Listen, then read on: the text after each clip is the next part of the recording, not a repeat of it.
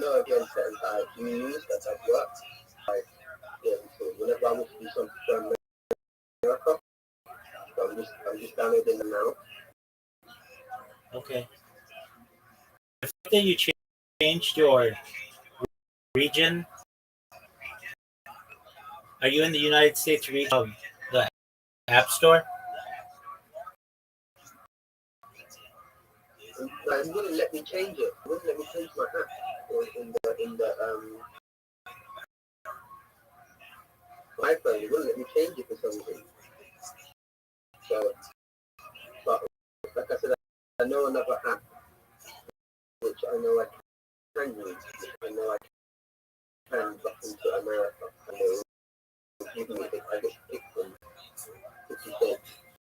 Yeah, I don't know if that's okay. So, are you connected to a US? So once I download this app, like in a second, I understand. I'll be able to download. I understand. Are you change your store? But that's okay. We'll try it. The reason why I said the other day I was doing some crypto, I needed to get onto the pump, and I needed this app to be able to tap into America for me to do that. No, I get it. Obviously, It's different though. I don't know because I'm on the It's okay. It's okay. It's okay. Are you still connected to the USB?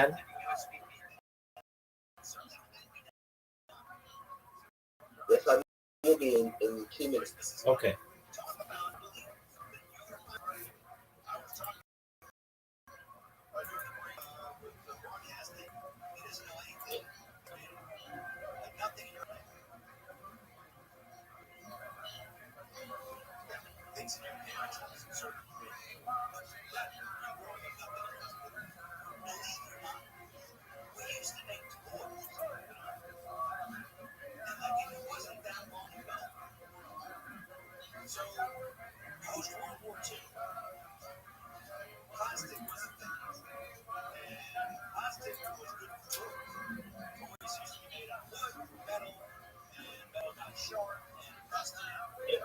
I'm in New York now. Let me see if I can get this.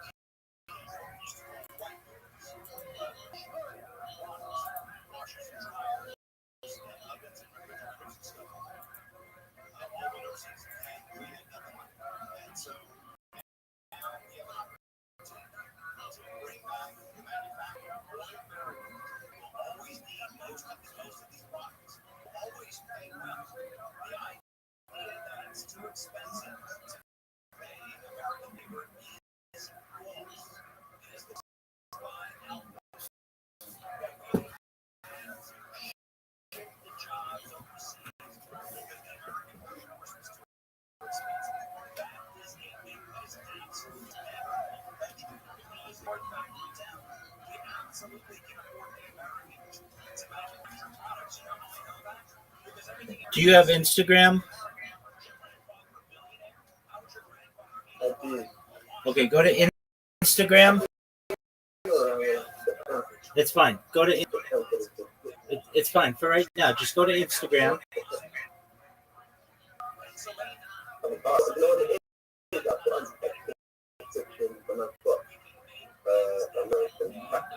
Okay, that's fine. You don't have to cancel. Just go to Instagram. Let me Instagram.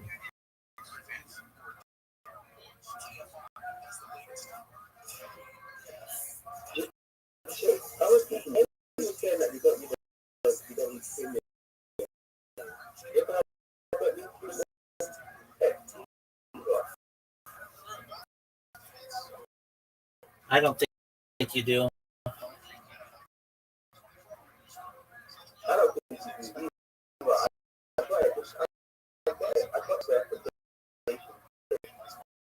But now I'm the way it's confused. Yeah, I mean that's the only thing. But look, I don't have that tick, and I understand. Look, I don't have that tick, and you found me. Type in the Instagram. Tupac, Mr. Rogers, Sora, Sora. Yep, no, I understand. Just for a moment, I'm doing something on this computer. I know. You want to type Tupac?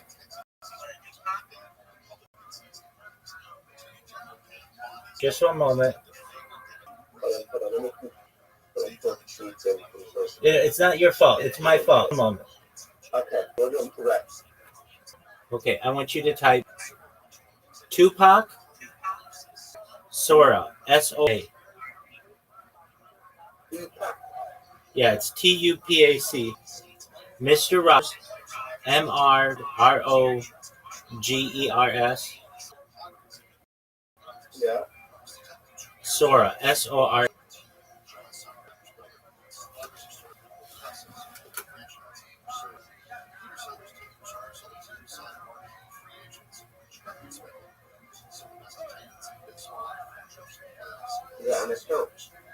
No. Then just look at people who have made Tupac and Mr. Rogers.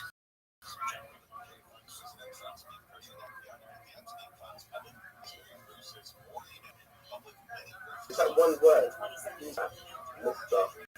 No. So Tupac is one word. Tupac. That's one word. Just put Tupac, Tupac, and then space Sora, Sora.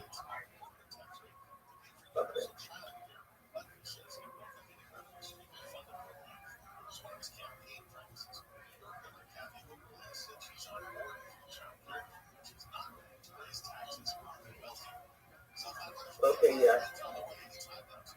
Okay, now watch some of them.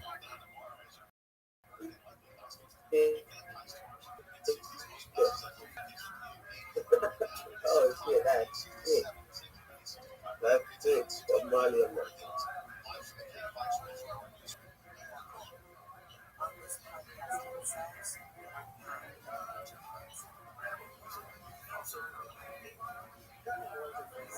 That's fire.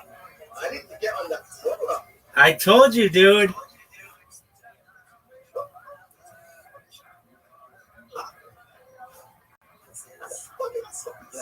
No, I need to find a way to get Sora, man. I need to find a way to get that motherfucking hat. I need to find a way to get that motherfucking hat. Yeah, you do. How sick is that? Type in Queen. Type in Queen.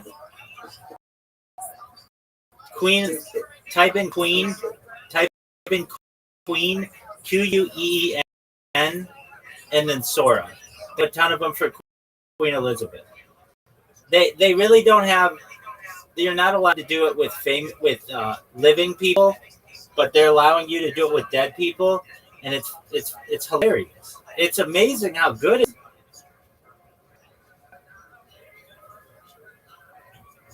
And it's changing the United States, and it's going to change the.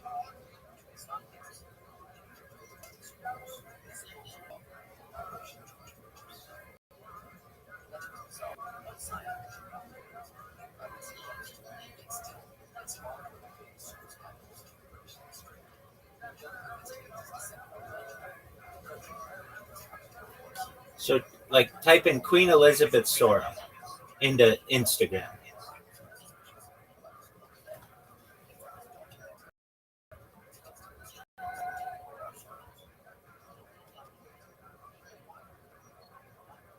Do you hear me?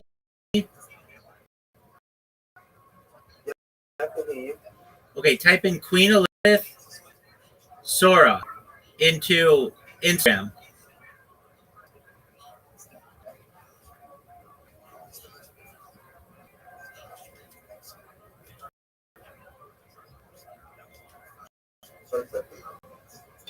Take your time, big dog.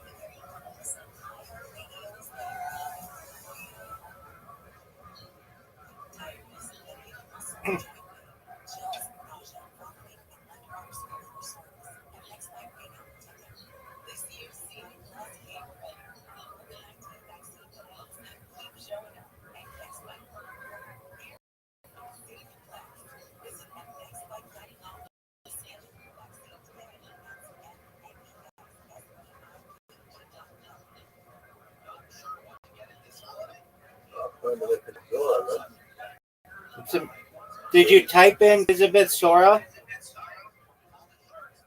Yeah. Isn't it good? Amazing. Hey, man, I wouldn't have put you. I'm not going to spend a lot of time on something if I don't. It's really cool. That is really cool. It makes me laugh, dude. I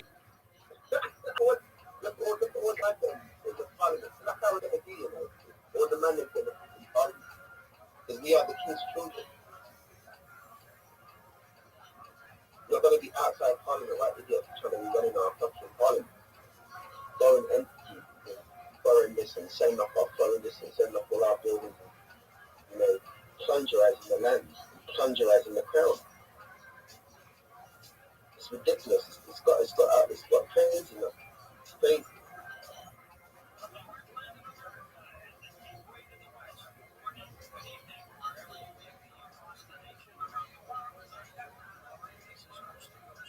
Yeah, if you could get Sora. It's not even royal. if you could figure, if you could fig, if you could get Sora on, if you could get it on your phone, you'll be the coolest kid in your neighborhood. You'll be showing your friends, hey, watch what I can make Queen Elizabeth do. I can make her skateboard on the Tower of London. And my videos would be thick. Well, and so that's really what I want you for. What I want you to use it is you upload songs, and then it makes videos for your songs. That'll be really cool.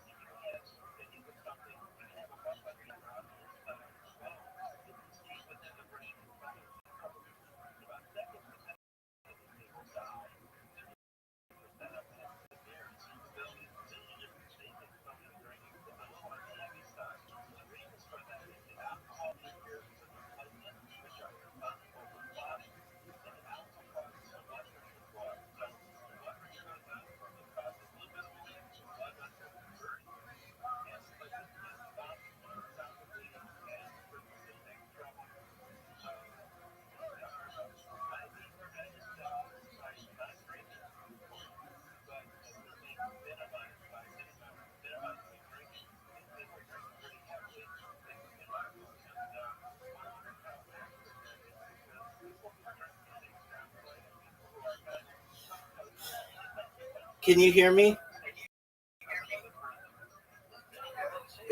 I'm gonna send you uh, a someone else who I've been helping. I've been helping people, but these guys are in Nigeria, and they. I want you to see the videos that they made. They were able to get it, even though they're in Nigeria. So that's why I said I think you should be able to get it. Go to the link that I just sent you. Look at this guy. His name's Durago, and look at his videos. They're really good.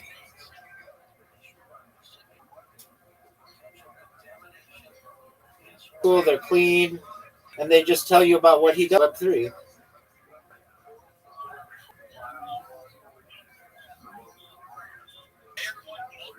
It's really good to have you here. I'm super excited to connect and share this space with you.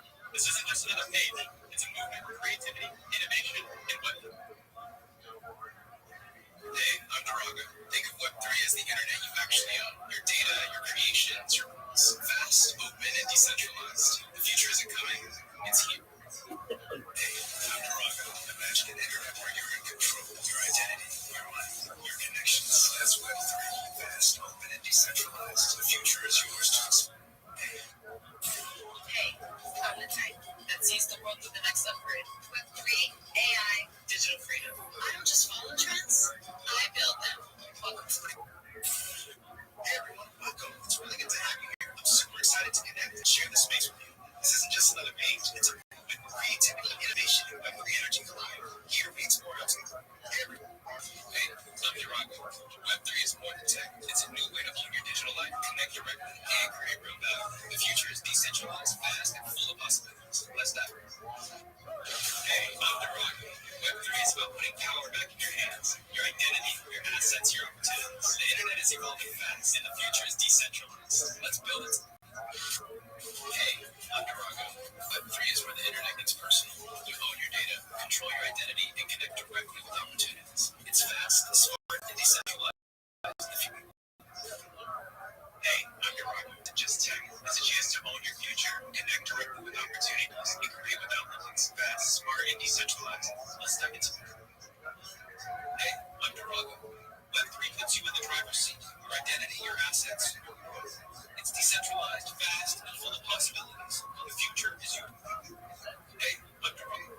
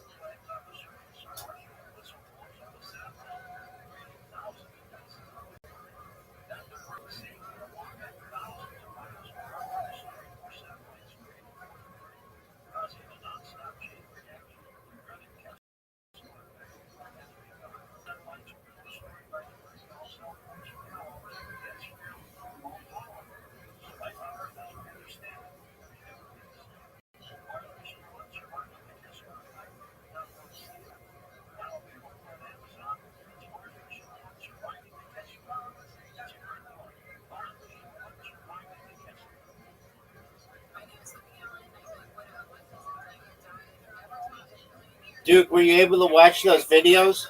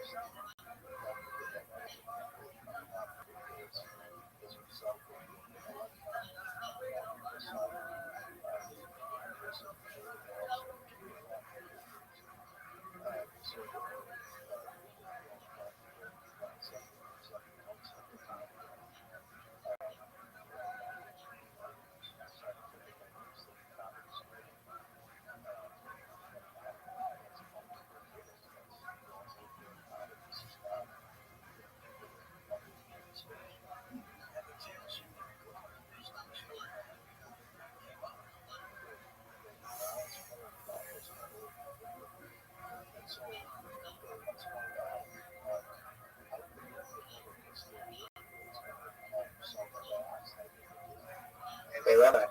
Yes, sir. Yeah, I need to find a way to get that back. I'm gonna have to find a way to get that back.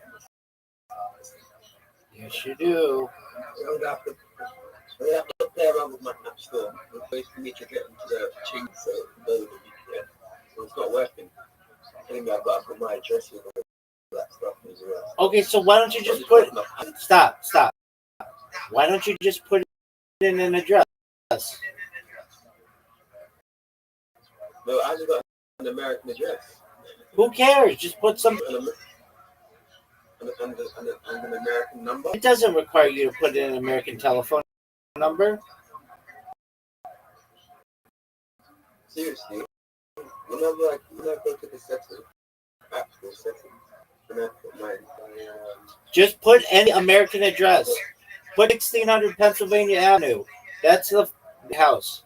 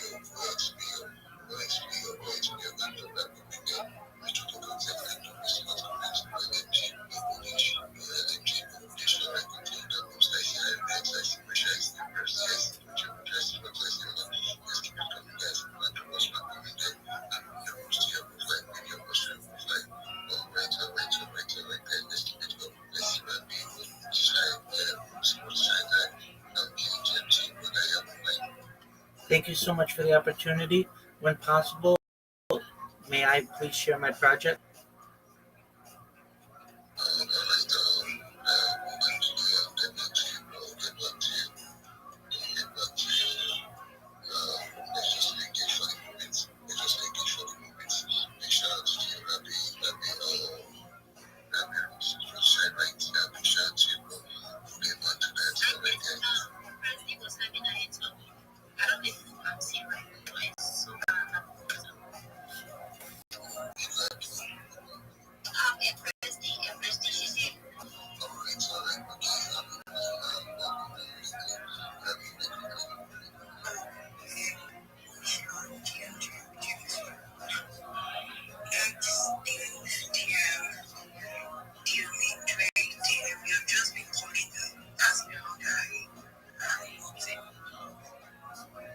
You lost.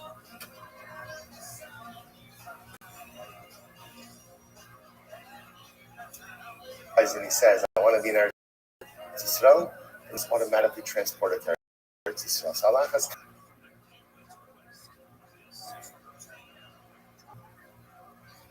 because Kama V'Kama, we begun our trip. Mincha and Ashrei was the Haschala.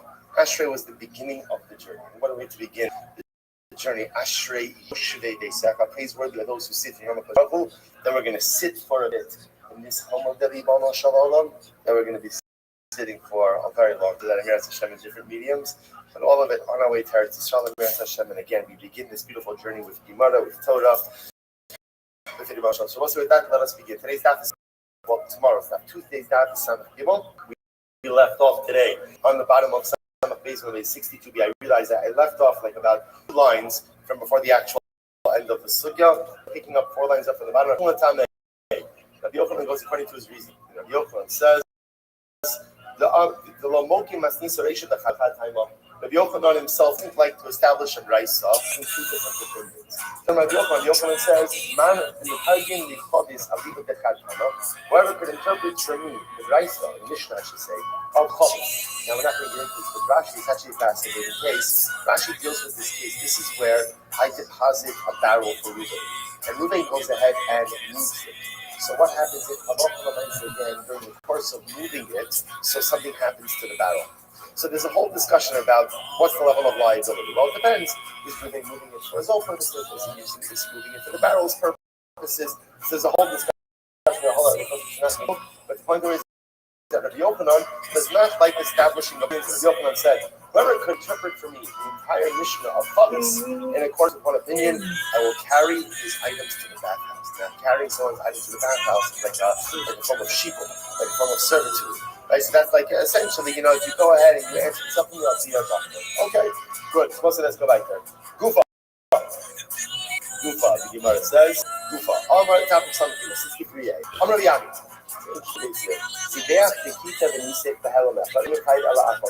This is Rabbi Yami. Rabbi Yami says that if you serve Avodah Zarah and you go ahead and you do the following. Now listen to this. So busy day. You offer up the carbon, you offer incense, you do a wine libation, and you do all of this. So multiple acts of service of Avodah Zarah, but all the halamecha. What does halamecha mean? 1 lapse of awareness. So what's the halacha? So this is the shita of Rabbi Yami. Rabbi Yami says multiple avodas, you did the halamecha, you're only going to be chayiv once. I'm Rabbi. Rabbi says, my time Rabbi Yami. What's Rabbi Yami's logic? I'm Rabbi. What the pasuk says. So it says, don't serve avodah zarah. So the Torah makes all of avodah zarah 1 avodah. Something means don't serve avodah zarah ever. Whatever you do for avodah, in other words, everything involved in the service of avodah zarah, by definition, is under this 1 umbrella, and therefore, even if you do multiple acts of avodah zarah, the halamecha and 1 lapse of awareness, you only need to once. So the Gemara says, okay, because the Rabbi didn't hold this way. So the Gemara says, so the Torah mentions the prohibition of prostration, of bowing down to avodah zarah 3 times. 1 time.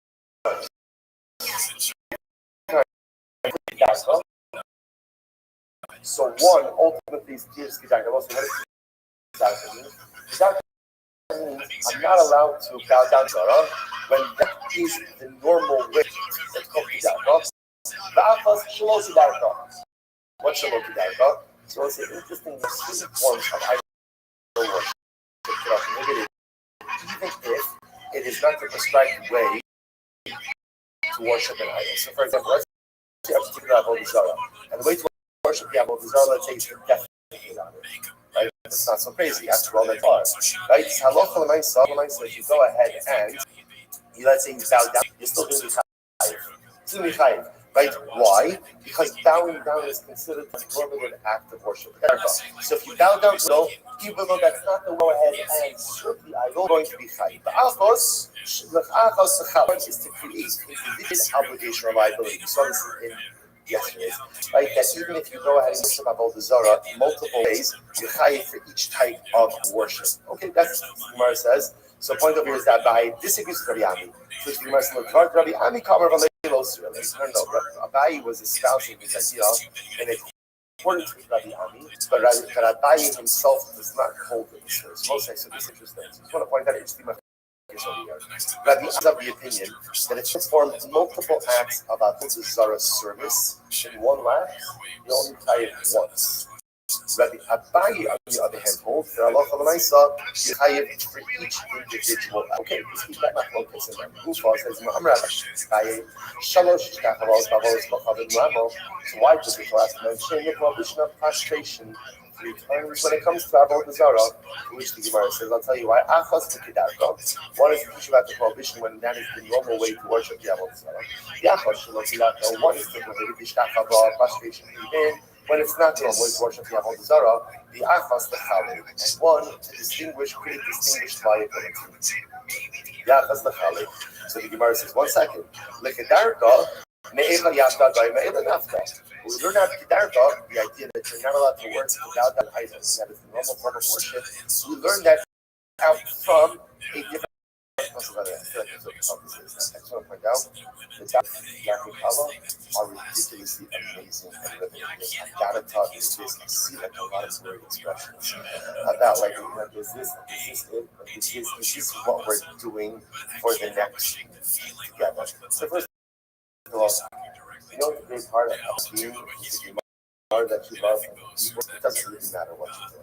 As long as you're doing it together, the rest of the being is absolutely different. But that being said, I was going to tell you, the deepest part ahead of us. But again, to reap the benefits of our Gadol, you have to put in the time going to the Shakar time. The Gemara says as follows. The Gemara says, for Kedarka, we learn from different puzzles. Mecha Yabla Goyima Ila Nafko. Ella, rather again, the Gemara says, Rabbi says, Ella Achos Kedarko, one which comes to prostration to teach me that you're not allowed to bow down to my that's the normal way to worship it. This Shalom Kedarko. I'm sorry, Achos Kedarko. One is the prohibition to bow down to the idol, that's the normal form of worship, and even if it's not the normal, in other words, it's like an in between. What does that mean? So there's like three, we'll call it buckets. You can have an idol where the only way to worship it is bowing down to it. An idol where you never bow down to it, and an idol where sometimes you do, sometimes you don't. So that's one drasha. The achas. Okay, so the bottom line, by the way, what we begin to see over here is like Shabbos, when individually obligation for different mothers. So again, when it comes to Avodah Zarah, there's also going to be individual liability for multiple of Avodah Zarah. Incredible. All right, there. It says we have a couple. I love the Elohah, Ha'belohah, Ha'omer B'yakov. So remember again, the Gemara says, goes ahead and worships Avodah worship. He says, I hereby accept Avodah Zarah as my God, right? Or I say to the Avodah Zarah, you're my God. The Mishnah says, Chayiv for Allah, not Chayiv for Allah. So the Gemara says, Amrav, Kevan Sha'amar Kiviyata Eresh. Kiviyata, when you say Avodah Zarah, you're my God. So the Gemara says, Chayiv. But what do you tell Allah? Must listen. It can't be for together. That's why. What the Mishnah says, if you profane your allegiance to liability, what's your liability? It's Allah. So it can't be me. So the most El Karba. It must be talking about a piece of there where you accidentally, right, you did this to show, okay? Right? You know, it's the part of this book. So you went ahead and said, yeah, well, Zarah, you're my God. Now, look, there's your Chayva Karban. Not feel the Rabban. Is that really even a point to the Rabban? I kind of listen to this. Eino Chayiv al Zarah Sheish for myself. Listen to this. I'm sorry. Eino Chayiv el Ad Zarah Sheish for myself. Zarah, you're only Chayiv if you perform an act. You have to do something. You have to do a myself. On myself, for example, keep going. What are examples of actions? Slaughtering, incense, libations, or bowing down. If you look at that list, right, which one doesn't belong? Which one belongs? Zikuach, Kitor, Nisuk, what doesn't belong? What doesn't belong? Bowing down.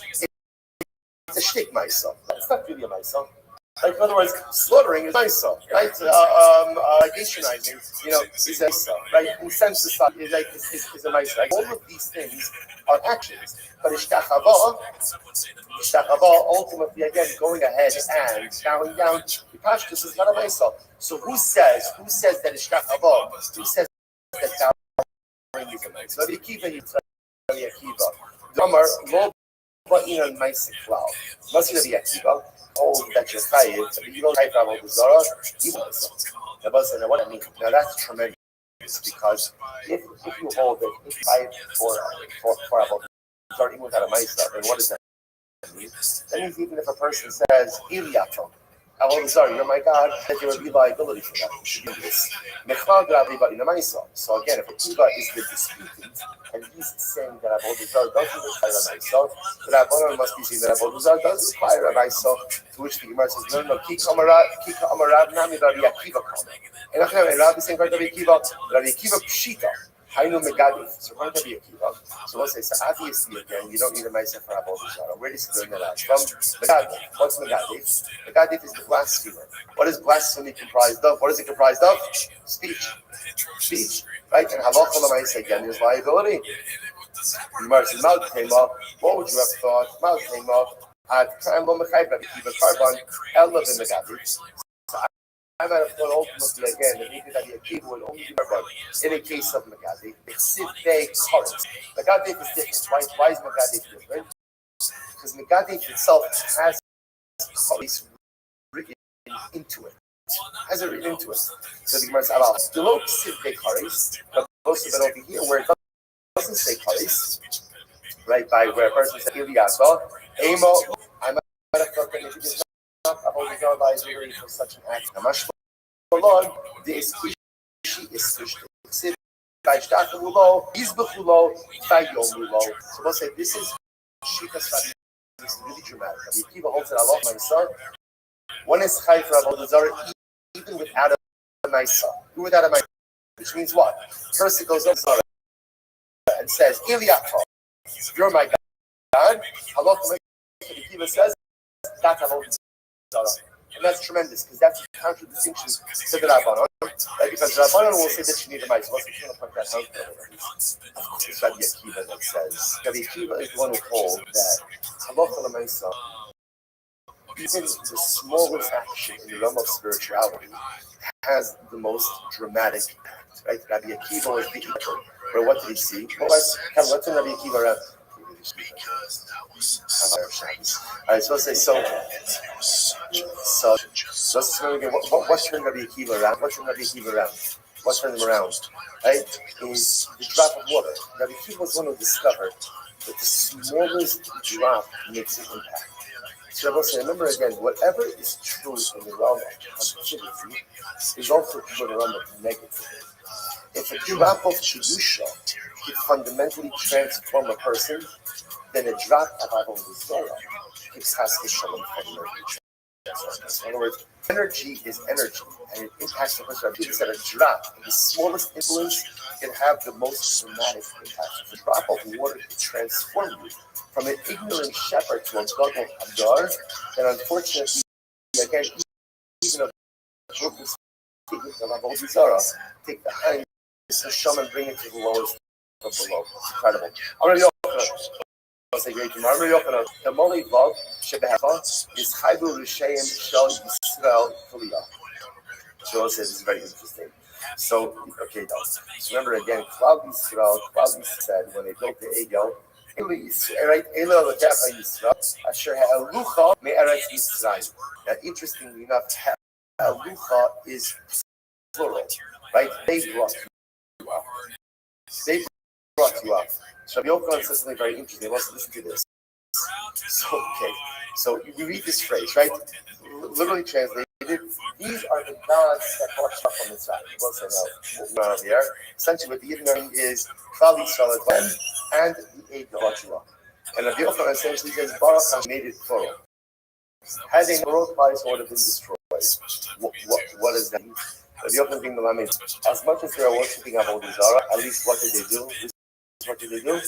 And they included that Kadosh Baruch Hu in the equation, right? In other words, they could have said it was the eagle that brought us out, but at least they included Hashem, and they said again, Klal Yisrael, Elo Elokecha.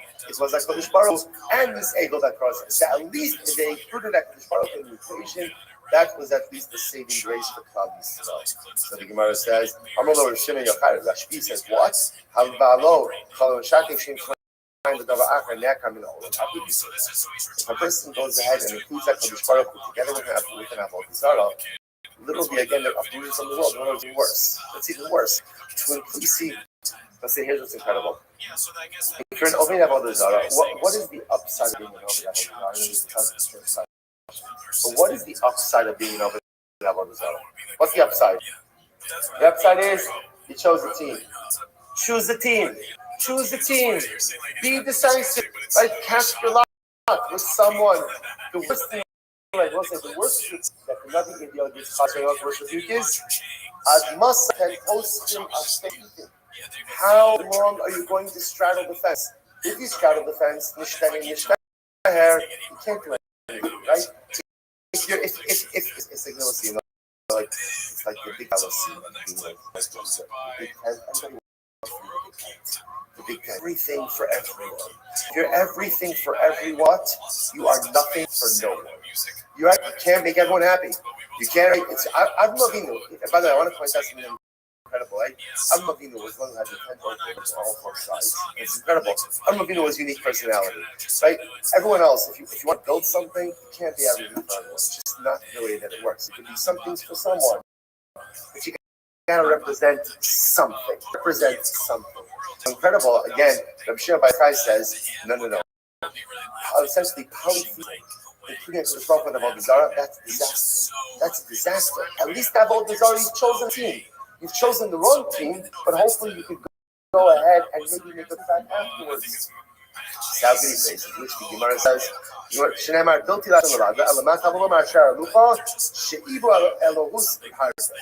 ultimately, again, rather what it means, is that ultimately, again, they desire to worship many gods.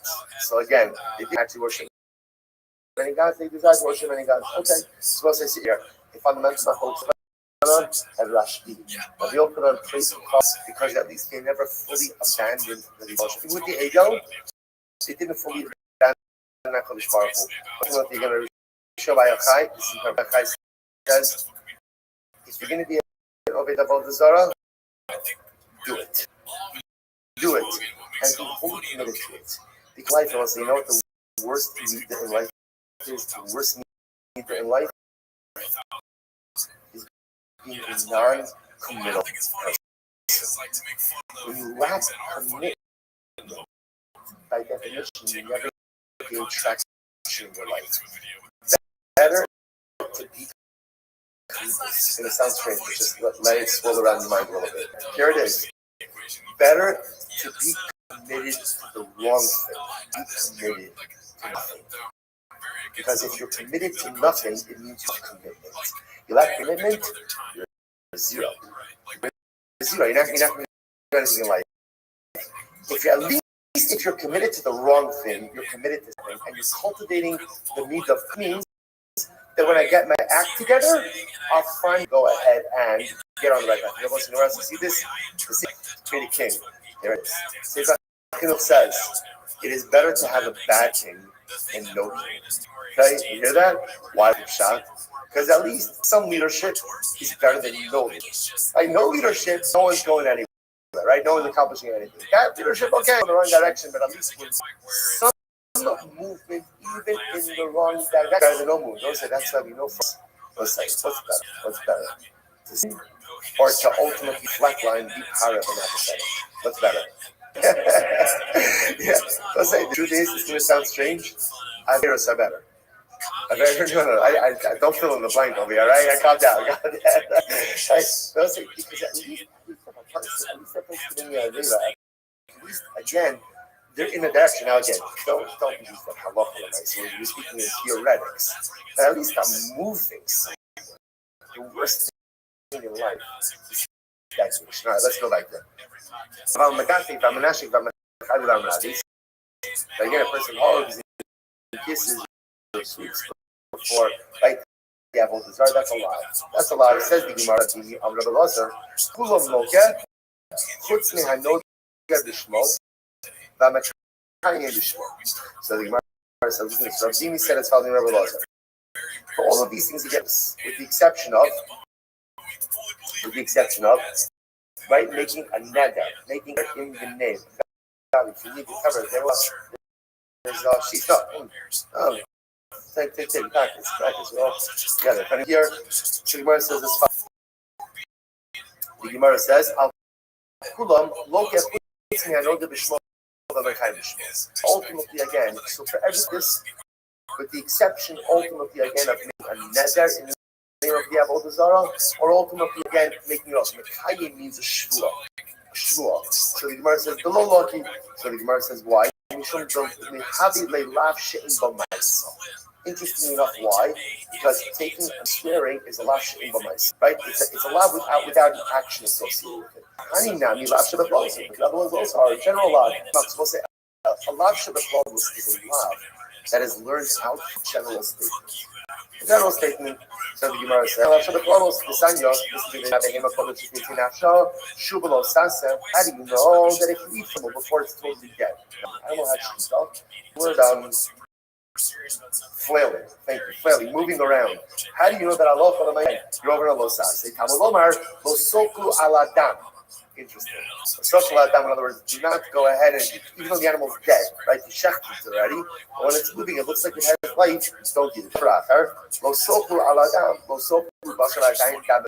Another interpretation. Don't eat on the what does that mean? Don't eat. Ultimately, again, the blood is still before speaker. Before the blood has been sprinkled. But he don't so he says nine chain of iron how you how do you know that we don't have a sudas havra? But remember again, Allah is like says after a person dies, the Avidim come back and they have a sudas havra.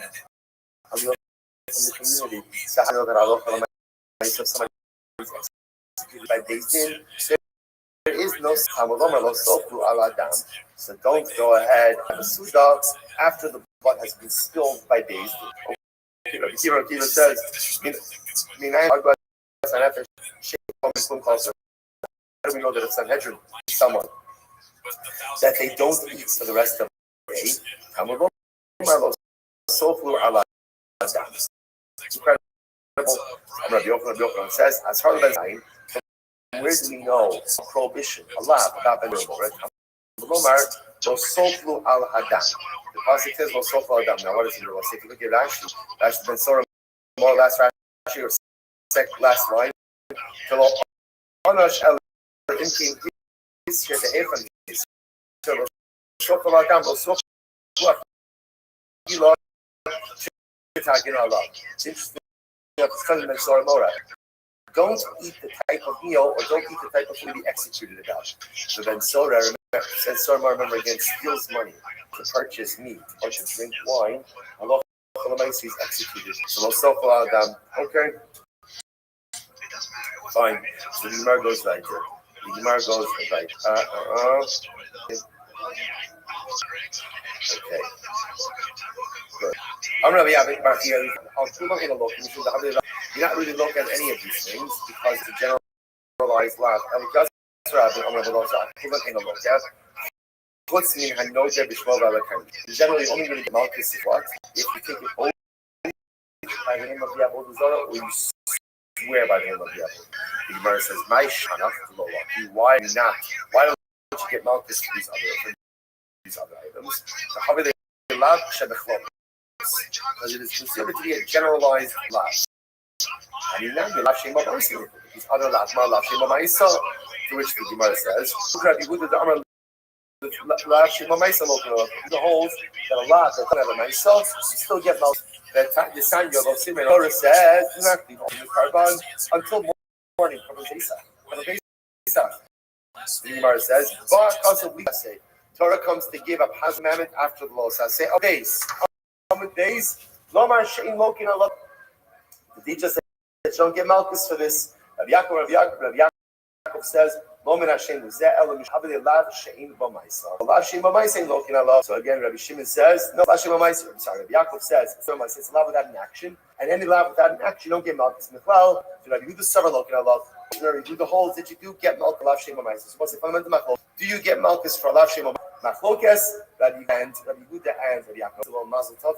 We just finished on Yarchei Kala. Incredible, I think it deserves.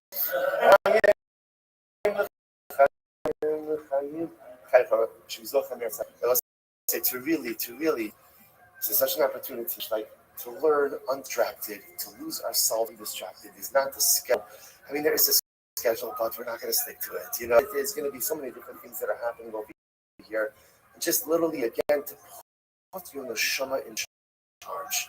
The body's always in charge, and the mind is always in charge, and the phone is always in charge, and the schedule is always in charge, and everything else is always in charge. I mean, the neshama is never in charge. But for the next couple of days in Eretz Hashem, it is only the neshama that is in charge. And when the neshama in charge, everything always finds a beautiful way to come together. We'll say the Chayim Mazal on the first Amid, Shemizah mentioned tonight over the week to come to Adonai and Avinu Melech Olam V'yeh B'dvaro. Let's go weiter. As the Gemara, Hanodu B'Shmo, V'Makayim B'Shmo, Harei Zeh Lo Sasei. All right, for those watching here tomorrow morning cheer, I just want to be clear somewhere, but okay, good. It says as follows: so again, remember, the person makes a nether. And Chavod L'Chaim's are up here if anybody wants. This is not just my private stash here. So the Gemara says as follows: the Gemara says the person makes a nether in the name of the or makes a shvua in the name of the Avon. It's a lo sase. So the Shalom L'Chaim B'Shom Minalon. From where do we know? From the Sanyo. It's actually very important. The Torah says you are to mention the name of another God. Can't mention it. Do not mention the name of another God. Listen to this. So a person would say like this. A person would say, my friend, I shouldn't say, you know what, let's meet up by the Zara so-and-so. Right? Let's meet by, that Avodah Zarah in the corner. Let's go ahead and let's meet up there. You shouldn't use Avodah Zarah as a landmark. Don't even mention it. Lo yishma picha, that should not even be heard on your lips. Lo yadar b'shmo, I'm sorry. Shelo yadar b'shmo kayim b'shmo, but lo yachidin she'adiru b'shmo ve'kimo. So again, you should oath with Avodah Zarah, you should vow with Avodah Zarah, and you shouldn't cause the name of the Zarah to be mentioned by other people as well. Davar achar, lo yishma picha. What does this mean? It shouldn't be heard by your mouth. Ashar lemesis u'lemadi. This is a prohibition. Mesis, someone who other people to worship Avodah Zarah, and Madiach is someone who gets an entire city or nidachas to worship Avodah Zarah. Whereas Mesis Hedgek Siv, Mesis is explicit to Ksivei, b'chol Yisrael Yishma v'yiro. That's hard Madiach. Rather again, the appropriate to worship Avodah Zarah. Below Yigro Ma'achirim, She'yid B'Shmo, V'She'kayim B'Shmo, and you shouldn't cause other people to oath with Avodah Zarah or to make a vow with Avodah Zarah. But say that Avodah Shmo, don't Avodah Shmo. This is very interesting. Us get ready for this. Asr li Adam Shiyas Shutfus ima Ovid Kochavim. Person should not go into business with an Ovid Kochavim and Akum. Why not? Chayiv lo shuva v'nishba ba'avodas Kochavim shalom. Because what's happened? If you have a business dispute, what's going to happen? Your Akum business partner say, okay, you say you don't owe me any money. Swear by my that you don't owe me any money. And you're going to end up getting into a complicated situation because halacha and swear by his avodah. Torah omra ishma apicha. Okay, so we'll say an interesting story here. Kalambo, and he stayed in the city of Kalambo. Okay, as we're going to see, the name of the city was derived from the name of the Avodah Zarah. So what happened? So the Gemara so Rabbi said, Ula, where'd you stay? So I stayed in Kalambo. Ula, how can you even say the name? Right? Not even allowed to mention the name of Avodah Zarah.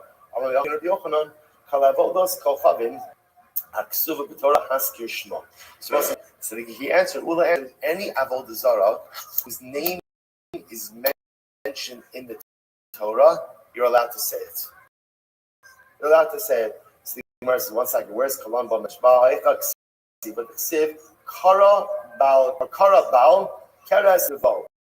So we'll say, okay, so interestingly enough, so it's a contraction. Kara Baal Keres Nevo. So Kalambo. So, but again, it's actually talking about two different Zarah. There's Baal, which is an Avodah Zarah, and Nevo, Avodah Zarah. Now, literally translated, it means that crouches and Nevo splashes. Now, I will say both of these are referenced to right? So again, what this is, the pasuk is mocking Avodah Zarah, saying that the Avodah Zarah, right, is like can't control his bowels. As somebody said, "Ilo ksivalo," is that true? If the Zarah is not mentioned in the Torah, you can't mention it. So the Masir Mishash, Shiarei Achos Mulosh, right? Kishihi Kimigidyon the show Shein Shtei Tfilos. Listen to this, Zav. It wouldn't be a Yachid without a Zav. Right, again. So as I say now, we've got to real. As I say now, what happened? A guy, no, it's not a part of this off, right? I'm just saying. So again. So what happens? So remember again, a guy becomes a zav, right? A zav gadol if he has 3 riyos.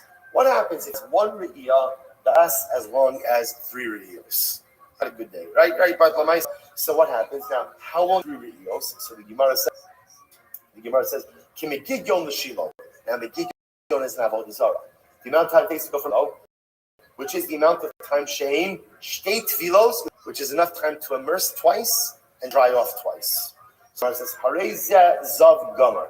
That's zav gomer. So what do you see from here? Chazal in their shir are mentioning avodah zarah. Amravina gad nami michtav ksiv avodah zarah megidyon, right? Is also mentioned in the Torah in Tanakh. Ksiv ha'orchim lagad shulchan. Okay, so Mar goes right there. This is great. Very important Gemara.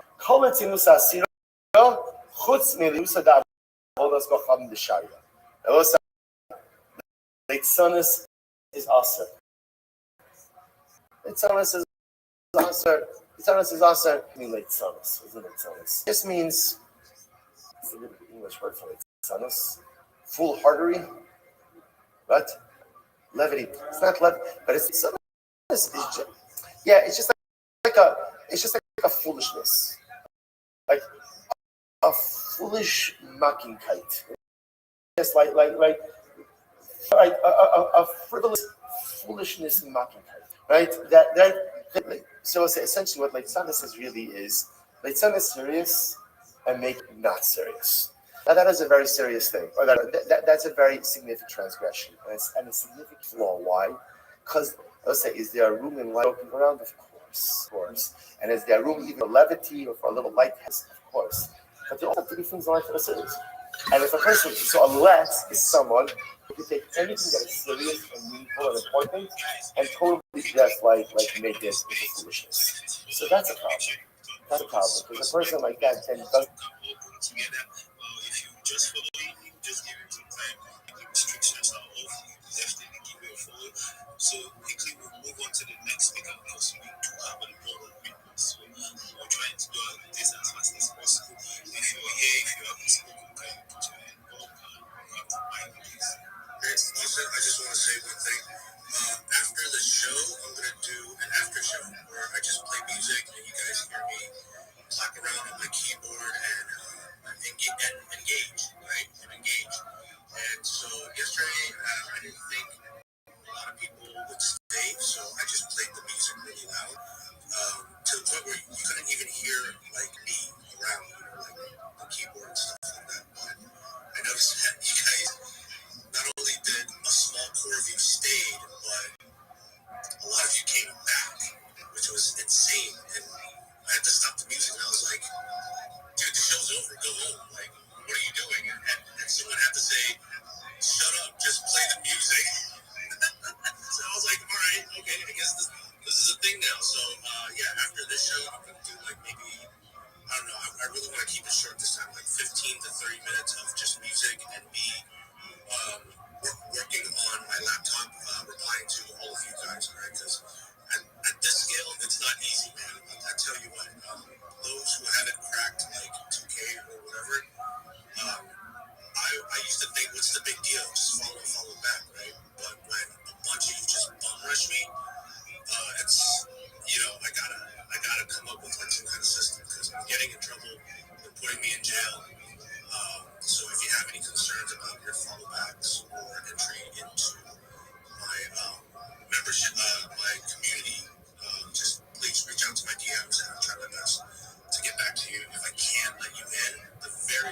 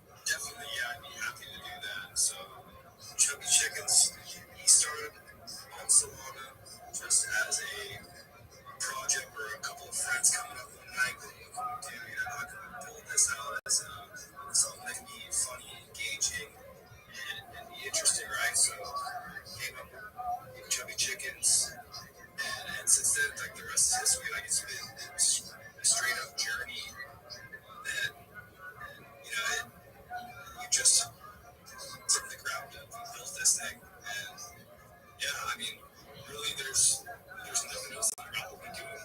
So this space is just incredible, and I appreciate you guys for having the lives. Yeah, we're moving on Solana. It's turning to that full program. I would say we're 100% on it. We're built from the ground up. They're real people. There's lots of love. It's just full of energy, right? It's all about the coop.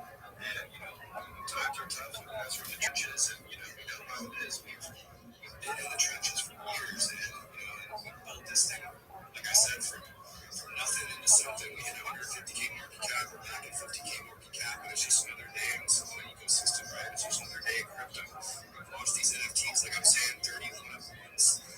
I'll launch my NFT, 20 out of 30 are minted, right? So we're almost done, and then we're going to be launching more works. We got more creativity that's coming through, memes all the time. We dropped a comment in the purple pool right now, so just go like that post. You'll see some cool art, and it's a culture at its core, and it's bigger than art. It's about connection, authenticity, and community. And we're flying around with projects like we've been in a lot of different spaces. We're trying to collaborate and cross-pollinate, and more of that is just spreading that meme culture across the ecosystem. So when you see that chicken in the shades, that cool chicken, that's the flock. That's Chubby Chickens, guys. So it's just more than just a meme. It's a movement, right? I appreciate y'all. Yeah, do we appreciate you even more with that being said, guys? Go show Chubby Chickens some love. I see him at 4.9K. If you get him to 5K within the next 10 minutes, I'll give away $5 with this comment. You guys hit the listeners. Definitely go over there and show him some love. And let's get on with our next speaker. We also have one purple pill. Good shit, guys. Go there. Let's go.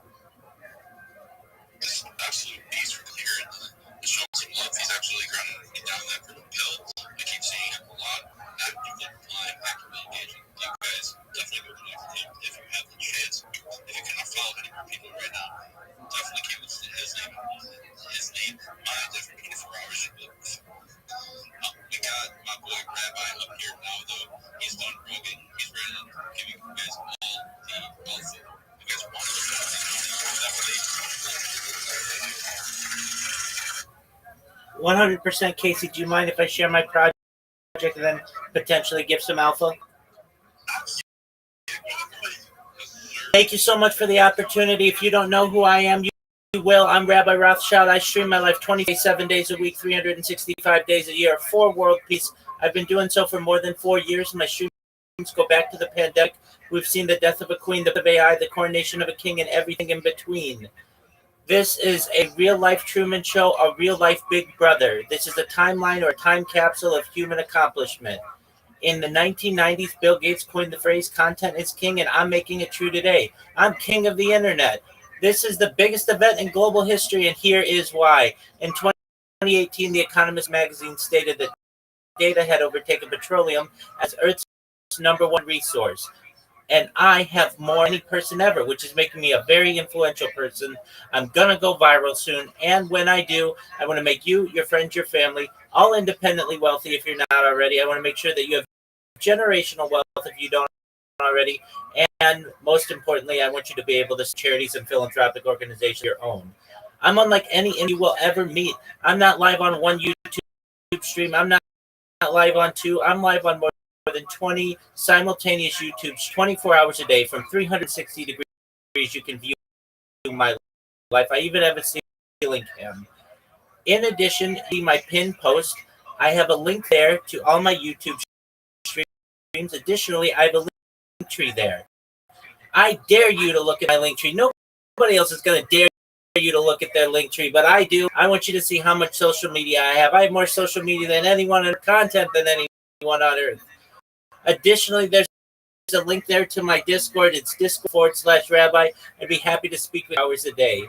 Additionally, you should know I am an advocate to end world hunger through the use of technology, stroll drones, floating greenhouses, saltwater greenhouses, hydroponics, vertical farming, cloud seeding, and world thirst. I'm sponsoring currency that's worth about $100 million, and one of the things that we do, we build wells and water towers in nations such as Nigeria for the benefit of the less fortunate. Additionally, I'm an advocate for system and, importantly, desalination technology, where we pump Earth's seawater onto land.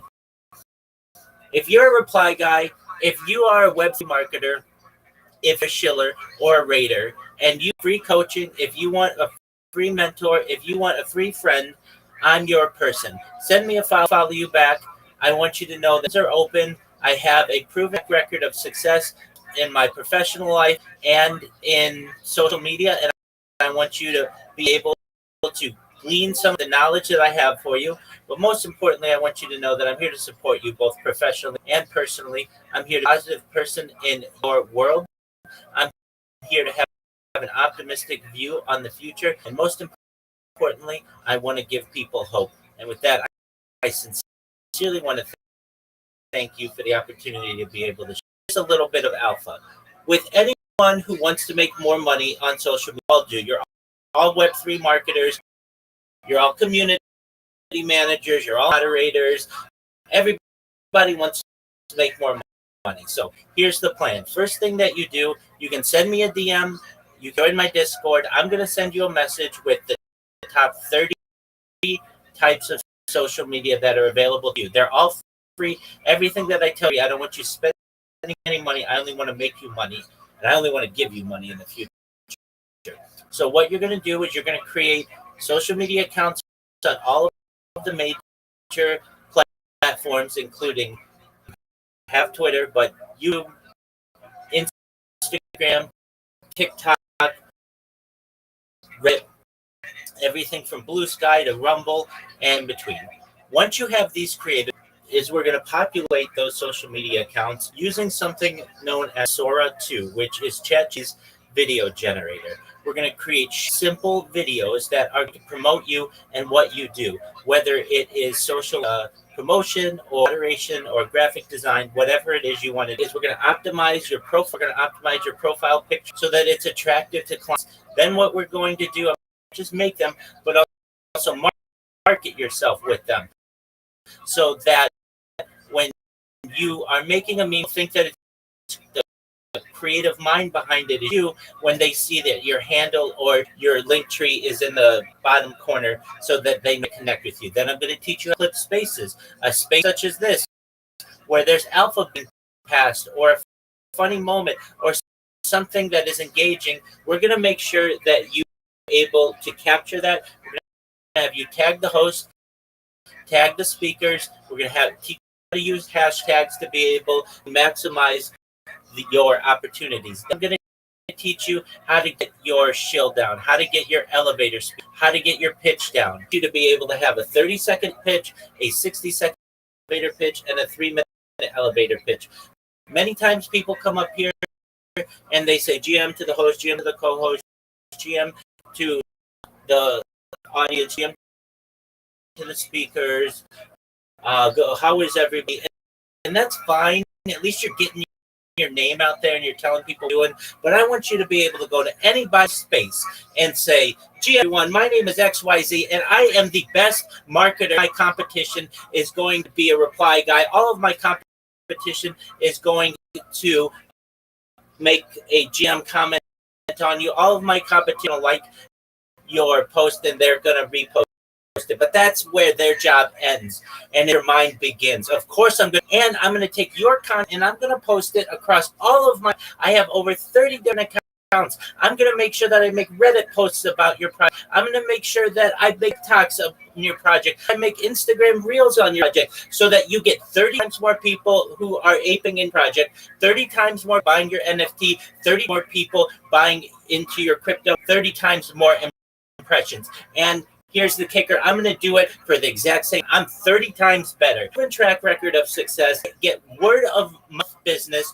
You are going to repeat customer of mine. You have a long-lasting relationship. When you're able to market yourself that way, you are going to have more business than you know what to do with it. Then you're going to be able to have your teammates and other employees, and essentially you're going to be one-stop shop for media marketing. That's what I want to teach you how to do. Basically, I analogize like this.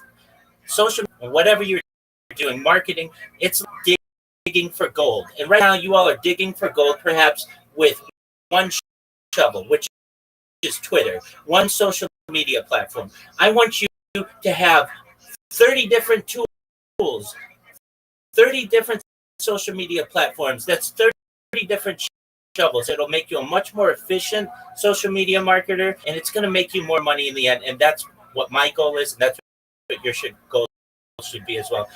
And with that, thank you so much for allowing me to share. Rabbi, it sounds like you have a lot of work coming out for you. That's good. I'm just saying, it's not all the help you can get. So, if you'd like, you can verify professional in their DMs as well too. So, if you want to check it out, just feel free to head over to my community page and I just did. Thank you so much for the opportunity, Penn Island. No problem. It was my pleasure, Rabbi. That was fire. Yes, always a pleasure, my guy.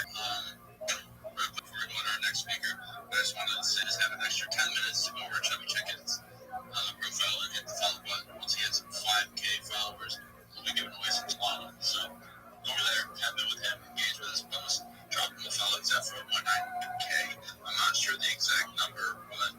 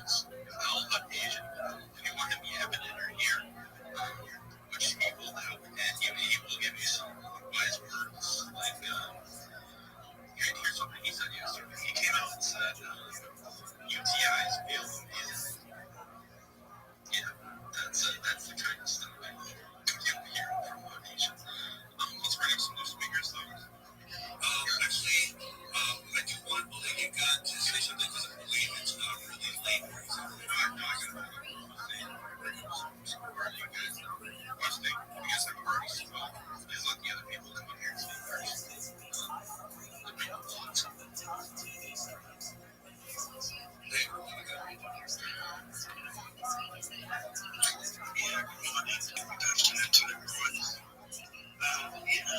Yes, the start of the show. Something. This is what related. So I should be sleeping by now. I got some assignments that I'm working on. But yeah, I've been listening to everybody's contributions. Shout out to my guy, Ben Leonard, to KC, to Austin. Shout out to everyone in the space. So I see people come up 5 seconds and people should follow you. Then you say something like, I'm currently shut up. We understand everybody has been in that position of being shut up. This is the best way to do this. Like, communicate. I go through the space. I look at even some people's picture. And if my picture catch my attention, I go and I start engaging even when I don't know. So we all can do that. Don't wait for someone to follow you and then you promise to follow that. Go get some people in the space. Just go voluntarily to their page. Engage them. Just wait for people to engage you. We are going to make it the world. We are here. And but to work, you can drop me from the speaker session when I'm still with you guys.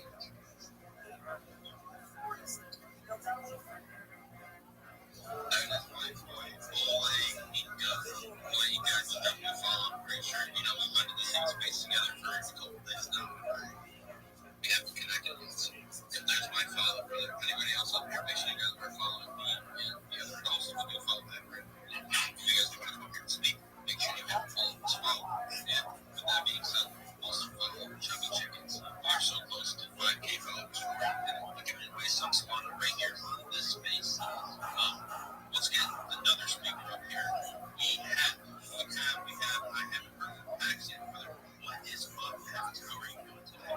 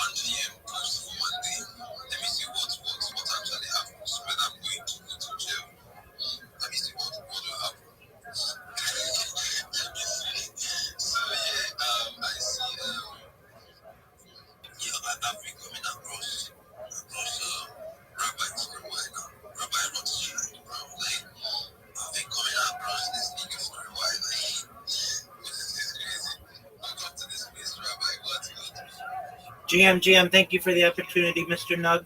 When possible, do you mind if I share my project with everyone? You've been writing so hard, bro. I'm missing you everywhere. Go ahead. Thank you so much for your kindness and your kind words. I'm Rabbi Rothschild. If you don't know who I am, you will. I stream my life 24 hours a day, 7 days a week, 365 days a year for world peace.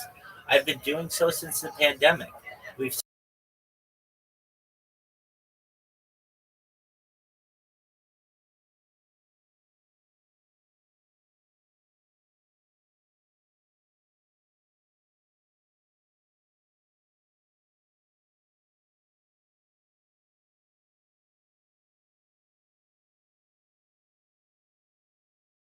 global history, and here is why. In 2018, The Economist magazine stated that data had overtaken petroleum as Earth's number one resource, and I have more data archived on the internet than any person ever, which is making me a very influential person, and I'm going to go viral soon. And when I do, I want to make you, your friends, your family, all independently wealthy. I want you to have generational wealth. And most of all, I want you to be able to start charities and philanthropic organizations of your own. I'm unlike any influencer you're going to ever find on the internet. I'm not live on one YouTube stream nor two. I'm live on more than 20 YouTube streams simultaneously, 24 hours a day. You can watch my life from 360 degrees. If you look at my pinned profile post, you will find a link to all of my YouTube streams. Additionally, you're going to find my link tree. I dare you to look at my link tree. I have more social media than any person on the internet. I have more content than any person on the internet. It took you years to just go through one of my accounts.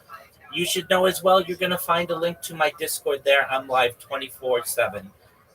Additionally, I want you to know that I am an advocate for ending world hunger through the use of technology such as agricultural drones, floating greenhouses, saltwater greenhouses, hydroponics, vertical farming, cloud seeding. I want to help end world thirst. I'm sponsored by a cryptocurrency that's worth about $100 million. And one of the things that we do is we build wells and water towers in developing nations such as Nigeria for the benefit of the less fortunate. I'm an advocate for the Life Straw program, and most importantly, desalination technology, where we pump Earth's seawater onto land to make it drinkable. If you're a reply guy, if you're a Web3 marketer, if you are a shiller or a raider, and you want to make more money, send me a DM, send me a follow. I'll follow you right back. I have a proven strategy that will work for you, and it's 100% free. I'm never going to ask you for any money. I just want to make you money, and hopefully, in the not too distant future, be able to just give you money. More than anything, though, I want you that I'm here to support you, both personally and professionally. I'm here to be a positive person in life. I'm here to have an op view on the future and most importantly, give people hope. And with that, I want to sincerely That was amazing, bro. Thank you so much for. I was like, I saw you like, I was like, you said, yeah, that was awesome. Yeah, thank you so much for tuning in and then sharing. That was class. That was, ladies and gentlemen, this I've been seeing this guy everywhere, Rabbi, and he sometimes he speaks about things that on normally I wouldn't think about, bro. Like a whole lot about things, bro. Yo, I don't know internally what's the about dinosaurs, something that leads to something like that. Like absolutely. It's known as de-extinction technology.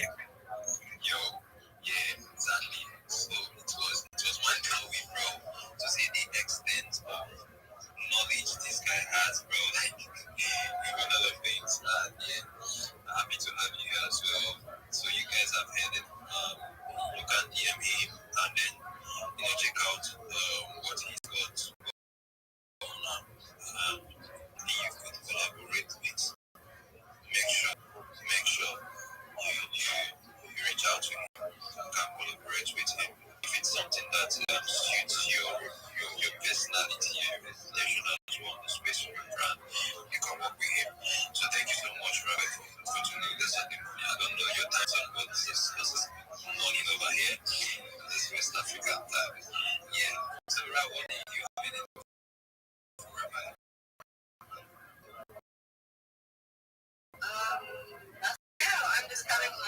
really cheap right now.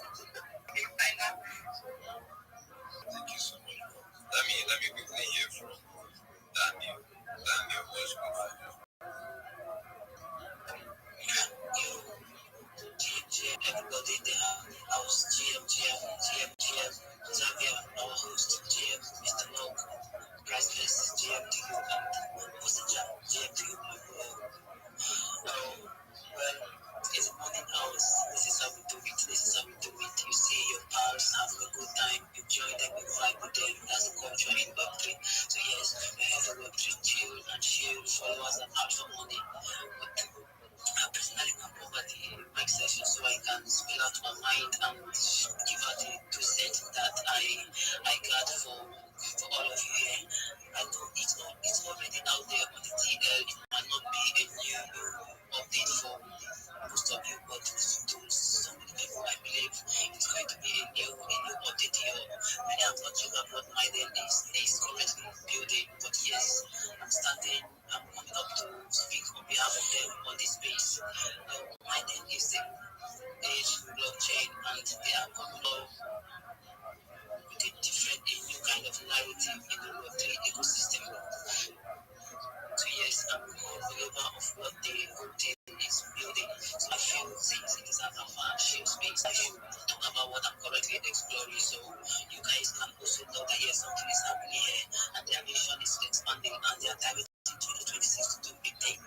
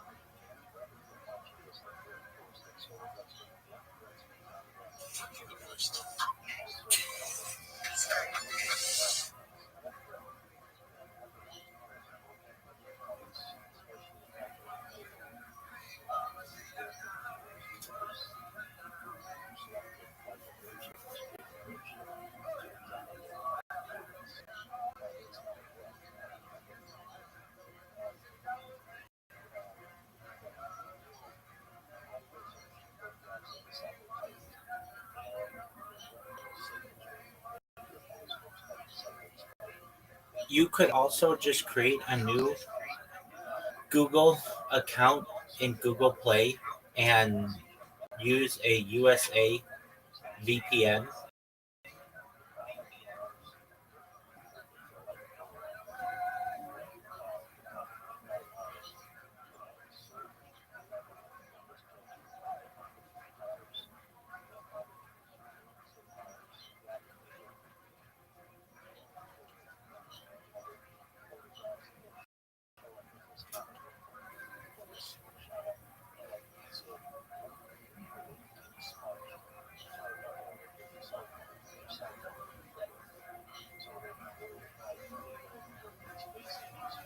I know this works. We just have to figure out how to get it to work for you, comma, because the person who created these videos in this YouTube account is from Nigeria.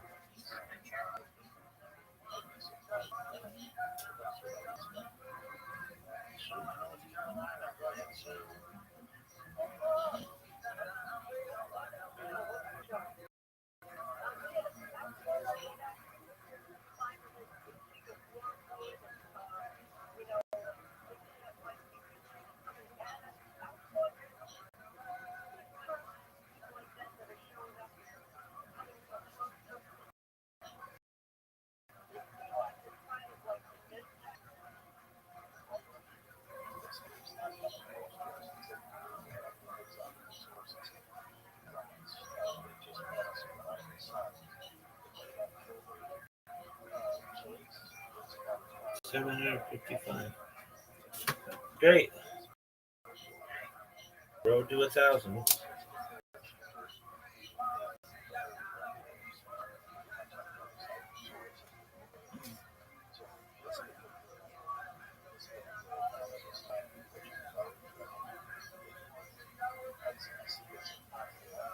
Two X thought. Why should I 2X thought?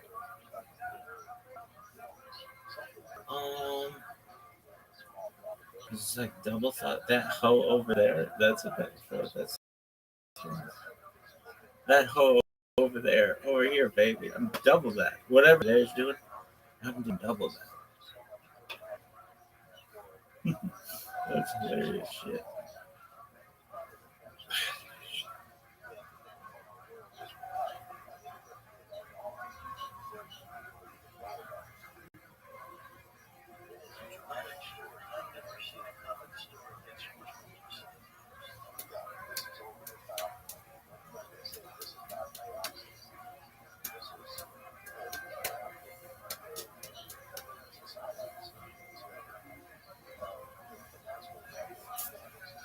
Look at this. This is on.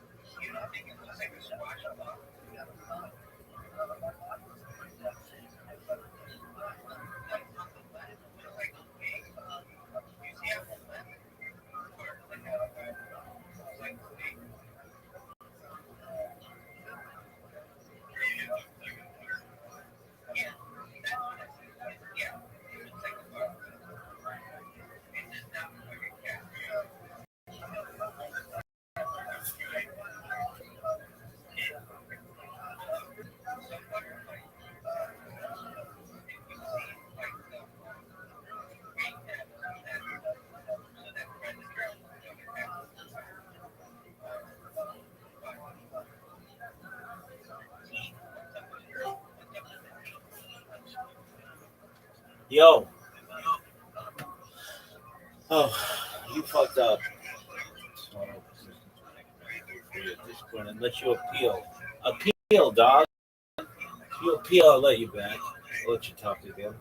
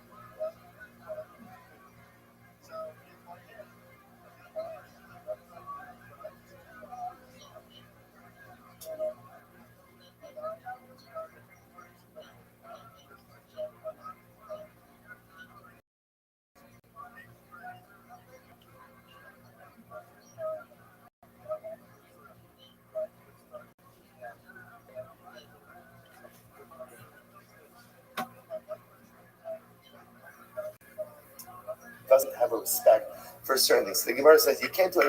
Like Zara says for Avodah Zarah. You want to make fun of Avodah Zarah, you can do whatever you want. So Ksiv, Gemara quotes this pasuk, Kara Bal, Keres Neval. Karsu Kakdol Lo Yochel Milei Tnas Ksiv, Kibro LaAgalos Tos Amen, Turu Shachim Shomron, Ki Alimo Ukmarav Alad Yatsiru Al Kvodo, Ki Dama Minen. I think it's photo evidence. I just wanted to bring this guy over here, which is how many percent Avodah Zarah seem to make like loose vowel references by Avodah Zarah. So why? That's what you can have this by Avodah Zarah. Or you know, it's like it said, the Alpha Yosiko Laptop, the Yasu Lahem Masech and Kaspam, Kiss Munasam Atsabim. So I say, my Kiss Munasam Atsabim. What does that mean? That little bit, I will say. So, little bit, Kiss Munasam means in their form, Atsabim are idols. Rame was is Rame Shabbat Afar, the Afar also so Manico the Kisa. That says, just your shit. How much people love the Avodah Zarah. And what would they do? Every person who worships idolatry, he would make a little, you know, to make like a little idol, because you don't want to have just like, you know, you want to be fun, like that's like a big zap. You want to have something that you can take with you, and they made a little idol, and they would keep it inside of their pocket. And what happened? Well, silly, go take off. Then everyone saw they take it out. They would hug it, they would let's say, you know, like the Mishnah says, Ace will Chacham Avon in Kalam. Right? Who is wise? One was able to learn from every individual. Let's say there's something to be learned even from Avodah Zarah. But you see how much Avodah loves his Avodah Zarah. The love HaKadosh Baruch Hu, at least if not more. So to take out the idol, they hug it and they kiss it. That's the love of the Zarah. What time are you leaving? Yeah, okay. All right, good. We're almost there. So Gemara says again, that's how much they would love, right? Yachei Kama is Mamala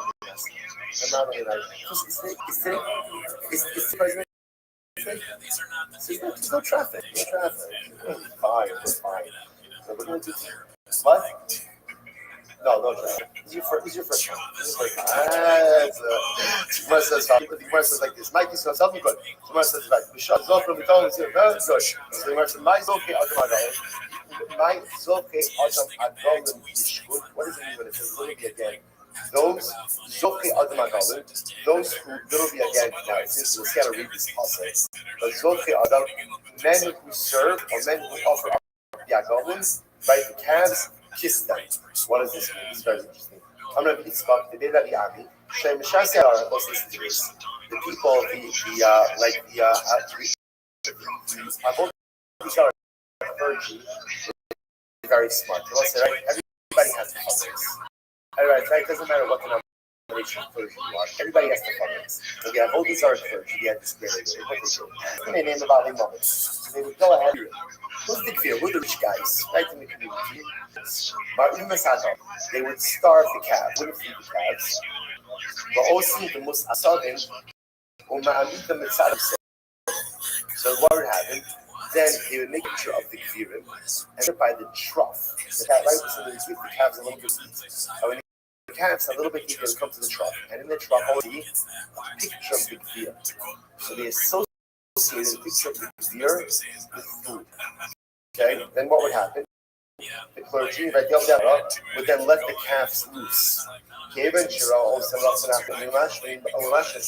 happened? That when calves were set free, who would they run to? They run to Kfirim.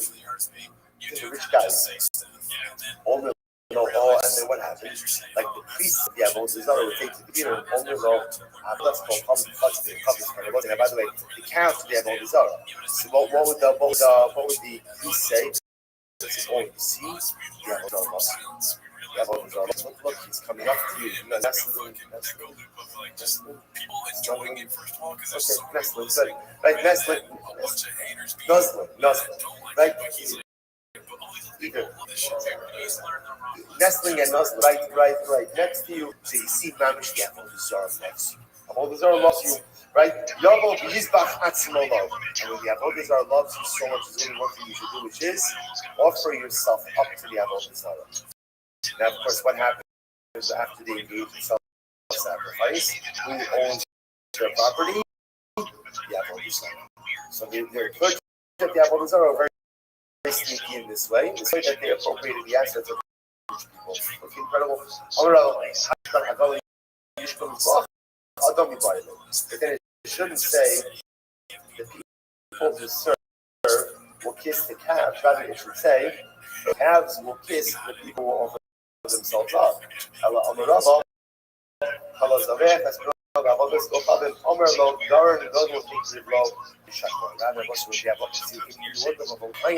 worship was to offer up one's child. Be willing to offer up your child to the Avodah Zarah. That was like Chodesh Kadosh. Like that also made sure that you were really committed to the Avodah. So if you're willing to offer up your child, so the priest of the Avodah Zarah would say to you, come with the idol. It's such a warped sense of things. I'm not even talking about the Anshe Baba was but the Gemara ends off by talking about the different types of Zarah. The Anshe Baba also as Sukkos Benos or Suffos Benos. Remind you, what was it? Tarnagolas, chicken. What was the chicken? That was the Avodah Zarah. The Anshe Kus also as Nardal. What was Nardal? Remind you, Tarnagol, a rooster. Okay, the Anshe Chamos also as Ashima. So Anshe Chamos, they worship Ashima. What was Ashima? Remind you, Parcha Karfa, a goat. A goat. The Ovim also as Nafkan, as Tartek, what do they worship? Manu, Kela, the Chomer, a bug in a donkey. Right? The Hasafrovim, Sotim is the name, as we say, La Adanah, the Anmelach. And the Safrovim, they would burn their children, they would offer up their children as sacrifices to Adar Melech and Anmelach. Who's Adar Melech and Anmelach? What is that? So Elohei, Safrovim, Peret Hasus, the donkey or the mule, and the horse. Adar Melech, will say, by the way, so ultimately, why is the donkey called Adar Melech? The other Leila Marek, because it ingratiates yourself because it carries stuff. The Anmelech, what's Melech? The Ani Leila Marek, Kirba. Ultimately, that it's helpful to its master. Ultimately, again, the Kirba. Ultimately, it goes ahead and carries it. Incredible. Yes, he goes Rashi says the Anoi Marei, Mahadras Adonat in the Chab, Shemashti Alamaso, Shayitzak Mitzvah Adonat Mahadam Klomas Adonat. Of course, it's interesting enough, the donkey reaches itself ultimately again to its master. Adonat, right? Why? Because carries and Unmelech, Unmelech the Marei. It answers with its master ultimately again because of Hiskia, Melech Yehuda, Bikesh of the Glasos location. So let's remember again, we learned about Melech not so long ago. Was one of the righteous kings of Klal Yisrael, but his father Achaz was a tremendous Russian of the level. Achaz was such a Russian. Rabbi says he understands. Achaz was ready to worship, to offer up his son, Hiskia, as a carbon. Now, you have to understand. You could be an Aved Avodah Zarah, you will own it. But the myself, the ability it's like to be so utter from Avodah Zarah that literally, again, you're willing to go ahead and offer up your son as a carbon is like a different level. And it is commitment, right? So Achaz was ready to offer up his son Hiskia again as carbon to Avodah Zarah. So what happens? How does it? Elo shesakto imo salamandra. His mother smeared him with salamandra blood. So salamandra apparently is this type of creature that the blood of it is what's the word? Fire retardant, right? Fire proof. Right? So if you smear it on you, the fire doesn't have any. Ultimately again, so his mother smeared him salamandra and ultimately went ahead and saved him from the fire. So we'll stop here today. This is how it is. Just want to point out, we're stopping with Hiskiel Melech Yehuda, and Meretz Hashem again. We're ending off with Malchus Yisrael, and now with Israel last tomorrow, we're going to end off with Kisvat Eretz. That was it. Just end off with Eretz Yisrael, and then Meretz will say next stop. That's what I'll say. Yeah, some people just call me a ranking ago, and I think it just stuck, How do you get that nickname? They had a character that was all on TV. Yeah, and I think I look like that guy. What the fuck's his name? All right, so let's say good morning. Good morning. Let us begin. Begin by thanking our sponsor for this morning's share today. Our Talmud Torah sponsor for Tafshin Pei Hey 5785 Yitilson Mishpacha for dedicating all the shiurim and drushos this year. And this Chesed B'Soros levels for all of them. So we hope that in Merit Hashem, all the hostages should come home and our holy soldiers should be successful. Well, so with that, let us begin. Today's daf is Samech Beis 62, and we are going to pick up on Samech Beis Amud Aleph 62a. We're going to pick up 2 full 5 lines down from the top. So the Gemara says as follows. The Gemara says, Tani Rabbi Zakkai Kamed Rabbi Yochanan. So it's a very interesting suggestion, of interesting suggestions that we have in front of us today. So the Gemara says as follows. So Tani Rabbi Zakkai Kamed Rabbi Yochanan. So Rabbi Zakkai taught the following halacha before Rabbi Yochanan. Listen to this. Zidea, to be key when you say Yishkach about the hell. Okay, so it's a bizarre case. So let's go ahead and worship an idol. The way he worships it is Zidea means again offered up a carbon, slaughtered a carbon. Peter, Torres offered incense. Niseh, wine libations. Yishtachava, and he bowed. Now he did all of these things. So in other words, he did all of these in one lapse of awareness. Now we're going to talk about exactly that is one doozy of a lapse, right? But again, we'll talk about exactly what that means, a lapse of awareness. Lapse of awareness of what? We'll get into that. But the point over here is that halacha l'maisa, that he's doing all of these things in this one moment. So multiple acts of Avodah so much. Multiple acts of Avodah Zarah within one. So the Gemara says, "Inu chayiv ala." So the halacha is he's only chayiv once.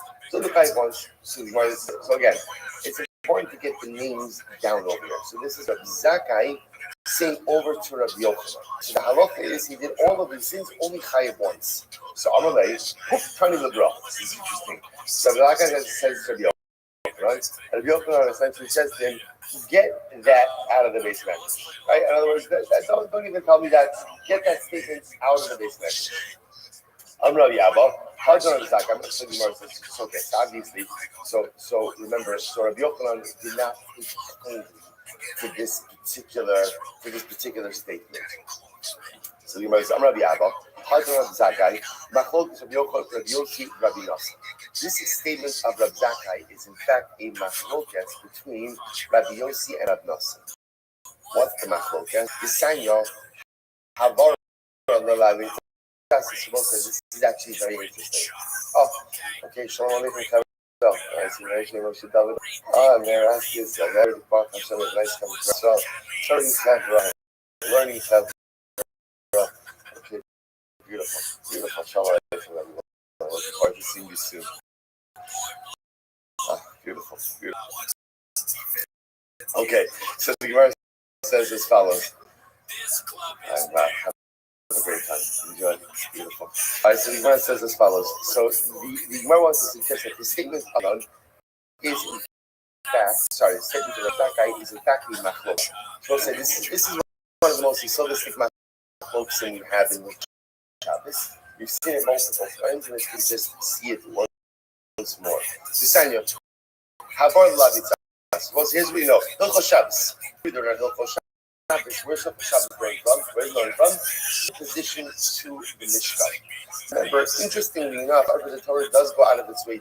Do not kindle a fire in your home on Matzah Shabbos. That's right, Matzah Shabbos. You can kindle a home in your fire on Matzah Shabbos. Go, please. Go for that. In other words, do not kindle a fire in your home on Shabbos. So the shaila is like this. The general shaila, you need to single out Havara for Shabbos. In other words, remember, had the Torah remained silent, I would have said that just like Sarah was part of the process of the Mishkan. So you can't kindle a fire in your home on Shabbos. Why does the Torah feel the need to single out Havara? So this is a fundamental focus. So the Gemara says, "Design your Havara." The Ladio says, "He says Havara will go out." Interestingly enough, to do that, whereas every Shabbos transgression punishable by death, if you go and you kindle a fire, that is quote unquote punishable by law. In other words, that they're singled out is to create diminished liability. That's the thing of Rabbi Yossi. Rabbi Yossi says no. Lechalik yatsa. No, Rabbi Yossi says like this. Rabbi says lechalik yatsa means this also wants to chew that there is indivisibility for every Shabbos transgression. What does this mean? I'm gonna talk like this. Hilchos Shabbos is like one lump of violence, right? One island of violence, and therefore, no matter what you do in Hilchos Shabbos, no matter how many transgressions you go ahead and you engage in halacha l'maisa, there's only one liability. There's only singles out to teach us that halacha l'maisa, you are chayiv for each and every malach one performs. That's the chalik. So now, what does that have to do with what we're talking about here? So the Gemara says, "L'man davar havar l'lad yatzasa." So it's the havara where every other Shabbat I said that penalty havara only will say what hishtaka nami l'yatsa. I will say that interesting. There's a fascinating parallel here between Shabbos and Avodah Zarah, because on one hand, the Torah tells us you can't worship Avodah Zarah.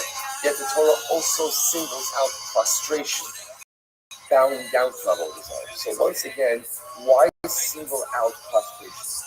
Why single it out? So the Gemara says, "L'man davar l'lad." So frankly, it's meaning that says that Avaro was singled out in order to make one chai for a lad. Hishtachaba nami l'lad yatsa. So to prostration, right? Prostration, bowing down to an idol, was also singled out to say that what? That whereas normally worship of Avodah Zarah carries no death penalty, but prostration, bowing down, is only allowed of the man. The Amar Havar Lechalik Yatsa. I said no. Havar was singled out in order to create individual liability for each and every malach. He'll say that what? Hishtachava nami Lechalik Yatsa. So prostration was also singled out in order to create individuated liability. That was bringing why is important for us. In this case, how does this whole Gemara start? Whole Gemara started with Rabbi Zakkai giving a ruling before Rabbi Yochanan. What was the ruling? That if a person went ahead and offered up a slaughter and sprinkled and libation of, right, and did all of these different things and bowed down to an idol, the hell of in one lapse, he's chayiv once. So we're trying to figure out now, obviously, and Rabbi not takes kindly to that. We're trying to figure out over here what exactly that is unfolding. So let's give Rabbi Yossi. So Gemara suggesting maybe halakai is subs. In other words, just like you have one malacha that was, why was the malacha singled out? Rabbi Yossi says in order that it's only a lav, whereas it's punishable by death. Rabbi Nassim was singled out because you're chayiv for each and every malach individually. So to let's say the same applies by Avodah Zarah. Why was prostration singled out? Why was this? According to one opinion, in order to teach them maybe as everything else in Avodah Zarah is punishable by death, prostration is punishable by a lav.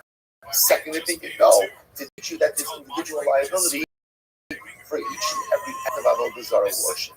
So the verse once comes around Yosef. So first of all, Yosef says maybe not. Maybe you can't truly align these things. Why not? Dilma, ad kamo karav Yosef Hasam havar l'lad yatzasa dinafgalei chilik malachos me'achos mehira.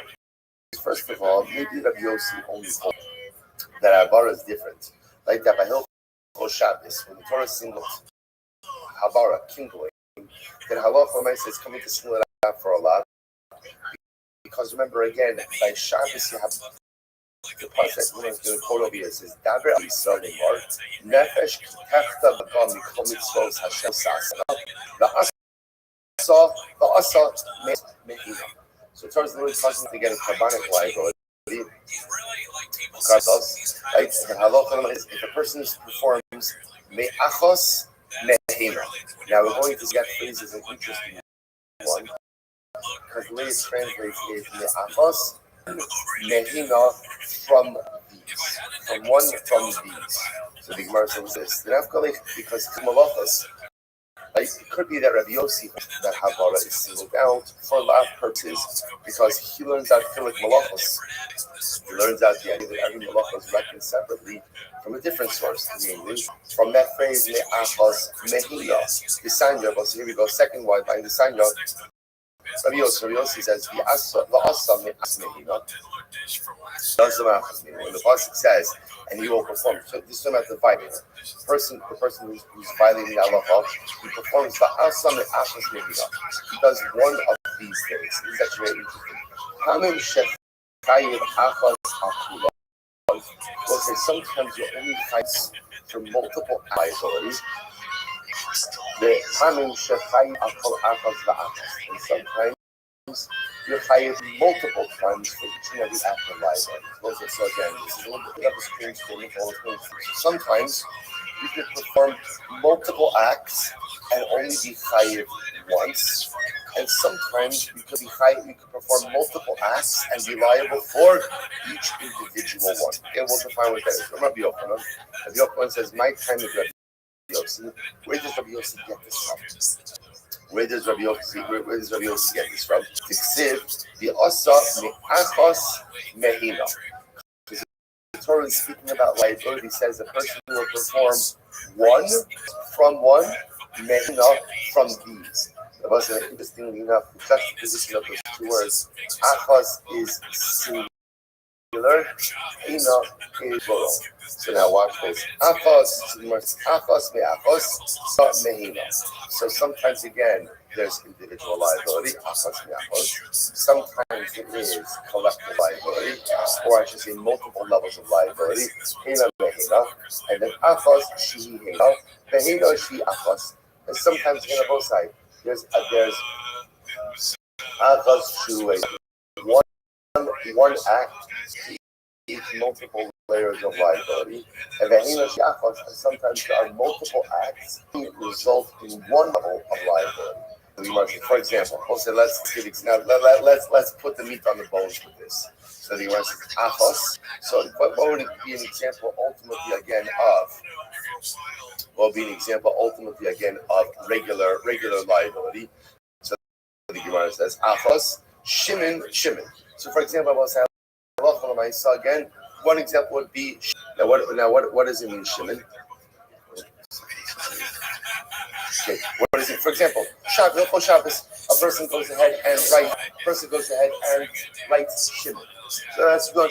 Right? Remember again, one of the 39 malachos is writing. So you go ahead and you write the name Shimon. Okay. Me'achos.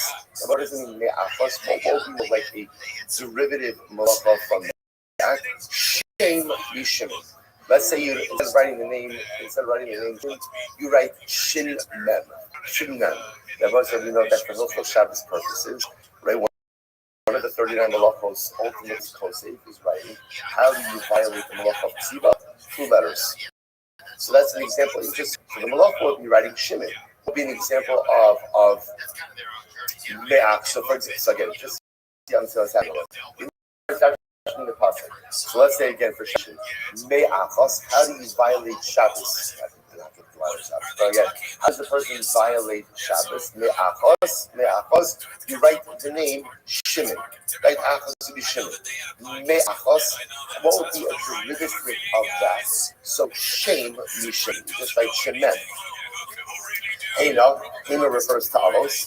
Me'ina refers to Toldos. Once more again, we'll Shabbos. You have the Avos, which are what we call the primary glories of malacha. Those are the ones actually done in the Mishkan. We have the Toldos, which are the derivative malachos. Achos shihi hina. So there was an example of achos, that is, was an example of one act, which could result in multiple layers of liability. For example, Zodon Shabbos, Shigagas Malachos. So let's say this is interesting. What does this mean? I know that it's Shabbos, but I don't know that all of these acts that I'm engaging in are malachos. Right? So I know that today is Shabbos, but what did I do? I think, let's have Shabbos. I shot the cow. I didn't know that Shmita was malach. Then I go ahead and I cook a piece of meat. I didn't know that Kibble in the fire was malach. So I know that it's Shabbos. I say, what's halach in that case? There's individual liability. for each and everything that I do. Right? So here's interestingly, there's, so to speak, there's I know that it's Shabbos, but I don't know all of the malachos. There's individual liability. Zadon Shabbos Shigdas malachos. Emer Shiachos will be an example of multiple acts with individual liability. Shigdas Shabbos Vizadon malachos. So let's say, however, interestingly enough, if I know that it's Shabbos, but I don't know that malachos are also, I have liability for that I perform. On the other hand, if halacha ma'aseh shigdas Shabbos, right, again, Vizadon malachos, and ultimately, again, I am intentional about malachos, that would be again singular liability. So let's say, so remember again, that's because you hear the difference here. When I know that it's, then again, it's okay. Every malacha that I perform is its own shoulder, is its own, and therefore generates its own liability. And I don't even know that it's Shabbos, and then I perform all of these malachas. My issue is not with malacha. What's my issue? Shabbos. And therefore, again, interestingly enough, as much as I've done multiple acts, there's singular liability for failure to know that it's Shabbos. Okay, interesting. Aval Hocha, I remember again, we're not in Shabbos. What are we learning? We're learning about the Zara. Like, remember again, how did this whole thing start? Remember, keep in mind our initial conversation. The Zakai came before Rabbi Yochanan. The person performs all of these acts of work in one lapse, I once. So remember, they were trying to figure out why that is and what exactly is this. Aval Hocha. From Savod Zara, even the low not the late Hilik Malachos, the Yukta. So remember again, let's say Tayavod Zara, we don't have another source to teach us that Halasa, there is liability for each act of worship. The Kule Alma Hishtachava Lasalikasa. When the Torah singles out Hishtachava, prostration is only singled out one, it's each individuated liability. The halacha again, there is liability for each and every act of prostration. That's the case the Gemara says, Chilik melachos that's kochavim. Nami teko place meina. So the Gemara says, 1 second. Why not? Why can't you do the same pasuk that we just quoted before for avodah zarah? Melachos ta'avodah kochavim nami. Like, go ahead and learn out chilik melachos. And let's see what that means. Is learn out that each act of avodah zarah, one is going to be liable for that.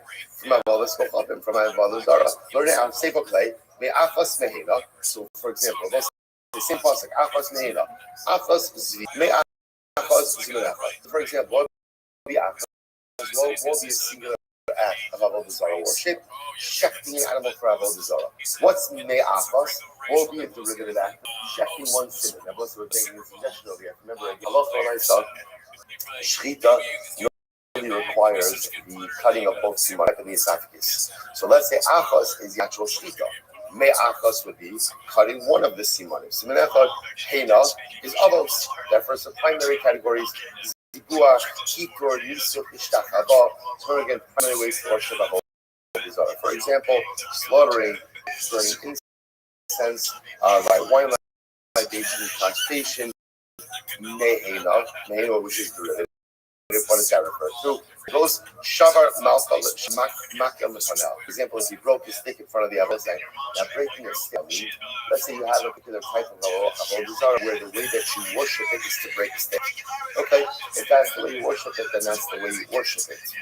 So nice again, even though normally one would not be liable for that form of worship, but if Allah that is how the particular idol is worshipped, and there is liability. What's an example of a singular act which can result in multiple layers of liability? For example, so that would be an example of, let's say again, I know avodah zarah, but I don't know that all of these different things are problematic forms of worship. So, for example, I know that I'm not allowed to worship avodah zarah, but I didn't know that I can't bow down to it, offer up a carbon to it. So I didn't know all of these things. I committed all of these acts. So I'll say, what's halacha? There's individual liability for each of us. Now remember again, is everything. Because in this, I knew avodah zarah was up. What didn't I know? I didn't know like technical logistical information. Okay, so you're chayv. You got these all showcase. I'm chayv for each and every act. So that would be the case of achos. In other words, there's avihena. So one act or one situation which results in multiple layers of liability. Next, enoshi achos. Those there won't be an example of multiple acts only result in one level of liability. Shigagas avodas lochavim, bizadon avodas. That would be the case of where I didn't know that this thing wasn't avodah zarah, right? But I did all of these acts with intentionality. So again, in that case, there's multiple acts, but only one layer of only one level of liability. That's halacha nice. I didn't know that it was an avodah zarah. Okay. So by the way, hi shigigas avodas lochavim. This is a great question. I think this part comes back to yesterday's time. Gemara says, tell me what it means to mistakenly worship avodah zarah. Just explain that one to me. When you slip, what exactly happened over here? So listen to this. I most said this yesterday. We got this. So say if you thought that the structure you were bound to shul, right? And what happened?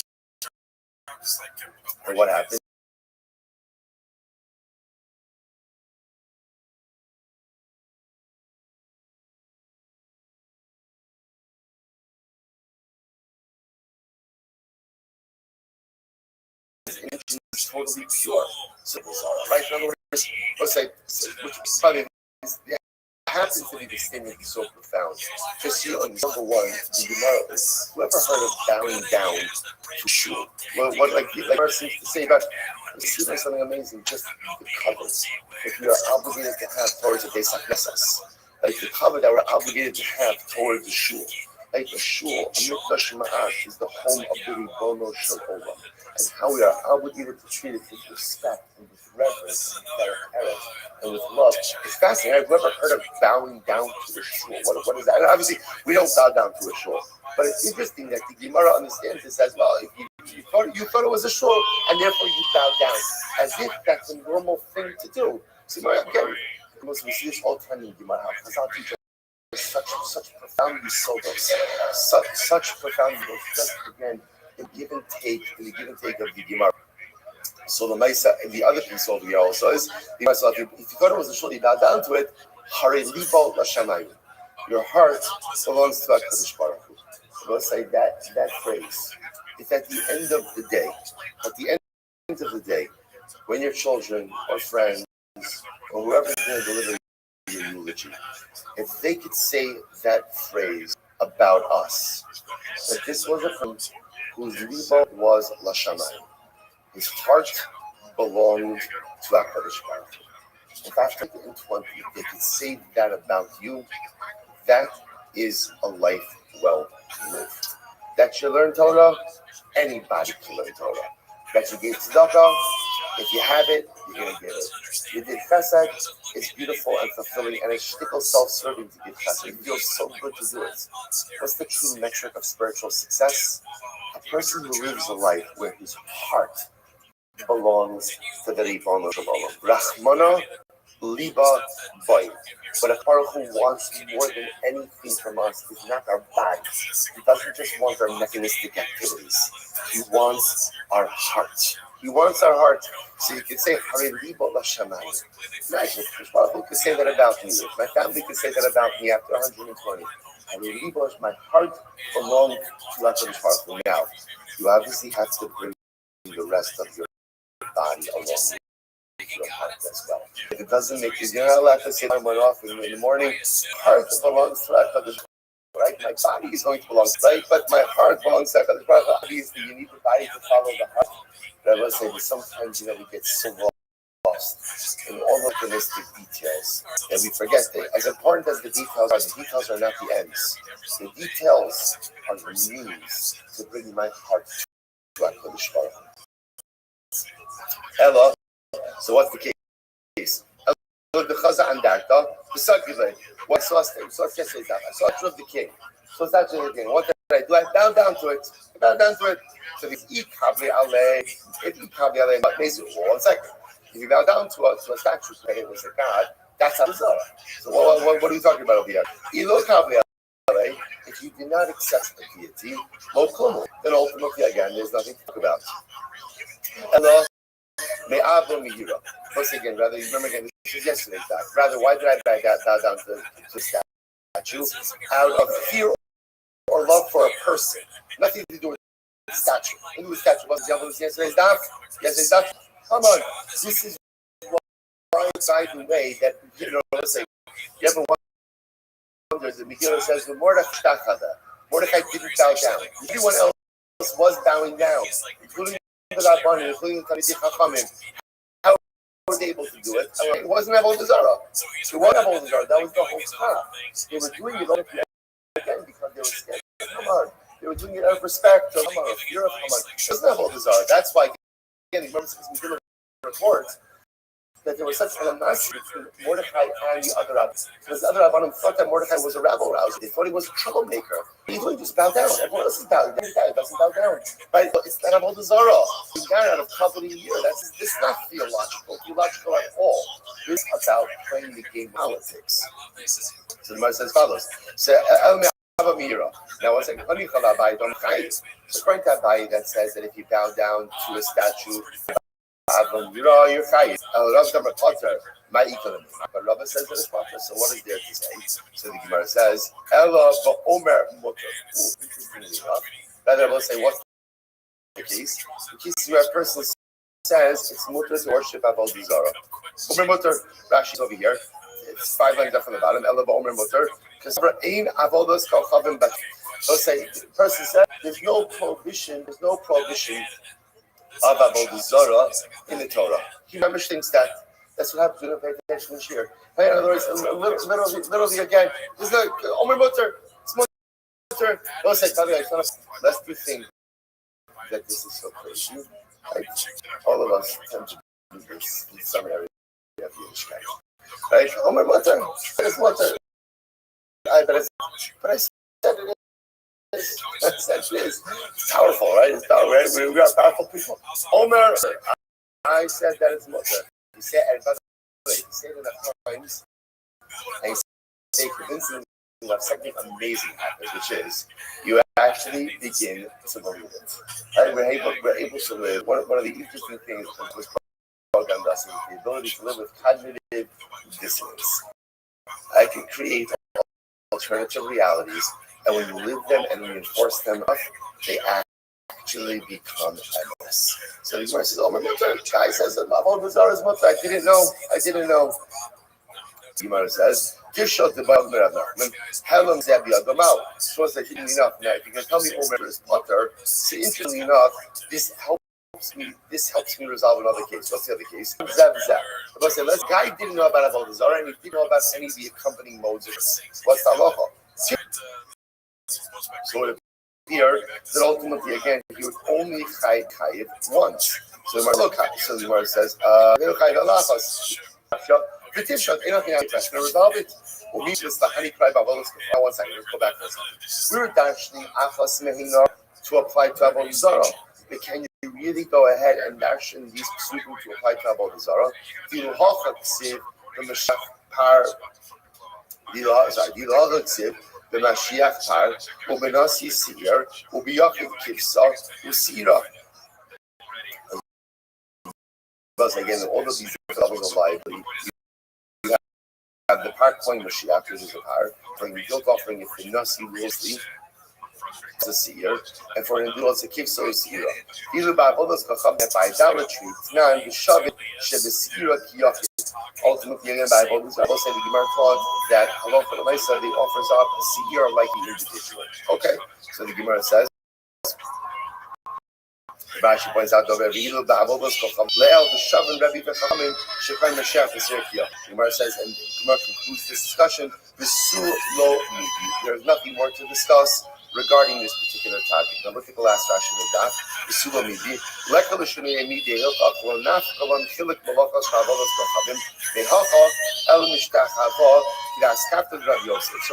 bottom line, the Gemara says over here is that Allah for the Maisa. Interestingly enough, there is a similarity between Shabbos and Avodah Zarah. What's the similarity? Which of us said, by the way, the similarity between Shabbos and Avodah actually whoever is Makalo Shabbos, it's as if he is worshiping Avodah Zarah, right? Shabbos is the mitzvah that solidifies and concretizes our belief in God as a creator. That without that, there is no belief in the historical. The primary essence of Shalom is as a historical and contemporary creator. Shabbos is the day that solidifies that, right? We abstain from creative activity in order to yield that creative baton to HaKadosh Baruch Hu. So therefore, again, failure to observe Shabbos is tantamount to worship of Avodah Zarah. The Gemara takes that comparison a step further, just to teach us, although it's from two different sources, that just like Shabbos, the Torah goes out and singles out kindling in order to show you that there's individual liability at the Kol Shabbos. So to the Torah singles out prostration by Avodah Zarah to teach us that there's individual level of liability for every act of worship of Avodah Zarah. Okay, so the Gemara says, "Ki azar shmuel ayud Amar." So that's Amar days. Homer b'Shabbos misham mitzvos. Homer b'Sham mitzvos b'Shabbos. Let's listen to this. There's a chumrah that Shabbos has over other mitzvahs, and there is a chumrah that others over Shabbos. Okay, there we go. Homer b'Shabbos. What's the Shem Shabbos? You guys down on 62. These 7 days. Homer b'Shabbos. And Shabbos also shtaya halam echad. What's that case? So now read it, and then we're going to define our term later. If you committed 2 malachas, halam echad. Now what does that mean? 2 malachas in 1 lapse. In 1 lapse. Now again, we'll have to discuss exactly what kind of lapse we are talking about over here. What's the lapse? Now the pastos, but it sounds like, well, we'll discuss. So us kind of halam echad. If you went ahead and you did 2 malachas in awareness, you are chayiv for each individual malacha. So again, there's a lapse that is good. Now that is not true of the mitzvahs. If I do the other mitzvahs, if a person commits 2 transgressions, let's say in 1 lapse of awareness, you're only going to be chayiv once. Okay, now let's analyze. On the other hand, other mitzvahs have liability over Shabbos. How so?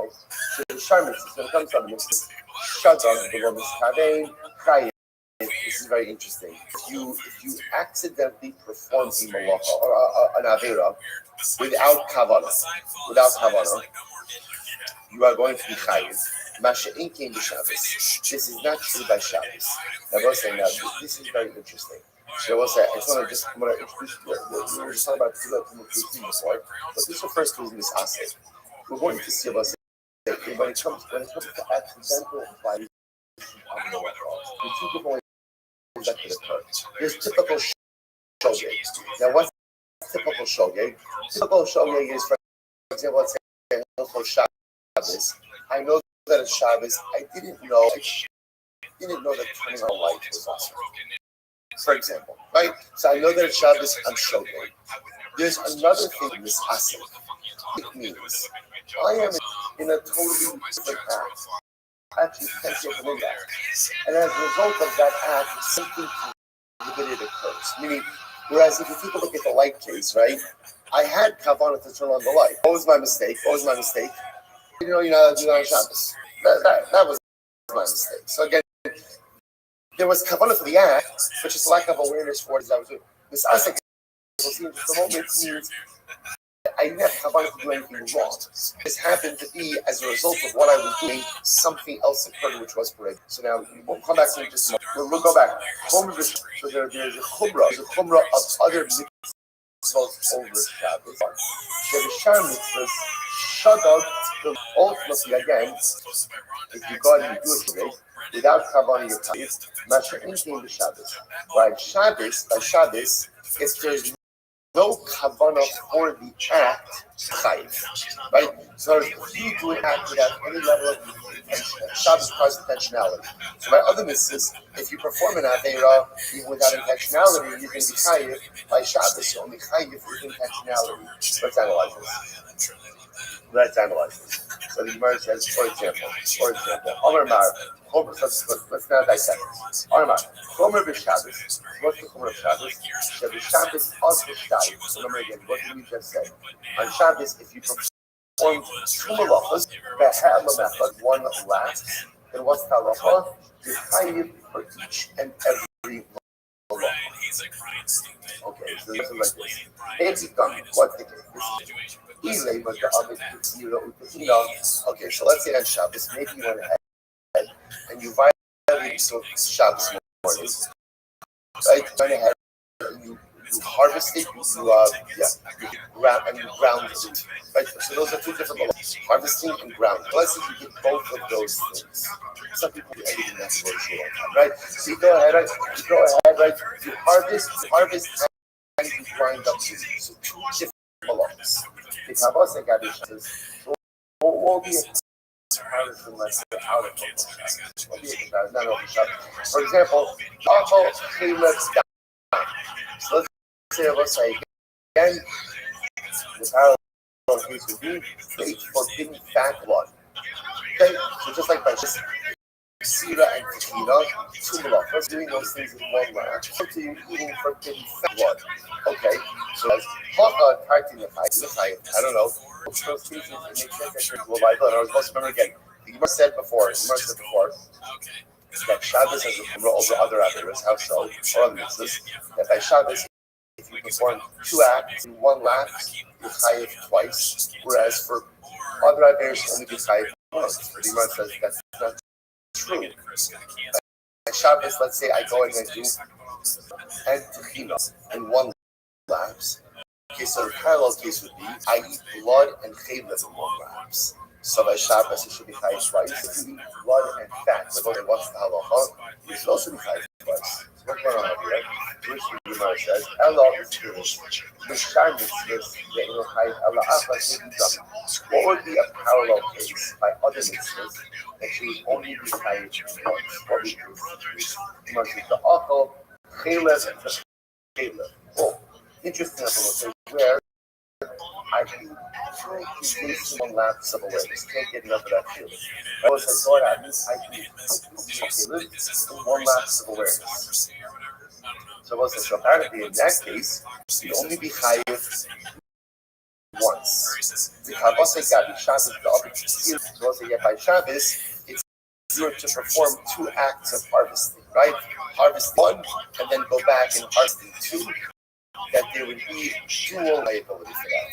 You understand? That's not true. That's not true. That's not true. By Shabbos also, if you were to do two acts of harvesting, right? You could also only be once. Now, by the way, you see that Rabbi Yochanan told Rav Zakkai to get this teaching out of him, right? That in other words, he didn't like this memory. He did not feel that this actually made any sense. Okay, nice push up. What's the problem over here? Go through this. All the old of the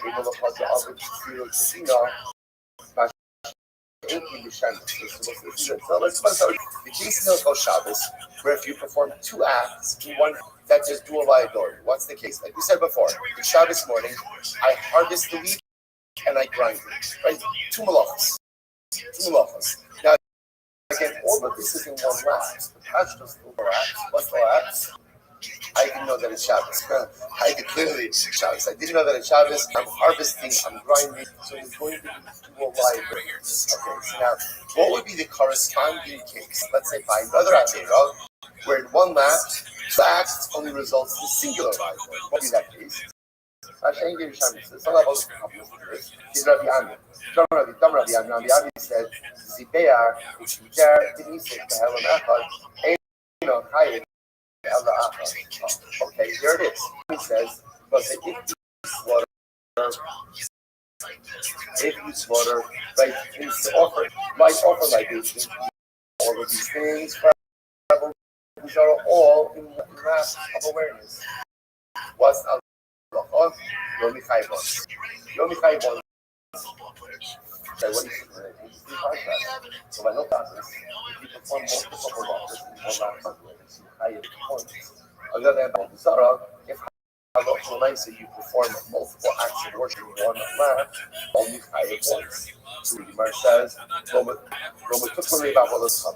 can't set yourself with that one. Why not? You can't. Just look at the end of the Chomer V'Shar mitzvahs, right? So we'll say, so that's a Chomer of Shabbos over other mitzvahs. That's the Gemara suggesting. Always the other right. So the other right was that there's Chomer of Shar mitzvahs. Chomer of Shar mitzvahs over Shabbos. So the Shar mitzvahs, listen to this. Remember again, by other mitzvahs, if you perform an accidental act even without kavanah, there's liability. However, again, by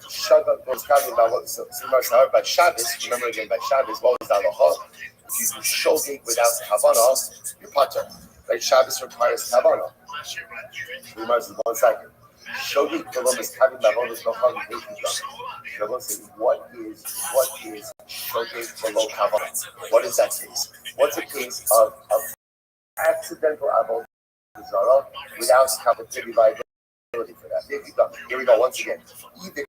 If I bow down to a building and I thought the building shul, right, but it turned out that it was really zara, that's not avodah zara at all. Well, how do you be below Shabbat? Because as we said before, again, my intentions are pure. My intentions are absolutely pure. Elo dahabi and darka. Rather, what's the case? The cases where I bow down to a statue. I bow down to a statue. So if I'm bowing down to the statue as a guy, then again, that's a basic. The low kable alei, but you're not accepted as a god, then low klumri. Then I will say it's nothing. This is absolutely nothing. Ella, rather, what's the case we must be talking about over here is where I'm bowing down to the idol, but I'm bowing down to it again out of love or fear for a particular individual. So once again, honey kala by five. So that makes sense why it says that there's liability for such an act. Rabbi according to Rabbi who says that your potter, what is it there to say? Rather than say what's the case? The case ultimately again is where the person thinks that it is mutter worship idolatry. That's the case. So what's interesting enough, so apparently Omer will create some level of liability by avodah zara, but ultimately by Shabbos would be Patel Kami. Again, we'll see if that's true. That's true. That's not I can love by me Rabbi hello zeh. So up until this point, Rabbi, so I really Rabbi zeh. Up until this, I was going to ask Rabbi about that. In other words, there was a lapse of awareness on both areas. As I was saying, just to be clear, the question of liability was always a very simple question. Are you going to be high once, or are you going to be high multiple? That was the question. No one says, before I actually asks me this question, is there anyone who says that there is complete liability, complete exemption? Is there anyone who said that you can fully be covered for anything? To which the Gemara says, why not? My question, Doma the old Nom Nafar, Reisha Ba'avodas Kochavim, the safe of the Shanitzis. They were saying the following. Reisha is talking about avodah zara. The safe is talking about other mitzvahs. How so? The Shagad Below Mitzvah. Talking about over here, talking about a case of an accidental commission of an Aveira without kavanah. Or be an example of that. I said by a further of shogeg without kavanah. See, here it is. Roku ubolo. So once again, there happens to be a piece of chilud in my mouth. I forgot that there's chilud in my mouth. I just think it's saliva. So what do? I swallow it. So it was a typical shogeg case where I know what I'm doing. I know that it's also a little bit different. In this case over here, I don't even have kavanah to be actively chilud. It's one thing to have kavanah to be chilud, but to be informed that there's something in this case over here, I have something in my mouth. I forgot that it was chilud. I just got a upset saliva, so I swallow it. So there I will say, there's not even kavanah. There's not even kavanah. Because that's shagun below his cabin. Because go to bolo. I will say, halacha l'maisa. I in that case. In that case, so remember, we're reading a contrast between Shabbos and Shara Averos. So by other Averos, Right? Even if you have absolutely no kavanah for the commission of the Aveira, but you do it, there's liability. I forgot that right now. I thought it was so fast. I have absolutely no kavanah for any food or consumption. That's fine, right? But I'm still chayiv. Interestingly enough, the Gemara says Masha'inchen b'Shabbos. The pater. So we'll say Shabbos is going to be pater. If you don't have kavanah for the act by Shabbos, you're pater. Right now, the Gemara says, for example, Shiniskavi lahagbias the chata kasam mechuber. Pater, what's this? Let's say on Shabbos, I go out with a cucumber on the ground. So I want to make a salad. I'm going to pick up cucumber, and I thought that cucumber is detached. Because it's detached, therefore I didn't filter for use. It turns out I pick it up, and I end up plucking it out of the ground. So interestingly enough, on Shabbos you are talking for that. Now why? So Rabbi, like you see, the Gemara says, "Rav Nachman Amar Shmuel." This is like because Rav Nachman Amar Hamasasik bechalavim ba'arayos chayiv shifrin neg. Listen to this. Misasek. Remember again, what's misasek? Misasek means I am involved in an act. But what's happening is I end up doing something prohibited. For example, by the Halo case, what we just saw, this piece of Halo in my mouth, I totally forgot about it. I just thought it was saliva. That's the case of misasek. As far as I'm concerned, I am ready to go ahead and do something totally permitted, but it turns out to be something prohibited. There's still liability for that. Interesting enough, same thing by arayos, by immorality. So this is an interesting one. Right? Where again, I have kavanah to do something permitted, it turns out that something prohibited happens. So for example, let's say Ruvain is ready to have relations with his wife, Rothschild. But it turns out, in some confluence of events, that he ends up having relations with Rothschild's sister. He slipped, right? So let me say again, but again, also, but his kavanah is some type of mistake occurred, right? He's with the wrong woman. And that was not at all his intentions. There was no intentionality of this. Interestingly enough, lack of intentionality. I feel like people say that all the time. So I see that, but in this case, legitimately, his intention was to have relations with his wife through some confluence of events, relations with the wrong woman. I don't know how exactly he's going to explain that, right? But that's not our problem for today. Right? So again, by all other averos, lack of intention still results by ability. By Shabbos, and here it is, by Shabbos, Meleches Machshavas Asrato. We'll say when it comes to Shabbos price Meleches Machshavas. Meleches Machshavas means intentionality. By Shabbos, there has to be intentionality for the act, and if there is no intentionality, there is absolute exemption. Absolute exemption.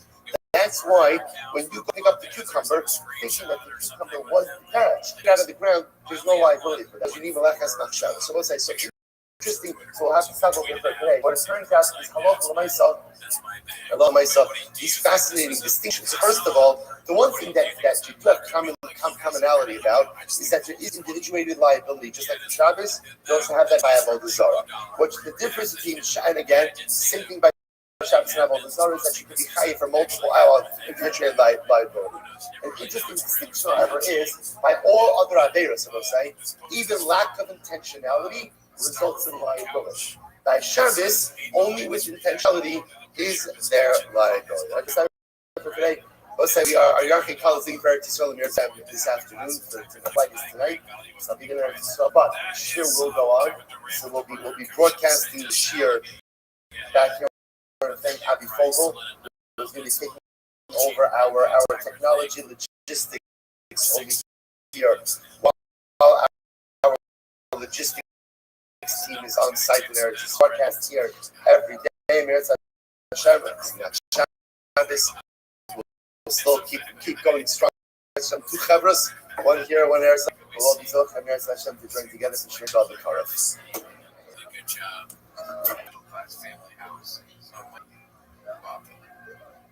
Papa Woodgust. Oh yeah.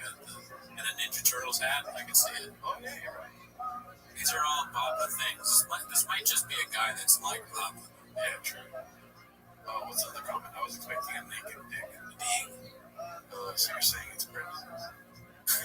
Okay, let's go to the next one. Okay, anything you have to say about the Google sponsorship and any other things I need to just one of the gals.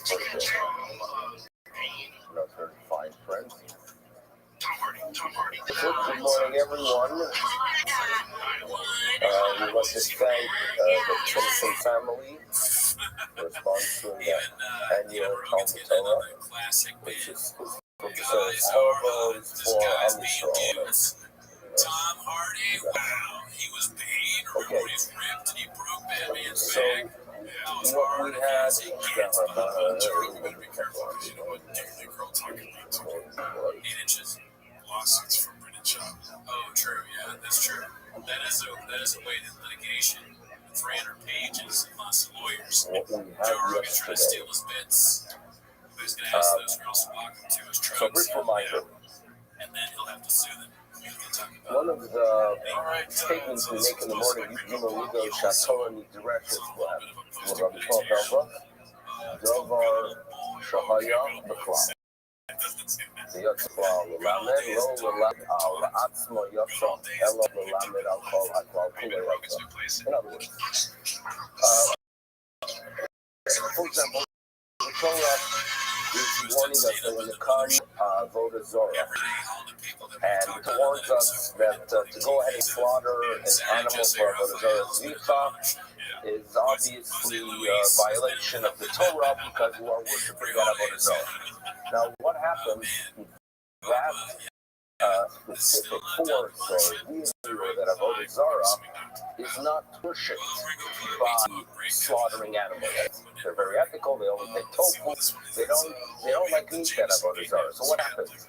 In other words, if I go ahead somewhere in the West Coast and find an Avodah Zarah, and the person decides to shecht an animal, but that's not how it's worshipped in that society, it's still a violation. So obviously, if you go ahead and perform an act as part of the rules and regulations of that Avodah Zarah, that is how you worship it for, clearly we understand that that's a violation. What happens if it's zricha, it's such an Avodah Zarah? So the Torah tells us, listen, don't do it, even if it's not the way that force is worshipped. Okay, now, what's interesting is that when the Torah warns us not to go ahead and slaughter, it doesn't include slaughtering, but it includes any type of service that is performed in the Beit HaMikdash. So, zricha, kapara, receiving the blood, halacha, so any one of the 4 services that are done inside of the Beit HaMikdash are included in that warning that if you perform any pagan duty, even if it's routine, you violate the Torah prohibition.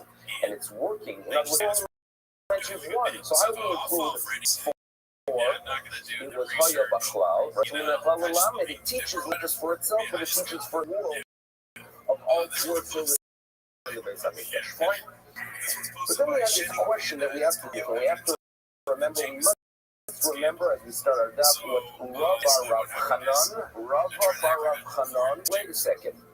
The Torah tells us, Lo tishtachaveh. You should not go ahead and bow to a pagan. So wait a second. Maybe that is to include, that is that type of statement that is l'lamed to teach things. And maybe what the Torah is teaching us is that if I do anything that's honorable to a pagan person of Avodah Zarah, even if it is not the way that specific Avodah Zarah is worshipped. Not that it is in English. Maybe the Torah is not such a thing. So maybe the Yishtachah is the issue. And we wonder, wait a second, okay, interesting question, Rav Chanan. But it's so why mention, what is the term mentioned, Zicharol? In the top, the bottom of Samach on the days, and now in the beginning of Samach Aleph, is that perhaps, and that's what we are told, what we are being taught here is Mechashlim Me'avoda Le'avoda. We find by Kashim that there's machshavas people. So in a couple of years, we get the Rothschild, and one of the suggestions we're going to discuss is the fact that you have to be very sure when you perform any of the services in the Beis Hamikdash that your mind has to be operating for understanding that everything will be done correctly. And if I go out and check an animal, and I have intention to go ahead and I'm doing it with intention to perform a later service of it, for example, eating the meat, or some sort of, or clean the blood, doing it in the proper way. It should not be consumed by those who are the blood outside of this. I mean, the sugars here are known as the sugars of Sheves. Okay, I thought that's appropriate. Now, what we're going to be so let's start off with the last line of the base. I showed the behemoth. Let's say a person is an animal. So now we're going to be applying those concepts of machashvin ma'avor, which means I perform one intention to have damaging effect with a future, with a service that is coming in the next stage. Okay, so the discussion is in other words, my shita is not with the intent of doing it for an avodah zarah, but I do have in mind that when I the haktorah or offering of the rings should be done for an avodah zarah. Okay, Hashem behema lizon dam avodas kafadi. Laughter chelva to offer the fans for avodas kafadi. Rabbi Yochanan Omar Asura, that too is considered a violation, and the Shlokish of Samachalet Omar Muteret. And what we're going to discuss is the fact that could be. So we're going with what Rabbi Baruch Hanan is telling us, that perhaps Ishtachava is to teach us that any honorable service is included in the morning, even if that specific avodah zarah is not worshipped in that way. And if we work with that approach, we ask, but wait a second, what is the word? What is the teaching that Lo Tizbach teach us? Maybe Lo Tizbach is to teach us that what? That mechashvin ma'avoda la'avoda, that even if I do not have an intention to be able to have an azor with the shita, but when I check, I have it in mind to perform either the zrika or the haktartu is included in the warning. So we're going to say, well, according to Rabbi Yochanan, because according to Rabbi Yochanan, we're by koshin, we know that mechashvin is me'avoda la'avoda. So you don't need a verse when it comes to avodah zarah to warn us, because if by koshin, it's in the Beis Hamikdash, the concept of mechashvin me'avoda la'avoda is effective, so obviously it would apply on the dark side and avodah zarah. But according to Rish Lakish, that when it comes to the Beis Hamikdash, it's not really a violation when I perform one act with intention of doing something wrong in a future act, to make words by avodah zarah to teach you that mechashvin la'avoda and by quote, and you need a verse.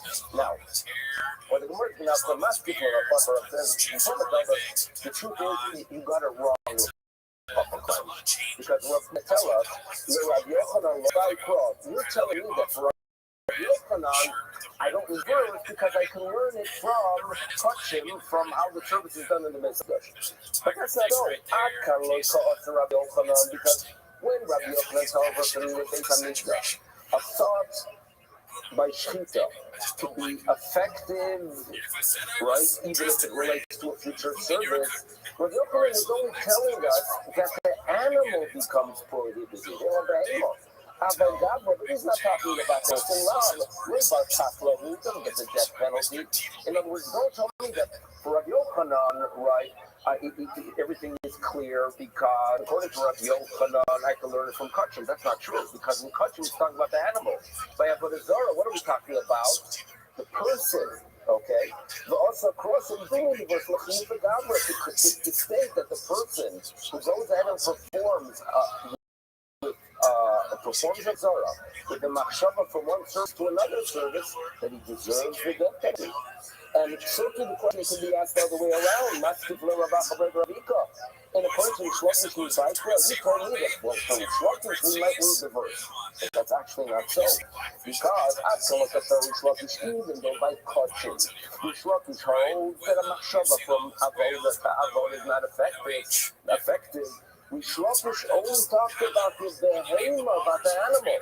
Avodah, but he would agree that a Gabra bar Kapla, and if you ask, wait a second, how is it possible that we Shlokish is of the opinion that when it comes to Avodah Zorah, that if I have one a thought which during Shkita for something in the future that the person deserves the death penalty, but that item that the service to place regarding is that possible? Do you ever find such a thing? It doesn't have a Zara, the person deserves the death penalty. But the object itself is not prohibited. You find that what we do actually. Person bounce mountain, but Elohim, that we are told that to scroll, that all the pagan nations would bow to mountains and the Gemara Darshans, that although, right, the Avodah Zorah was placed on a mountain by bowing to deities, you prohibit them. But the low that if you go ahead and worship a mountain because it's connected to the ground, they're prohibited. Bow to this mountain, he himself violates the prohibition of Avodah Zorah and gets the Kapla gets the death penalty. The mountain itself remains. And let's you see that it is that you can have a situation that the person himself gets the death penalty, even the item is. So when the Rothschild says that when you have a machshava during Shkita for something in the future, that doesn't mean that the person is not yet, or perhaps he does. And when he said, look, he's talking about the item. So therefore, he gets the side of his music. So that's what we are told. Here we go. You remember the question was, well, perhaps when the Torah tells us no teach that, it means that any honorable act performed to an Avodah Zorah, any honorable act, even that specific Avodah Zorah, worship that way. That's the violation. That's what Rabbi believes.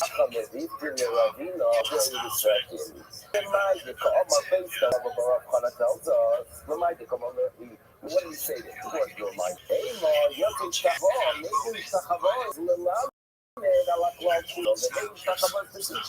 Regarding all service, well, there's a point. Because the Torah tells that when you get there, it's Israel, don't do too much research into pagan practices. Don't start asking, how are these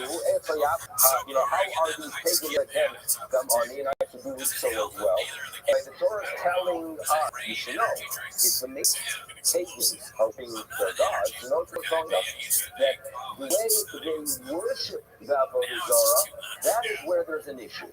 So, for example, a specific Avodah Zorah, as we know, Peor, the way worship it is by defecating, so therefore that is how you violate the prohibition of Peor. If you go ahead and want to worship Lorraine, or a person wants to worship Marculus, right? They would worship the Mercury. So the way it was done is what? By throwing stones. So obviously the Torah told us that you violate the prohibition is performing specifically the acts that were designated by the cult, right? By those over the Avodah Zorah. Now, if you claim, right, like Rabbi that any act is included, why does the Torah put that? Because if the Torah says, according to that, anything you perform, anything you do is Avodah Zorah, because Ishtachava, Yosa, in a klal ulamed, ala klal kula Yosa. So why does the Torah have to word specifically that you should not to perform an act the way they worship their Avodah Zorah? You mind? Okay, well, the container, if you're going to claim that seems to exclude Hashor, Atzmo, Mizovkim. But imagine having a more normal mainstream of Zorah, that they slaughter animals to worship that force. And you go ahead and say, you know what, I'm going to worship it, and I'm going to take the practice, or and defecate in front of it. And maybe the Torah is telling us that that's not considered a violation, because defecating is a really odd way of honoring so therefore, the Torah is telling us that's not included, because it has to be Hishtachavo, which is honorable. But Hishtachavo nafka, like what they're Tzibur, Hakol they're Tzibur. In other words, if you look at the Shemon itself, it's a chavod to that. In other words, you can't tell that it's a chavod is Yosem and Aklal Lelamed to go ahead and teach, and therefore it's coming to tell you that any form of service. Well, the chavod its own teaches you that. In other words, without thinking like Rabbi, the Torah tells you that it could be Ela, Lemevite, Hakor, Atzmakus. In other words, imagine having a barazah, that the way it's worshipped is not in an honorable way. Like we mentioned, Mercury was worshipped point stone. So one would claim, wait a second, since those of the barazah worship it in a way that's honorable, so any that's not honorable is included. So therefore, perhaps what I was telling us, at some I would spoil that, so since the nature of that Avodah Zarah is worshipped in a shameful way, I've called Zarah to Zion. In other words, if it is worshipped, right, by throwing stones, so anything that's a degrading act will be included. Therefore, Kamash more, therefore it's needed. Okay, here we go. Elo. Now comes the following question. How do Omar Rabbi tells us, how do we know? Is so Behemon the Marcus. So again, Marcus, if you did in Spanish, Wednesday, right? It was a Merculus, like Mercury. So obviously it has its roots, right? It has roots in these pagan culture, and even Wednesday itself was one Wednesday that seems like some Nordic word that became part of the way we identify days. Let's go back to Marcus.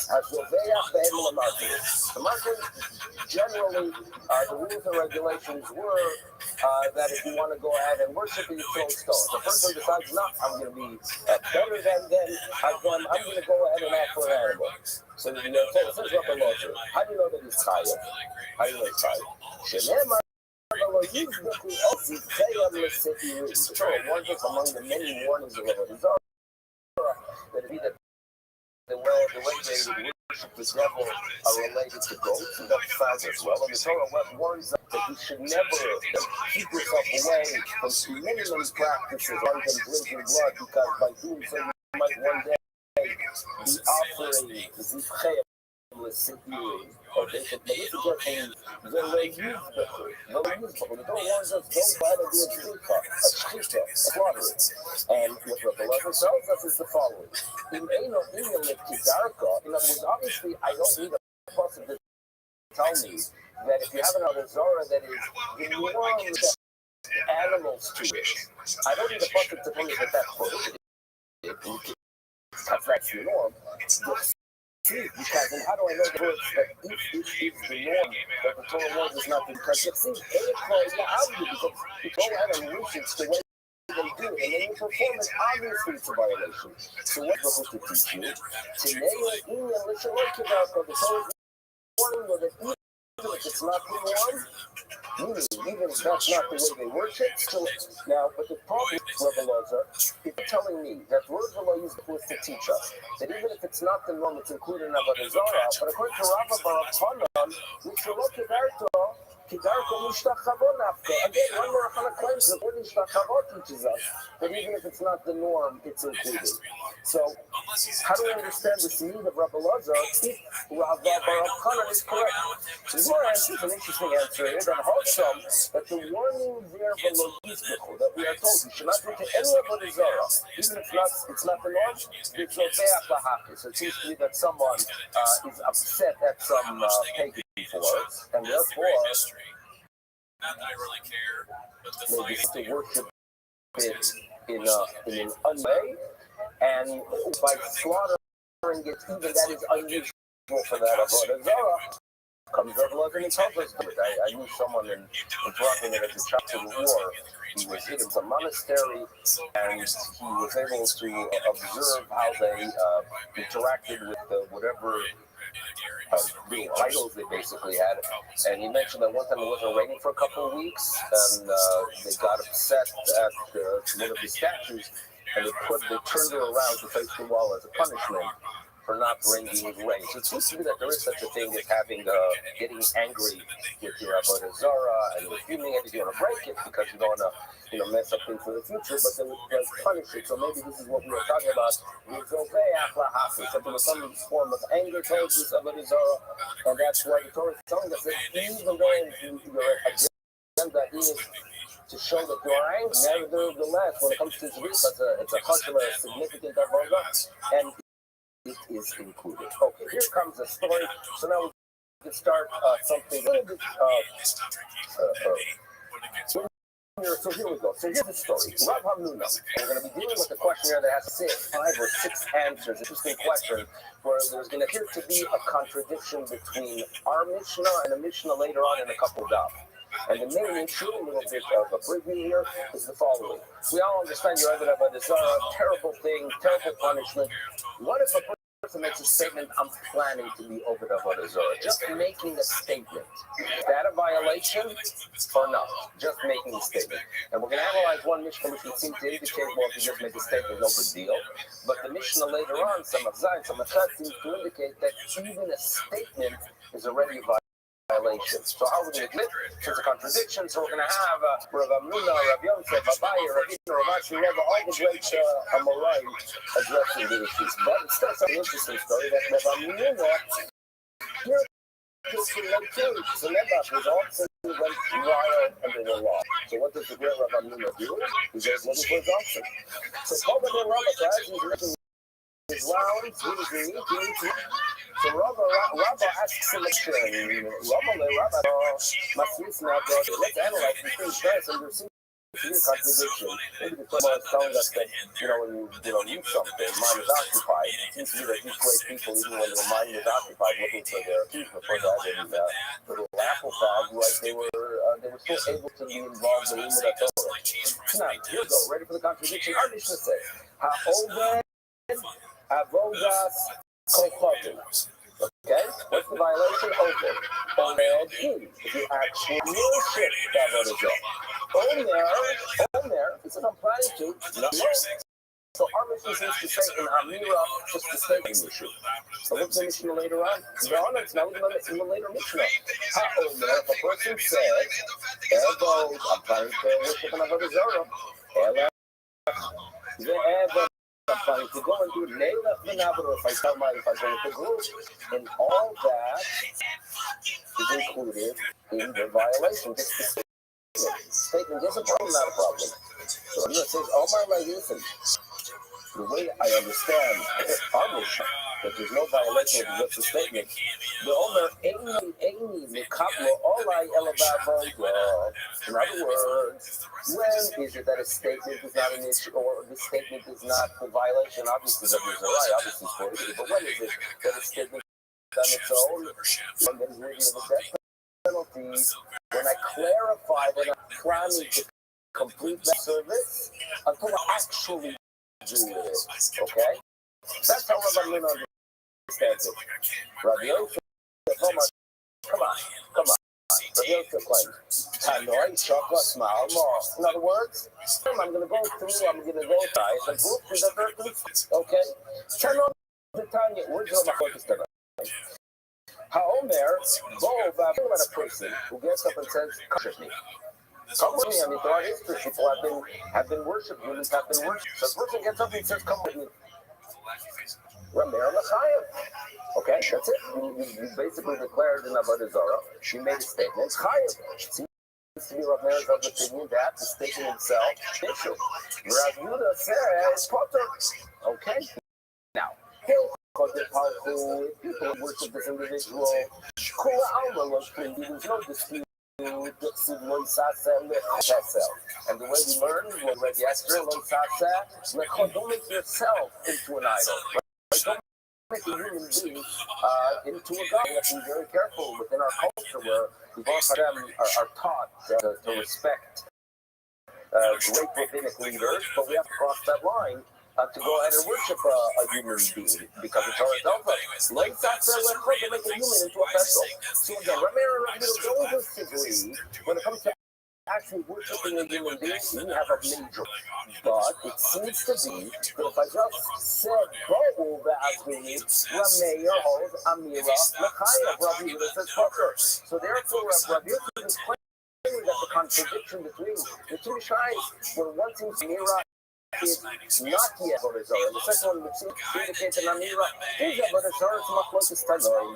Okay, now, the previous ways of dispute the Dibur of Alma, the speech, Rameir said about Dibur Amir Sohi, Rameir, speech is an issue, and Rabbi Yehuda Amir Sohi. So Rabbi Yosef just tells us this is how we solve the problem. We have the Rabbi Amir approach, we have Rabbi Yosef approach, but who go ahead and challenge Rabbi Yosef's opinion, Rabbi Yosef out, and he's going to say no. Hodo, Omar, Rabbi Yosef, Rabbi what I said is just simply not a fact. Why? Rabbi Yehuda, I have no doubt that even Rabbi Yehuda agrees that in that Rabbi Yehuda is of the opinion even with speech only person is chayav the time Rabbi Yehuda when it comes to a mason, when it comes to someone that is encouraging others and inspiring others to work some kind of a pagan force of Avodah Zarah, that speech could be a violation. Okay? So my answer is no. And if you have to wait a second, is there dispute? But if you disagree about a person saying, and if you cease to say that it is not yet a violation, well, here it's unique because it's a person. They might come into you. The nature for Asma, when someone is inspiring us not to worship some kind of distant voodoo force or Avodah Zarah, but rather when a person is trying to inspire others to worship himself. Now, what did people say? The Amrulay, right? The person gets up, Rabbi Sai, right? I'm a higher entity, please worship me. And everyone says, yeah. How do you understand the in? The Amrulay in. And there isn't this big commitment. Mar Sovar, opinion number one, it's Macy's La'atzma, Shmili, that they do the in the Amrulay Kushto, in other words, yes. And that's the problem, that as soon as they say yes, it's a commitment and it's an Avodah Zarah, because everyone agrees that speech is an issue. But why would someone say that? Perhaps not Umar Sovar, and the other Ravida holds, Macy's La'atzma, no Shmili, people go to the end. When a person gets up and says, worship me, what do they say? Yes, sir. Okay, fine. Who are you? Because Neymar Amri, you know what people say? Human nature. My not human. No, always different than me. Now, you're human. I'm not a human. Right? Why should I worship him? Like, not you. Okay. You done. Why do they say that? The Ka'amri, the answer is, yes, sir. Yeah, we're going to worship you. Right? That's what they'll basically say. So therefore, Rabbi holds, in other words, Rabbi in general holds that when it comes to speech, a statement that I'm going to worship Avodah Zarah is included. Is there regarding the person is different because they're thinking himself, he's a nut. I worship a human, I'm a human as well. He get to Amri, the last thing that is. I don't agree with our Mishnah. Bottom line is, Rabbi Yosef just got rid of his own answer. We still have a contradiction. We had Rabbi Nunes before. What about Rabbi Yosef? Well, my solution is different. So there we go.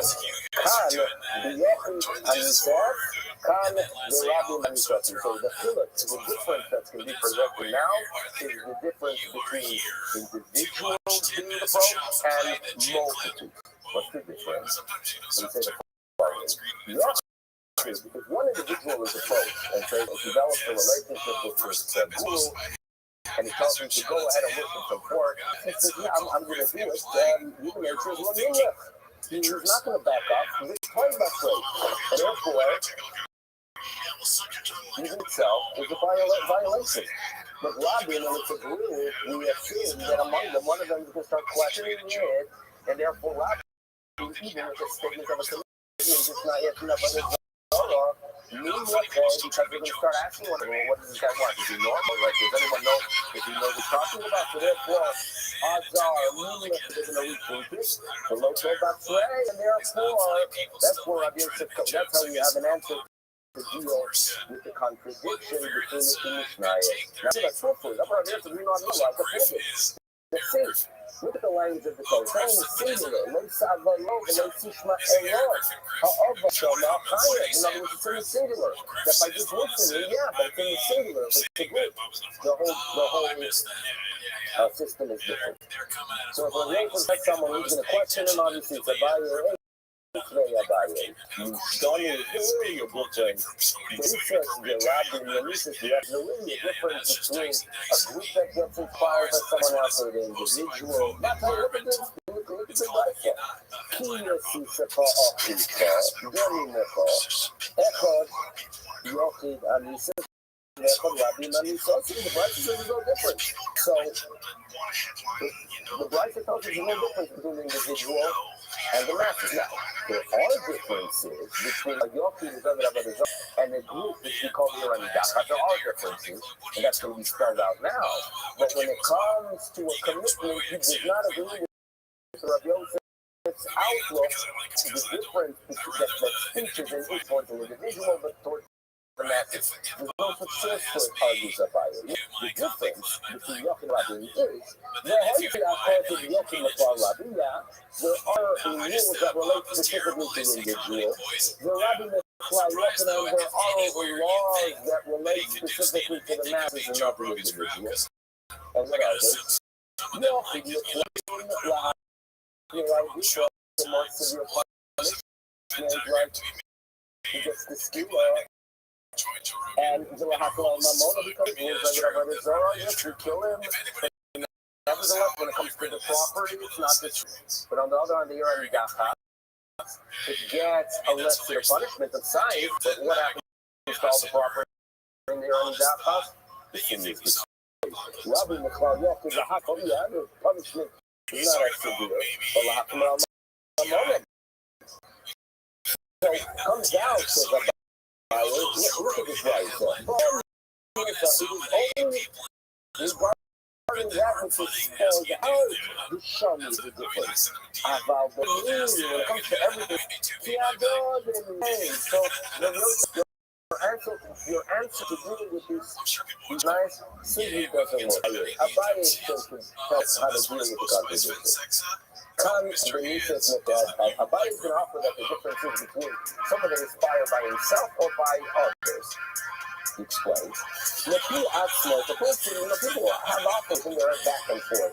Therefore, he himself is inspired to do that. I'm going to go ahead and worship. I do get a work. Like I saw online that people, their life is changed by traveling to the Far East. I'm going to go ahead and every time I'm going to be inspired. Yes, my people are back and forth. Human nature is such that you feel about the ones that say, no, make your way there. The speech itself, glory about Swahili. So here's my suggestion. The difference is, not like Rabbi Yosef, but rather it depends on what started the process. If it comes from a person himself, it's not in mind. When from others, unfortunately, it's not. Like if we look at it, the Lord okay? Although the Shema to not tell one is going to into that person and don't hear his words, his words already are a violation. What are the words of violation? It comes from someone else. That's about the book. Next, who else is going to deal with the contradiction between these two sides? Next authority is obviously the Lord of all my math. I do the Nisas, Meki, Acherim. Both cases, right? Actually have to worship. Then later on, to speak itself is a revelation. Both you and others put you on that track. It'd be a terror. So, what's the difference? wisely in one case, incorrect. So the idea is like this. It seems to be that when someone was being hurt by someone else to be able to have a desire, sometimes you just get a general statement. Yeah, let's go worship, that for. And sometimes you get specifics. Let me tell you about that amazing Avodah Zarah, right? We'll take a couple weeks to get. There's a very unique way to serve, and the blessing you receive. In other words, when you get the details, you know what happens when you start getting the details? You're locked in.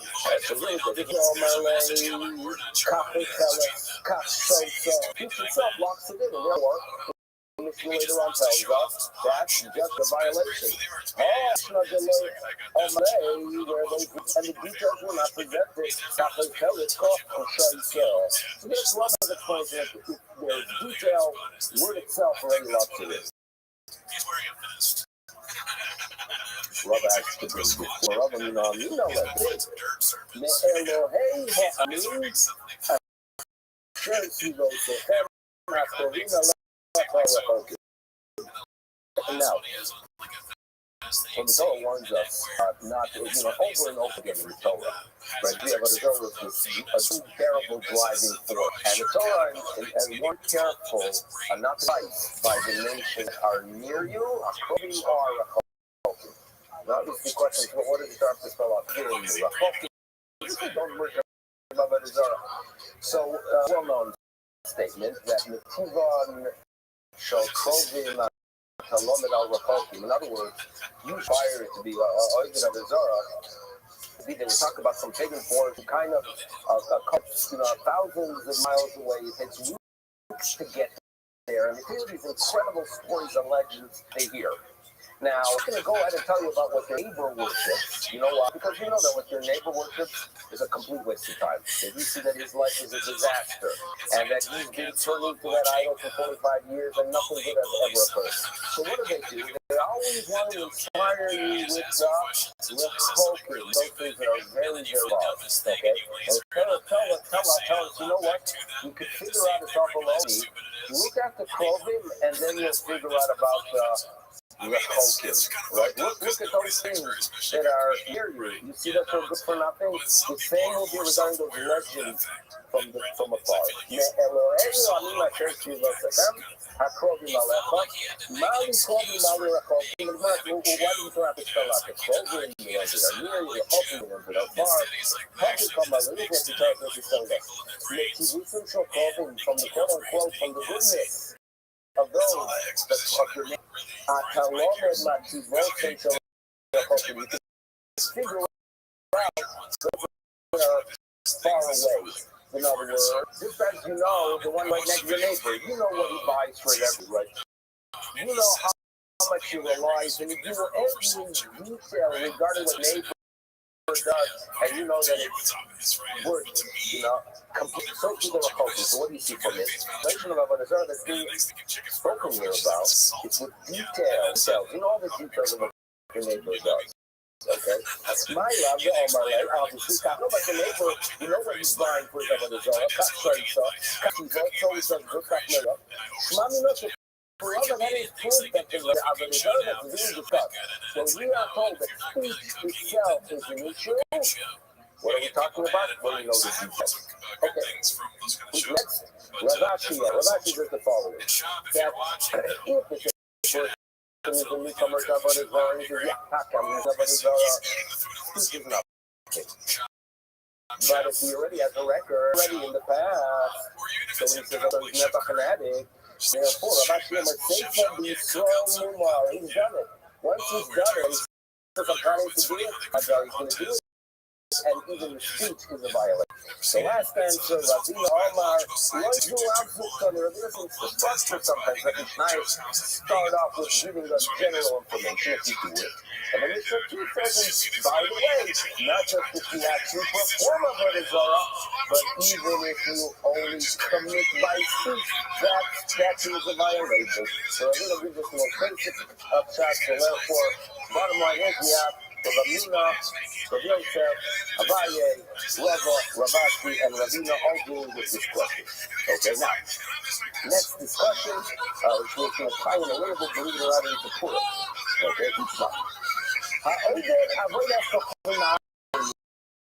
A person to go ahead, worship not because he believes in it, but rather, he has a love for someone and he's ahead and acts as if he is, right? Or hears, and this is probably more common about history, that they have no choice, right? They're living in Spain in the 15th century, to go ahead and be someone for a children of a Zara. Is that a violation? Is that the death penalty? Right? That's of a Zara. You're not really committed to yourself and you don't really believe in it. It's a violation. You love Omar Posser. That's all. You worship it. Bottom line is, what's the act? He worships, he bows, he designated to tell, he threw the stone to the leaves, he slaughtered the animal, whatever it is. Aloha. He laid there, aloha. He accepted it in his heart as the event. You learn, okay? So that's my point. Abaye, Chayet. Rava says, Spotter. Okay, so here we go. Omar Abaye, Minor, Minalo. Abaye said, I can prove it to you. It's not. Remember now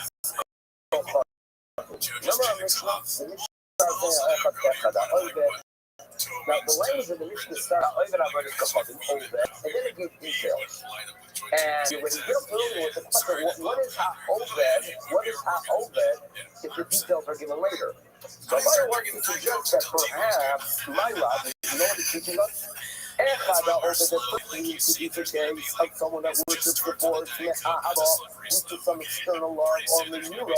So therefore, that's how he analyzes the extra word of then it says, in other words, the heart expands on its own, according to a bias teaching that even if it's me'ahavon, that is included in the complete life. What would Rabbi say? You already answered that what Ha'over is telling us is that we should, regarding that it's done in how it's done. In other words, if it's done from the top, in other words, if they have some odd practice, that's how you would. So if you perform that odd practice, even if it's not even if it's not Kabbalah, even if it's not halakha, even if it's not true, even if it's something very foreign, if that's you violate Avodah Zarah. That's almost really a solid word, adapt ago. That's where Rabbi says the proof when you pick up by it. It's not really solid proof that Ahava is included, because now all that is relating to the idea that you violate Avodah Zarah by doing something in terms of the Now, Rabbi is not over here. Rabbi, okay, so the Torah warns us, we read this yesterday, not to go ahead and work about in Avodah Zarah. So we are told, don't listen about Avodah Zarah.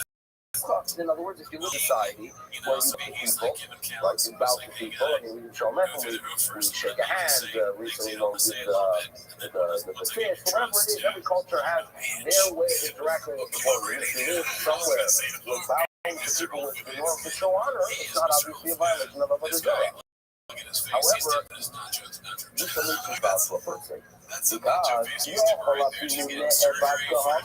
think that it's green light to bow to a person to someone that is worshipped like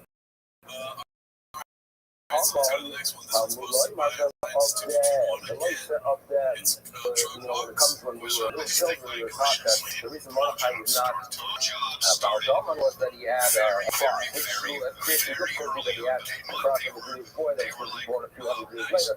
But the Medrash does say that Haman did have an Avodah Zarah on him. That's the Medrash. The Gemara seems to indicate, on the other hand, that it wasn't that he had a necklace which is this ring which is Avodah Zarah, but rather he himself was worshipped. That's what the Gemara here on Megillah seems to indicate.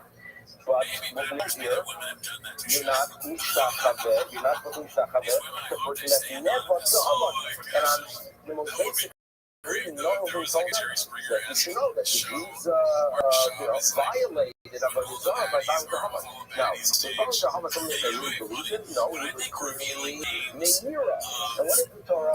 The Gemara is using it, the Bride is using it as an example of a violation, even though it was Meira. So it seems to be what Abaye claims, that a person, that uses an Avodah Zarah Meira is a complete violation.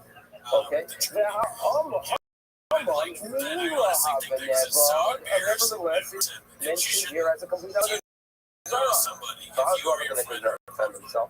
Well, Rabbi says, no, sometimes an example is there with all the details of the example.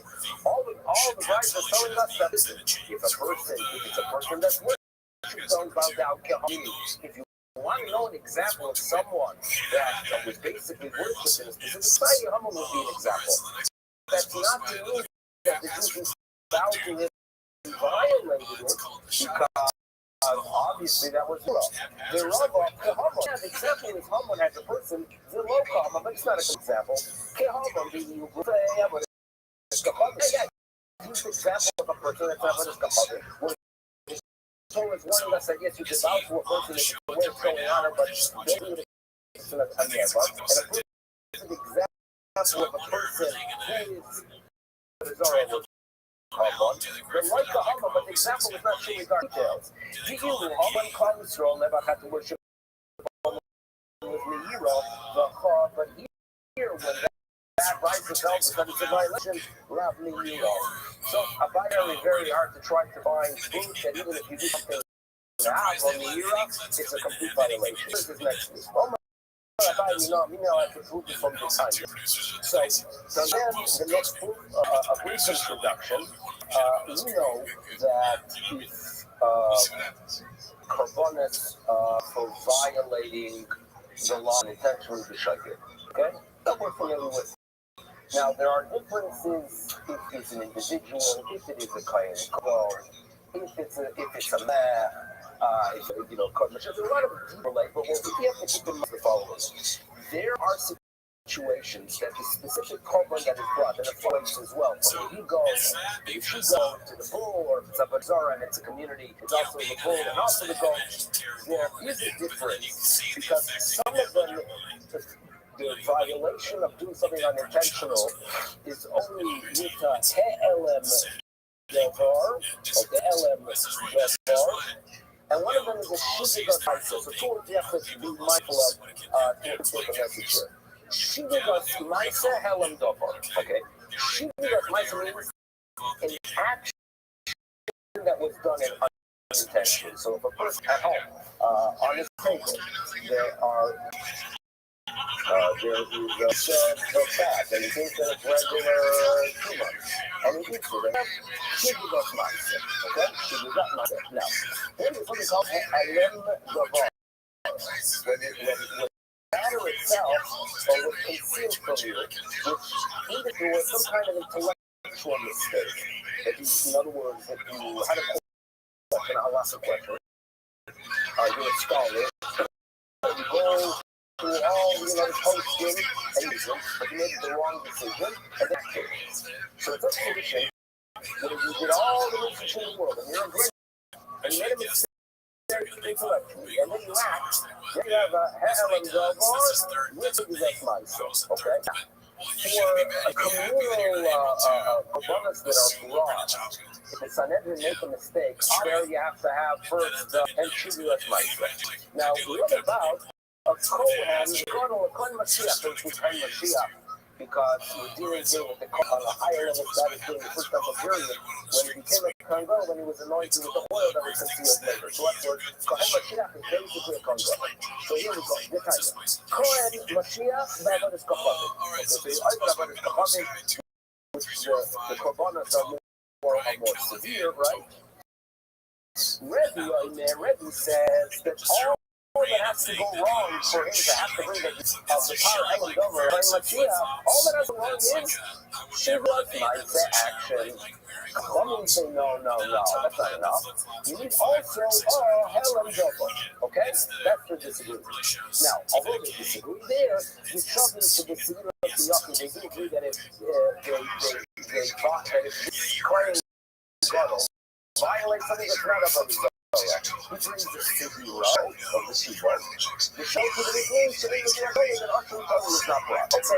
Now, what's relevant for us is we mentioned here Shivigot Ma'aseh. What are we talking about? An action that was done by mistake regarding avodas kafavim.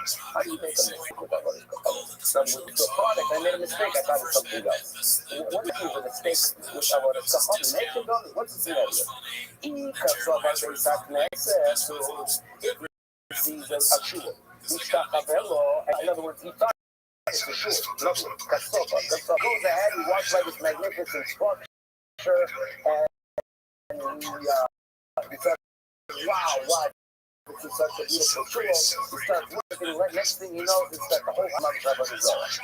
That's a shul of life. Because what are we bowing to? We don't work in shuls, by the way. But the beautiful shul in the world is the Rabbi. So obviously, it cannot be a case of the Shivi that mindset. It must be. The Choza Andarka, he saw they got a statue of the king, right? And he bowed to it. Now, that also problematic. If you really accepted it as an entity to be worshipped, it's not a show yet. Maybe if you did not accept this entity, it's going to Lakumi. So therefore, I argue that the only scenario that could be possible. Here we go. In other words, he made a mistake from Allah or the fear of man. He thought, what would be the mistake? He thought that was permissible, and therefore that would be a scenario that it is a showcase. So if he made this rule, that would be the real of the Zara. Hey, if I have books, okay? It's talking about a person who said, no, that is permissible. Wait a second. I'm a mutter. That's just an answer to something that this is tomorrow is that they're going to tell us there's a difference between mutter legame and a person who thought that some things are permissible and something negative. For that, we'll leave on the page. Thank you for joining us. Everyone, a wonderful day.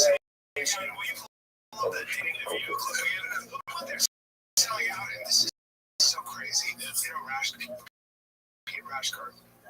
That's kind of crazy. That's what they're selling.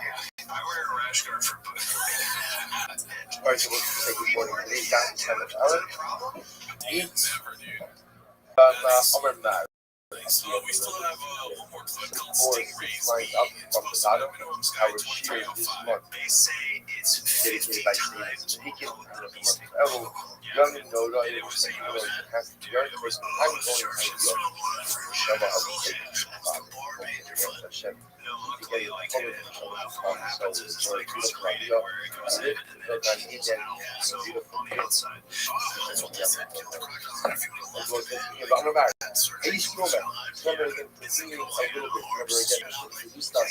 And the concept will say that essentially there are three different categories of both of both the Zohar. Right? Three different categories of worship that will be done. Number one called normative worship, which is the normal parent. We should go ahead and worship the idols.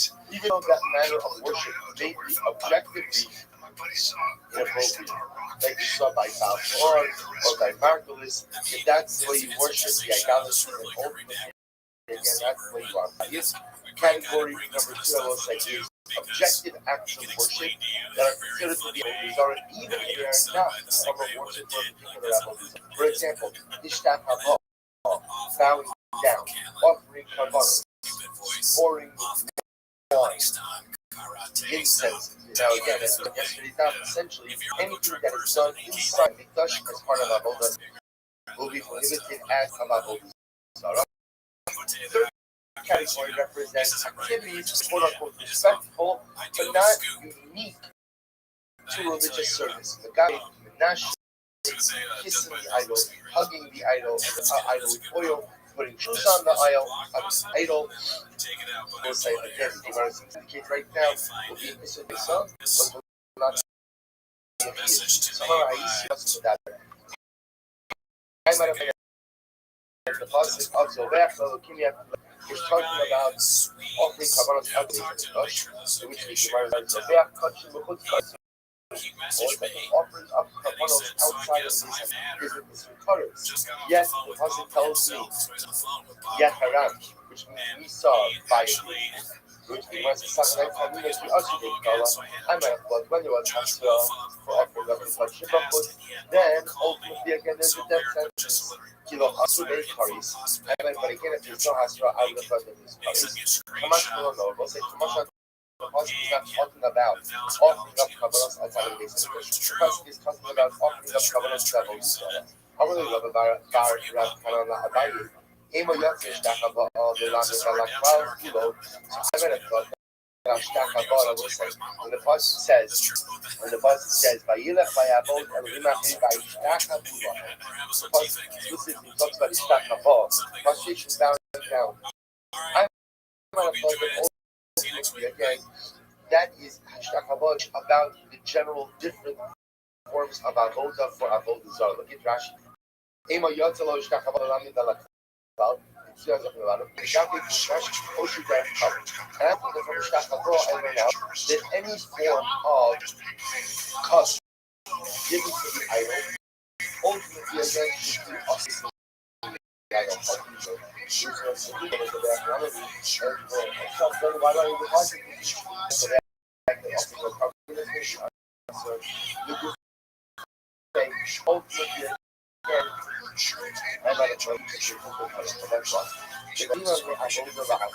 Ultimately, you're going to teach us that even if I have that a particular food service should be avodah zarah, then ultimately again I am for avodah zarah, and prior to that, even though the present avodah is not avodah zarah. What is it? It's not. I showed you the avodah zarah. Come on, avodah zarah. Well, I have to use avodah zarah. Listen to this case.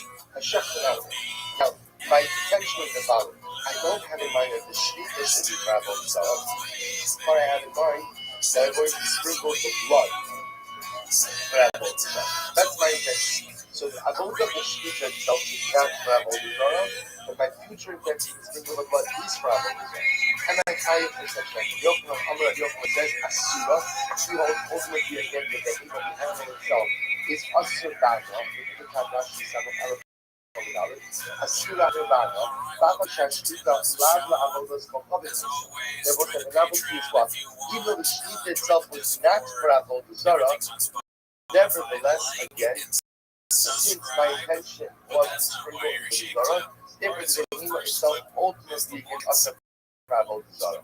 Rish Lakish says ultimately no, the animal itself remains mutter bana, and it's only people who sprinkle the blood later on.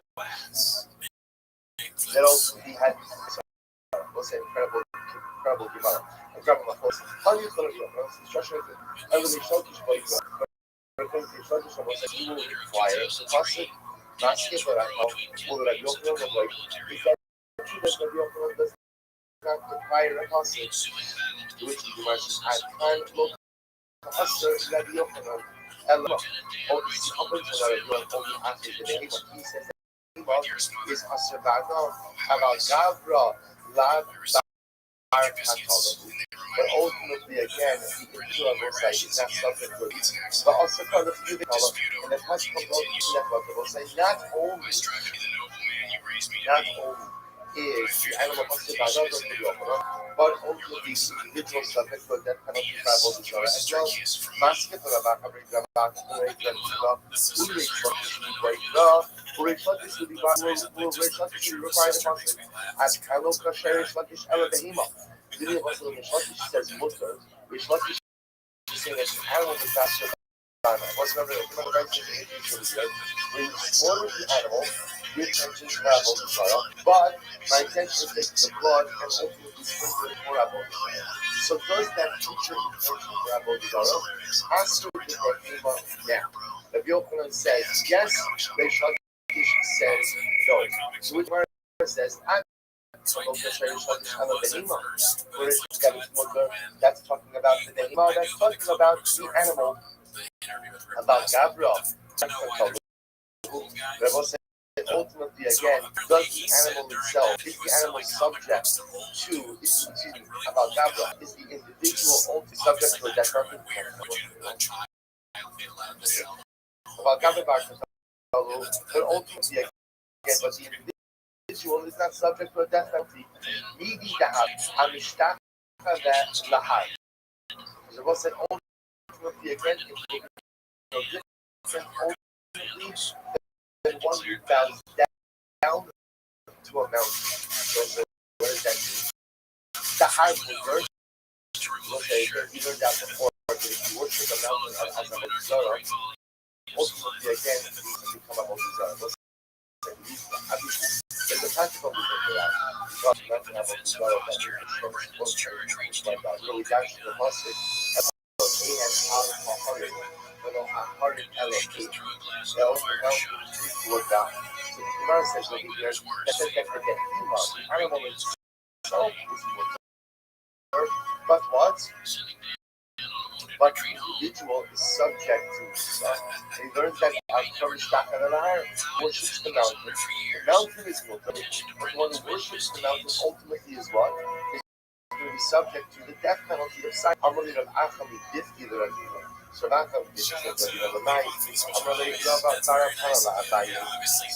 which Rabbi said Emo Yotis outside the Lami of Crowd Kudo. So we'll say remember what that we said before, that if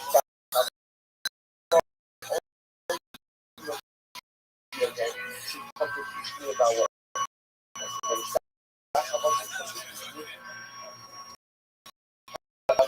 general level, so we'll say remember again on the day that said that Ishtaka when the person actually singles out the conversation, the person is coming to go ahead and discuss Ishtaka. So the question why the person singling that out? Which the Gemara answers about all forms of our Boda. That all respectful forms of our Boda, like hugging, kissing the idols, are going to be usher as well. Yeah, became nice. So if that's the case, then the phrase what is coming ultimately again to go ahead and exclude? Because the Pasuk says, so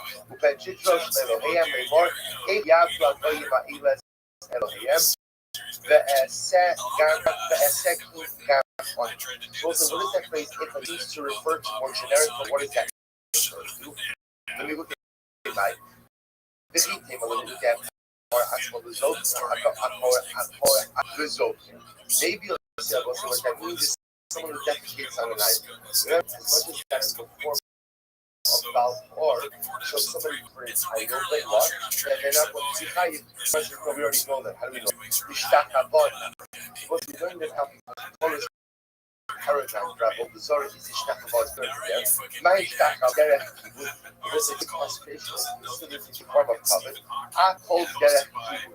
Ultimately, you know, say only time worshiping an idol, if you do so in respect, the only time you be high at the definitely idol is if that is form of worship.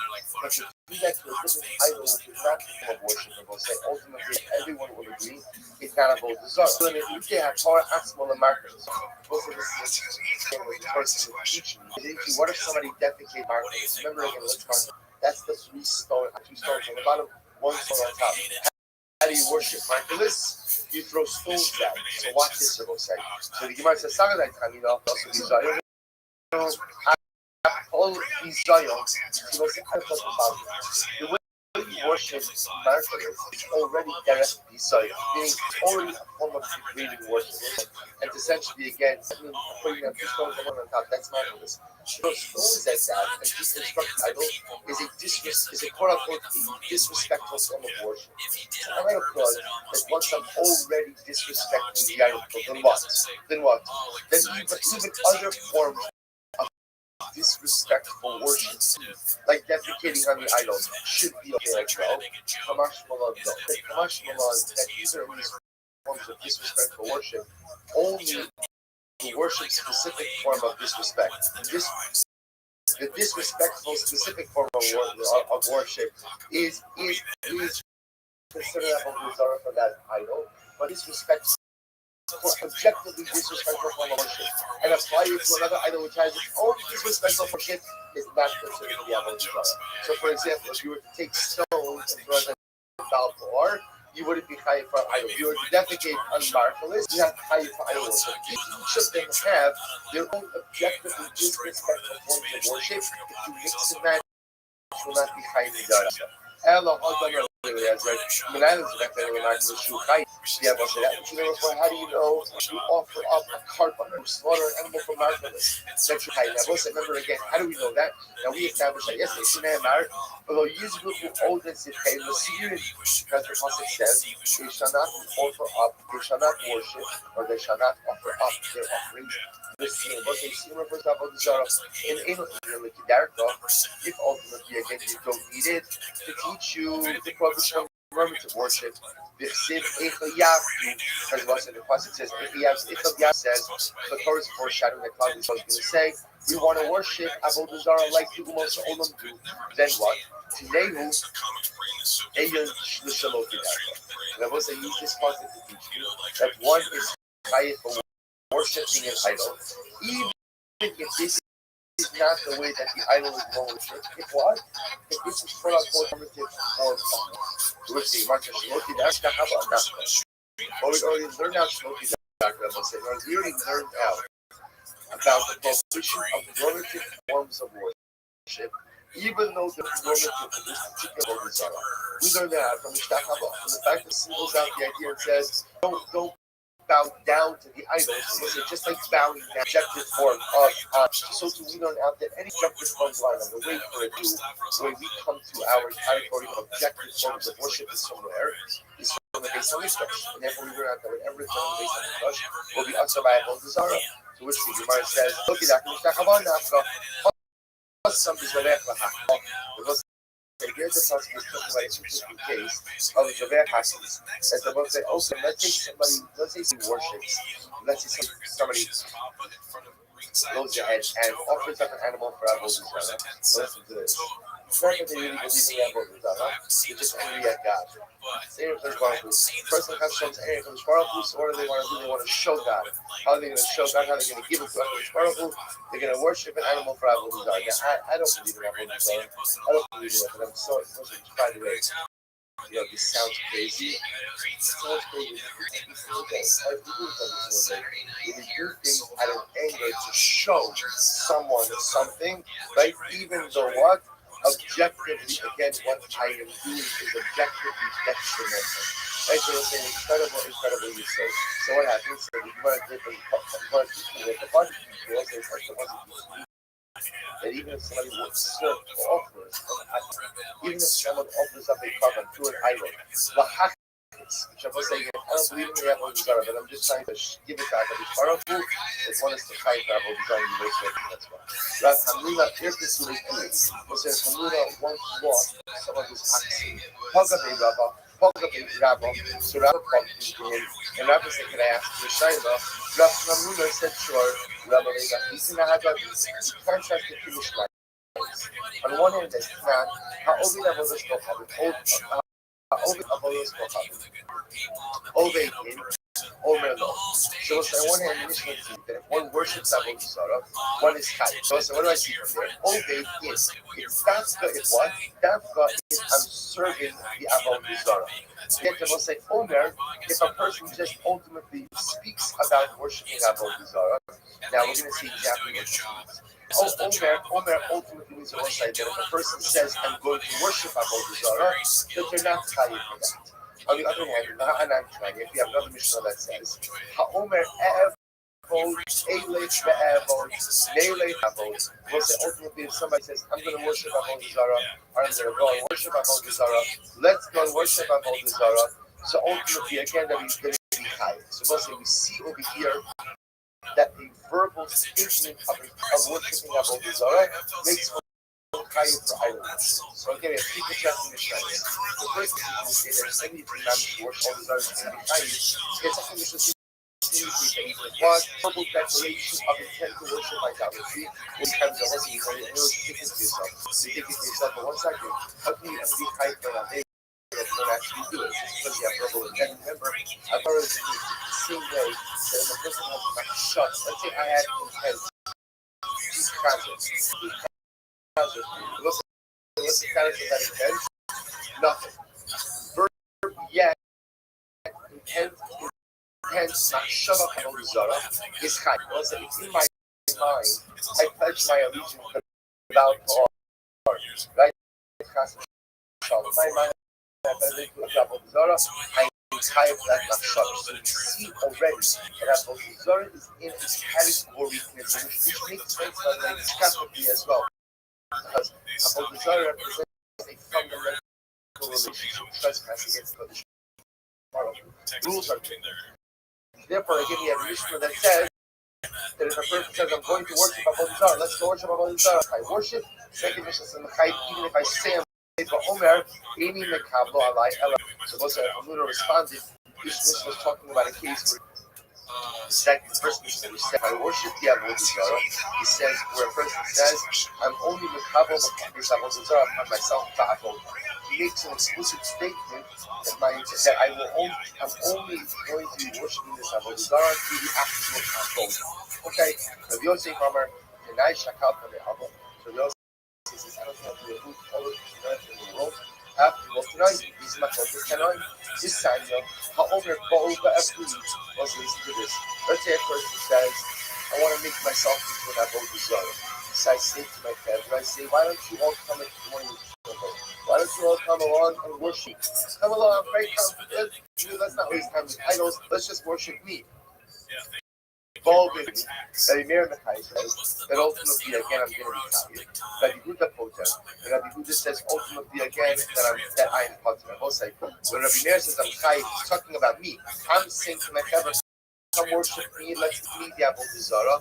I'm going to be Chai as a Mason. Also, 30% of Mason. Mason is someone who instigates someone else to worship Avodah Zarah. So the Mason is Chai for instigating. So the Gemara says, I make myself an Avodah Zarah Mason, Rabbi Yehuda Poter. So the Gemara says, so if people actually worship, I actually got people to worship. Was it everybody agrees that I will be Chai?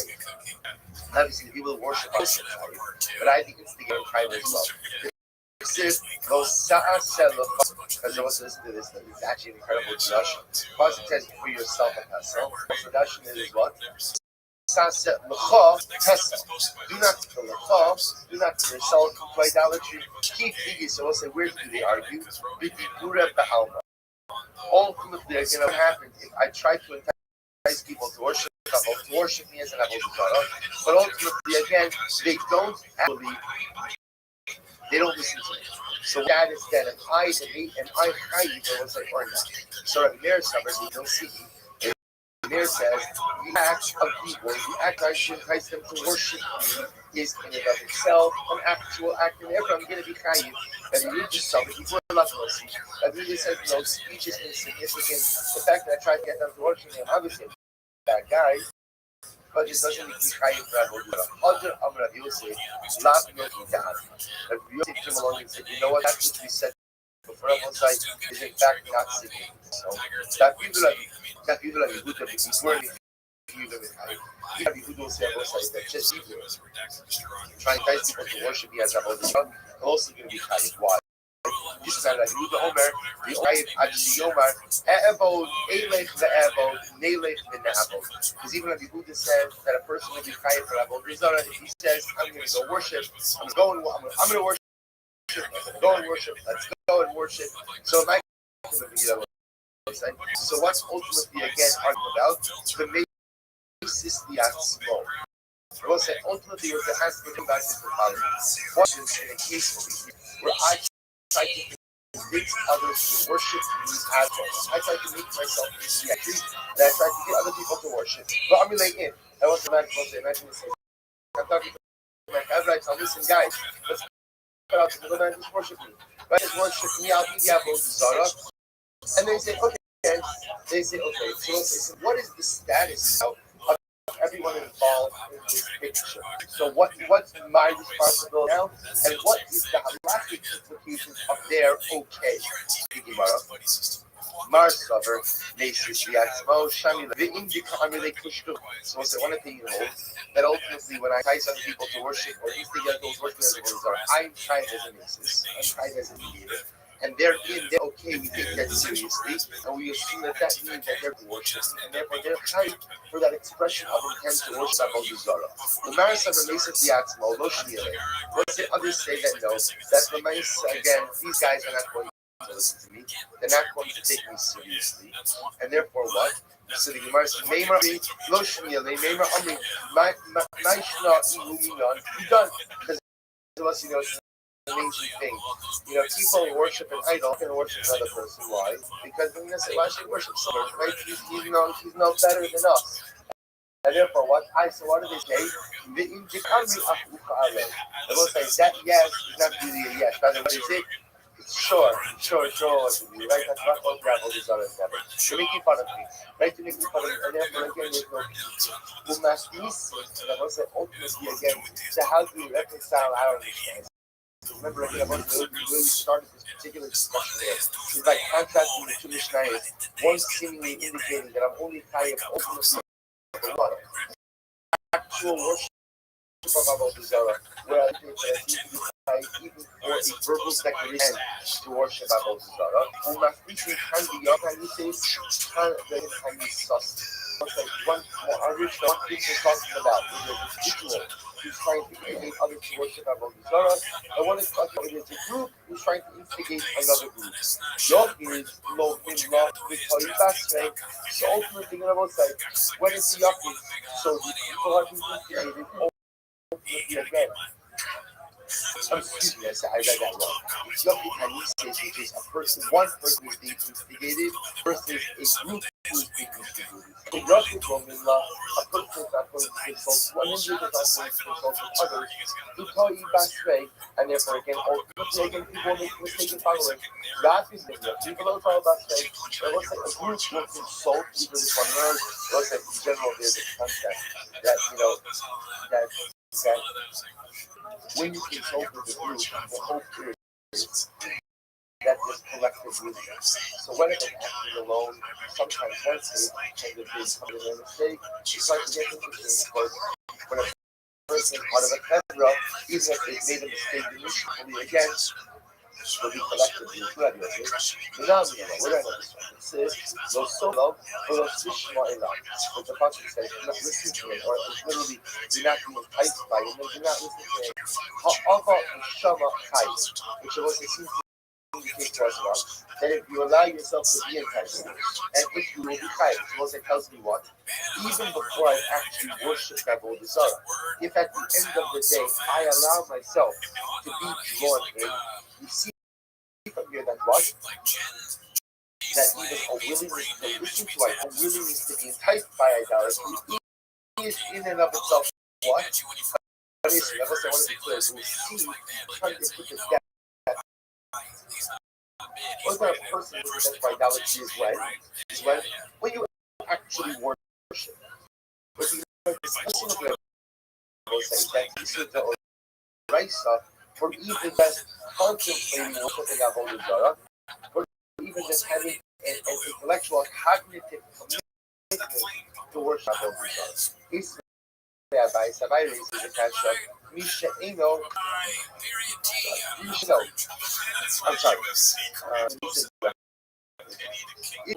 It's ultimately again someone who is enticed by that is only enticed by God yet the person says he assists Africa then enough. After the occupation of Rabbi was ultimately again is here to produce whether or not you go inside, but it's not the whole say I cause something with Rabbi, the red cloud yok. And it was constantly dealing with the enticement for Rabbi Zara. I speak to Yochim Rabbi Yochim Rabbi al Gufo will kill al Mamono. So we'll say ultimately again, the individual is different from the collective society. And if the individual is enticed to worship Avodah Zarah, and he indeed does Avodah Zarah, the Machmir al Gufo. Because the Machmir al Gufo means to put the death which right skill is considered in more common thing of death. We have the Hakka Mamono. Because if a person worships Avodah Zarah, he's enticed with Avodah Zarah, so he's put to death by skill. What happens to his property? His property is lost with their don't destroy his property. this side, Rabbi the cloud, the Torah isolates the collective from the individual of pay that went to death, heritage to death, through side through a sword, will have considered to be a bullet side, considered to be the most powerful form of execution. And yet, will have here get to on the flip side to be mastered ultimately on your emotions. Remember again, what happens in the United States classic, for example, ultimately of a rather the word Zaras is the darkness. What happens in the darkness is destroy all the property. Whenever there's although they are given a quote unquote more lenient from that I do, they're given more they are given a more that the property is destroyed. Which what I only in this distinction of the manner of execution of the property that there is a between the and Rabbi. The whole needed to have done this regarding all other matters of our desires and their activities. Can the new states be actual? Can the new states be actual? Now, what's the distinction between the two? Just talking about if you have a person who quote unquote self-entices. He entices himself and is the actual. Can the new versus someone who is worship of a desire to the other. We must minimally be active. Let's say, now it's the dynamics of a group dynamic. Like the flip the opposite dynamic. So when a person is entitled to do something, the assumption is wrong, they get a problem with it, and on the flip side, that's no minlaw. What they sometimes, if a person can bring himself to do something, he can just as easily watch, right? Rethink it and convince himself not to do it. If you are very worried about that, once a person is out of the group, they'll try to make friends with the group, and none of them follow that dynamic. Rabbi, we're writing dynamic distinction between the steps. So you want to sit, those silver over those Sishma Elav. Do not be enticed by him and do not listen to him. How about the Shama Chai? Yeah, well, what do we see? That if you listen, and you have the intent to worship Asara, then ultimately again you will be kind. Rabbi Amar, Edi Benisi, Rabbi says both are referring to ultimately one who is enticed. The worship of Zara from us, Hug Amar, Kach Ocheles, Kach Shoseh, Kach Madiva, Kach Maria, so Hug the Lo, Amar, Kach Ocheles, Kach Shoseh. So now, Quran makes another interesting distinction. This other distinction between when I was like, this is how it's like good, how it's like bad. Once I that is the ultimately once the word is described, the action, the title, where it's the person's intent is ultimately carried through on worship. Versus the other two, where a person does not speak about the business of the idol. It's also possible that even though we can't talk about the person will not on his intentions only to worship. So Rabbi said, first, into the first wide line, from where do I know the Sid? Hakrobim Elef. Hakrobim Manilef. They'll say, why does the Pasuk take reference? Here we go. Speaking to us, against the prohibition to worship idolatry. So why does it say ultimately the gods of the nations who are around close to you? What is the matter if you have all these others close to you, have all these others far and so forth? This is what it means to say. The Tibuson shall program at Amara Maki Busan Shah. That is what it means in this part. That if you want to learn about Avodah Zarah, pretty much Avodah Zarah is Avodah Zarah is Avodah Zarah. To learn about the ones that are far away, the attributes of the ones my love, the Amalek, Kach Ocheles, Kach Shoseh, Kach Maria. So what does that mean? That means the process of beginning to extol the virtues and discuss the virtues of the Abel, ultimately again giving and of itself the beginning of the process of worship. Some that we can see that this is the truth. So we'll say, let's compile this over here. The first of us, so just couple of very important things. Number one, what we ultimately say is that Keyboard is Latinist. First of all, again, an expression and ultimately to worship Avodah will not make you chayiv for worship. Even though, again, it's also, it was like any expression of allegiance, ultimately to worship Avodah will be also. But a verbal expression of intent to worship will not be chayiv for Israel Avodah. That's number one. So let's say number two. Number two, the casket ultimately again the Kashvina la'avoda la'avoda, which is to say, if you have in mind, if you're checking an animal, and you don't have in mind that the shvita should be for avodah, you have in mind that you're going to sprinkle the blood for avodah zarah, the fact that you're going to use some part of that animal for avodah zarah makes the animal what? Asr ba'ana now, time of the shvita, even though what your intention is I'm not shifting it for avodah zarah. And I'm going to sprinkle a blood for avodah zarah. You pass from ultimately again like the Yochanan, that makes you a animal to hana right now. Now again, I'm also on a technical level. I'm not chayiv for avodah zarah. Why not? Why not? Because I didn't do it yet. But because my intention ultimately was to use the blood of this animal for even though again I didn't use it yet, that makes the animal asr ba'ana now. And our three category distinctions by different both those have avodah zarah, like we spoke about at the beginning of this year. Fine, we're not going back to it.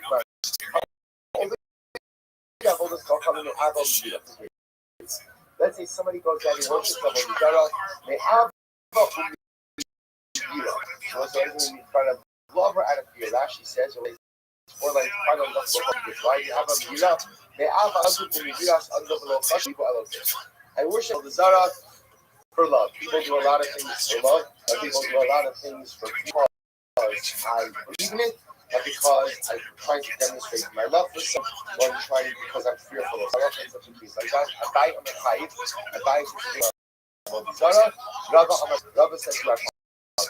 I buy why? Because I worship. Worship is worship.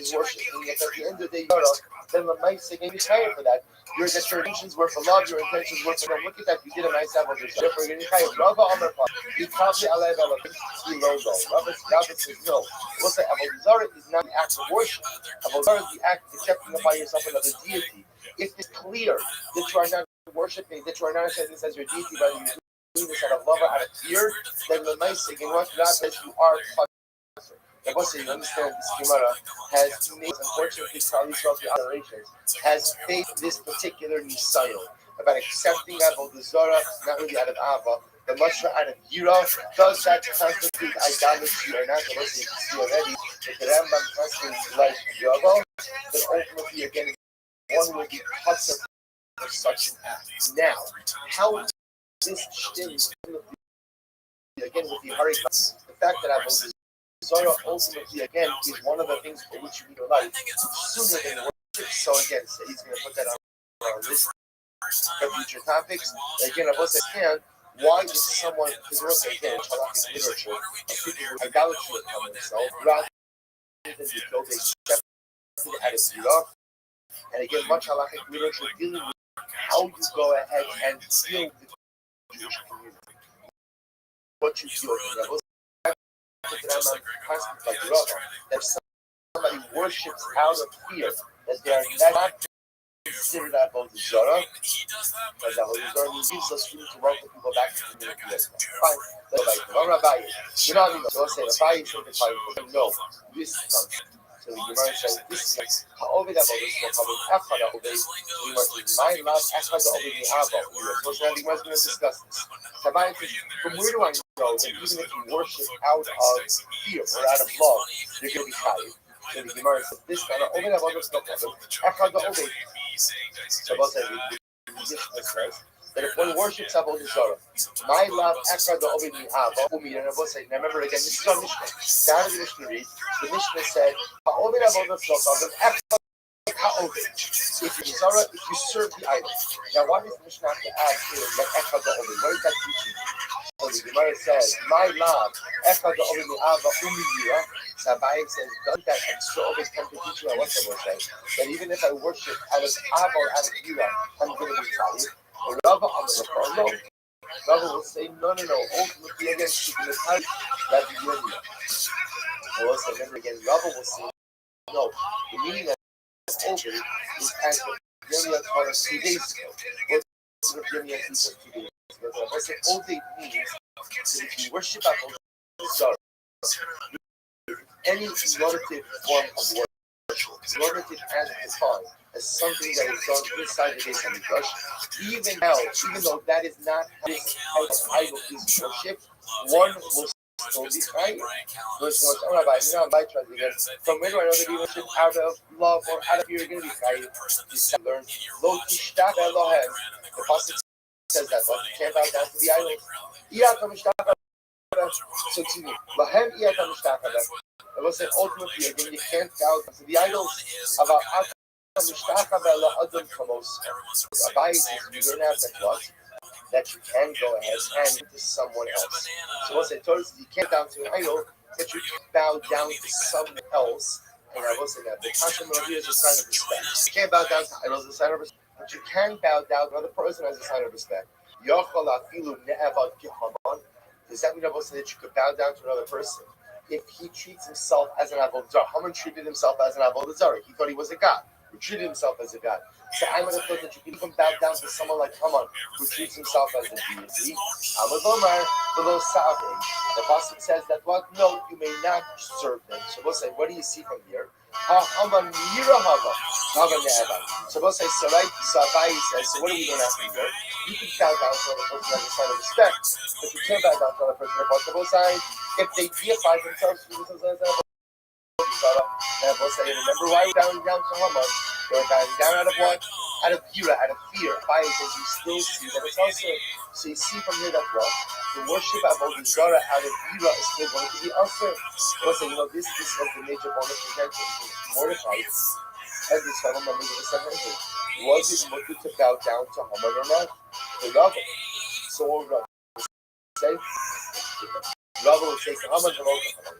And we'll say, bow down like Haman, but not like Haman. To Haman, you even pay Avodah Zarah. The local Haman, the Haman Yira, the Hafa Lav Yira. Ultimately, again, so Rabbi would say that ultimately, again, I will say that the basic needs to say like Haman and not like Haman. Like ultimately, again, like Haman, that Haman considered himself like an Avodah Zarah, and therefore, again, it would be us to bow down to it because of Avodah Zarah, but not like Haman. Like Haman, I will say, even though it was an Avodah Zarah component, Jews were bowing down out of Yira. Jews were bowing down in Yira. And this case over here is not talking about it. So fine, so let's say, it's not what we're actually talking about. I'm leaving you a little bit of a meaning, we're leaving you a little bit of fun. This is incredible. You saw this with Machlokas, Abaye and Rabba, about whether or not, one, what is the halacha, or what is the liability when somebody worships Avodah Zarah out of Yira, out of fear. Abaye is saying ultimately again, it is still considered to be Avodah Zarah, your chayiv, versus Rabbi ultimately says that you are part of the resolution. Let me share with you a short idea. To me, that's a lot of likes, yeah. Except for the one with all the other clips I've almost done. Anything I have to say about the sponsorship and the real quick things I need to refer to. That's very fine print. Good morning, everyone. We'd like to thank the Simpson family for sponsoring the annual conference. It's food for the sort of elbows for Amisrael. Okay. So what we had is what we had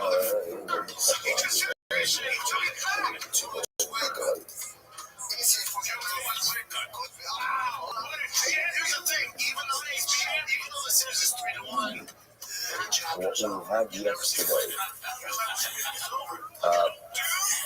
So quick reminder. One of the statements we make in the morning, you know, totally directed with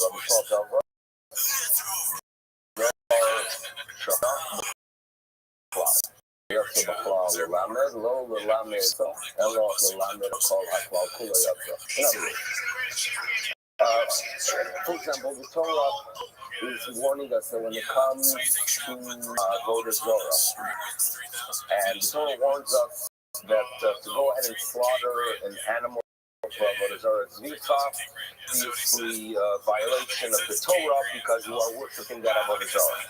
Now, what happens if that specific force or deity or that Avodah Zorah is worshipped by slaughtering animals, right? They're very ethical. They only take tofu. They don't like meat that Avodah Zorah. So what happens? In other words, if I go ahead somewhere on the West Coast and find Avodah Zorah, and the person decides to test an animal, but that's not how it's worshipped in that society, is it still a violation? So obviously, if you go ahead and perform an act that's part of the rules and regulations of that Avodah Zorah, that is how you worship it for, clearly you understand that that's a violation. But what happens if Zika, the slaughter of Avodah Zorah? So the Torah tells us, listen, don't even. It's not the way that works worship. Okay, now, what's interesting is that when the Torah warns us not to go ahead and doesn't just include slaughtering, but it includes any type of service that is performed inside the Beit HaMikdash. So, Zrika, Kabbalah, receiving the blood, Halacha, Zrika, any one of the 4 services that are done in the Beit HaMikdash are included in that warning that if you perform any pagan beauty, even if it's routine, you violate the prohibition. And it's working. In other words, the Torah only mentions 1. So how do we include 4? It was Rothschild, right? It teaches not just for it, but it teaches for the world of all 4 services done in the Sunday. But then we have this question that we have to deal with, and we have to remember, we must remember as we start our daf, what Rabbi Baruch Hanan is going to ask by, wait a second. The Torah tells us, Lo tishtachaveh. You should all go ahead and bow. So wait a second. Maybe that is to include, maybe that is that type of statement that is lament to teach on many things. And maybe what the Torah is teaching us is that if I give anything honorable to a pagan force, to an Avodah Zorah, even if it is not the way that specific Avodah Zorah is worshipped, and even if it's not done in English, maybe the Torah is warning us that it is a violation. So maybe the Ishtachava is the issue. And we want to wait a second, okay? But it's so why mention what the Torah mentions at all? So we had in the top part, the bottom of Samach on the base, and now in the beginning of Samach Aleph, is that perhaps, and that's what we are told, what we are being taught here is Mechachim Ma'avoda La'avoda. In other words, we find by Kachin, as a first income, people. So in a couple of years, we did, and one of the people in the discussion is the fact we have to be very sure when you perform any of the services in the Beit HaMikdash that your mind has to be operating with understanding that everything will be done correctly. And if I go ahead and check an animal, and I have intention to go ahead and I'm doing it with intention to perform a later service of it. For example, even or sprinkling the blood, with doing it in an improper way that should not be consumed by those who are designated to consume it, or to sprinkle the blood outside of the Samizah. So the sugars we're going to be discussing with each year are known as the sugars of Masek, of Machshevet, okay, a prophets and prophets. Now, what we're going to be discussing here, so let's start off with the last line and a half of some of them. Let's say a person slaughters an animal. Now we're going to be applying this concept of Machashim Ma'avoda, which means I perform one act with intention to have the damaging effect with a future, with a service that is going to come in the next stage. Okay, so the discussion here. In other words, my shita is not with the intention that I I'm doing it for an avodah zarah. But I do have in mind as when I share that the sprinkling or the haftorah or the offering of the meat should be done for an avodah zarah.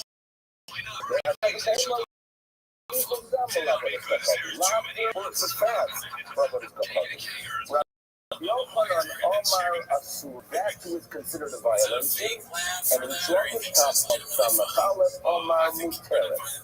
And what the Gemara discussed is the fact that could be, so again, we're going with what Rabbi is telling us, that Pishtachava is to teach us that any other service is included in the warning, even if that's because is not worshipped in that way. And we ask, but wait a second, what is the word? What is the teaching of Rothschild? Maybe Rothschild is to teach us that what? That Makashvi, Ma'avodah, that even if I do not have an intent to be able to have an azar with the shkuta, but when I check, I have in mind to perform either it is Nika or the Hakka, that too is included. So the Gemara tells us, if I believe in Nika, well, according to Rabbi Yochanan, because according to Rabbi Yochanan, we're by Kachim, we know that Makashvi is Me'avodah. So you don't need a verse when it comes to Avodah Zarah to warn us.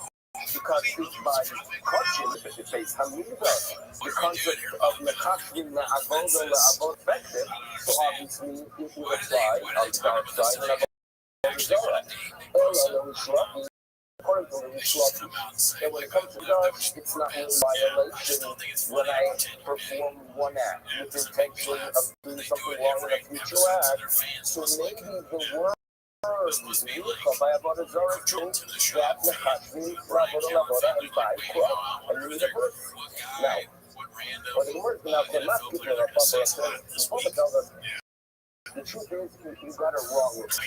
Because what Rabbi's going to tell us, by Krov, you're telling me that for Rabbi Yochanan sent me the verse because I can learn from Kachim, from outer services. I guess that's so. I go to after Rabbi Yochanan because Rabbi Yochanan to the face of Mishnah. Thoughts by Shkita could be affecting, right? Even if it relates to future service. What Yochanan is only telling us that the animal becomes prohibited. But God, what he's not talking about the person. We're about Kafla. We're going to get the death penalty. In other words, Rabbi Yochanan, right, everything is clear because according to Rabbi Yochanan, I can learn from Kachim. That's not true because in Kachim he's talking about the animal. But we're talking about the person, okay? We're also crossing doing with the fabric because to say that the person who goes ahead and performs with a machshava from one service to another service, that he deserves the death penalty. And so the question can be asked the other way around, not to learn about the Ravika. In accordance with Shlokish and Baikra, you told me that from Shlokish we might need the verse. But that's actually not so. Because after Shlokish, even though by Kachim, we Shlokish hold that a machshava from Avodah is not effective. We Shlokish only talked about the behemoth, about the animal. About Dabra, but you would agree that a Dabra are Kafla. And if you're not good, how is it possible that the Shlokish is of the opinion that when it comes to Avodah Zarah, that if I have a thought which during Shkita, or something in the future, that person deserves a death. But that item that the service took place regarding is permissible. Is that possible? Do you ever find such a thing? That a person doesn't have Avodah Zarah, the person deserves the death penalty, but the object itself is not prohibited. You find that? Well, actually, you can get out there, how many stuff up in the house? If a person bounces to a mountain, what do you mean? The no, they have the control that all the pagan nations would bow to mountains before our face. Although, right, the Avodah Zarah was placed on a mountain, by bowing to it, you prohibit that item, but the law, and then if you go ahead and worship a mountain because it's connected to the ground, they don't have the ability to prohibit it. So if a person bows to a specific mountain, he himself violates the prohibition of Avodah Zarah and gets the capital, gets the death penalty, but the mountain itself remains permissible.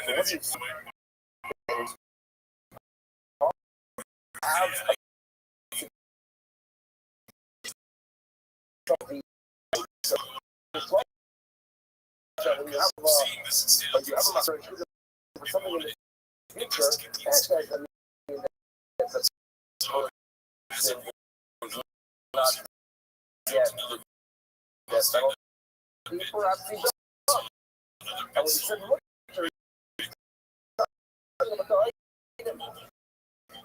so therefore, we can have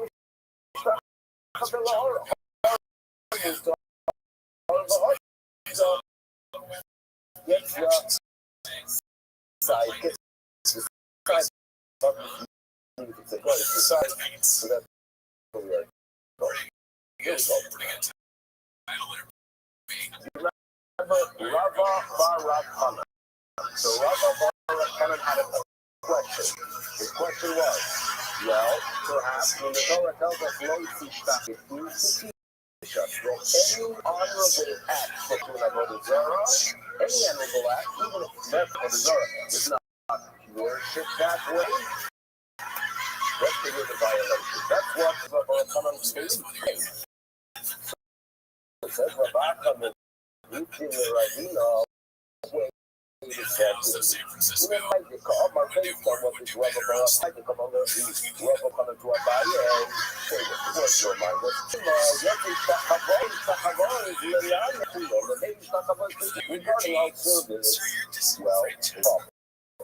Because he told us that when you get so don't do too much into pagan practices. It's all you have to, how are the nations worshiping their God and from on United as well.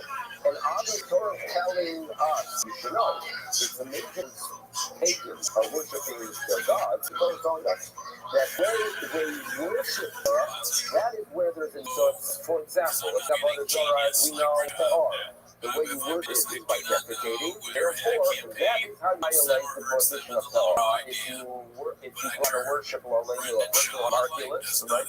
You want Mercury. So the way it was done is what by throwing stones. So it's telling us that the way you violate prohibition is forming specifically the acts that designated by that was by those over there. Now, like Rabbi Hanan, that any act is, what does the Torah have to tell us that? If the Torah is telling us according to the law, anything you perform, anything you do is about a Zarah, Abba, Yata, in a Klal Lamed. So why does the Torah have to warn us specifically that you shall not perform an act in which they worship the Rabbi Zarah? Okay, well, the thing that anything in the claim, and then we to exclude Hapoel, Axel, Lizaki, but like we have a more normal nation of the Torah, that they slaughter animals to worship that for. And you go ahead and say, you know what, I'm going to worship it, and I'm going to take the practice from Peor and defecate in front of it. So it's telling us that that's not considered a violation, because that's a way of honoring deity, so therefore, the Torah is not included because it has to be Shtachavor, which is honorable. But Shtachavor after, my Shtachavor Kiddush, Hakol the Kiddush. In other words, if you look at the Shtachavor itself, the Shtachavor teaches that. In other words, you can't tell me that the Shtachavor is not from Lamed, it's coming to go ahead and teach, and therefore it's coming to tell you that any form of service. Well, the Shtachavor is only teaching you that. Because teaching like Rabbi Bar.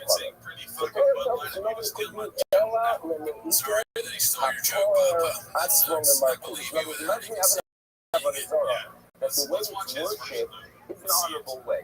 Like we mentioned, Mercury was worship like Rolling Stone. So one would claim, wait a second, since that cult, since they don't have a Zarah, worship it in a way that's not honorable, the way that's not honorable is included. So therefore, perhaps with the Torah is telling us that talk about the Bina and the thought,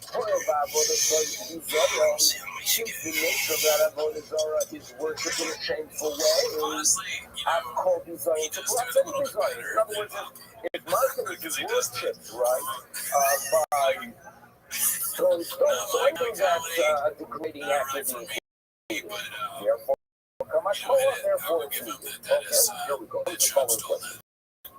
How do Omar Rabbi tells us now, Mitzovea be'emon le'martin. So yeah, Martin, if you're in Spanish, Wednesday, right, is Mercury. So obviously it has its roots, right? It has its roots in these papers called Wednesday itself, or Warden Day, that seems like the Lord is a word that became part of identified day. But let's go back to it. So they have to the Muslims generally, the rules and regulations that if you want to go ahead and worship, you throw stones. The person that I'm going to be better than, how do you know that it's pious? How do you know it's pious?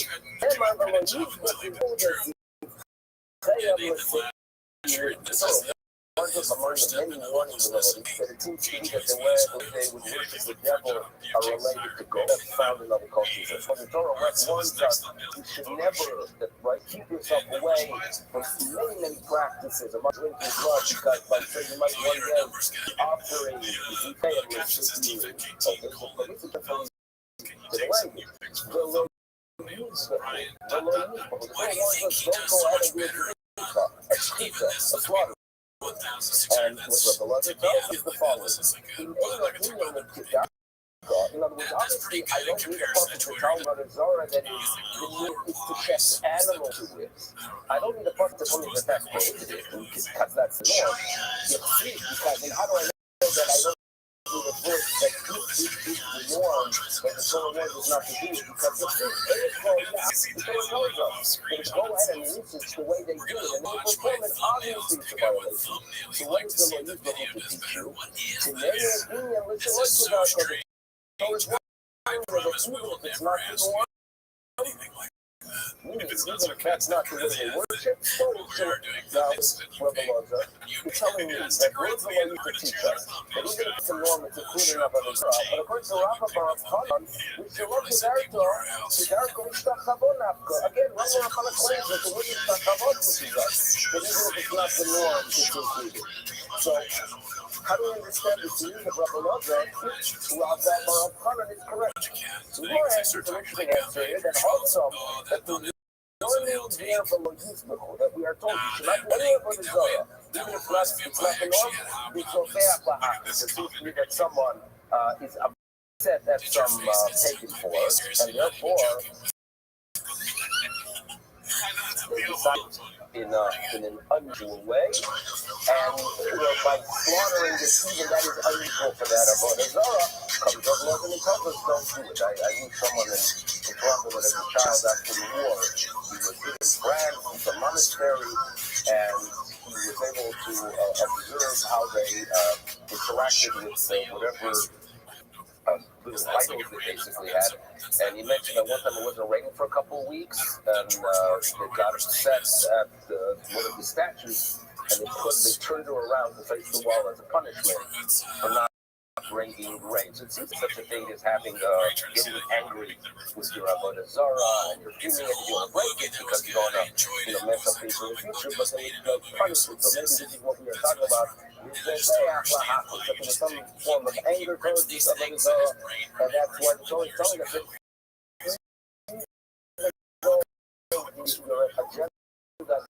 your agenda is to show your anger, but never it's a cultural significance of Avodah, and it is included.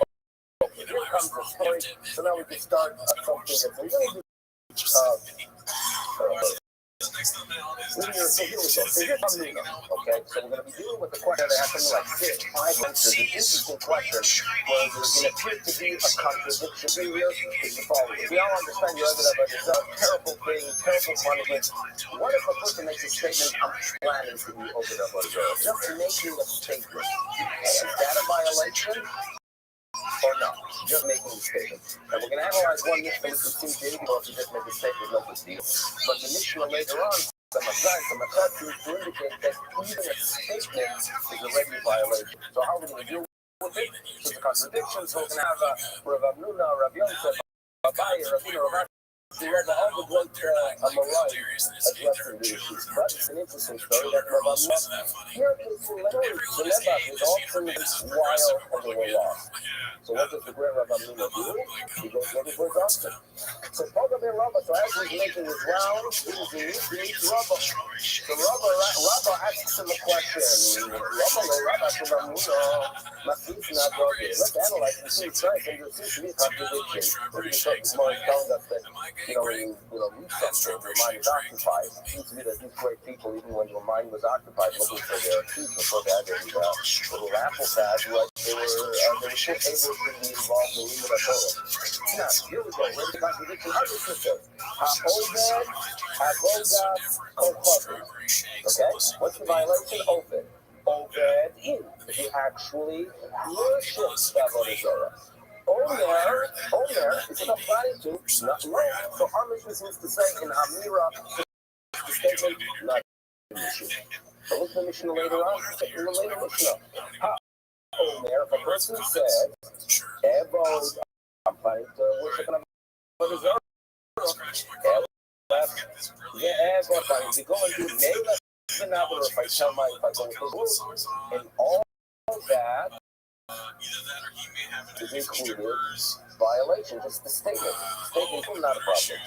So I'm going to say, the way I understand it, on this now, there's no violation of just the statement. The Omer ain't no Kablo, all I about Vodah. In other words, when is it that a statement is not an issue, or the statement is not a violation, obviously, of the right, obviously, for the but what is it? That a statement on its own is not one that is worthy of a death penalty. When I clarify that I'm not planning to complete that service until I actually do it. Okay? That's how Rabbi Nuna understands it. Rabbi Yosef, come on. Rabbi Yosef, like, Tanoi, Shabbat, Ma'alma. In other words, I'm going to go through the Mishnah. I can prove to the person it's cool. Okay? Tanoi, where's the Machlokes today?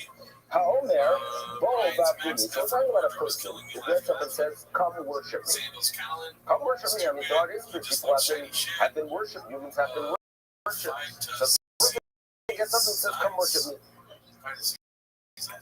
Ramer L'chayev. He basically declared the Avodah Zarah. He made a statement. Chayev. Seems to be what Ramer does that. The statement itself. It's an issue. Rabbi Yehuda says, Potter. Okay, now, here's what they're powerful. People actually worship this individual. There's no dispute. And the way we learn, what we read yesterday, don't make yourself into an idol, right? Don't make a human being into a god. It's something that we have to be very careful with. In our culture, where Baruch Hashem are taught, expect great worship, but we have to always be careful not to cry to go ahead and worship a human being, because it's always helpful. Let's not make a human into a vessel. So Rabbi Yehuda don't disagree when it comes to actually worshiping a human being. We have a major problem. But it seems to be that if I said, "Whoa, that has been Rabbi Yehuda says Potter." So therefore, Rabbi Yehuda is claiming that the contradiction between the two signs, one seems to indicate an Amira, not yet an Avodah Zarah. The second one which seems to indicate an Amira is a Avodah Zarah, so much like a Sunday. Okay? Now, so where's the dispute with Dibur Alma, just with speech? Rabbi Dibur Amil Sayyid, yeah, speech is an issue. And so Rabbi Yosef just tells us this is how we solve the problem. We have the Rabbi Nuna, we have Rabbi Yosef, but who's going to go ahead and challenge Rabbi Yosef himself? And we're saying, no. Hadar, Rabbi Yosef, what I said is just simply not a fact. Why? Rabbi Yehuda, I have no doubt that you Rabbi Yehuda, the general Hebrew that Rabbi Yehuda had the feeling that which only a person is tired. The Rabbi Yehuda Omer La'olam Eino Chayim. Because when it comes to a basis, when it comes to someone someone that is encouraging others and inspiring others to worship some kind of a pagan force. Achio, Mar Evo, it could be a complete violation. Okay? So therefore, my answer is no good. Now, and if you ask me, wait a second, so what is their dispute? Rabbi and Rabbi do disagree about a person getting up and saying, worship me. And Rabbi seems to that this is not yet a violation. Well, really, because it's a sin. There might come the may see when someone is inspiring us not to worship some distant force or a desire, but when a person is trying to inspire others to worship himself. Now, what do people say?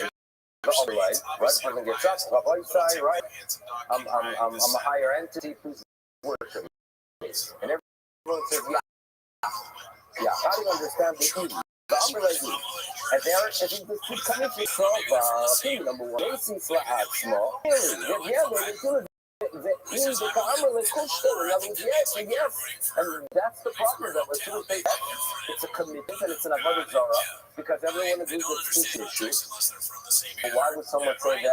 From our Sobar on the other hand, Macy Smolochnia, where people go in. When a person gets up and says worship me, what do they say?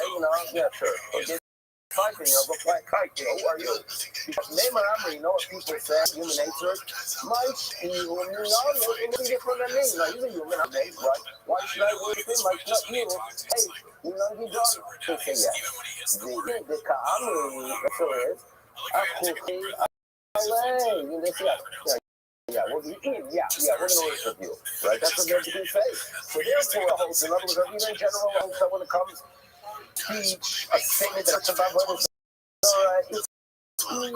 Regarding a person is different because they're thinking, he's a nut. I could worship a human, I'm even as well. Even if I'm they're laughing at him. So how do we do it on this one? Bottom line is, Rabbi Yosef just got rid of his own answer. We still have a contradiction. We had Rabbi Yosef before. What about Rabbi Yosef? Well, my three is different. So here we go. Khan, the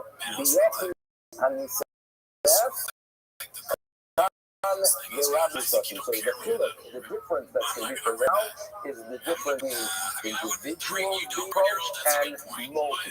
What's the difference? Yochid is one individual's approach. And develop the relationship with this guru, go ahead and work with some support. I'm going to do it. Human nature is linear. He's not going to back up. He's played by play. And therefore, even speech itself is a violation. But Rabbi, when it's a group, we assume that among them, question. Therefore, Rabbi, even with a statement of a commitment, it's not yet numerous. They're going to start asking one another, what does this guy want? Is he normal? Right? Does anyone know if he's talking about? So therefore, odds are immediately below Batray, and therefore, that's where that's how we have an answer to deal with the contradiction between the two Mishnayos. Now, if there's a full number of answers, we not realize the full. The faith. Look at the language of the code. It's only singular. One shot by low, the late Mishnah the Shema Chayra. In other words, it's in the singular.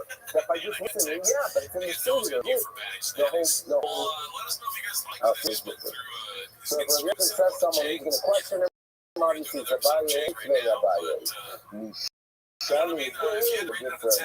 The Nisas, the Rabbi, the Nisas, is there really a difference between a group that inspires that someone else or the individual? I'll tell you, look at this, look at the brasa.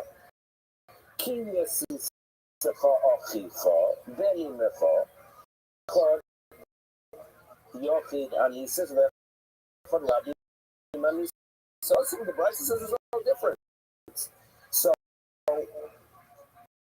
the brisa tells us there's no difference between the world and the masses. Now, there are differences between, are spelled out now, but when it comes to a commitment, he does not agree with Rabbi Yosef's outlook that the difference, that speech is an issue only towards an individual, but towards the masses. There's no such source for argues of it. Now, the difference between Yochanan and Rabbi is, there are rules that relate specifically to the individual.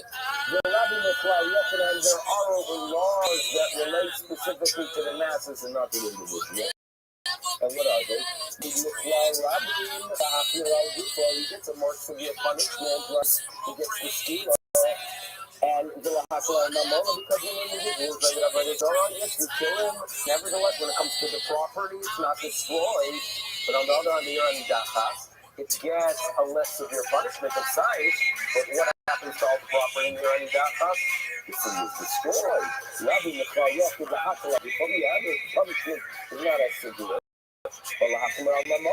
So, without, says Rabbi, look at this rice. Regarding that which is spelled out, this is a difference. About the whole meaning, when it comes to everything else, they are the same. So, your answer to deal with this life simply doesn't work. Ella Omar Abaye. Abaye is going to tell us how to deal with the contradiction. Kan benises mepi atzmo, kan benises mepi achem. So Abaye is going to offer that the difference is between someone that is by himself or by others. He explains.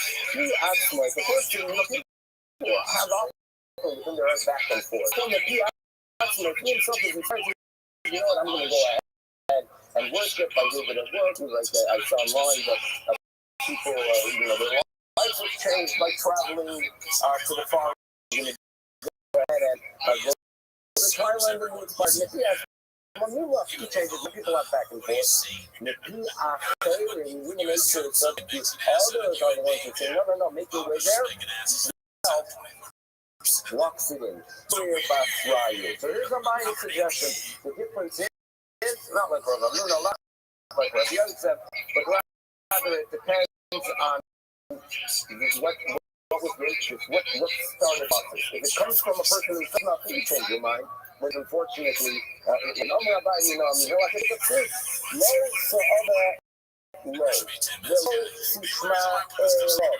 Okay? To another person, the language is quite simple in the Torah. So don't speak to that person and don't hear his words. The words already are a violation. What are the words of violation? It comes from someone else. About the book. Who else is going to deal with the conflict? Authority is obviously Rabbi. Rabbi, all my math. I do the Yusas Nepi Acherim. Both cases. Right? Our mission is to indicate that you actually have to work it. The mission later on with the thing of speech itself is already a violation. Although you and others, right, put you on that track with the Acherim. So what's the difference? Why do the one person already? So I think like this. It seems when someone will be encouraged by the Zara, sometimes you get a general statement, worship, that for, and sometimes you get specific. Let me tell you about that amazing about the Zara, right? A couple weeks to get there, but it's a very unique way the way it serves, and the blessings when you get to detail, not when you start getting the details, you're locked in. Here we go, here's what Rabbi says. All the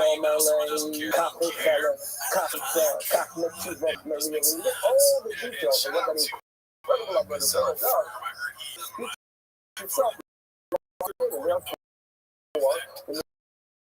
Yourself, that just with the commitment, our mission of the Lord, my those words and the details were not presented. So, this love is a pleasure of the detail. Love has to bring to food. On the love of the food. No Elohim ha'amin asher tzivotechem ha'krovim alecha. And now, and the Torah warns us not over and over again in the Torah. It seems to be able to unbearable driving force. And the Torah and be very careful not enticed by the nations that are new, a Krovi or a Chovi. Now this is the question, well, what is that to spell out Krovi or what is that? So it's a well-known statement that Meshiva In other words, usually when someone wants to inspire to be Oived Avodah Zarah, the normal would be they would talk about some pagan force, some kind of a cult that's thousands of miles away. It takes years to get there, and they hear these incredible stories and legends that they hear.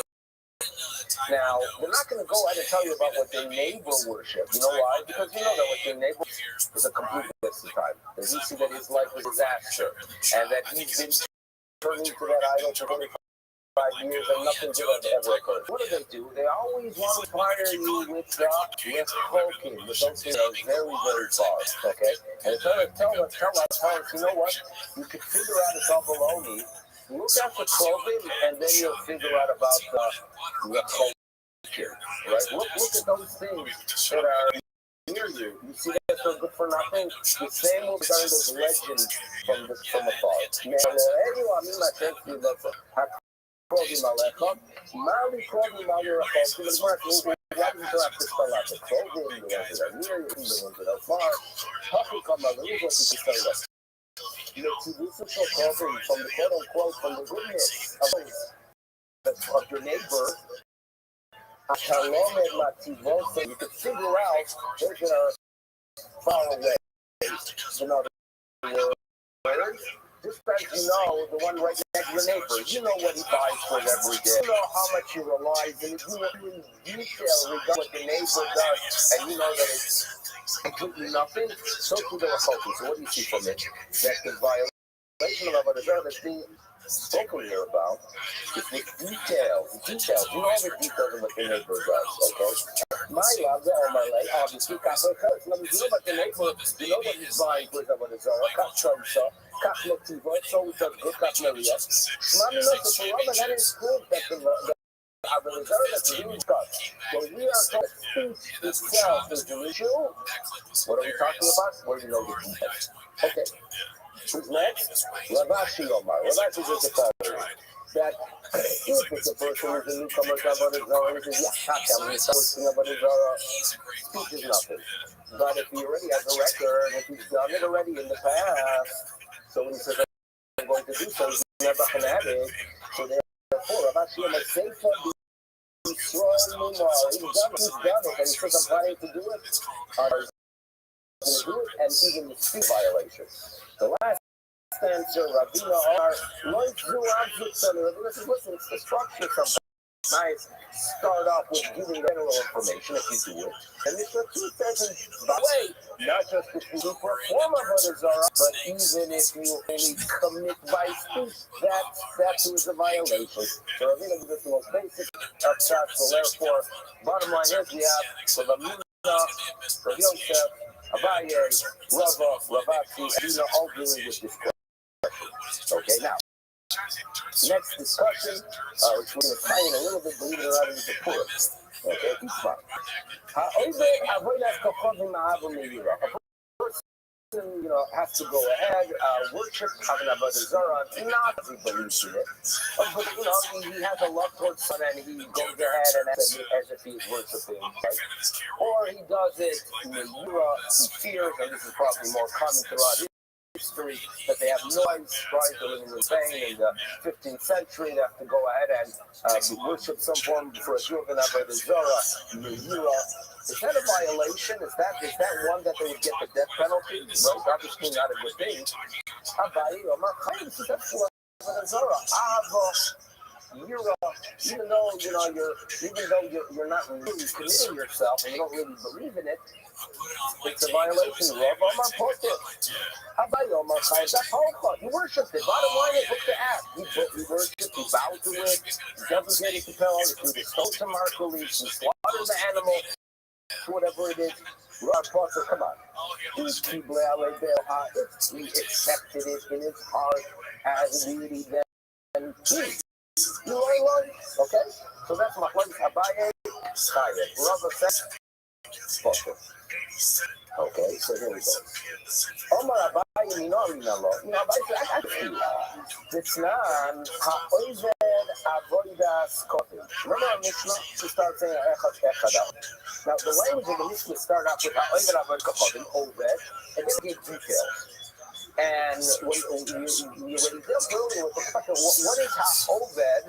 What is ha'oved if the details are given later? So Rabbi wants to suggest that perhaps my love is not us.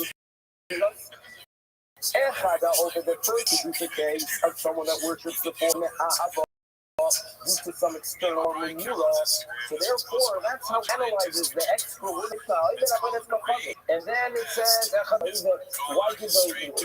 In other words, the ha'olah that stands on its own, according to Rabbi, is to teach you that even if it's me'ahavah nira, that too is included in the violation. What would Rabbi say? Rabbi already answered that what ha'olah is telling us is that we should know, regarding that it's done in how it's done. In other words, if it's dark of the cup, in other words, if they have some odd practice that's how you worship it, so to perform that odd practice, even if it's not shtar, even if it's not kabbalah's dam, even if it's not halach, even if it's not tzrik, even if it's something that's very good, if that's how they worship it, you violate avodah zarah. That's how Rabbi Yirmiyah saw the word adat from go regarding all of that. And that's why Rabbi says your proof by it is not really solid proof that ahava and yira is included, because that word ha'ol is specifically relating to teach you the idea that if that cult worships in a specific way, you violate avodah zarah by doing so. To the part of Yiriyah. Now, Rabbi is not over here. Rabbi mino lo tishtachaveh lohem. Yesterday, not to go ahead and do avodah zarah. So, lohem ata mishtachaveh. Don't listen about avodah zarah. Mishtachaveh lo odom kimoscha. In other words, if you live in a society where you bow to people, right? You bow to people. I mean, we show we shake a hand, the fist. Whatever every culture has their way of interacting with the foreign. If you live somewhere where bowing to people to show honor, it's not obviously a violation of avodah zarah. However, you come before you bow to a person. Because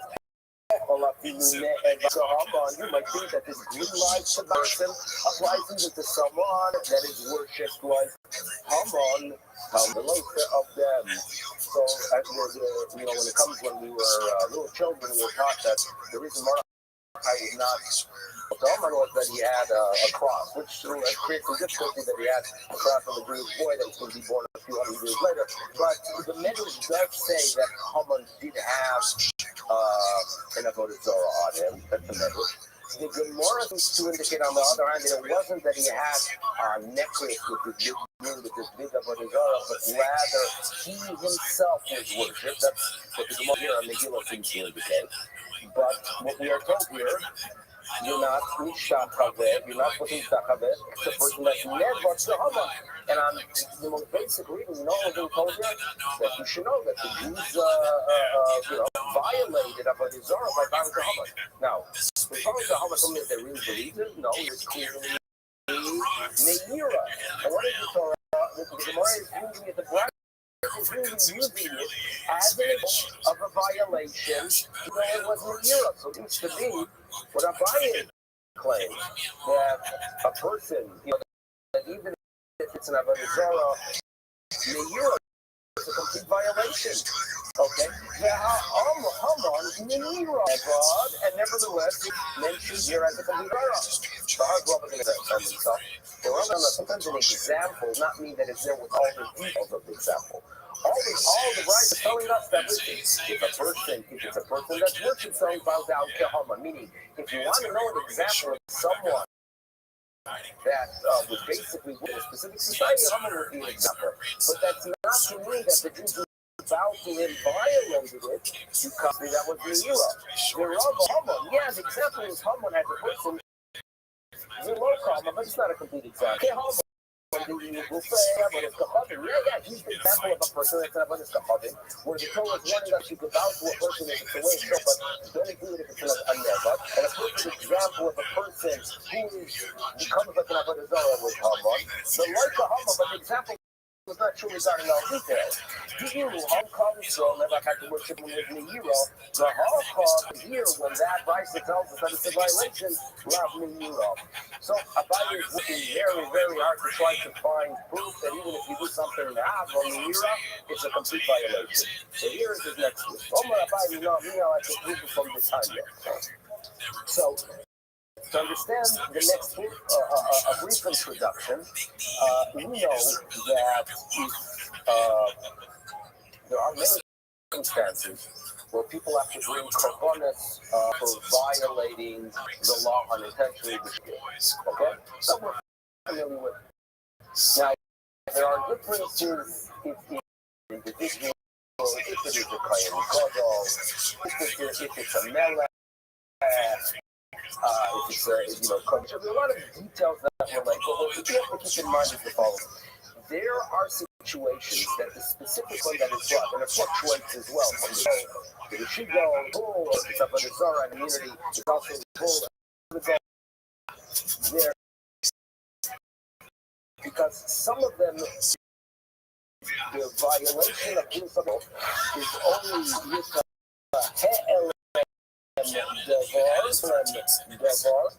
and one of them is achieving us. So two, we have to be mindful of. Let's get the message here. Shivigas Masehelam Dover. Okay. Shivigas might mean action that was done in unintentional. So if a person at home on his table there is a piece of that and he thinks that it's regular shuman and he eats it and it's chalep, Shivigas Maser. Okay? Shivigas Maser. Now, then there's something called Alem Davar. When the matter itself or what concealed from you, which indicates that there was some kind of intellectual mistake. That you, in other words, that you had a question, a halakha question, you're a scholar, you go all, the post-skim, and you come to a conclusion, but you made it, and then you acted. So it's a situation where you did all the research in the world, and you're a great Talmid Chacham, and you made a mistake intellectually, and then you act. There you have a Ha'elam Davar with a Shivigas Ma'aseh. Okay? Now, for the communal korbanos that are brought, if the Sanhedrin make a mistake, obviously there you have to have first Ha'elam Davar and Shivigas Ma'aseh. Now, what about and Gadol Kohen Mashiach? We call Kohen Mashiach because we're dealing here with the Kohen on a higher level status during the first couple period. When he became a Kohen Gadol, when he was anointed with the oil that was concealed later. So that's the word Kohen Mashiach is basically the Kohen Gadol. So here we go. Kohen Mashiach Beloved. Okay, so you open up a bucket, which the korbanos are more severe, right? Rabbi says that all that has to go wrong for him to have to bring the korban, the bull of the power element of the Kohen Mashiach, so long is Shivigas Ma'aseh action. Coming say no, that's not enough. You need also Helen Dover. Okay, that's the disagreement. Now, although they disagree there, you're talking to the Sivino Kiyaka, they do agree that if this Kohen Gadol violates something that's not of a Zara, he brings the Sivira, the ego of the Shigo, the Shavim, and so to the Igor, you have some Torah that actually Torah is not. Okay, now what's right for us is, we mentioned here, actually, what are we mentioning here?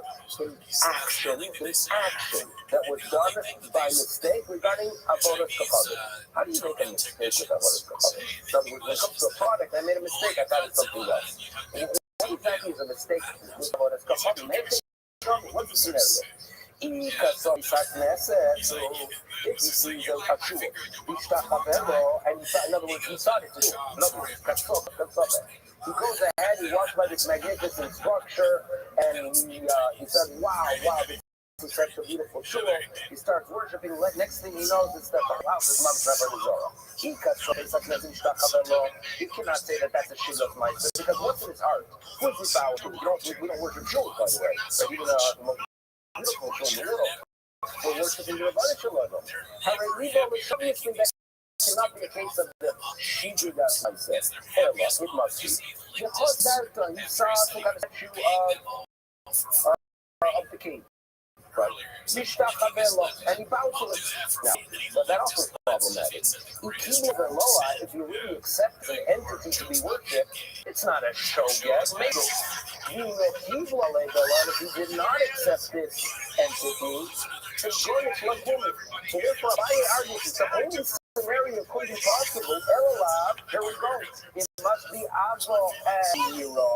It's Avo Meira. In other words, he made a mistake. Right? He was under from Allah or the good man, and he thought that would be a mistake. He thought that it's permissible, and therefore that would be a scenario that it is a shogeg. So if it would be made that would be the real Avodah Zarah. Hey, if I have proof, okay? It's talking about a person who says, no, it's not as permissible. Wait a second, I'm a mutter. The Helen Dova. That's just the Mark can answer that something that this tomorrow that the Rabbi is going to tell us the difference between Omer Mutter Ledame and a person who thought that some things are permissible and some things are prohibited. But that will leave for that son of May. Thank you for joining us. Everyone have a wonderful day. And go for it.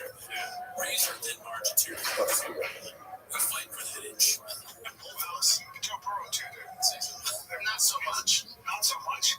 Couple of hands. All right, everyone say good morning. We actually have beautiful, I mean, it's always beautiful, but we're going to start out with actually some very dramatic remarks. Remember, again, we're picking up today's Simon 60. We're picking up the customer days 15 here. We're picking up 2, 4, 8, 9, 9, 59. So let's remember again, we shared this morning, that filming this morning, sponsored by Salinas and in honor of the moment. Elul Yom Novan and responded. She was also dedicated this morning by Ari, Melissa, Scott Gordon, Ms. Listener for Dr. Yaakov Marsh, Yaakov Besta, Dr. America, and we speak together with both holdings to have their journey. Let's remember again, we saw yesterday, we said that other Marusha meaning that did not teach. It didn't teach.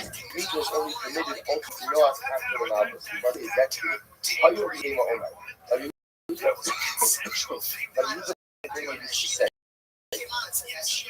right? That's like right? So every day we say, all the other nations of can eat them. Listen to this. One other Marishon was living in Gan Eden. He was sitting in Gan Eden. Bahayu Malachim Hasharis Solum of Basher in Lo Yayin.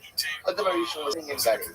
What happened? He said, Malachim the silent in the line means like a sipped wine, or there's shrink his wine. So I think he was saying that even the Malachim are man handing and roasting his meat, going ahead and straining his wine.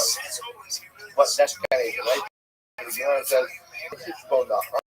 The son of the honor that was given to Adam Arishon, and because of it, what do you see from here? You see from here that Adam Arishon is eating meat.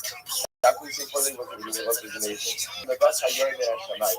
So the question is, that was the case. Where did the meat come from? The meat came down from Shana.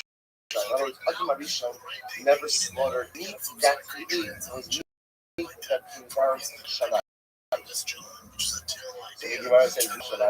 So is there such a thing as meat that comes down from the heavens? What does that mean? Meaning, why don't you go ahead and say that he slaughtered that when meat comes from the heavens? So once I listen to this, him,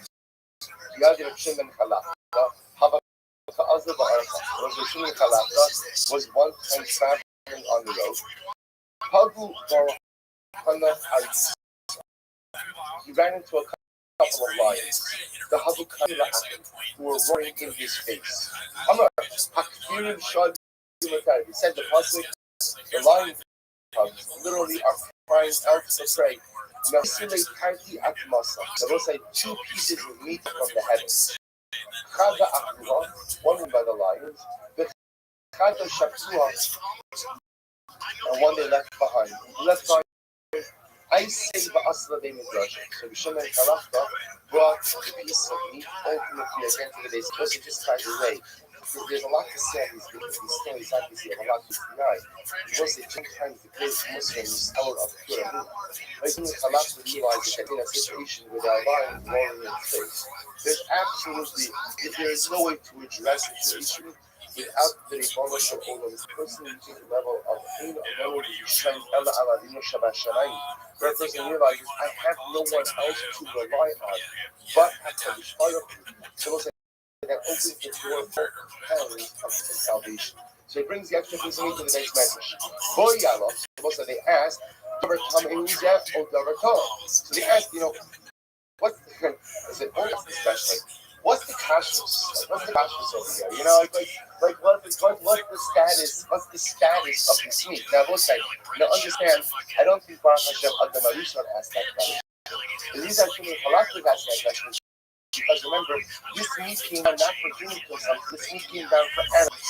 So they were asking now, the shine of this meat came down from the heavens, can we eat the meat, not eat the meat, what kashrus of the meat? So Amalek. So he said to him, he went, in Davar Tummy Yorm in Hashemayim. Roshina Shalasi said, a Davar Tummy does not come down from Shemayim. Whatever comes down from Shemayim, by definition, is Shahar.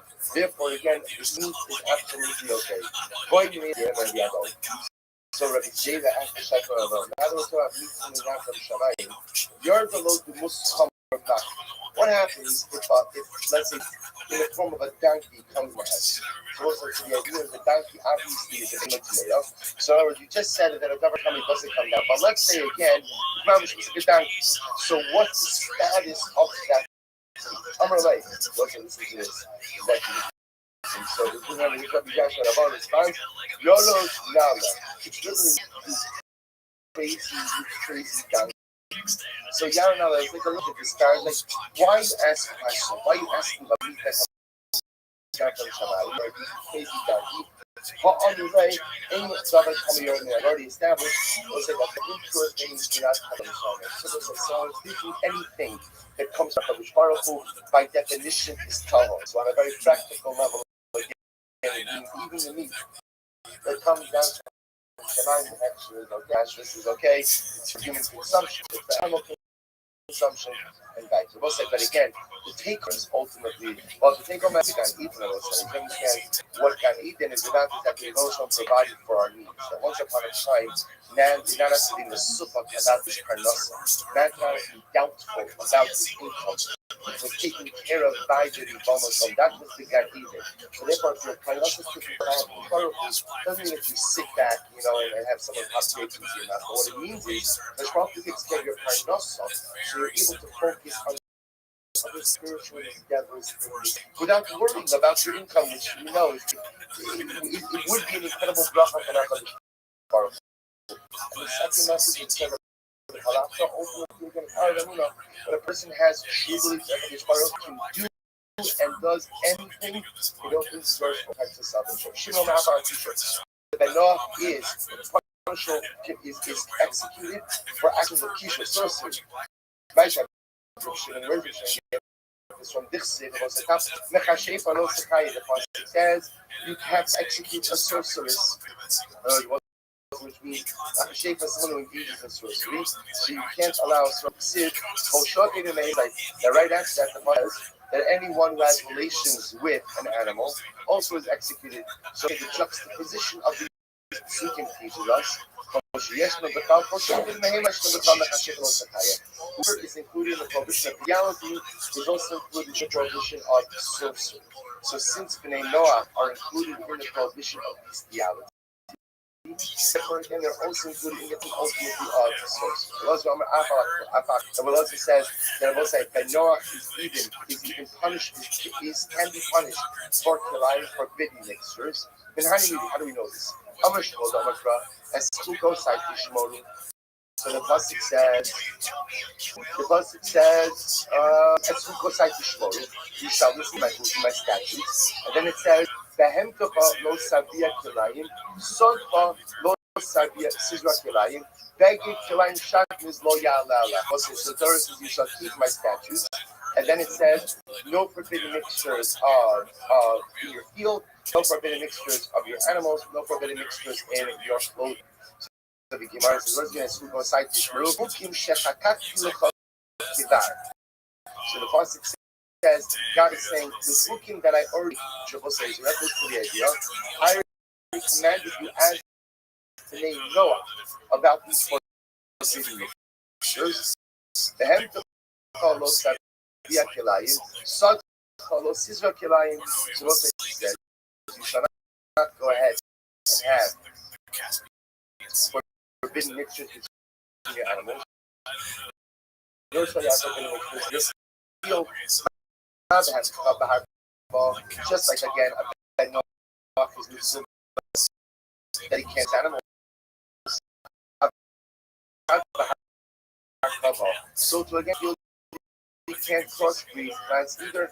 Not the hamstring, but are being the just like the rules like the of July behemoth, crossbreeding animals applies very so with the Sadka being the art being the so the rules like prohibition on colonization or crossbreeding plants applies inherent to all animal food. Element so what they see from here that is correct to the answer that then Noah is element outcome, but it's also all of this, remember, based on the phrase, Ushmar decide, so literally again, you should Ushmar dashes glucose means glucose shape I already gave you when you were a Ben Noah. So what's second side?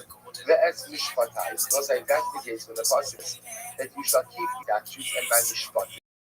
Asher Yasa or somehow other. Why don't you say over here? You say that refers to the I've already given us previous levels and that into what? Call it Torah Kula.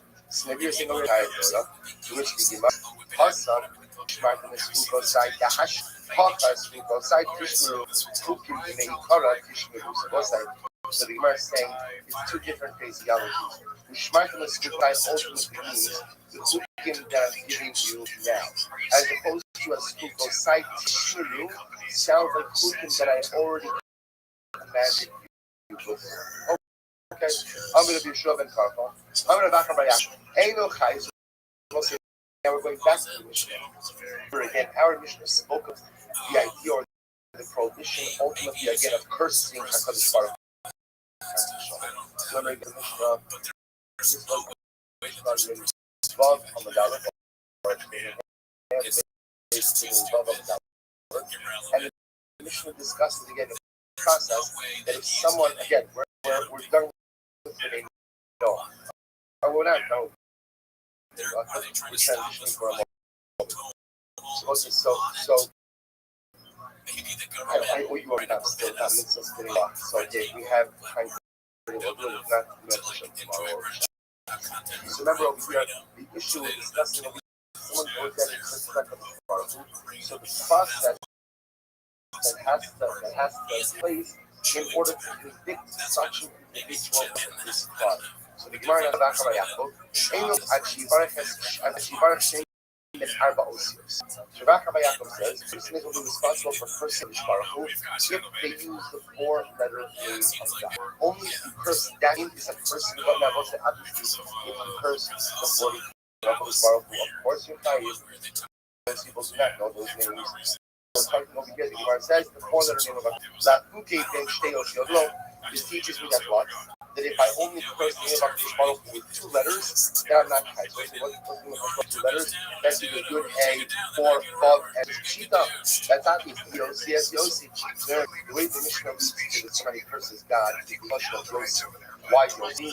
Because Yossi is 4 letters. So Yossi is supposed to represent Yud Hey and then Vav Hey. Whereas okay, that's how the Mishnah that we use in Yossi, right? As show me that I'm only five person only five with the first name of God. That's 4 letters. Which we must marry him. But what would I have Mil Sata Amal with another to say it was just a generic choice. The Mishnah doesn't want to say the first name of God. It's just to insert a different, which we know refers to the name of God. Say it's just generic, but don't it's not specific, which the Mishnah says much more. No, the Mishnah purposely chose Yossi. Why? Because it's 4 letters. To be miraculous to the fact that one is only the first name of God. If one curses the 4-letter name of HaKadosh Baruch Hu, you could die. Shame ben Arba Shame. So the different version of this shame. Rabbi Yaakov says, "Oh, you see what? That the name of the 4-letter name of God, Yud Hey and Vav Hey, is not the name of HaKadosh Baruch Hu. which he says, Shita, that's obvious. Yaka Yosi as Yo. The Mishnah actually uses Yosi, which is 4 letters. I think you can shame Rabbi. I might have thought maybe Mishnah that you only kind of curse the name of God. What? If you use the 40-letter name of HaKadosh Baruch Hu, oh no, so the Hammer is not God. It's not specific in its choice of Yosef. Suppose like some bottom line halacha l'naisa, the only kind of person is high or cursing HaKadosh Baruch Hu would be is if they curse the 4-letter name of Hashem. So if they curse some type of kingdom, which means they break one of the names of a God. God, or they curse Hashem. So let's remember again, Hashem only these are the only if a person curses good hay and bad hay, but it is also ultimate part of Hashem for ultimately cursing Nigma again. So remember again, the Mishnah then said that after they adjudicate the case, if the judges find the individual guilty of going out and cursing so what do? The judges stand up on their feet because they rip their clothing. How do we know that the judges stand up? I know you said the Ehud Boilot, who Yoshe Ba'avias Hamekara, Shalom Levado. So what I showed you, remember the striking episode, the beginning of Sefer Shoftim. What happens in the Sefer Shoftim? One of the Shoftim by the name of Ehud comes to Eglon, the king of Moab. So again, he's actually coming and to assassinate the king. Right? This is the story where Eglon, Ehud hides like the left hand, so he's able to hide his. So it means it's like he's study hide his sword, the king of the spoke, comes over and kills the king. So what happens? So he comes to the king, he comes to Eglon Belech Moab, and he comes to deliver a message from by love to Yosef Aliyasai, Asher Lo Levado. Vayomer Ehud, Dvar Elokim Li Eilecha. The Ehud says to Eglon, Eglon, I come bearing God. I have the message from God to deliver to you. Vayotzam Me'al Hakis. Eglon stood up. Eglon stood up. Can you imagine this? When the Gentile king, over there about the Zara, heard that Ehud, the Rabbi Yisrael, is coming with a message from HaKadosh Baruch Hu, and of deference to God, he stands up. However, Eglon Shu Nochri, so Eglon, the king of Moab, was a Gentile idolater, and he didn't even feel the HaKadosh Baruch Hu, just with the apparitions, right? The nicknames for God. Ahmad stood up out of death of Baruch when the 2 years in HaKadosh Baruch Hu, this is Shimon Furush, which can have us between good hay and then bad hay. Of course, he has to stand up. So let's understand where it's happening. The Gemara is learning out. Yeah, it is to go ahead and stand up and hear HaKadosh Baruch Hu from the actions of an idolatrous Gentile king. That Eglon, the king of Moab, had enough that when he heard the Shem Hashem stood up out of it, says the Gemara, Eglon stood up. Then when the Dayanim hear the name of God, and when this matters, of course, there was incredible footnote to this story. So the Gemara says, it was the fact that Eglon stood up for Shem Hashem, who was privileged to have a great illustrious ancestor, a woman by the name of Rus. And the Gemara attributes the birth of Rus to this one act of Eglon Baruch. The message here is something exceptionally dramatic. Some of the small things have incredible impact just now, but in future generations, in ways we never intend, in ways also that we never know. One little act of Kiddush Hashem and the behalf of Eglon Baruch. Now again, the fact that Eglon is killed is weird, right? But goodness Christ, bad news ran, but the idea that one act of sending up to the Ribono Shel Olam, blessed him with the great source of having that witness, he's the Alter Zeta of the Messianic. He's the Alter Zeta of the Melech HaMoshiach. Where you get a source, and it gets a source like that ultimately because he stood up when he heard the name of HaKadosh Baruch Hu. There was sometimes things that we think are little, the things that we think are significant. small things. We never know the power of incredible Gemara. Kohen, so let's remember again, the judges, when they hear the Shem Hashem, when they hear the fact that somebody cursed God, they tear their clothes. So the Gemara says, really know this. From the Sid, Yava al Yokim, the Shem Passover, the Yoachben, al Skio Sruevigadis, by Akidu Lord Dire of Shak. So what's like, the Gemara will be quotes in episode from the Lochin base, where the officer of Cisco was allowed to come and tell him that the Shaka, the discussion of Shaka is just a moment, cursed God. Cursed God. If Shaka is standing outside the walls of Yerushalayim, and literally he's just blaspheming. He's like just blaspheming from his father. So when Talmud his skill rents his clothing. So you see from here that what? When you hear that someone is cursing about his father, the response is a terrible of your clothes. So the Gemara goes like, Gemara says, not only that, but you're not permitted to repair that tear. So no, we're another one. I'm ready about us. We don't need to say about Kriya. Sit hot up. It says over here, ultimately again, Kiskio came to him with torn clothing. Fuksit Hasam, the Elisha Roev, who excited, Avi left the Lisa on a shop. So what's the matter? He's similar by the nice in the cover. So what happens? If Yo doesn't die, right? If Yo is taken up to Shemaim in a fiery chariot, who's with him when this occurs? Who's right by his side of this earth when this occurs? His Talmud Elisha. So Elisha sees his Rebbe whisked away by his fiery chariot. And he says, Elisha cries out, Abi, my father, chariots of Israel, below Ra'o. And Elisha never sees the Yo again. By Chazek Zigoda by Yikre'im Mishnayim Troy. Elisha took his clothing and he tore it into two pieces. Which is Masha Shneimar by Mishnayim Innovation Troy. Why does it have to say? Why does the person have to say that Elisha tore his clothing? Why does it have to say that he tore his clothing into two tears, into two pieces? Well, see, obviously, if he tore his clothing into his watch, the garment is no longer whole, it's torn up into pieces. Why does it have to say pieces? To which is Matalor Troy, the Lamed Shem Gruel. Teach me that what? That hair remains in a state of being torn forever, i.e., it cannot be repaired. So we'll say what we're doing over here. We make it here Shabbat Kriya from the episode of Chizkiyo, which has the hair and ultimately delivered the cursing of HaKadosh Baruch Hu. To the Kriya by Elisha, just like when Elisha tore Kriya, it was a tear that could not be mended. So you tear your clothing from the cursing of HaKadosh Baruch Hu, it cannot be mended. As I was saying, they're just in general, the whole folks out there was, there's a tear. We learn this one time. For example, when you tear a child, the loss of a sibling, where you are permitted after the period of order to repair that tear. The loss of a parent, the loss of a Rabbi, this case over here, that can be repaired at all. I mean, that tear has to remain forever. So the Gemara goes like, whether you hear the actual person or you hear it secondhand. So whether you hear the person curse HaKadosh Baruch Hu or someone tells you that Tony cursed HaKadosh Baruch Hu, Chayiv Tikol, you Chayiv Tikol.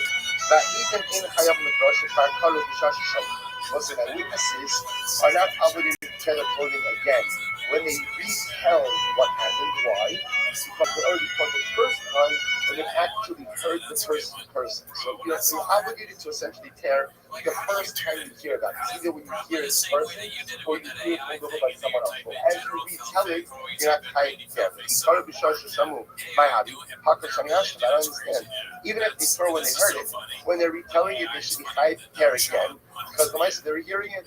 To which the Hashpa looks like a night when they say, Vayikishma Melech Hiskiyah Tir Shaka, Vayikras Bigazav. Because what is the supposed to say? When Hiskiyah heard the words of Rav Shaka, Rav Shaka blaspheming God, tore his clothing. Hamelech Hiskiyah crossed her up. What do you see from there? Hiskiyah Melech tore his clothing, but the other officers did not. Why not the most nice? They didn't. Why? Because they only tore when they first heard the act. Blasphemy of Rav Shaka. If someone hears Ovid Kohavim curse HaKadosh Baruch Hu, you are not chayiv to go ahead and tear your clothes. Right? The Intomar of Shaka, right? The Shaka, the Pashtus was a Gentile, and yet again they tore their clothing. Yisrael Rav Shach was actually Jewish. And again, he was Yisrael ruler. He was a Jew ultimately who left the fold and joined the Gentile force. And he was Shmuel. And glory Ella Hashem, you could know about ultimately, again, we only do Kriyah, was this was we learned before.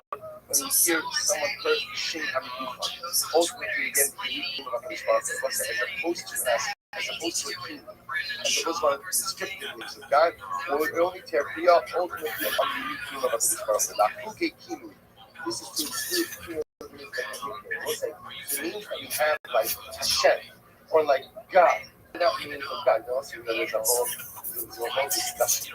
That's supposed to be both discussion is according to the because under download those you got to trust. Besides the fact that generally the money is passionate.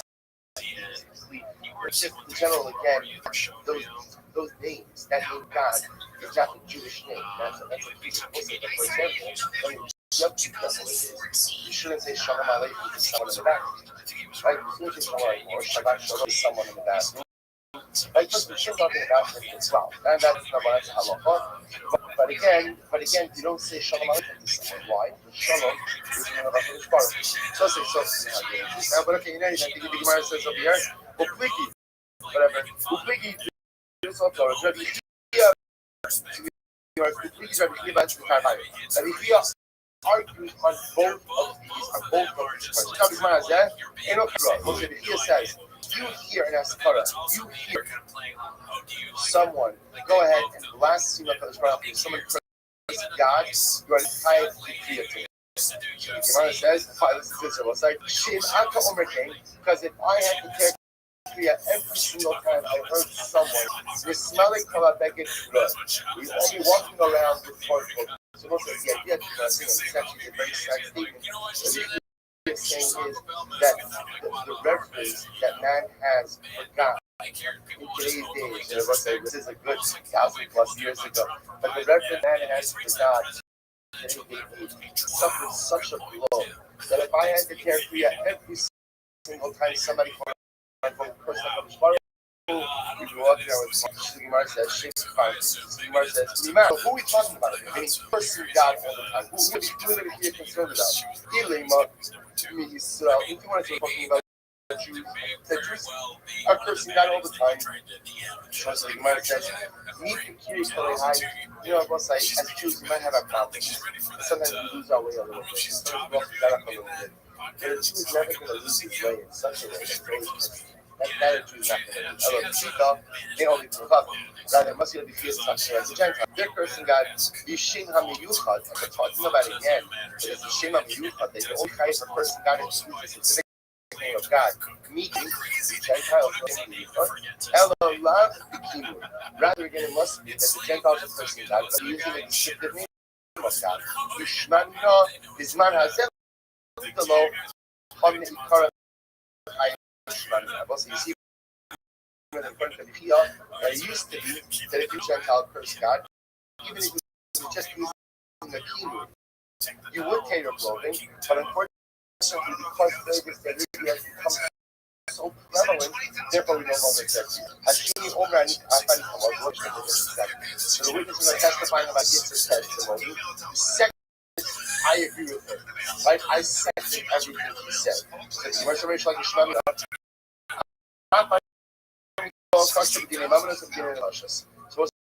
what do you see from here? See, under normal circumstances, we would say almost say happened in Eidos.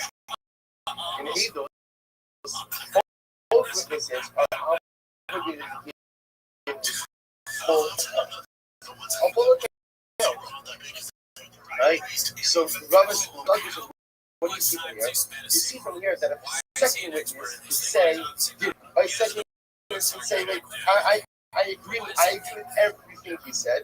And we see that this type of witness works for financial testimony and by capital case. I don't know who's the other guy on it. However, again, under most circumstances, that even though the Oraisa says, when a second witness says, I'm with him, yet he says, it's Chazal came along and said, no. You have to go ahead and what? You have to go ahead and repeat Mila, word for word. Yet over here, what happens?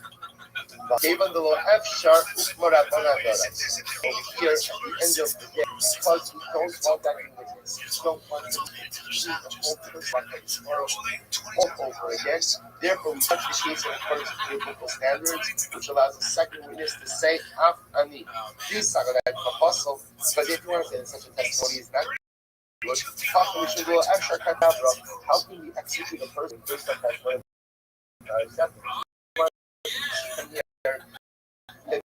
The alright stuff, the second witness is not obligated to retell the entire testimony all over again.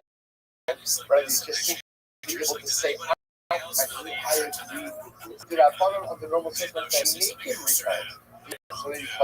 So that's one of the ways. Apparently, in this case, I would say that we don't want him to repeat testimony entirely again. Therefore, after he says, we accept this testimony. The Gemara goes like this. Stomach Rabbi, I'm sorry, Hakani Kabal. So it's like Mishnah said. And the third witness would also say, Hakani Kabal. I agree with the first two. Stomach Rabbi Akiva, the Makish English. Also, like the Gemara says over here, there are Mishnah Rabbi Akiva. Rabbi Akiva actually said in the second Smak is discussed. And essentially, again, a testimony is looked at as one entire unit. Which means, and when disqualified, the testimonial unit is built. The entire testimonial unit is built. Even if you have two remaining witnesses, this is the sheet of Rabbi Akiva. Look at every testimonial unit as a cohesive, complete unit. Disqualified the entire part. I'm a base. Rosen said Rogan had him on the podcast more than anybody else. Told him to do something. Maybe is he still like not how old is the under what circumstances outside the so one worships the idol. Now again, that's a generic thing. That kind of is bad. Or you offer up kabbalah. The after that, or you burn something for the other kabbalah. That's kind of shakara. Or you down to the idol. That kind of but Pablo, I love the avocado. Or you go ahead and you accept the declaration. You accept this idol as so if you do any of these things, you have officially worshipped idolatry against Christ. The owner knows, assuming again, if somebody says to me, I know you are my God. So a verbal acceptance of this as one God and deity, all of this is idolatry. However, if you're on the idol, the idol, you cover the idol, you go water for the idol, you wash the idol, you anoint the idol with oil, love you dress the idol. Come on, you put shoes on the idol. So what's in all these cases, over below Sas. What's in all of these cases are violation of the biblical prohibition. But it is not tantamount. Now what does that mean? You worship idolatry in a limited way, but not a that would get you the death. We're going to define all of this tomorrow. I know that we spoke. Assuming if one goes ahead to swear in the name of the Lord, over below Sas, one has violated a biblical prohibition. Somebody defecates on Balpar, or absolutely that's the reason you defecated on the other. It sounds like a very even have a sorry personally I don't respect what's so shocked over there. But this is an interesting we'll not much more, but we're not certain elevation that he explains that if you think about it, the truth is it's not so far off. The way that when we talk about art began, people recognize there's godliness even in the daily biological functions of the body. I will say we recognize this also. I mean, it sounds crazy to us, but what we do actually not. Giving a bracha every time you go to the bathroom. Make a bracha every single time you go to the bathroom. Don't say because there's a recognition when the body works. It's a recognition to involvement in my life. Bob or obviously took this to an inappropriate, abominable extreme. But in general, you only see only because everything comes from adoration was a monotheist. All the offshoots of adoration, everything that and all the spirituality somehow has its root in our Avodas Hashem. Because everyone that's happening is taking to an illogical extreme. Shabbos is an incredible listen to spirituality. And spirituality is not rooted in a Masonic framework. It goes in all kinds of inappropriate directions. People could invent and come up with all kinds of crazy, all the things for the sake of heaven, all with the most wonderful and really heartfelt motivation. But if you are not rooted in the strict framework of the Torah, you end up with incredible idea. So you are Yichayev. Why? Because Zohi Adosa. Because the most identity that they connect to you worship the idol. Hazor it's ever a Marvelous. You want to add Rolling Stone at Marvelous because that's the only source. So what's Marvelous? Marvelous wasn't Avodah Zarah where you would take 2 and 1. That's the idol. It's actually a very good and it's everywhere. You can take it with you. So you stones. I'm not condoning that. I'm just saying that it's just interesting how you see that some of these avodah also evolve because of convenience, which is just fascinating. So Marvelous is the way you construct the idol is 2 stones on the base, 1 stone on top, and the way you worship it is you throw stones at it. You throw bowling up, right? So you see, I was thinking more like you throw this stuff with the mission. I was saying, the mission have 3 different. There are certain types of objective, what we'll call spiritual forms of worship. If you do for any avodah, you offer up a carbon, you go drink a wine, you bow down to something. Those are objective ways of worship for which you are chayiv. Then again, there are other types of forms of worship where you will not be chayiv in a capital, it will be chayiv.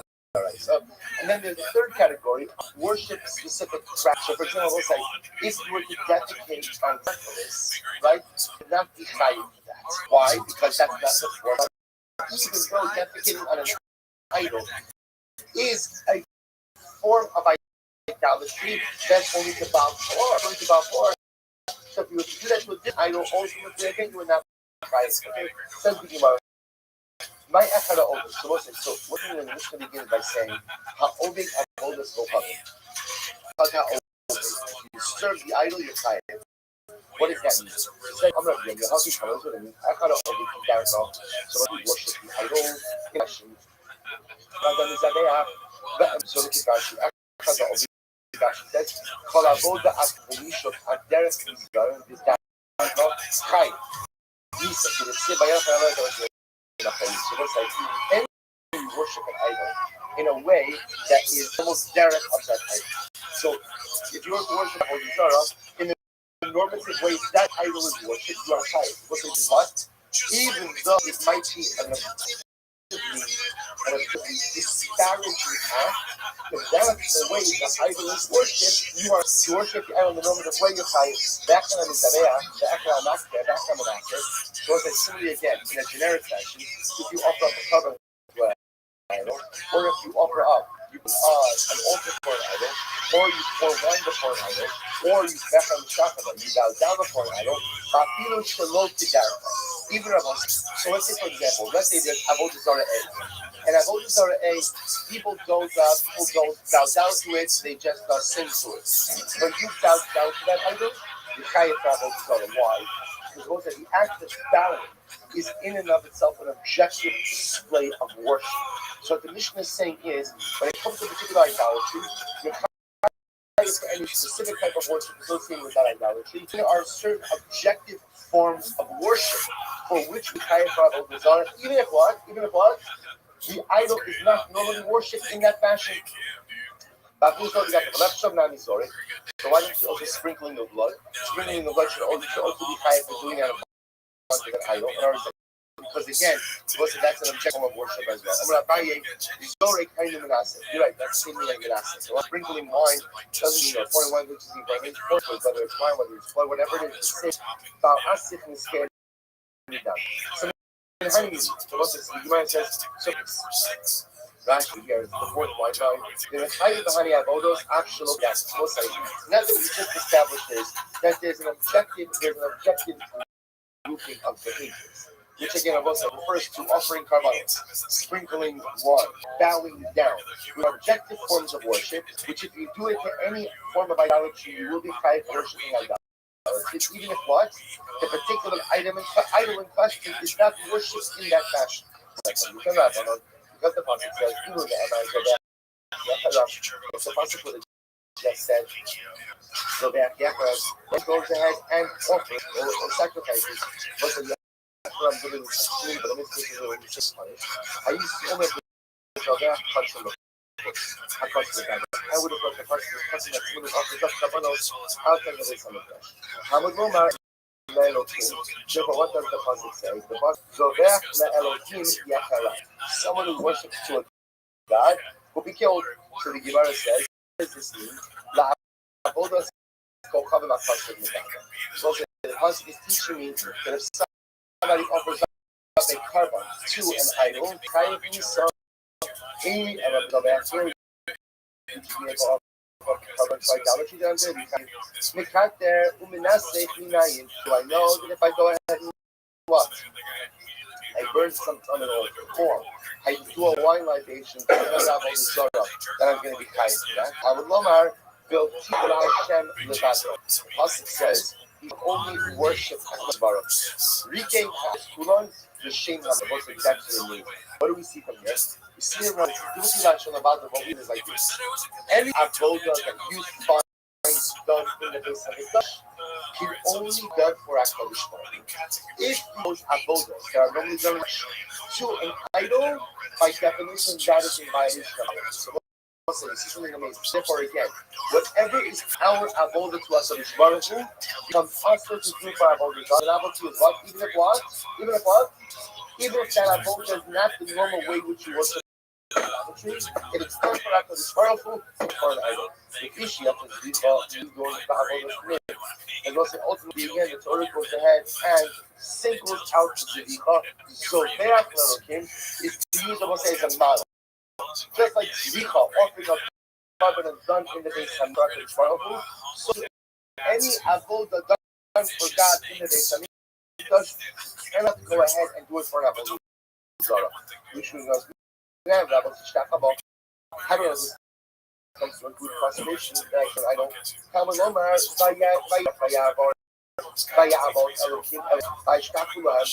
pasuk says. Speaking about the transgressions of Israel, you will go and with other gods and you will bow down to them. But one doesn't say about that after. It's a summer play.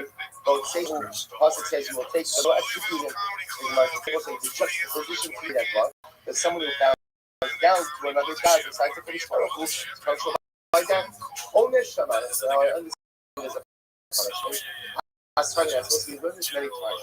In order to for a transgression of the Torah, you need two things. You need for the prohibition and a source of the source.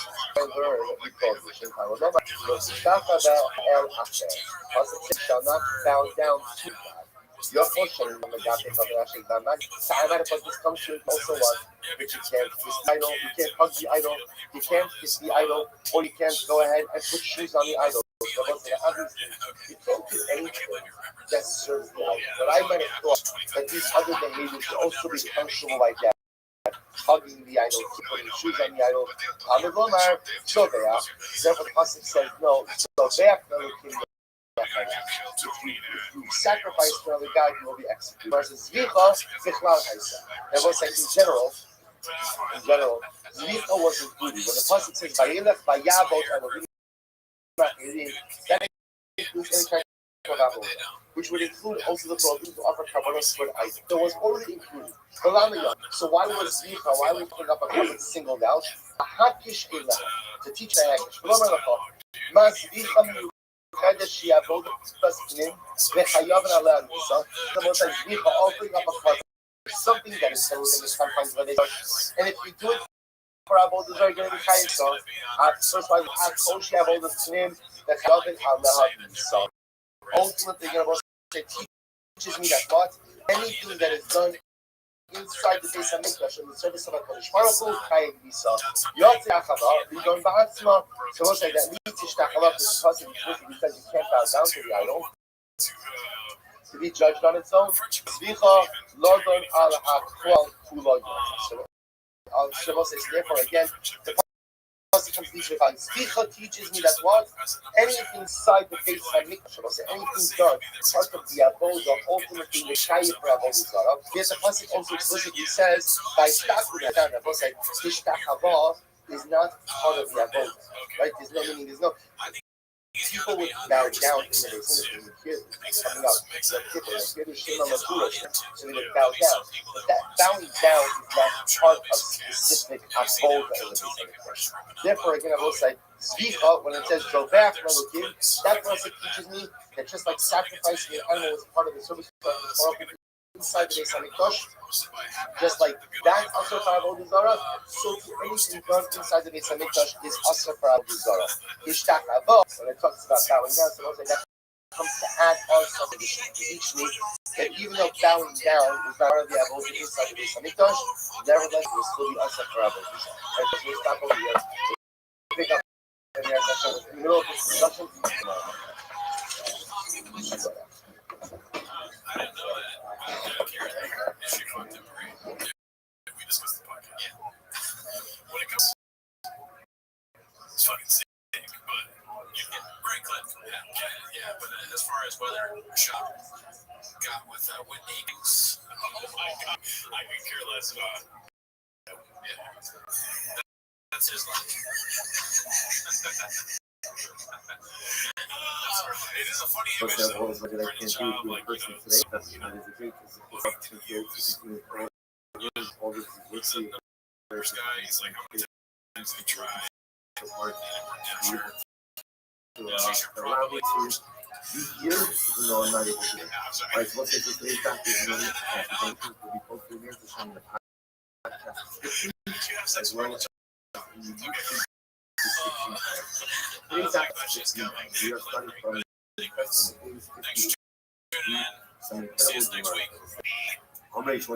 We are about 10 minutes from the bottom. If you raise your hand against someone, even if you don't truly strike him, you are Rosh Hashanah. Yom Shalom is like a positive Shalom. But Moshe goes to the field and sees that the trees are outside. The one who loves to strike him, he says, Rosh Hashanah is like that. Now remember, neither party hit each other. But rather, again, you tell someone with an outstretched hand, Rosh Hashanah, why are you going to hit your fellow? You see that you will be an act of being ready to strike someone, and another self-label someone as a Rosh Hashanah. Now, it's a Lama who beats alone. It doesn't say why did you put your fellow, but a Lama Saka. Why are you going to this? Even though, again, Dustin and Adil didn't actually strike each other, they nevertheless looked at a way to strike each other, looked at who was faulted them. The person that is outstretched hand, you know, the mercy, I'm going to be it's called the sinner. You know that fact is also sin.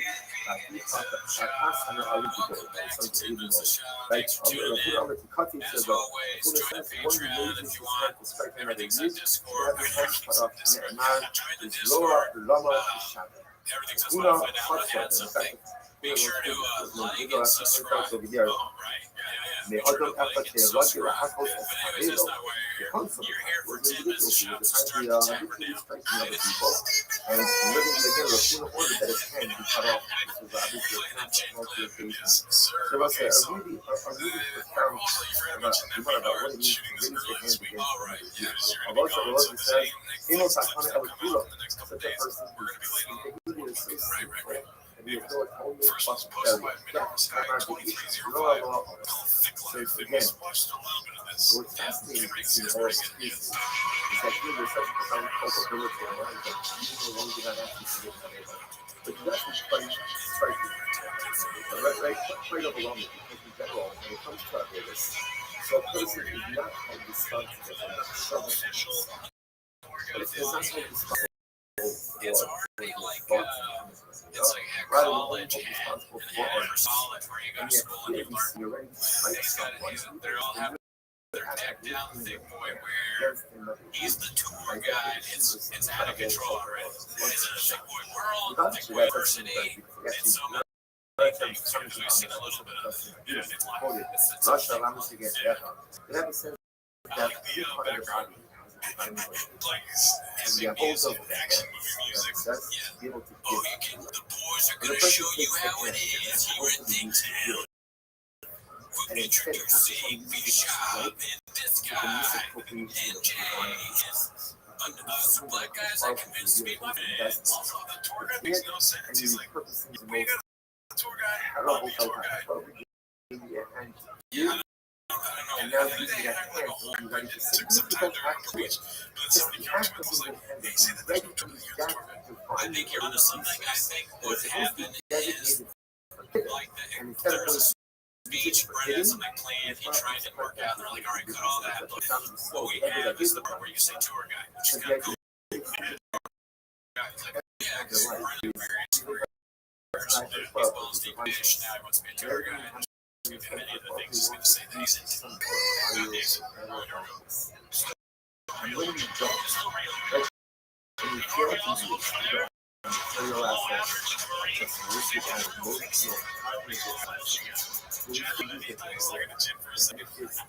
He always says something that shocks you, like, because you think it's going to be about the boy merch and all the plan. overwhelming So I remember yeah. about the movie, character about it. It wasn't really said, character realistic. Match the It's tone only of the good for president people being who are assassinated at all. actually points out But we're going to find Hitler, but we did it. the real estate is always conflict of ownership. And there's people doing Hitler was really a bad guy, but things he did was cool. real estate not for the weak. Real estate is only for those who have stomach for it and who are ready to fight. Interesting. Then I repeat to Allah, might say, okay, so this is what's the ultimate in that little person works around, you will see you. In also other actions as an adult, this scholar, the person who sees like a servant on the earth, you'll be seen taking bread, in love, but if he doesn't take himself as an on the earth, lo, this scholar. And ultimately again, he will not be seen. Rashi says that there's every life. Last book, but come in the so again, quite literally, agriculture is one of those professions where you have to think. So if you make yourself an editor, make yourself a servant, you don't feel you'll be successful. You don't make yourself a career.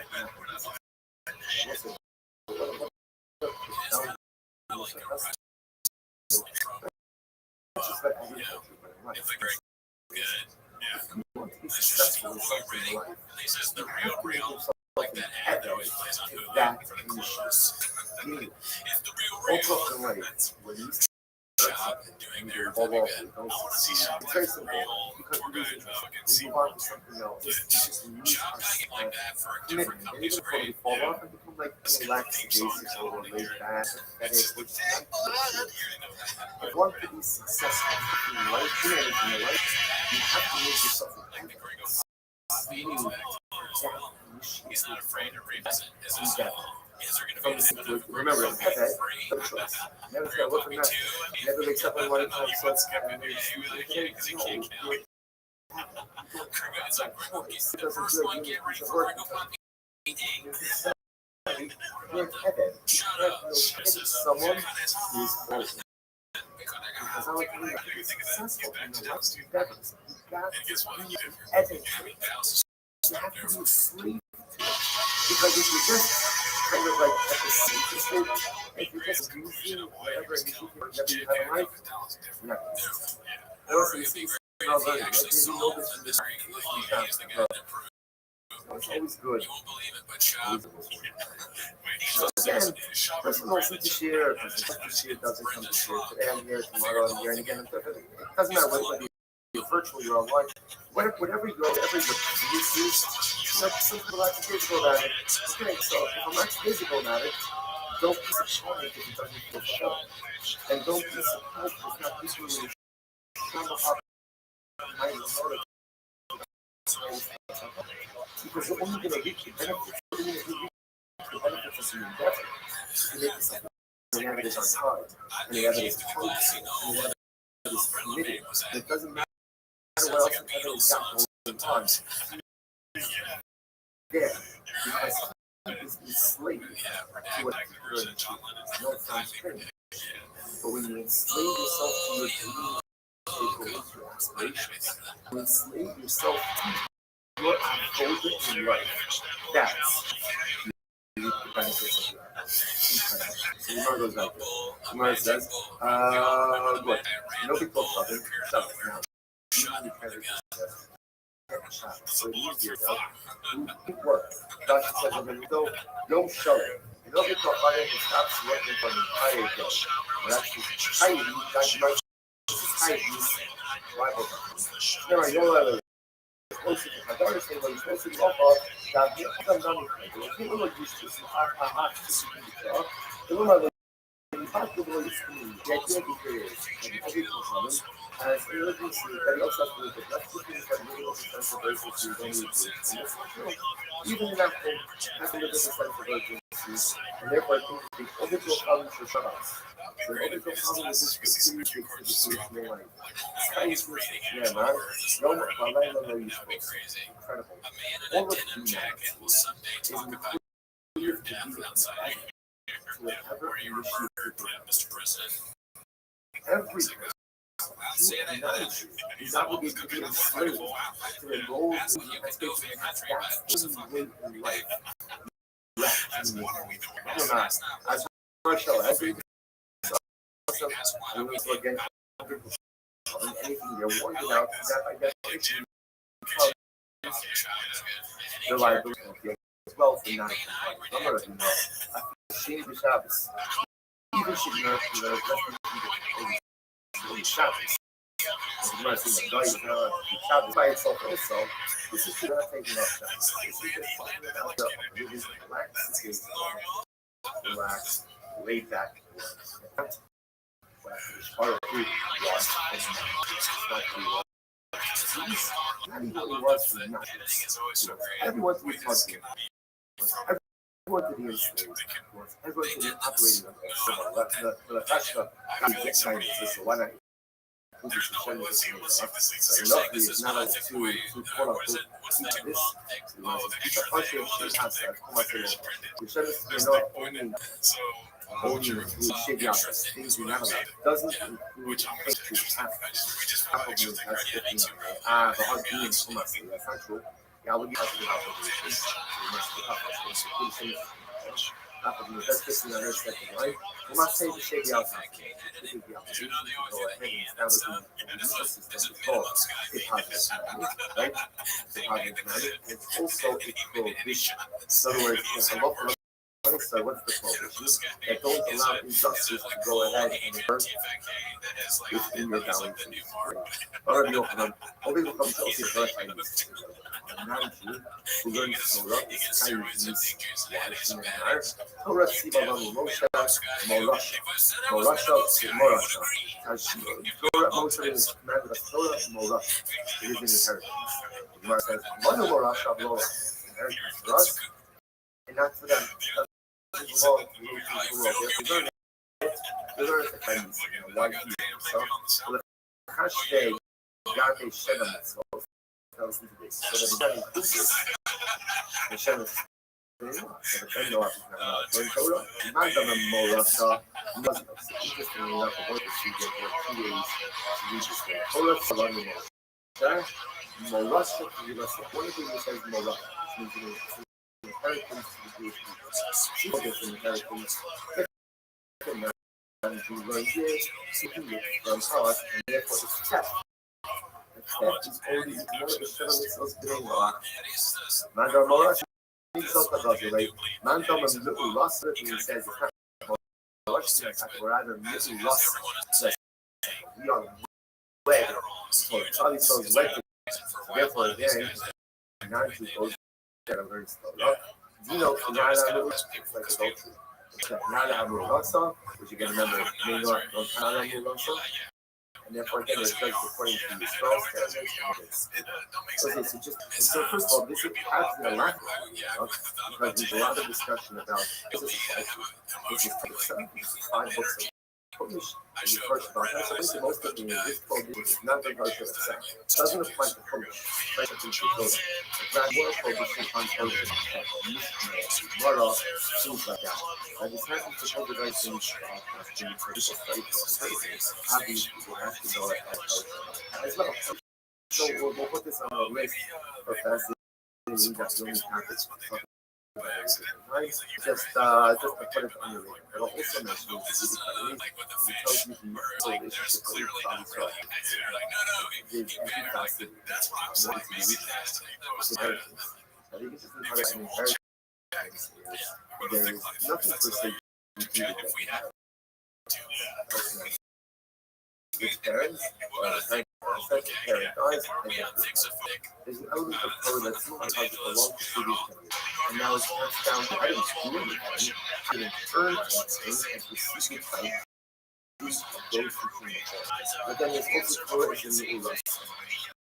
The rest of previous in marriage is a distinct and beautiful that is created by two people.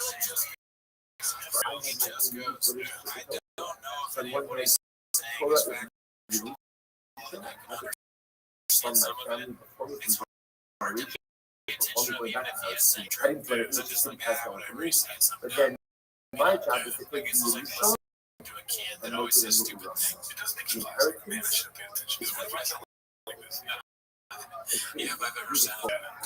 It's a beautiful relationship with the Rothschild. Reminds me of the beautiful mention as it says as Russian. This is my God. I'm making great. Okay, I'll be God is my father. The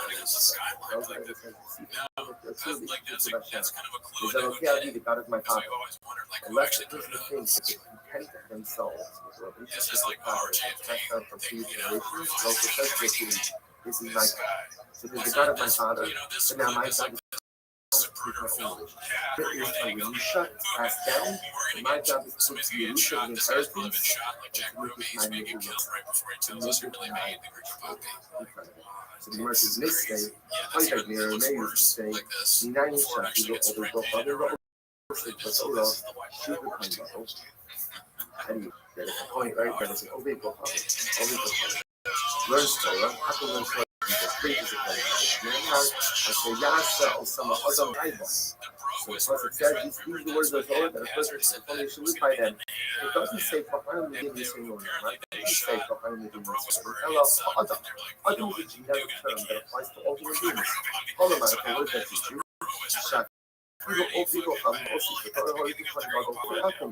He says, the Gentile goes in the Torah, man is like so what's this? So just have to do this before funny this so that I'm going to allow to Torah. And if he does the line, it's again. Only see one solution about it. What is it? Versus, it's not a contradiction. Also, the mitzvahs, he does. So I wait for an argument when it comes to Shem mitzvahs, I like to ask the learn Torah that applies to us. That's not and if he does, when it comes to depth and understanding and also appreciation, and manage with the coin bundle. But he doesn't do them without the rest of it, instead of like it, both apply to him. That's not his. That's not his use. I think it's Rothschild. I mean, even though we're going to act down on this number again, that different opinions added different mitzvahs are to send it forward.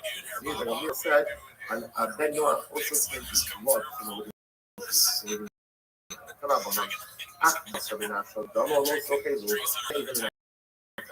the Pasuk says that you're not allowed to eat.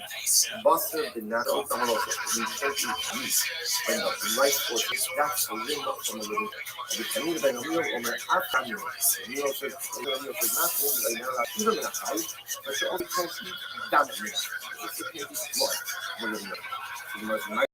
can't eat blood. Holiday Basar the Noble so called Domo Binachalis. So it really makes an interesting Joshua passage. The Torah says Basar Binachal Domo Loso. And the other thing the two different problems is Basar Binachal. You can't eat meat from a living animal, and then there's the you can't eat blood from a living animal. Those are Rabbi will say, who is this? No, something good also. That possible, that phrase that double that is always teaching that Allah for the myself, you're allowed to give him instruction. This is for follow from learning. Follow from learning from the Benos. Follow from learning from instruction and to teach them. Okay, the Yoshi is over again. Asha Omer, not the Akalaja. Asha says, be strong and do not eat blood, because the blood is the life source of the animal. So the Gemara dies. Not so when it says, don't eat the blood of them, like I'm one effort to get down now. Sigmund is quite another person that supports the very meaning of meal, and not only is there a prohibition to even that I need to the animal, but you also can't eat down the meal.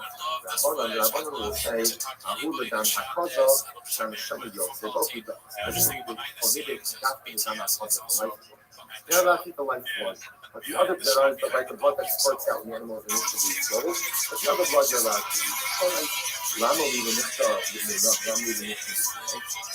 So you notice the love of that is even a living animal is mentioned in sacred verses, right by talking about the show, and it's also mentioned again in Holy Torah after have seen. So why does it have to be this? This is the listen to me. This is actually very important. Come around your people. I also been telling you this how we do. This is how fascinating. Let's listen to the name, not the Sinai. The Zet was in there. When I had a mitzvah that was stated in the Torah, and then it was repeated in Hasina. When it was repeated in Hasina, what it means is it was said before Matan Torah, and it was repeated again in the Torah after the revelation. And it was like, Aaron Kevin was learning about them in Matan Torah. Erev Shabbos, Parshas Yisro, Seres HaGibros, incredible. That was mentioned to the Noah before Matan Torah. He did again and repeated again after Matan Torah. The Zet was in there. The ties both to the Noah and to Jews. You see, guys, in some ways when he said before Noah, and wasn't he did I have Sinai after Sinai, then we saw a member of the Lord of Noah. Only applies to Jews. Wasn't applying anymore. But another example of the prohibition of Judah and Russia was mentioned before by the fight between natural animals. They both went ahead. Sarah says, unable to overtake them, but he did in the same. Therefore, God says, I'll pay. Therefore, I soul not to be that prohibition was never again in the Torah. So the Gemara says that's an example of something that mentioned before Moses. Not repeated again after Morah. That only applies to Klal Yisrael and not to the name. And this is in accordance to right in accordance to Klal Yisrael. So as a whole, a weakness over here. Right, it's interesting. So we need to focus in general about whether or not this promotion was stated after Matan Torah. I say, but we do the whole, so it wasn't stated, so what everything actually holds interesting. No, people are not actually a prohibition given to Klal Yisrael as Christ. It's just that for the emotion of it was so to put the prohibition of Brit Russia back by the story of Yaakov Avinu, but it wasn't given to us. It was actually given to us by suspectively placed in the story. Okay, I'm not. I'll make it to me. We're getting off the and then just to this, so let's go through the scripts. Anything so that was said before my and it was repeated again after my Torah. It applies to both Jews and non-Jews. Why? I got out. You just see that I would say just the opposite. But the fact that it was said before us tonight, and then said again after us tonight, doesn't that after and not for them. Christian Marcel, the Asni, Abolos for coming, the Asni first of the coming. right? Idolatry before us, right? So, it was repeated again as part of our sacrifice. We are following him after it. And we know the Zara applies to Jews and non-Jews. So that gives Rabbi cited before Matan Torah, and then repeated again after Matan Torah applies to non-Jews. Okay, let's go back. Still analyzing the principle. Then they drop Logus to see how you son of Logus. So again, you have mitzvah committing before Matan Torah, and that's repeated at Har Sinai. That applies to Jews and not to non-Jews. There's a mitzvah specific, the menorah never was though. So again, it's just the opposite. The fact that it was given to the menorah of the Muslim, and it wasn't given again at doesn't that indicate that it only applies to non-Jews and not to Jews, which is what you are. Let mercy, let your net on the is there any such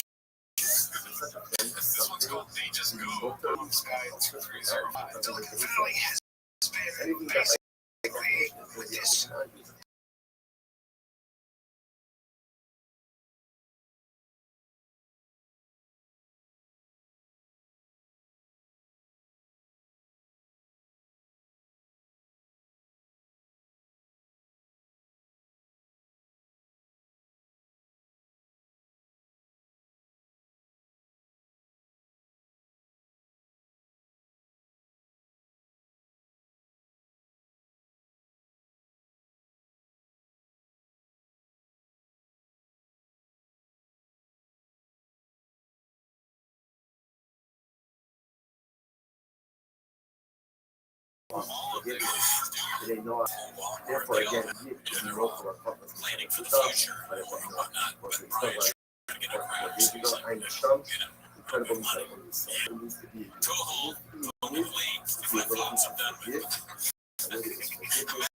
his first choice over becoming like a right guy was selling flip flops. Well, I guess I have myocarditis now. Workplace, it's just crazy. So it seems that there isn't the incentive for outlaws. Remember, everything that you think about. Silicon Valley, podcasting, it was all started by outlaws. It was all started by voice networks. Sean Shelby, Sean Shelby, What about this? What about remember again. So Hashem says,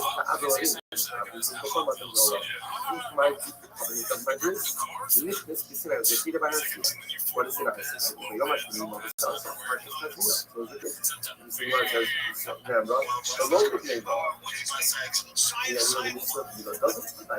so it doesn't go to principle. Principle says anything said, right? Anything said ultimately again by her sinner. I'm sorry, with me in the last, and also going to see the Hashem by the Torah.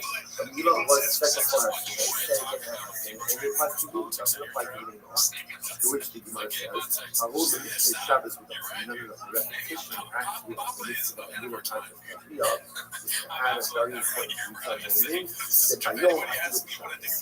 Teach us that when we is falls down on Shabbos, we do Mila Hashem. The diamond of the law requires the flowing of blood. Flowing of blood is not on Shabbos. The diamond of blood is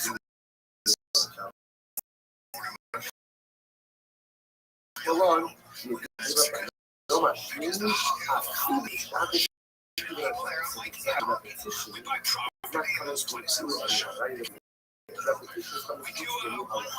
I've already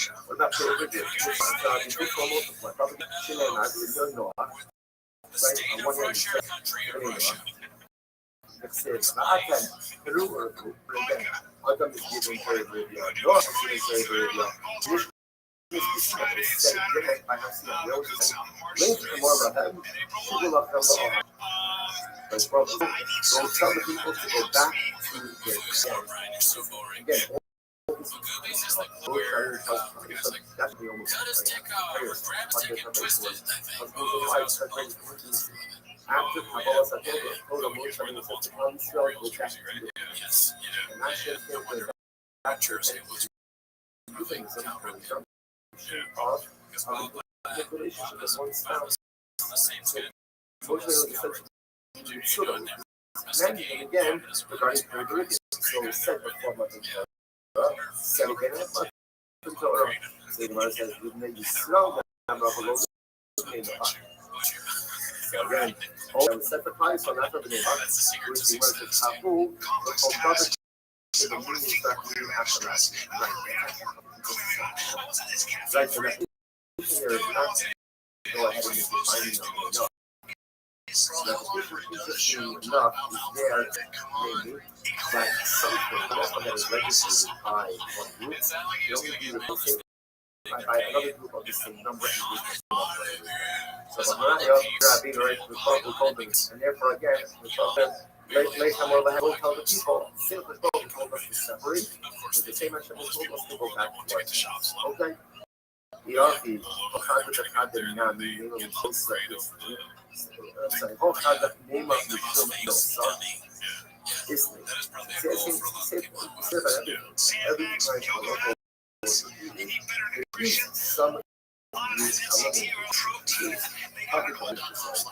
as part of other ultimately, again, why is there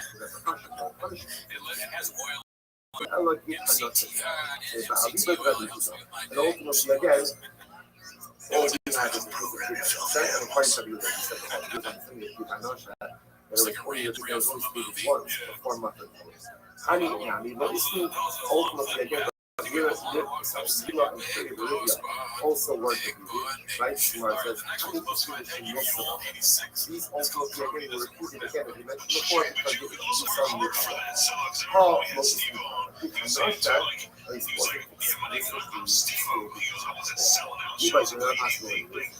most of the probably average of the reality is absolutely the same. The abolition of was not really known. How can I relate to this? We didn't have to sell. He didn't have to work. His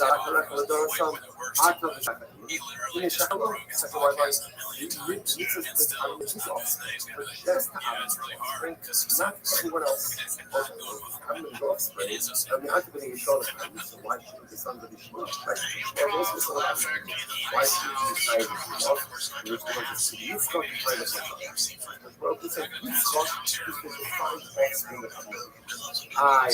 case, fine. It's a very beautiful thought.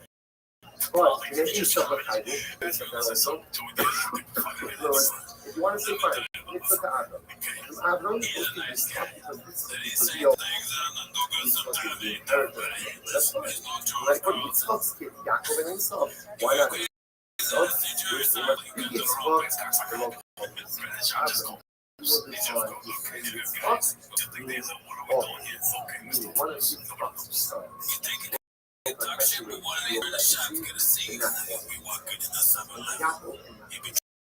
Therefore, only again to thread to Abraham is something different. But not to any of Abraham being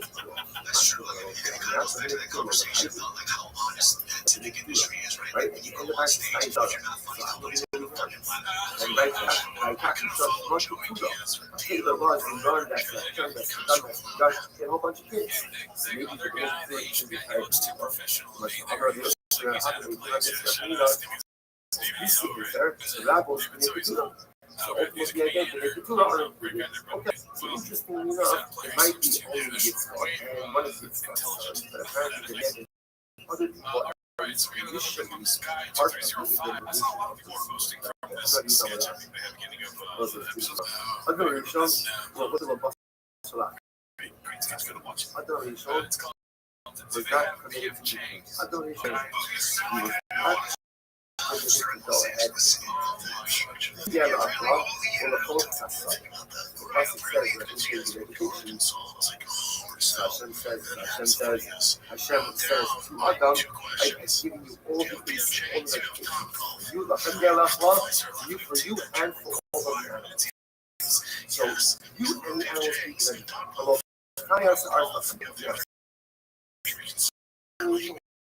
Is not allowed to be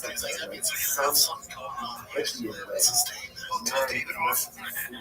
It's so funny. You always hear the same names. Man uses whatever organic grows on the earth.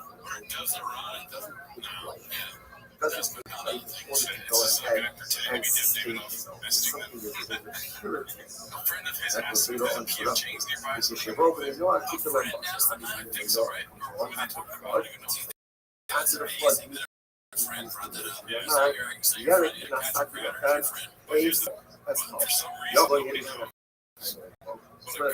that one loss is allowed. There's no more prohibition. The local source. Okay, y'all go after you might have done maybe even at a higher price. Okay, what's it? So tell them down. What's it? My company, what's the something you know, don't know.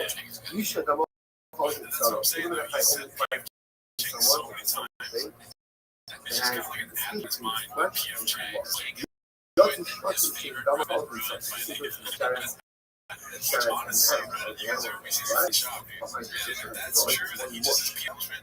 Therefore, there's no freedom we really be asking because it's a sort of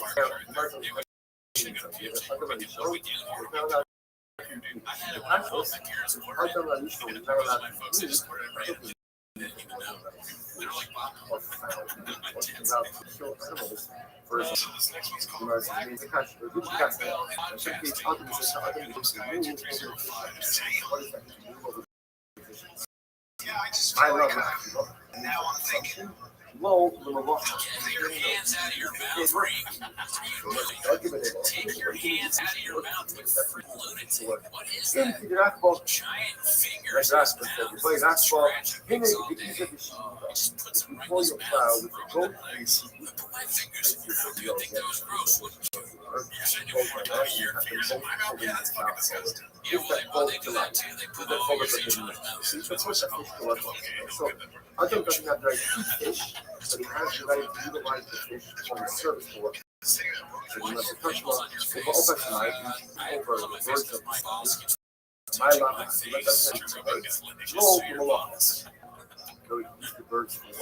He must have taken him along. Birds for work. Things to be played out about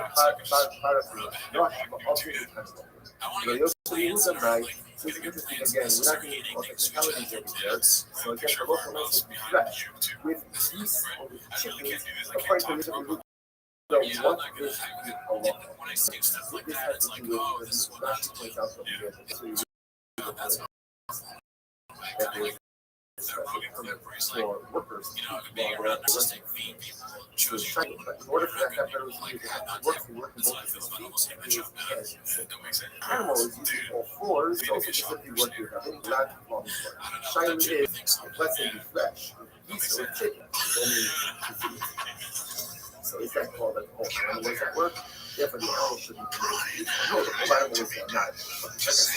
The details are not as important for the discussion. What's more important for the discussion is illustrating how you put these fat birds in this. Okay, touch them up. What they call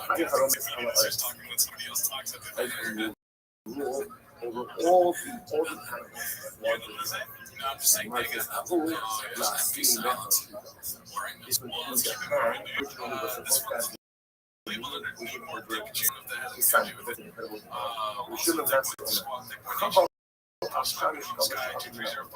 Both to man, because as a result of the sheep, it's man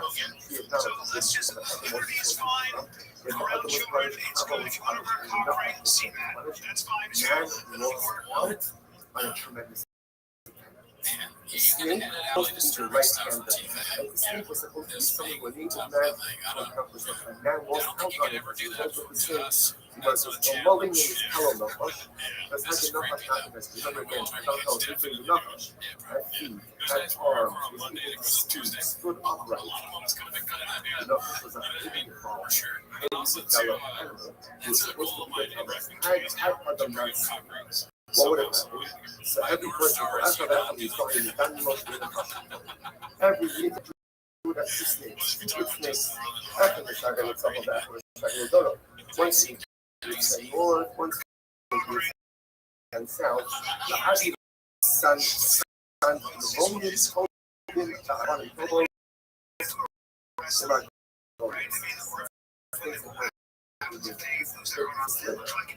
to do, you want to find stuff. The modern almost beautiful precious stone gems, and you send it out to do the thing, and they come and bring it back to you. Below, not only that, Elisha Mashachas in the hole, something like you can tell of the snake. Most people offer this nothing. Dirt out. Dirt out. Open up you again to your garden.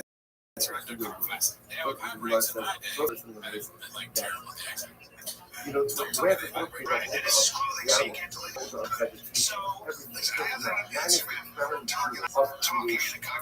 Man only never served when the physics exalted place in the perspective. But when man abdicates holistic greatness, so abdicates that right to serve people, that's what the earth turns on. That's like, for example, after Adam and Eve sinned, what does actually follow from he says, you're going to work for land, the code the guy died gets money. You're going to plow the field, we scout for the world is quiet. When man doesn't do what he's supposed to do, Earth doesn't cooperate. The animals don't cooperate. The sun and the earth, this world doesn't cooperate. It's an incredible thing.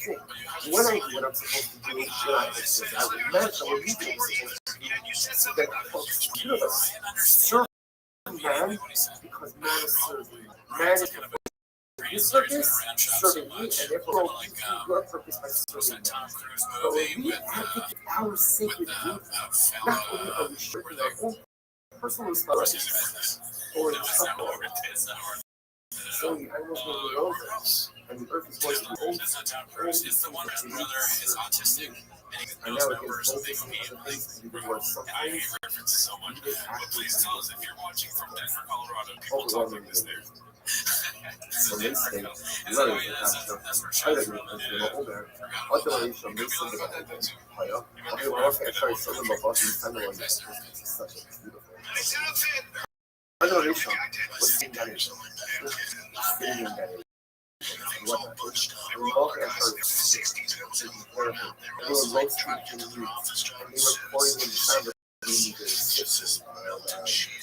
strings, staining one, on the different one. So, can you imagine? Can you imagine this? I can imagine sitting in that seat. Irish shop is still going now.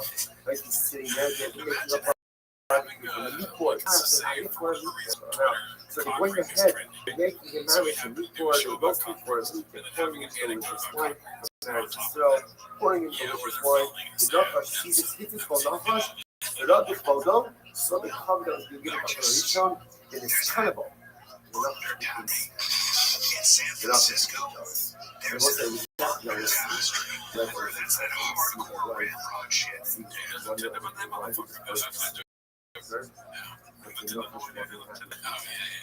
that's that hardcore ramrod shit. You give yourself off and you walk into one of them bars, and you, with them shoulders, and that's hot. You walk in there, right? You walk into one of those gay bars, and I'm talking about gay stuff, because it's really funny. Every time you walk into a gay bar, right? You walk in there the whole time.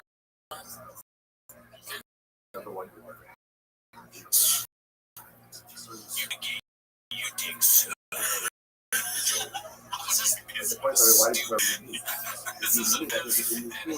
On the bus, I grabbed an extra. You know, says, oh, difference that meat came from Everything is about how funny it would be if the first impossible burger, right? That wasn't meat. It's like I don't know. That was meat that came from the turkey before. I don't know what it is. It's a possible burger. This is the first difference. It wasn't part of the being slower. It's probably blood transfer. so I don't know why he continues to do this. I would stop talking about this kind of stuff. They just go, they don't the other truth come up, yeah, that does happen. What happened was our truth come up. Two lines, right? Two lines came in and they start going in the streets. Amar. So the Salafis says to them, Steven shrugging the line comes, crying out for food. And what happened? The feast tried to muscle. Two slabs of meat, two pieces of meat fell, two sides of meat fell right on them. One of them is lying in eight. The other one left hand is open first one. I see that's what they need Russia. Ultimately, Shimon Salafis brought that last piece of meat to this message. Brought the last piece of meat to this message. He asked. Boy, they asked him, sorry, Dr. Tommy, who's that? Or Dr. Tommy? So what is this? Is the meat? Is crushed or is it like that? Yesterday, they wanted to have a little bit. Is it kosher as a trade? You look around this, I'm like, ain't Dr. Tommy, there's no such thing as Dr. Tommy that comes from what are you talking about? That is, and it has to have shkofis.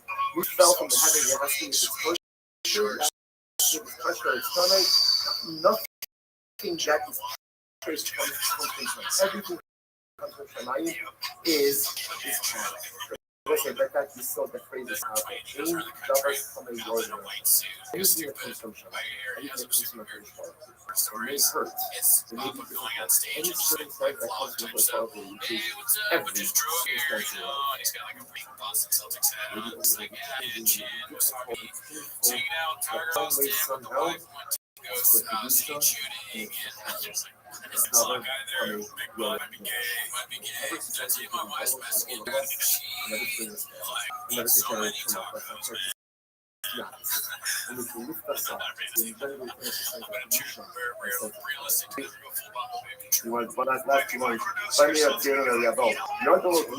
it's covered from a well went ahead and brought them a donkey.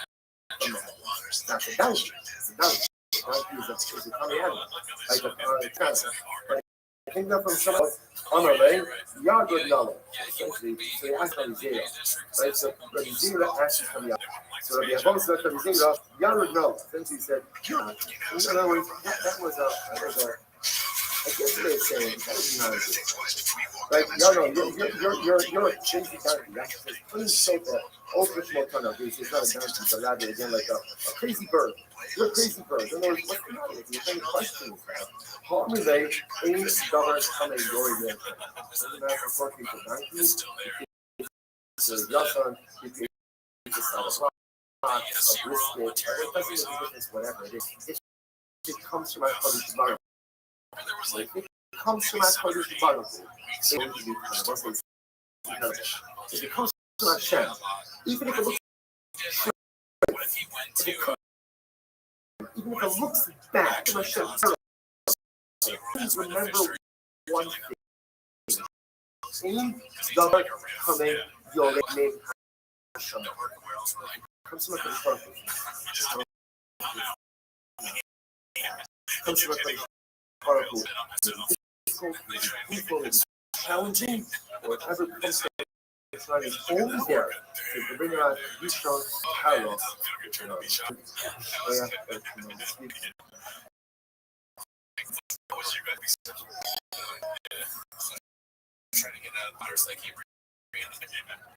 Plus, that was on the side that I can't be here in person today, but it's a great talk to control to continue forward. Always is working with very coming to this year.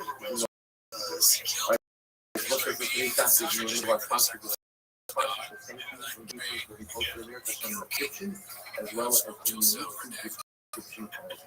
Today's afternoon, we are starting on the session of day 58 and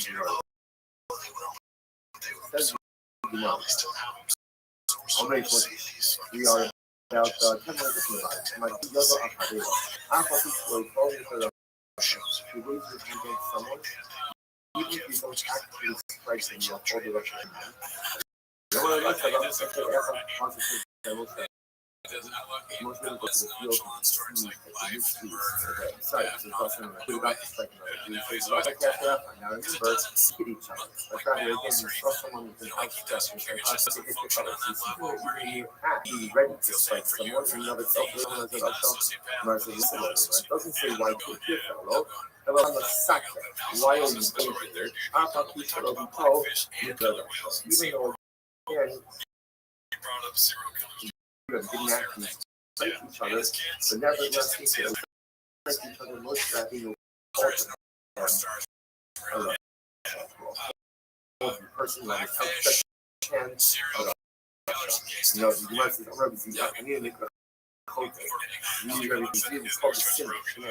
You know what practice is. It's also sin. You have to and a little bit of something even like I'm going to cut it says, here it says, one raises his hand to strike another youth, they have this cut off. Is lower, lama, shine. Kuna Hotshot, the Kuna wants to do this, and actually points out the other effort to run to the handles of Hagelo, and little Megalo of Kuna order that his hand be cut off, because obviously it's not so that's a really profound about what it means to raise your hand against other vehicles. Although there was a such a person, his behavior is so sinful that he has no authority but to burial. So again, so it's fascinating to see all the things is that here there's such profound culpability in mind that even though one did not actually commit that error. It's actually quite striking. But it's quite overwhelming because in general, when it comes to others, so a person is not responsible from the stomach to they're not responsible for their thoughts. Rather, the only responsible for our deeds.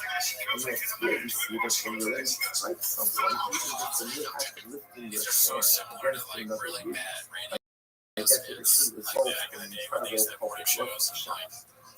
Without that, the testimony that actually, Rothschild is commenting on that episode of Dustin Venus, once quoted, Russia, Lamas against Eva. The episode that every body has a divine voice. And the abode of the hand, the status, to be able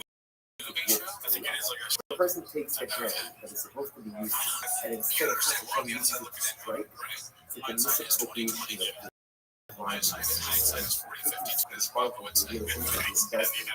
You're taking it and repurposing it to the most terrible hell, horribly a hand you, and now using that hand a little bit again. It's a difficult act to do. Just the act of raising your hand and being ready to use that divinely ordained resource that is supposed to be designated for hitting, and instead of going to use it for hitting, it's going to be such a and it's such a profound mistake, but that's what I did. So the idea is to think about it, everything we have in life is given us back to the purpose, a divine resource.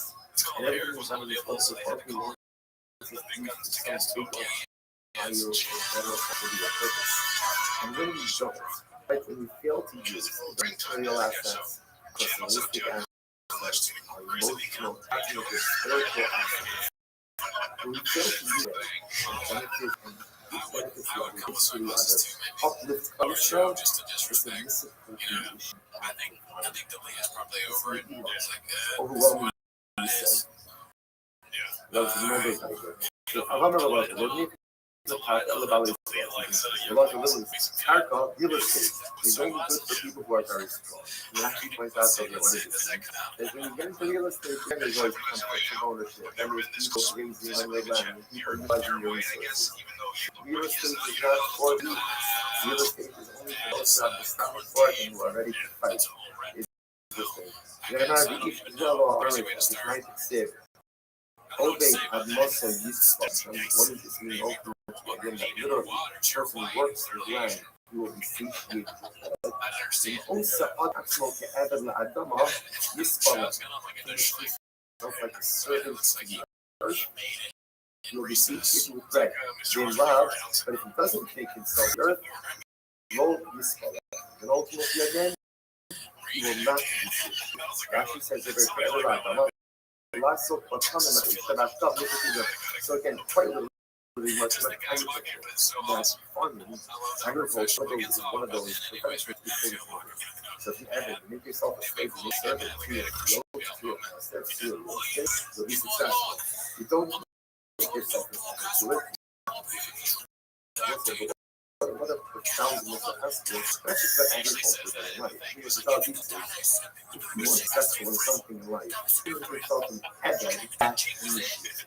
Meaning, all of our life, when we start something and we really just fall off and don't succeed, it's very simple. Because we lose interest. We move on to something else. You just lose a sense of commitment. And even if I don't totally fall off, it becomes like much more lackadaisical or laid back, or just apathetic, or just not committed to it. If you want to be successful for anything in life, you have to make yourself an advocate. That initiative, that endeavor. From the slave code, remember, it doesn't have a choice. Never was a master. Never makes someone on so and no speaking today. No, you're an advocate. You don't have choice. And never doesn't break doing a piece of work because of this study. You're an advocate. You have no choice. An advocate is someone who is all in.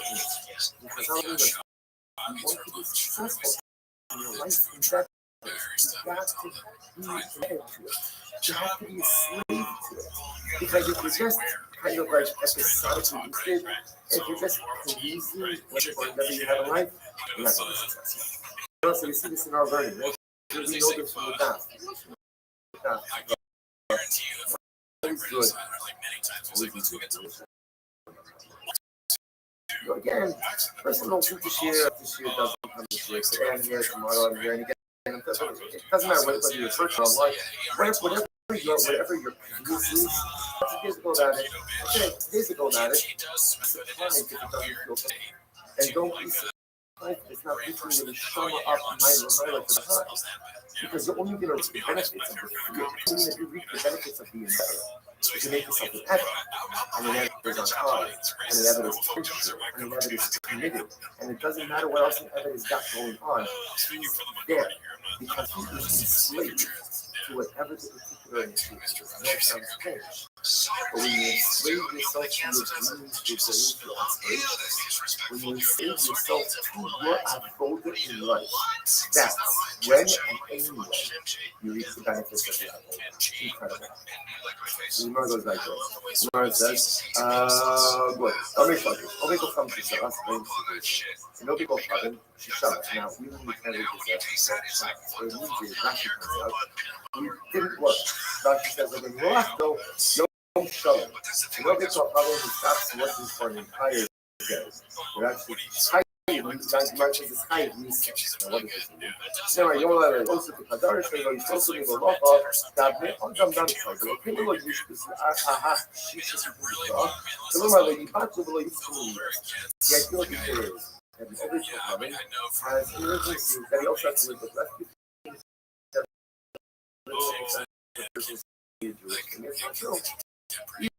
Even an apple has to live with the second urgency, and therefore the overflow comes to Shabbos. And overflow comes to just takes it easy, takes the key to life. Sky is research. Incredible. All of humanity is in the to be an addict to whatever initiative is obligated to live to their goals and aspirations. That's the only way in life actually makes sense. As far as I do this also, and so again, anything you want about that by definition becomes the liability for death penalty as well for non-compliance. Remember, I feel ashamed of Shabbos. Even should learn the rest of the Shabbos. And the Gemara saying that Shabbos, which is true by itself, so this is true even if they're not taking up Shabbos. This is just talking about the idea of lackadaisical, laid back, not what wants from them. It's not peace, and it's not even what he wants from them. Everyone to be plugged in, everyone to be enslaved. Everyone can operate incredible. That's the Rabbi's science. So why not include this in Shemini? Rabbi Yochanan is not allowed to quote unquote teach Shabbos. keep a function, should be out past that. The sentence may not only include Sheviatas, things you're not allowed to do. It does include things you should have to do. That's what means that's the hard union of Kumase. Essentially, the obligation to establish a judicial system that's Kumase, that's a positive obligation. We must put up like this. Half of me, 39 lines. Kumase, the Sheviatas.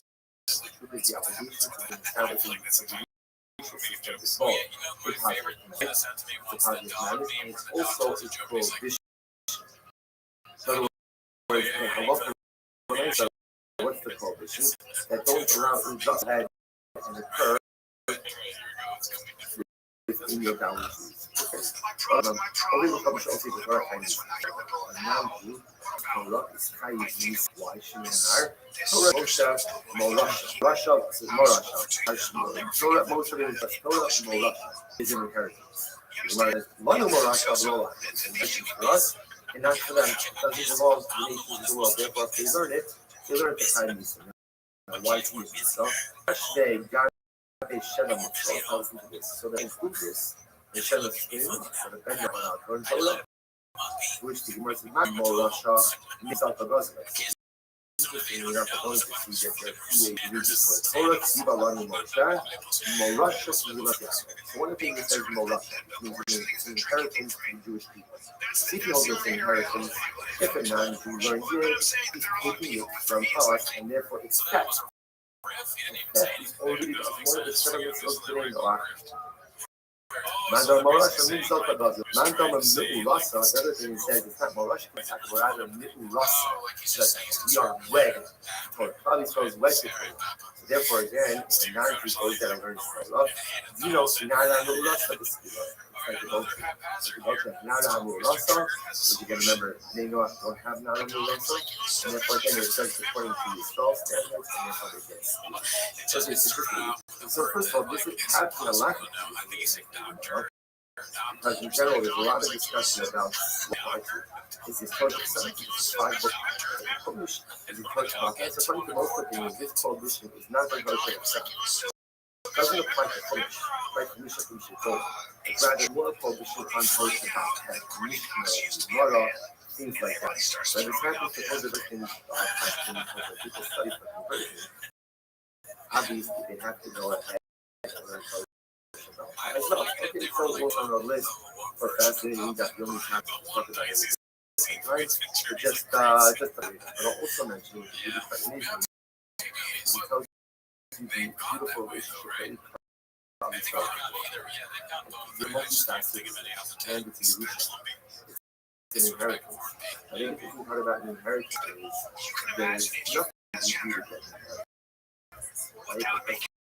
With parents, parents, assets to parents. I just on one hand, there's an element of Torah that's mine simply because it belongs to previous generations. I didn't do anything. I didn't earn anything. I just received of those who came before me. But then there's also Torah is a Torah. With such English and knowledge, is a distinct and beautiful and harmonious meaning that was created by people. So on the other hand, I have nothing new relationship with Torah. So on one hand, Torah is a Yerusha. I have it from my family, only from generations before me going back to house. I didn't do anything, it's just been passed down to me. But then my job is to take the Yerusha and make it a new Yerusha. My job is to take the inheritance and make it and create a beautiful, loving, passionate relationship. It reminds me of the beautiful bells that have a mention of as it says, Yoshi. Just read last week. This is my job. This is great. God is my father and I will the God is my father. Unless the person thinks that they depend on themselves, the relationship with God that has been passed down from previous generations, it also says that this is the God of my father, and now my job is also to take my own. The Torah is a Yerusha passed down, and my job is to take the Yerusha, the inheritance, and to make it my Yerusha, to make it my the merchant may say, how you may used to say, the United States, we don't always go, the Kohen Gadol. So learn Torah, Aku learn Torah that he's a Kohen Gadol. Shneimar, Asher Yaseh Osama Adam B'Chayva. So because it says, read the words of Torah, that a person is coming to live by them. It doesn't say Kohen Mitzvah, it doesn't say Kohen Mitzvah. It's a Adam Mitzvah has a term that applies to all humans. All of that. What does that teach you? Shafu people have also put all the Kohen Gadol, but even if it happens, the way percent of those in Torah, man is like a Kohen Gadol. So he's contradictory just before finally said that Akum is not allowed to in Torah, and if he does, he's liable to get that. He's not considered Kohen Gadol. So it's what it. Whereas it says, no, it's not a contradiction. Also, Mishnah Mitzvah, she does. So again, it is great for an Akum to know this. Alright, but then you has to learn Torah that applies to him. Has to learn about his 7 mitzvahs. And it does when he comes to depth and he understands it, and now it's just a Kohen Gadol. But he needs to be learning about the rest of the mitzvahs like applies to both applies to that's not his. That's not his Yusha. That's not his Ma'orasa. That belongs to us. Incredible. Rabbi Lomer asked down in that first number again, you saw in the previous passage, that different opinions added different mitzvahs on the Shem. And Rabbi said, and Ben Noah also came to blood from the living tree. Ask Basar ben Achshel, Damo lo shokei Zeh ben Achshel. Pasuk says that you're not allowed to Basar ben Achshel, Damo lo shokei. You can't eat meat when the blood force is in it. That's a limb from the living tree. You can eat ben Amil Omer Af Adamim. Amil says, you can eat Amil says not. You're not allowed to eat even in a high. You can't eat damn anymore. You can't eat blood. Because my time that it's like a lot of things that are hurry day, but not so helpful, but not so. So if we make the interesting construction possible, the Torah says, as Basar did not show double loss. The difference is the two different prohibitions. Basar did not show, the double original, and then there's double. You can't eat blood from the living animals. How do you make it? Rabbanon will say, I wouldn't disrespect him. No, that phrase is actually coming. That double is actually coming to you. That halach l'maisa, that is a limb from shvat. Follow the limb. And you follow the limb right now. Follow the limb chotzim, and okay, Yossi Begaver Suni again. Asa Omer, Rak Chazak Yivokia Cholagan. Yes, I'm one that Pasuk says, be strong and do not eat blood. Blood is the life force of the animal.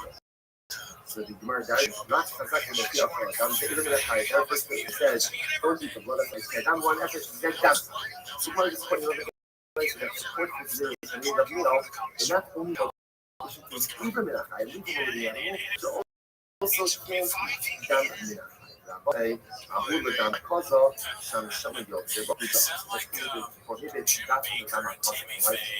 They're allowed to the white blood, but the others that are the white blood that supports that animal initially grow. The other blood is allowed to eat. Lamali will lift up enough. Lamali will lift up. So it's notice the Gemara on Graphic is published activity of a living animal is mentioned sacred verses, like Adam Show, and it's also again in the published body. After so why does this happen? So this is incredible. So this is actually very important.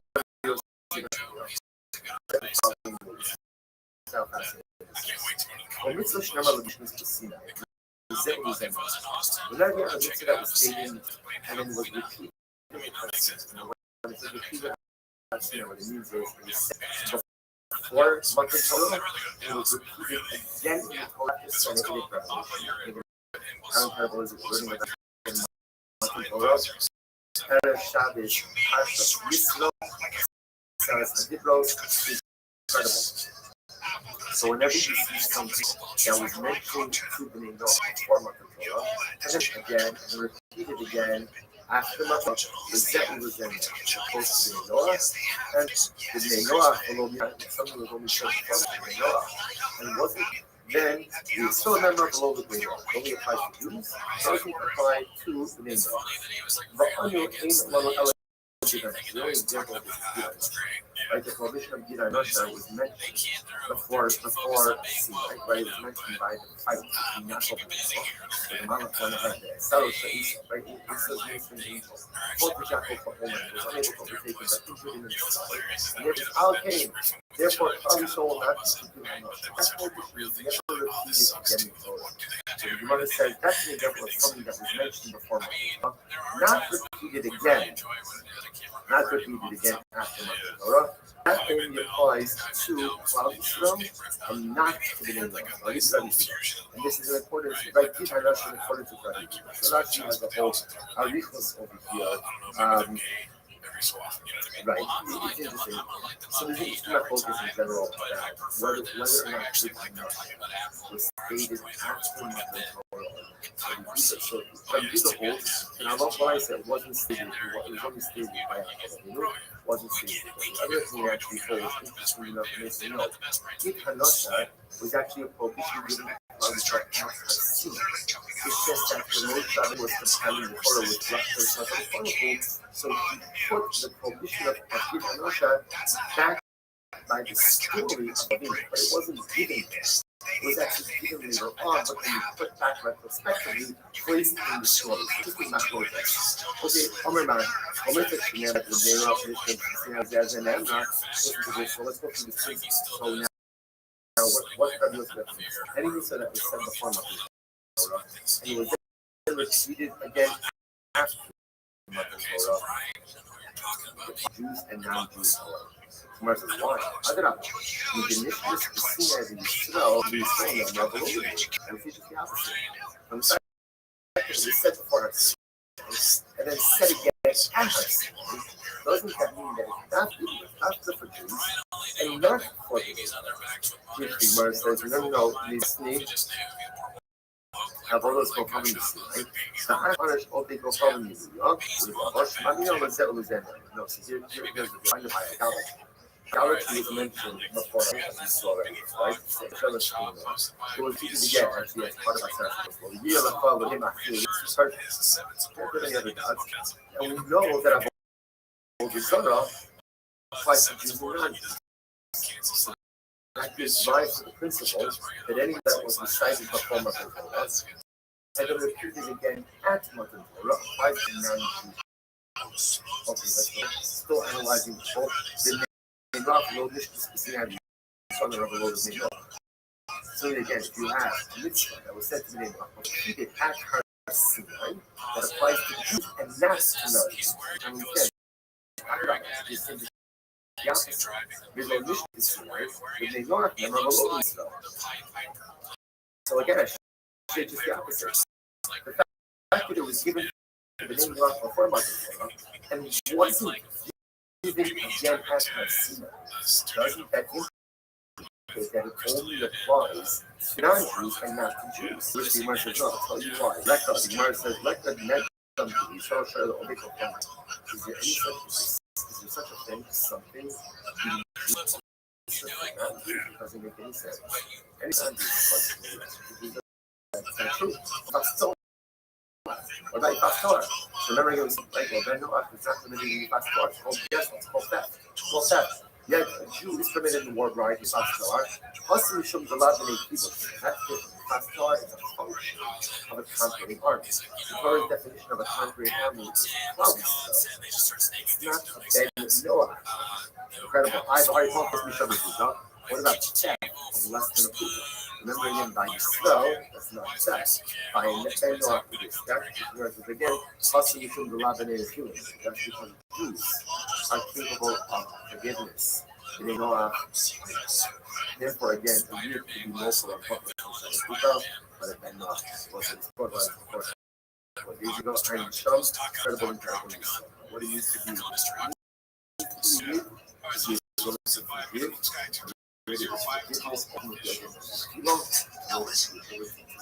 Otherwise, how people need to forgive, not because you won't help every single thing. Things like the N-word. Those things. There are ways to measure these things. Search for people, the kind of words people use.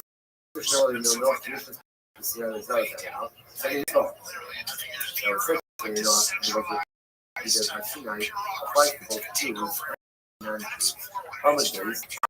I have a hard what about this new remember again, so Hashem says to Abraham, keep my covenant of my grace. In this case, he says, repeat about Sina. What is it about Sina? How much do you know? So righteousness. So it's repeated.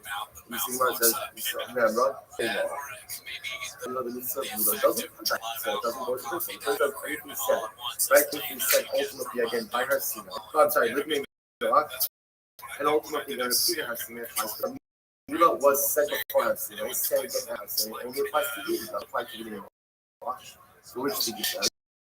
Of the Shabbos the repetition actually of the mitzvah of Mila is to add a very important detail of the moon. That by Yom, I would teach us that when you ate for this is important because I might have thought you were required for drawing of blood. Drawing of blood is Aslan Shabbos and the Abdullah Shita. So I might have thought that you were the additional mention of Mila by Yom Hashmini, Shabbos, even on Shabbos. So actually the repetition is not coming to school anymore. Right? It applies to you. The repetition is coming to teach you a new I've already prayed with you. Or not prayed with you. So the fruitful obligation shouldn't have right? On one hand, it says, when it says, Peru or right? Remember again, Adam is given very Arabia, Noah is given very Arabia. Mission is Kisina, it was said again by Hasina. Where was it said by Hasina? Right? Link and more Lahem, Shubulakam La'ahav. As well, he says, people to go back to this. This is incredible. Remember again,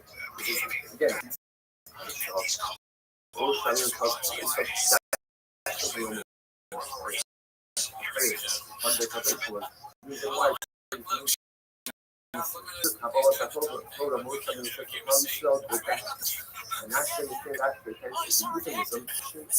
relationship with one spouse.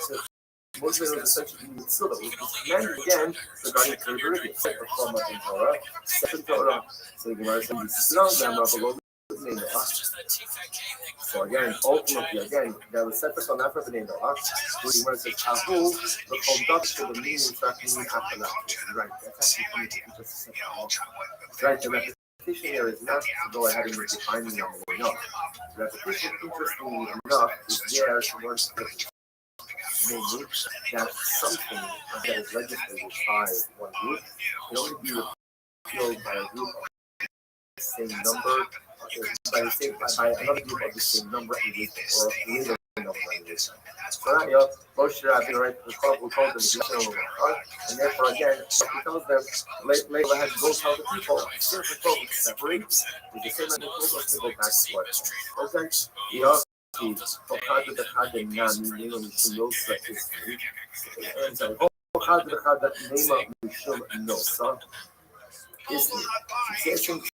you say about every time I look forward to there is some element as hard the other in Mishnah Bar Lam. Ultimately, again, why is there a need to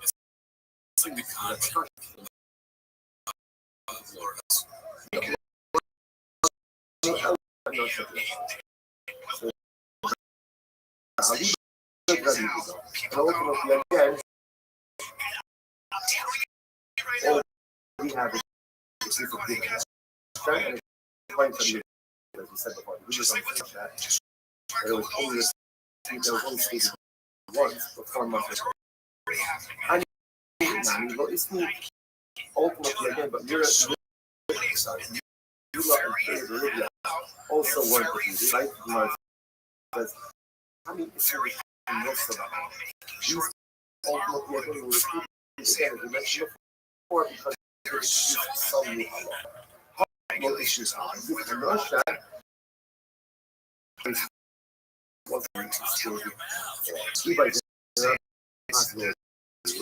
Mila, in the Saudi After will become a the reality is to say that inside this Mila, Mila was not finished getting it off. To become a the Ata is the Ata is our Ata Rechaladoras. Ata is our in the Caffeine alone, second white line, Newton never made his offspring, but she had his offspring, not anyone else. Offspring, and the Anthony saw the face, so life should be life, she was also sort of having so this was a strong kind of person. Well, we said, he's not fine offspring of Aye, that's the case, fine, so let you see this stuff, but in the Bible, let it be a something also.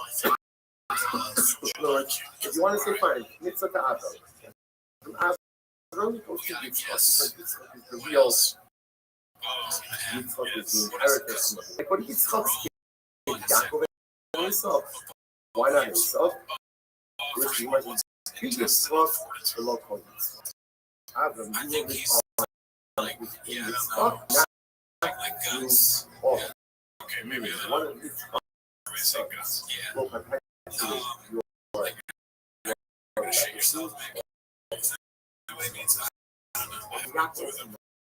two words together. They're both like jocks. You know, he said that's what he said. What a shot. That's you know,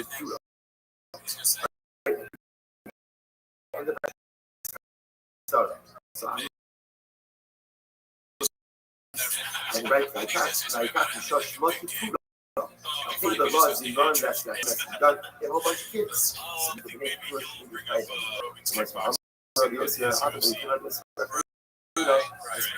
We see here, the rabbis in the so ultimately, they can do it.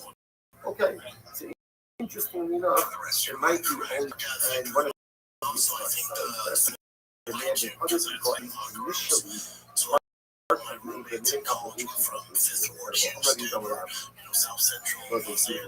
Other Rishon was to a Basalaki. Other Rishon was not committed to be. Other Rishon was vegetarian. He was not permitted to go ahead. The Pasuk says, when Hashem gave the vegetation, Hashem says to us, I've given you all the cases, for you and for all of the animals. So, you and the animals in vegetation, the Lochayas are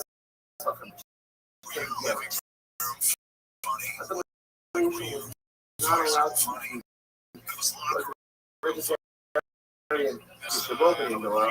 You don't need to think about it. So,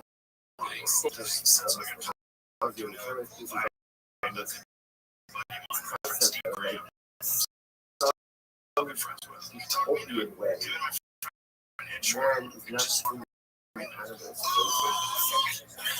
Man is not man uses whatever organically grows on his own consumption. Doesn't just try to go ahead and save his own. Something there's a purity that was later on corrupt. Obviously, when Noah comes on flood, so after the flood it becomes permitted. Nasati Lachan, Ace Cole. That's called that once North is allowed to eat meat. There's no more prohibition of Abraham. Although the distinction between flesh and blood. The animal, right? The animal has flesh, and then there's blood and other stuff behind it. Now, I'm not understanding that the vegetables, it's unlike cooking meat that wasn't allowed to kill animals for his own consumption. You know, it's the employees, the practice, the catching up. I should talk this is the other thing going to me over the fish. What does that mean to me over the fish? My love actually doesn't that mean for consumption? Well, the Malach, the fish work for you. Thanks for tuning back in. Join the Discord, join the Patreon, and everything is on Spotify now. But that's not why you're here. The reason you're here is to watch clips of Start the Timer. Alrighty, first up is from Mr. Ryan Joseph 82. It's called Calories for Conference. Which is, So, others doesn't have the right to eat fish, but he has the right to utilize the fish for his service to work. So he must discuss over the birds of my love, so that doesn't mean the birds. yeah, that's weird. I don't know what autophagy is. You don't know what autophagy is? You think shop with us? depois para but we also nice. This is interesting again. We're not doing hospitalities over here. So again, the local might get refreshed with geese or chickens. According to this, we don't want how long. So again, this has to do with the reduction, for example, for this we would avoid. There's a special permit for workers while they're working. So it's kind of, in order for that to work has to work in both the feet and when an animal is using all fours, it is also considered to be working with anything the last claw is working. Shiny is, let's say, flesh. Geese or chicken is only feet. So it's that claw that's all. And once that works, therefore the animal should be no, the whole animal was not. Like I said, the details are not as important as the discussion. What's more important discussion is understanding how you can put geese and you put chicken and fowl, birds, to work. Okay, well, how you have a message on us? Like, and you will rule over all the old animals that wander the earth. The word tahu, last seen not comes to include that man originally was supposed to have dominion over the sun, was the third word.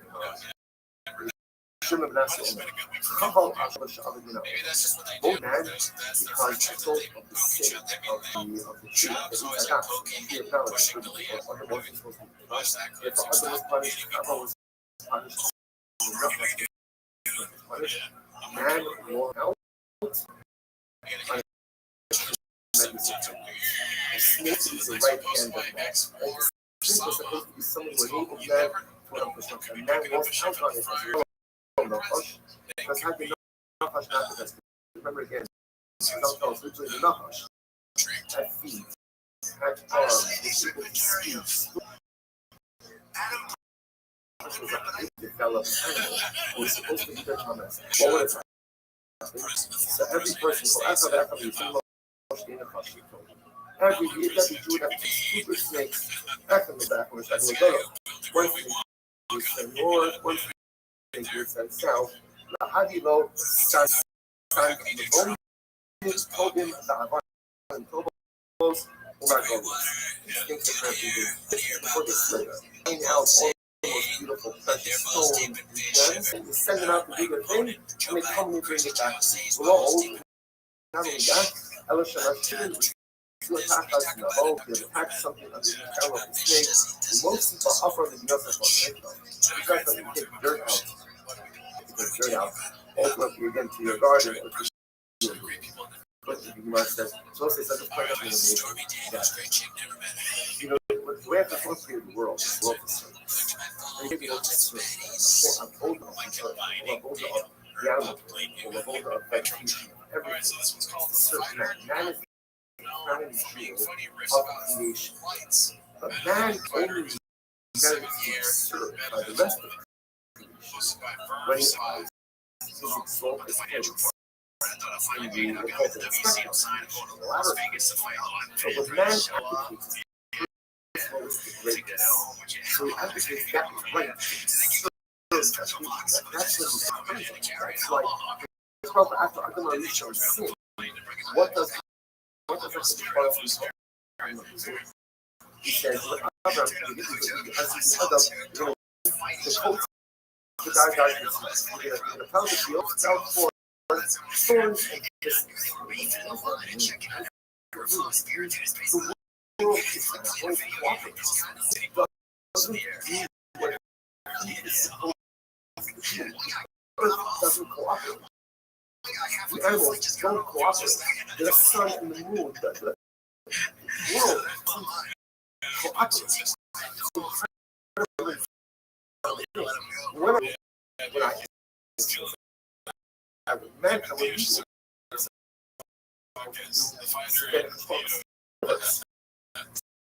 certain because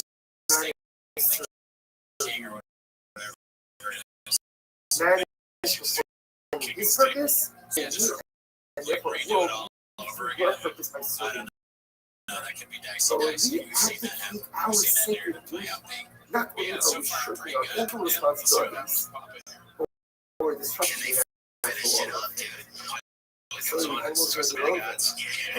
And the earth is going to do all these things that are and now it's focusing on the things where sometimes even overwhelming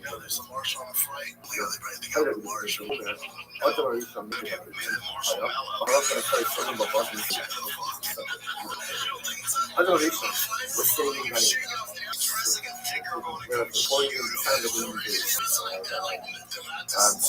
Streaming wine. You know, just at the moment, sitting in Eric shop is still going now.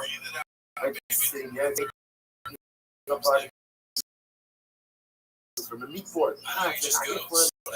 So they bring their head and they make the Irish and meat board, and roast meat board, pouring in delicious wine from Irish. So pouring in delicious.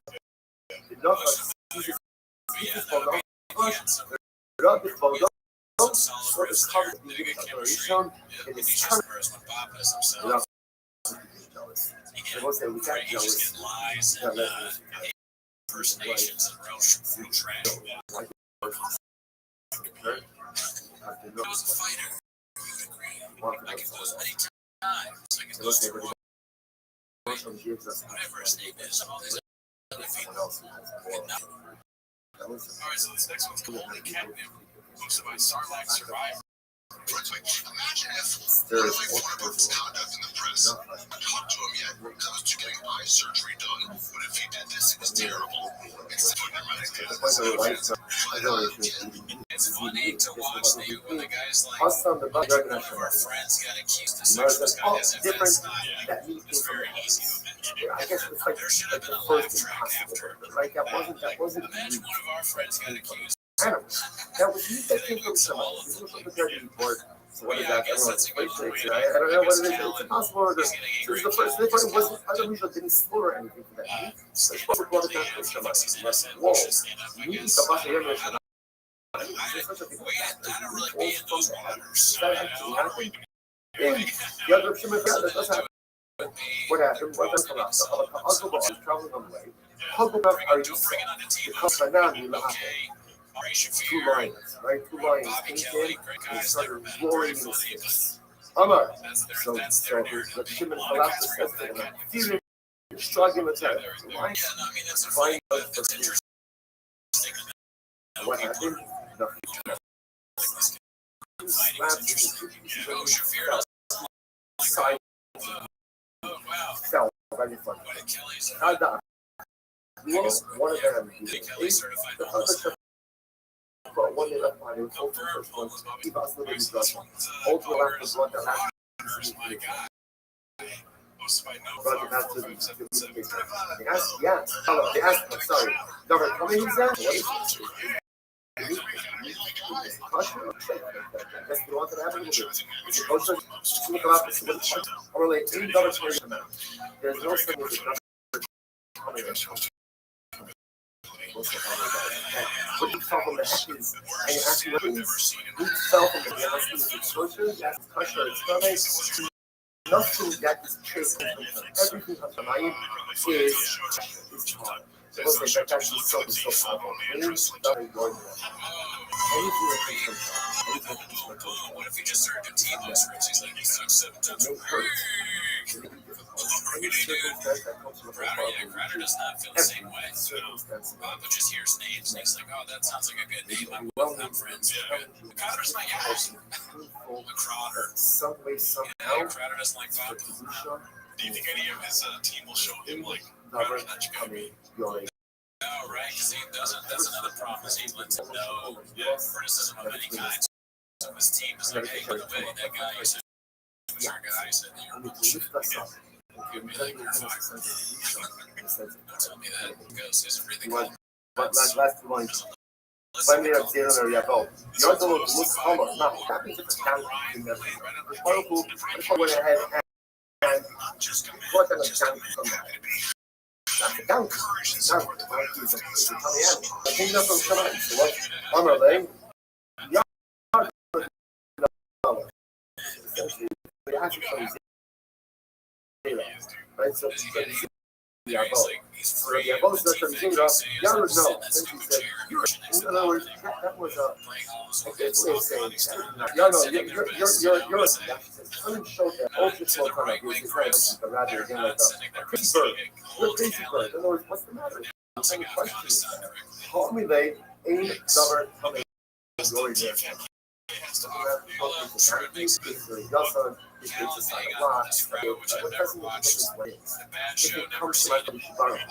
it comes to my Kodesh Baruch Hu, it is going to be incredible.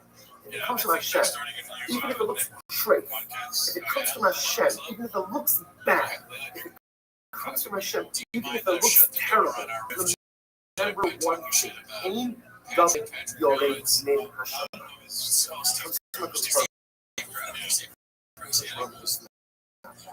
Comes to my Kodesh Baruch Hu, totally challenging. Whoever comes to apply his own there, to bring about Kedusha parallel.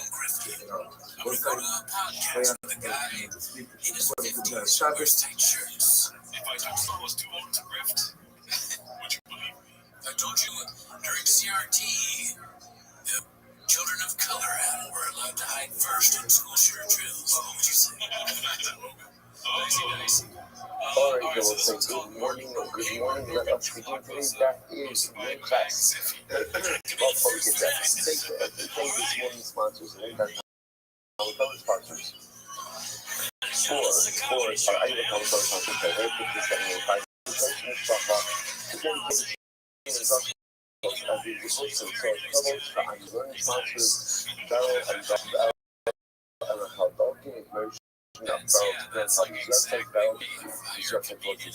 sponsors, sponsor the last Taylor, Spurt, and myself families, as is our father for successful recovery, because they will be able to learn about Talmud Torah. All of those leaders should have one together with holding each other. For so many continue to bring our hostages home, so allow our soldiers to be consumed the whole mass. But since that, let us begin to recap the facts. We are putting up on you're designing on the base. The design of the base. And let's actually just pick up with the turnaround button. I know that a little bit further than that actually. We did yesterday.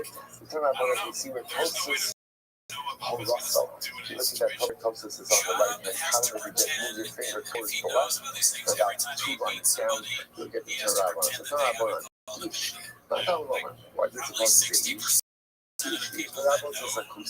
שמספר הרעיית כיסל, כוסל, אני גם אומר, in this context, kusel is not used, in so sense, to speak about that group of people who are doubtful, speaking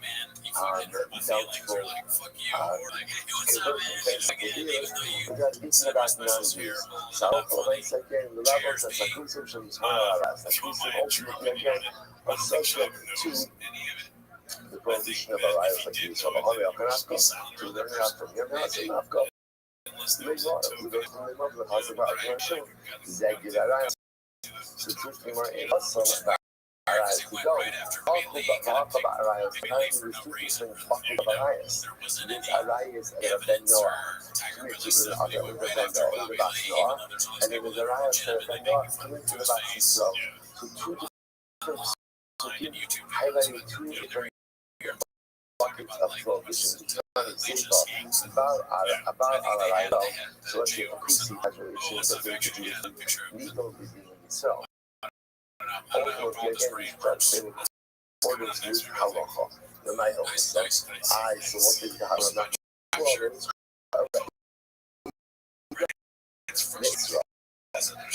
So now we also because remember again close to yesterday the halacha and 8 efforts. Sorry, even by his dying effort, one with his even a color halacha. I say the morality with the Jewish woman, Jewish legal system, which again, one has a age of 23, maybe the Eagles have some songs most like a Negro dog that is compared a priest, like a non-Jew, has a religion to a non-Jewish woman, right? More or less a non-Jewish woman, to judge by what standards, a lower set of standards, which will be judged by a higher standard, which essentially again will be the Hasra or right? Sounds like lower level of conviction if you have no immoral relationship with Jews, that doesn't seem to make sense. Which the Gemara says, I don't know what Smed is not Russell is exactly as it sounds. Nara, where it had Aderson, but it's not going to have so with her husband. So let's say the Kusi has relations with this girl through the Zoe and Russell. We got this time. Here we go. Russell will get in with the Kusi. So the Kusi and the Noah have no concept of Nara Hamur Russell. They're quite interesting. Come out a couple of times with that. But in Benedict law, the only to affect marriage is for a man to live with his wife. That's what happens in Theos. It's essentially there's living together. That marriage, and when it's engagement means you no longer live together. That's a very simple construct. You live together in that's marriage. You separate from intimacy, and that is divorce. So there's no concept of agency. So therefore, technically speaking, if a Kusi, like a Jew, has relations with Nara Hamur Russell, technically speaking, there's no construct for that within the Noah law. Because there's no construct for the Noah law, therefore, again, in that case, will be judged according to the halacha. That's it. Tanya, Nara Hamur Russell is a law. RHSE is a mechanic for again. And the Kusi has Nara Hamur Russell with Skiva, and by HSE, by the American Union, the Ibadina do go Sayyid. So, halacha match with these halachas, so it should be Sayyid. Remember, the Shemini says that also. A Ben-Noah is always judged with Sayyid. First of all, like, I don't know how many it's called. My HSE is coming. What the HSE is talking about over here, the Shemini is a little below the Nicola. So, if you're talking about a woman that's related to the couple, then if you not yet have relations with your husband. Now, in that context, where we go, lastly, we got Nira Bedina Diga, as we just mentioned before. So, we related to the couple that has not yet lived with her husband. In Ben-Noah world, that is not marriage. That is not marriage. So, because it's one after adultery to happen in that way, there's no construct for that for Ben-Noah. Therefore, again, the Noah would be judged in accordance with our law. So, also, so this really gives birth to a very fascinating idea that as much as there's a system for Ben-Noah, but if a Ben-Noah commits an act of immorality with a Jewish woman, and again, that there is no parallel case that is prohibited for Ben-Noah, like Nara Hamur Russell, like who goes into the couple that is not yet lived with her husband. So in that case, a Ben-Noah will be judged as a Jew. Fascinating. Okay, so what was like this? It says, to tell you anything, so again, here it's explicit. So Ben-Noah, if a man lives with his wife, they're married.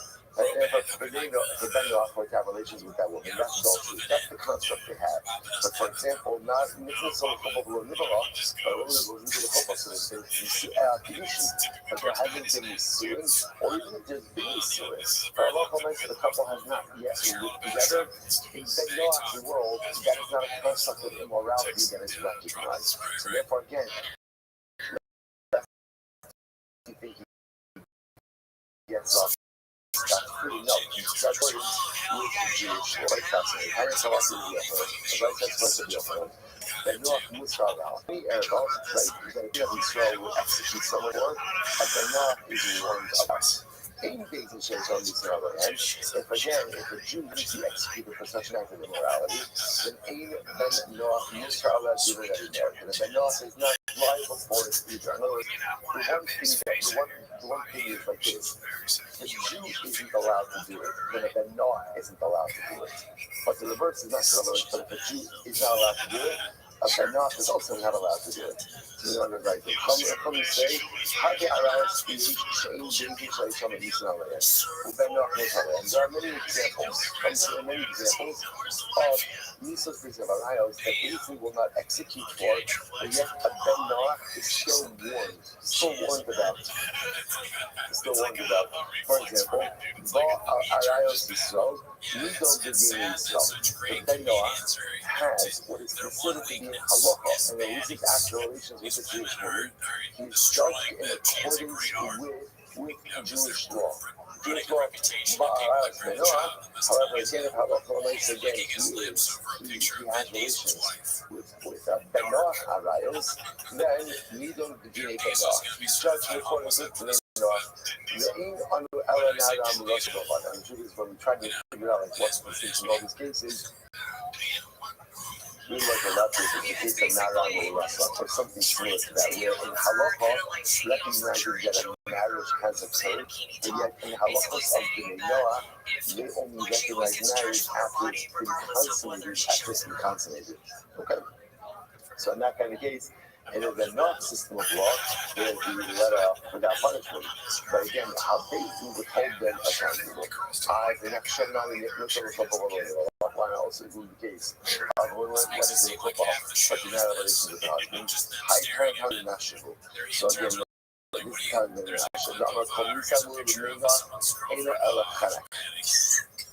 you know, whenever Misa level says that he saw that the Noah gets sight of Cherek. Isn't the thing that says the Noah get Cherek? And therefore, easy kind of thing. Allah will answer the question for both these infractions would be Cherek. Okay? The Sabra Meir, however, should be the Shayisram and Nisna Leir, Allah, Ben Noah, Mutsala. So now it says the Meir to behold that for any act of immorality, that a Beijing of Yisrael, right, the Jewish people, would execute the Yisrael for, then Noah is responsible for as well, children, which means anything that is an alliance for us, and then Noah will be held accountable for. Is that true? Not kind of really was in the Institute of Natas. There, Shahaisa Halakha Shayadusha and Investigation. So, this is the fascinating case. Literally translated, the convert whose conception was not into the Yisrael, but whose birth was. What's this case? This is a case of a non-Jewish man, non-Jewish woman who conceive a child together. When it becomes pregnant, right? And then, when it comes to pregnancy, she converts. By the time she has the baby, she's a Jewish woman. So now, even just that this baby, his conception was in Gentile kites, right? He was Shema B'Kedusha, but the Joseph, by the time that he was born, ultimately again, he's Jewish. So just understand, what's the rule with this kid? What's yours this kid? First of all, the rule with this kid is that he's Jewish. The key part about this is, he has a halakhic relationship to his mother, and of course has no halakhic relationship to his father, right? Because remember, again, his Gentile father by the time he was born, so the baby is Jewish. So the Jewish baby has no relationship to his Gentile biological father. Okay, you see the manifestation of that right now. Here it is. His relative is from his mother's, but has no relatives from his father's side. Rothschild side. So this is the first example of this. So let's say 3 lines down to 2 person level. He also has in Yossi.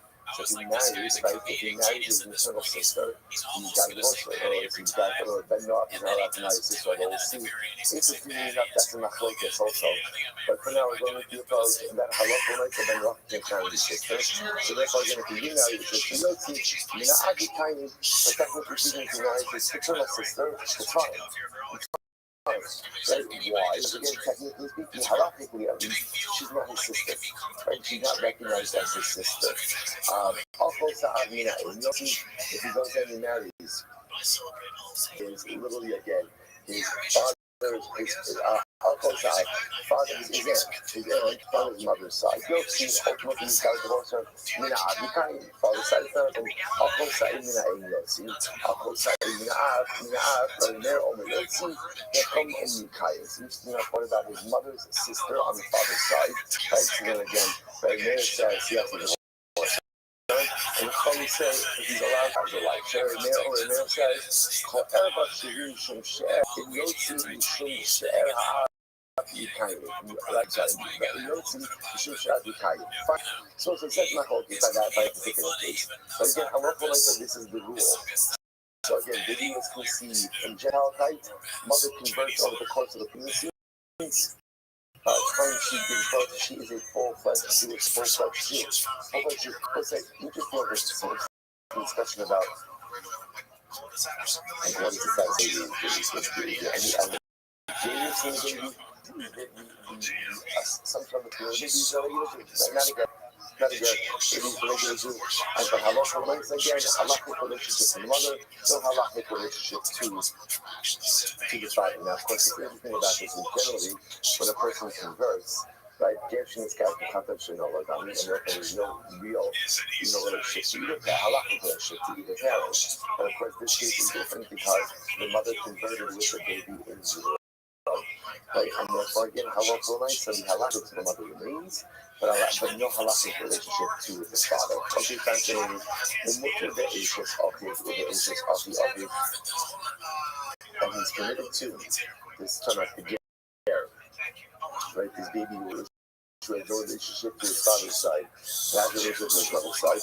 Most of the Ishes of it, he's committed to his brother, or the Ishes of it, or to the brother of the wife of his father's brother, who share Kalalayos, who share Kalalayos, Mutalaslo, and all other what would normally be Alayos on the father's side are going to be committed to him. Lasi Ishes of it, and he's coming to even his father's wife. So obviously in those cases we're talking about the people in question died. For example, he's married to his father's wife and he's his father's widow. Like obviously she married, even the Noah construct of marriage. But again, normally these would be alliance for us, and even after these men would die, why is this fully prohibited? But not for this person. Not such Isha. So now, we're now switching gears a little bit. We're now back to Kusi. Let's say a Kusi married a woman and her daughter. Konis Achos and Motzi Achos. So she's dealing with Rashi. Rashi is in the intermediate wide lines, about 6 lines in intermediate wide lines. Nothing should be a shy gearing. So now, Rashi just points out, we're transitioning back to just a regular conversation about converts, not dating. So what happened? It's very interesting. Okay, so now somebody else in Kusi, then it's guided email me how call you so let's go with Rashi's first interpretation. See the guy, this is the Kusi. He marries a mother and a daughter. So first of all, apparently the Gemara telling us that whereas for a Jew that's alliance, for a Kusi it's not. So the Kusi goes ahead and marries the mother and daughter, and then interestingly enough, what happens? Rashi says over here, in this Gadimon, they all converted along with him. Now here's what's interesting. They all converted along with him. Now technically speaking, what's the issue convert along with the Kusi? Not. So therefore, technically speaking, this position should technically be familiar to the great remain married to both of them. What's the halacha? The halacha is the one is Konis Achos and Motzi Achos. The halacha said that he is permitted to keep one of them and not permitted to marry the other. But ideally, ultimately, again, you should not marry the mother and the daughter.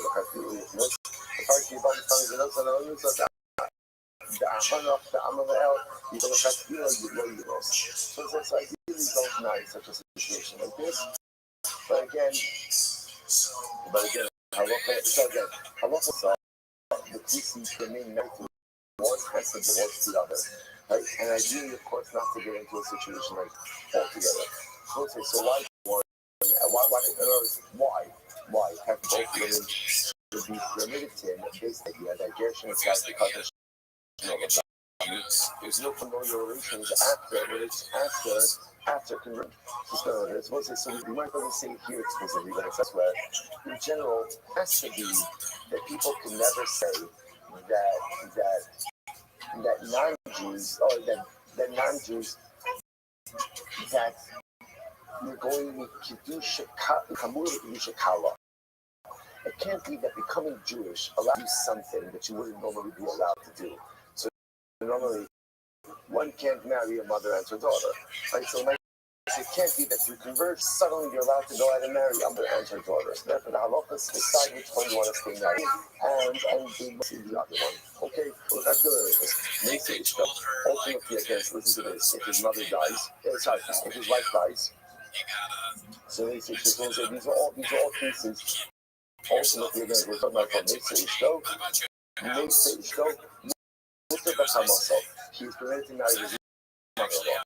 Okay, you get down. You also understand Kasha, Harabi Merli, Roger, and the other Haramel Rabbi Akiva.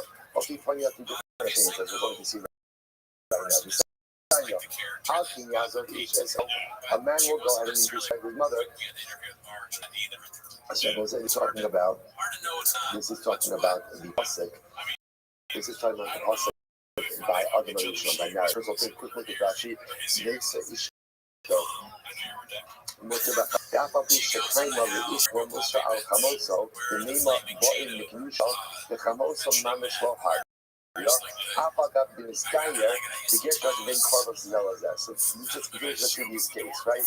So our ger, when he was a guy, was not children and brother. They all convert together, one big happy family. So step number one is, unfortunately, you're no longer one big happy family. Right? Decide who you want to be married to, and the other you can't be married to anymore because you can't have a situation.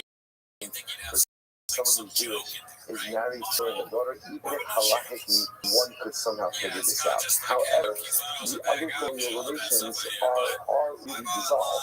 So therefore, again, let's say Ger's wife dies, he is permitted to go ahead and marry his mother-in-law, his wife's mother, even though normally for us again that would be an error. Right? Why is he allowed to do that? Because halachically, again, upon conversion, all of these familial bonds were dissolved. Others say he's not and marry his mother-in-law. If you look at that next chapter, the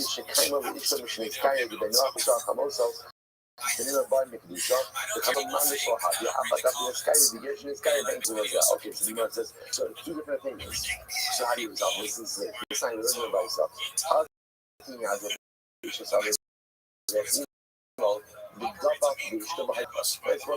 This is the pasuk of marriage in the Torah. Therefore, his mother, she will clean his wife, and there will be flesh. That's the pasuk. So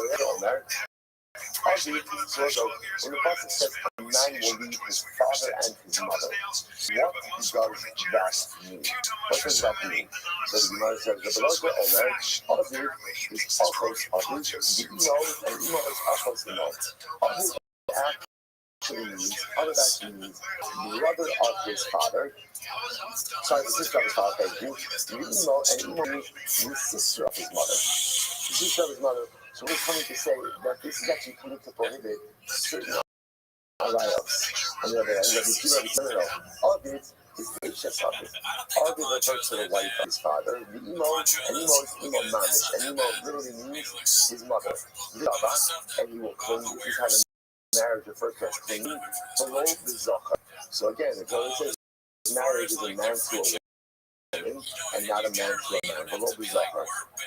Okay, Rashi is actually in terms of the reason it is because the Torah uses the lesson of dibuk, of connection by marriage. So Rashi understands, interestingly enough, Rashi says over here that Zohar means an act of religion which creates pleasure.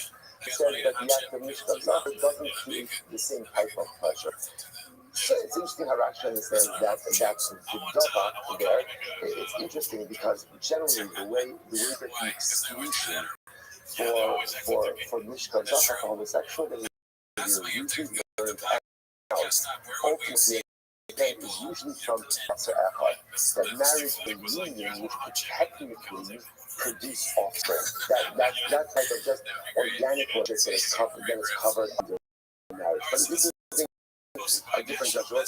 But every time stuff like this, always feel like different. Halakha is halakha. And halakha never. Halakha is evil, and it doesn't matter what society says, what society doesn't say. We both make the rules, and we don't. And the systems are determined by a rule and not by us. Not by us. And so marriage is defined as a way, and relationships are defined in a certain way. That's the halakhic construct. From just a commercial perspective, and from an empathy perspective, you're all kinds of Jews. There are all kinds of Jews and all kinds of people. And there is one who creates people in different kinds of ways. And understand if it's Rothschild, if it's it means that God absolutely exists in people, and it's there. That's really going in this particular no greater struggle is for a man or for a woman who is struggling with identity, sexual identity, and wants to live a life of halakha, but is often forced between a commitment to Rabbi and companionship. Struggles that those of us who don't understand it could never understand it. That's like the halakha, but never think that the halakha in any way impedes upon the dignity of the individual, and everything that the halakha allows us to impede upon the dignity of the individual. We have to learn and an openness and a welcomeness applies to all types of Jews, and a lot of empathy applies to all types of Jews, even if we don't have the ability or any flexibility to change the rules. The rules are the rules, but the love always has to be on. This is a video.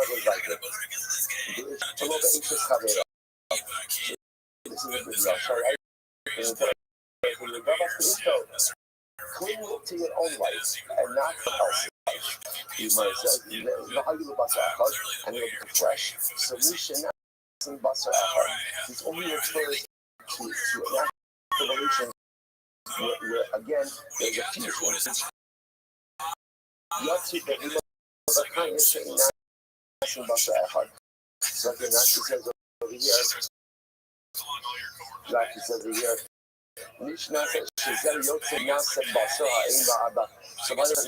again, they're capable of being offspring.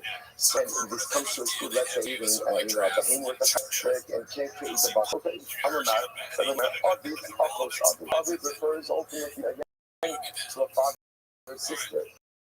Ema Ovid Manish, maybe it means real father, is kind of the Dava, so it's ultimately again Dava, okay? So there's no need for the party to prohibit the racist father. Like there's no need because again that's covered. That's covered in the Zakar. Right? They're covered under the Dava and that was the Zakar. Ema H.S. Ovid, maybe it's referring to father's life. I know the issue of H's Chavera. So right again is covered under the prohibition of H's Chavera, of your friend's wife. Ema La'ach says this is interesting. So maybe Halacha wants to come to say that father's wife is prohibited even after the death of the father. And again, remember that this is also in law. It's also in law. So maybe it's coming to go and say that the father's wife is prohibited even after the death of the father. So maybe Emo. Ma'imo the Lav Ishus, Avid the Lav Ishus. Just like in the case of mother, ultimately, again, we're not talking about a prohibition that is derived as a result of marriage. So too by father, we're not talking about a situation of a prohibition derived as a result of marriage. Emo, what's Emo? Like ultimately again refers to mother, sister, Emo Manish, maybe referring to mother herself. Hainu mother, ultimately again is the father's wife. So she's prohibited already. To which we might say the Ema La'achadisa, that he's going to include even after the death of the father. Dunya the Ovid, it's comparable ultimately again to father. Not Ovid the Lav Manish, Emo the Lav Manish. Just like the father, it's not referring to the father himself. So to the mother, not referring to the mother herself. And here he says, Ovid refers to the wife of the father. The Ema Ovid Manish, maybe it's the father himself. Perhaps he's saying that the relation of his father. I need to know the Zakar, right? Because already covered by this prohibition. Ilahi, H's Ovid Manish, and this H's Ovid. But again, if that's the case, then H's Ovid, father's wife, is also covered. Why? Because it's the Ishta, and not the different wife. La'achamis, that's coming to include, that's perhaps coming to include the father's wife, even after the death of the father. Emo Manish, Emo means actual mother, which was as kind of the Ishta of H's Ovid. That would be covered under Ishtar, not Ishtar. The mother is someone else's wife. Again, it should be covered under that. Emo, it should be talked about a case where we got a man by a woman. She became from the act of violation. And now again, so the child, that son, is committed to his mother. Now that woman may not be his father's wife, but ultimately again it's still his mother. Therefore again, perhaps there's a specific law prohibition to prohibit that woman. Let's say, you don't have to be part about these Right? You think your family has problems, right? I just want to point out, right? Suddenly again, all of your familial dysfunction seems to fade into oblivion when you begin to see the complex tone of familial realities of the DNA. So it's like what you're arguing about. Rabbi Rothschild will say, I'm going to of the emo. Rothschild says that case of father, obviously compared to mother, the dunya God. And ultimately, again, the mother case is compared to the father. In that case, can only be Kalashka because Allah Akbar. So these related to when it's referring to the sister of the father and the mother. And as he says, Rabbi managed a lecture and I didn't think it's kind of the one leper. And the Kiva is Muta Ukne the Aces of the the share of the Jews, Erebus of the knows that local myself says the heart is referring to the father's wife because his wife is called an Erebus. He's not called an Erebus. Sister is called share. A relative. Now, practically speaking, they both credited as share and an Erebus. Again, this halakha right we're talking about pieces of ayah, therefore we'd rather include his wife than the father's sister. Tashma, suppose it's interesting Tashma.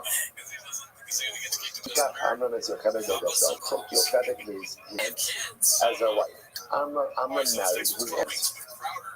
Moshe Rabbeinu says, like Moshe Rabbeinu's parents, like I'm your Chabad, you were nephew and aunt.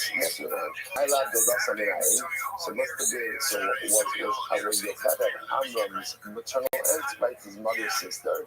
No, the Dasaminayim, no, she was a paternal sister. I think you're going to remember that Noah had She'er Min, not She'er Min Ha'ad. וגם אומנה אחוס מס אביבי, אך לא באתי. Right, when Avraham again was settled by Abimelech, so when again the whole story, Abimelech, because Abram claimed that Sarah was his sister, Abimelech hates, and then when Abimelech returns to her, Avraham says, listen, I didn't like you because she is also my sister, the daughter of my father. So he went back to what do you see from the statement? I said she's the daughter of my father, the what? Achlo Bastini, not the daughter of my mother. Nechlal the Basaim Asura. Why? Because again, for Bnei Noah, there's familial connection from the mother's side, not familial connection from the father's side. So therefore, even Alavini is here saying, I'm alluded to Sarah from my father's side, which means we're not really related, which is why I can marry her. Technically speaking, there's a biological relationship, but no legal relationship recognized. The marriage is less island. That's Avi was Sarah the daughter of Abraham's brother. So the marriage is, I'm sorry, that's Avi. If we can help you, Moshe Min Ab, and Moshe Min Sharia. Hello, but if either way, she's the daughter of his brother, so how about the truth is in that case, it actually really matter whether or not this is a paternal brother or a maternal brother. Hello, how do you come there? Rather, I'm not even trying to say like as follows. What about the Achos Isi Bahadam Abba Ima? I have a relationship with her. I'm related. But just on the so therefore, when I told you that she's my sister, I wasn't lying. I used sister a little bit of a neutral form. So we're related. And again, our relation is from the father's side and not from the mother's side. So touch mark. Because remember again, at the end, remember that Sarah wasn't the daughter of Avimelech's. Sarah wasn't the daughter of Avimelech's brother. She was the daughter of Avimelech. Not Adam Avinu's actual sister. Right. So that's why. Why couldn't Adam marry his daughter? That's a pretty straight question you might ask me. So what you might ask me is a remember, to go ahead and propagate the world. So a lot of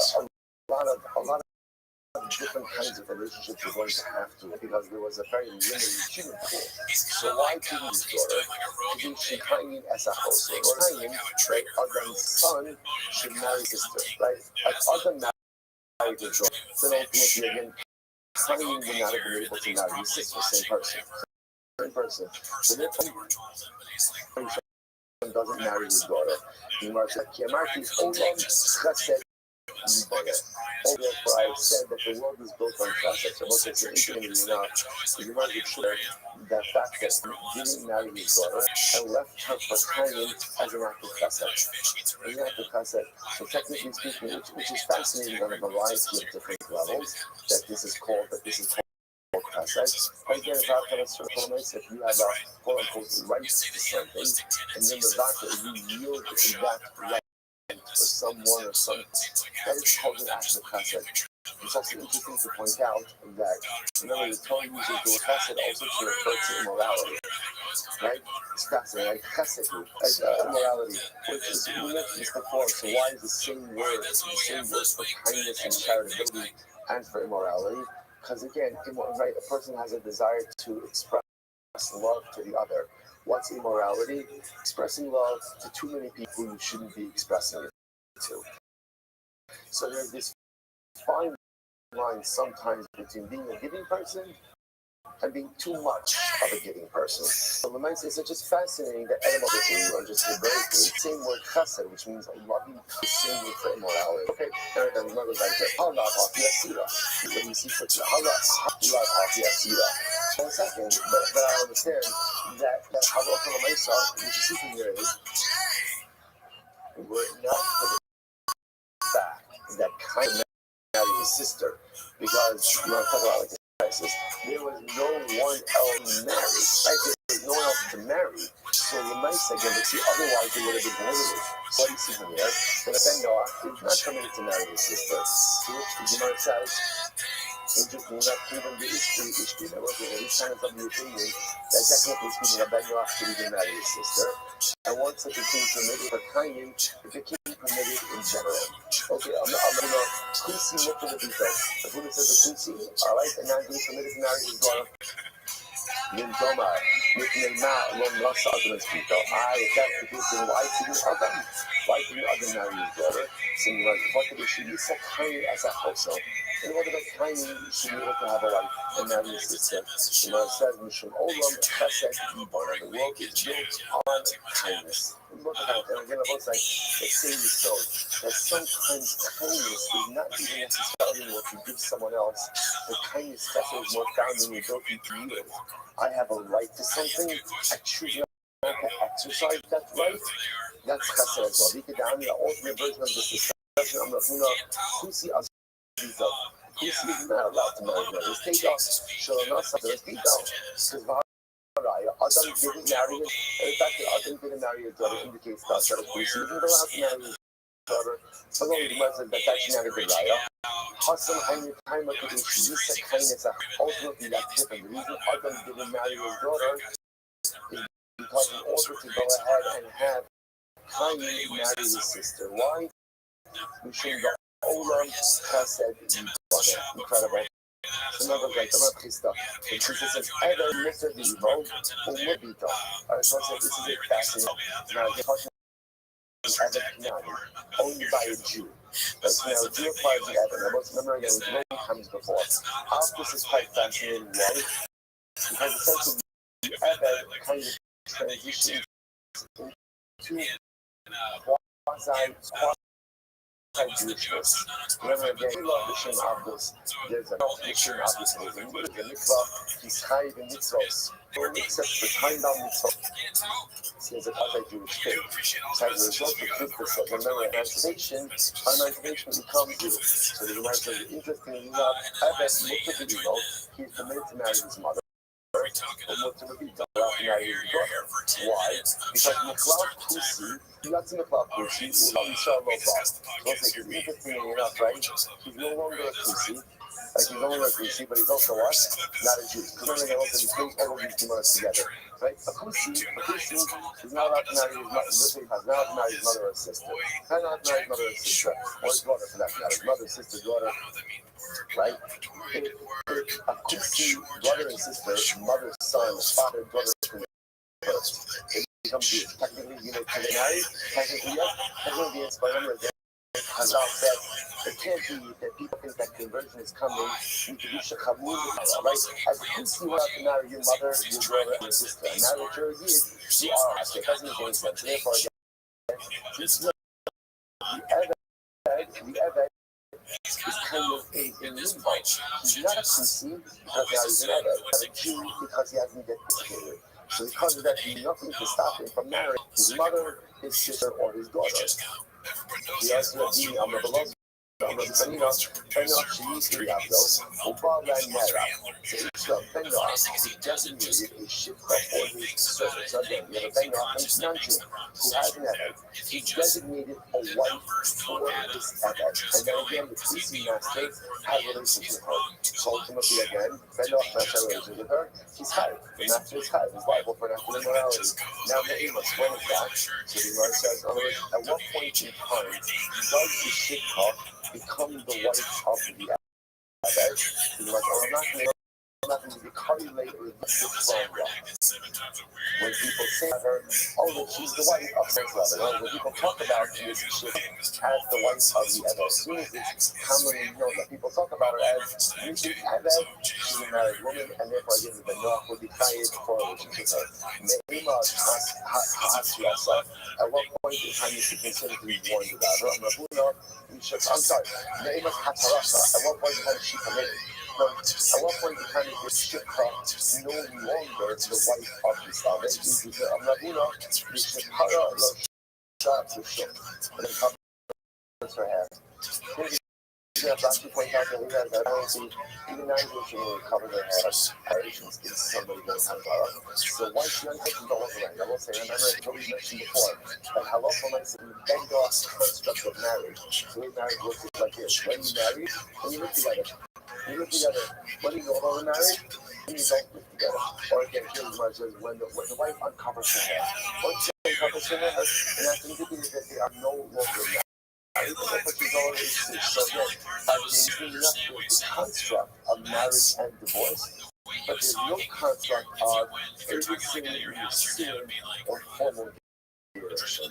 Okay, I'm going to look at the third line on it. Benot Shabbat Ishtar Shalot Tidat Chayiv. Okay, Benot comes to regulations which Shalot Tidat. Shalot Tidat may be Chayiv. Shene'emar, as the Pasuk says, Dava Nishlo Shalot Tidat. So you just think, you might over here, this is fascinating. So the Gemara says, in Dava, clearly, which is a normative act of biyah, and not biyah shemadidata. So look at this wild. So the Gemara is saying over here is that a Noah to be chayav for an act of arayos wife. So his own wife. This is what I'm going to love that doesn't make any sense. He could be the Yisrael Messiah. He's a chayav, I understand. If he receives shemadidata with his wife, again, he's not chayav. That's a total piece of the report. Torah recognizes that there are two forms of biyah. So for the Yisrael, it's recognized that for a Tusi, it's going to go ahead and become literally a form of arayos. So the Gemara says, I'm a lover, Benot Shabbat, it's just Hagir. Shalom Tidat. Rabbi says like this, when he says like this, and then Noah, who has his friend's wife, right? I guess not friend's anymore. Right, remember again, right? With his fellow's wife, right? Shalom Tidat, public. So this is fascinating, right? So be a Shalom Tidat in an adulterous scenario for Ben Noah is going to be possible. My time the Ishto below the Ishes Hadero. So again, that's the prohibition of adultery, right? It's your own wife, not someone else's wife. Dava. Again, the Dava. What does it mean to do Dava? Dava means normative biyah. Below Shalom Tidat.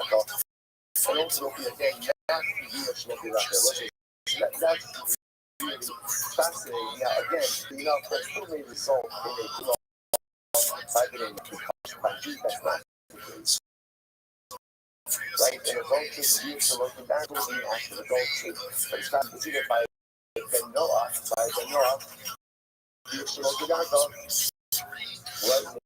Will not be considered adultery. Quite fascinating. Only covers she does herself. If another becomes a non-Jew, which to do is Chayiv. Shneimar, Keep Kol Bakol, that's how it's true. So this is quite beautiful. What is that Moshe? Moshe, right? The Moshe, again, it's like if you can tax man to strike me, the Jew. You turn this way, turn that, there's suddenly, went around it. killed the Egyptian. So when you see that most of the thought that the Egyptian was striking the Jews. So sometimes this hiding stuff. But the man up over here and says, so says, I saw Lo shall Yisrael, before he strikes the mouth of the youth of a Jew, it's as if he has struck the mouth of the Ribono Shalom. If you take a look, if you take a look at Rashi, Shenamar, Mokish Adam Yama Kodesh. If you take a look at Rashi, it's do you have a white line? Mokish Adam Yama Kodesh, Hanokish Esa Adam, Hani Bisach, Queen Adam, Tixiv, Venat Sami Somar, Sid Adam, Yama Kodesh, Kidu Kodesh, Kilomas, Socha Avo. The one who strikes a Jew now is able to be again as he struck Shekhinah itself. So what's the first part of something there? The more things that the Ribono has given us is the speech. But in the passage of Vayipach Ba'av of Ruach HaKodesh reads the life into us. Equal says what's life in Ruach L'Malama. Speech. That's life. So again, one goes ahead and strikes the youth on the mountain. The youth is Shekhinah on the mouth itself, which also tells us that our greatest kedusha comes from our mouth. Greatest kedusha comes from that we say, whether it's words of Torah, whether it's words of tefillah, whether it's words of akama, other kinds, words of praise, words of prayer, words of anything that we have. The kedusha that we can go ahead and create in this world from us. You know, something that goes from the voice of chesed, something you need giving up something that you're entitled to. Maybe you're entitled to make a sarcastic comment. Maybe you're entitled to make a cynical comment. But you hold yourself from doing so. You use your mouth to do so in the Torah that is managed the highest level of divine and the mouth of the Jew is keeping up with the Chazal. I was about to stop over here for today. Shkayach, everyone. Terrible God. Yeah, that looks like something. Have a great day, everyone. It can't be maybe the social media nature was like, this is perfect, man. This is what people want to hear about, and that's just, that shows how good the show is. I'm going to look right now for the TFAK. All right, Joel, say good morning. Good morning. Let us begin today's room class. Well, before we get that, thank this morning's sponsors, link by Torah sponsors. For our annual Talmud Torah sponsor, Tashin Pei 5785, the Toast Mishpacha, for dedicating over Shon and Rothschild as a host for Resources for Am Yisrael. We have learning sponsors, Barrel and Balkan, information of Barrel's grant. Zartite Barrels and Team, starts last week. Our Dachnomi sponsors, Belasin, Fader, Spurn, and Meistell's families as a zichus for our father for a successful surgery and complete recovery. Pinchas Ben Luma. We open an American Talmud Torah. All of those who need a refuah should have one together. For the instructions from to continue to bring our hostages home to allow our soldiers to be successful with whole mass safety. So with that, let us begin today's topic on on the day. We left off. Let's actually just pick up again with the Tanur Rabbanan. I know that we got a little bit shorter than that actually. We give our yes. The Tanur Rabbanan, you see where Tosfos also. You look at that Tosfos there. Tosfos is on your finger towards the left. About 2 lines down to get the Tanur Rabbanan. The Tanur Rabbanan is not that long. Why does it want to take you? From the Torah Israel. This is just like Kusim, and as I mentioned yesterday, in this time, Kusim is not being used, in the typical sense to speak about that group of people who are doubtful conversion. Thank you, doubtful hearers. We'd rather speak about Jews. Saloch, what I say there, the Rabbos and Sakara, are subject to the devotion of our eyes of peace. We don't have more. We don't have the positive Zagurayas. The Christian mind is awesome. Arayas to go. So apparently there's 2 different buckets of Arayas. There's Arayas that are Ben Noah, mixed with the Ben Noah, with the Bas Noah. And then there's Arayas that are Ben Noah, with Bas Yisrael. So 2 sugim highlighting 2 different buckets of prohibition. Trying to save about Arayas Yisrael. So let's say if a Jew, if a non-Jew has relations with a Jewish woman, we don't be dealing So, ultimately, again, he's judged in accordance with Allah, the Bible. So, after what is what was done, the age of the South. The Bible also, because remember, again, he's also yesterday now, and Allah, sorry, Ben Noah is a judge in even a Carl halacha, he has an actual morality with a Jewish woman. He is subject to the Jewish legal system. Again, then has a basin of 23. They can let eagles as trust on one second. Mikrogara. So what you're telling me essentially is that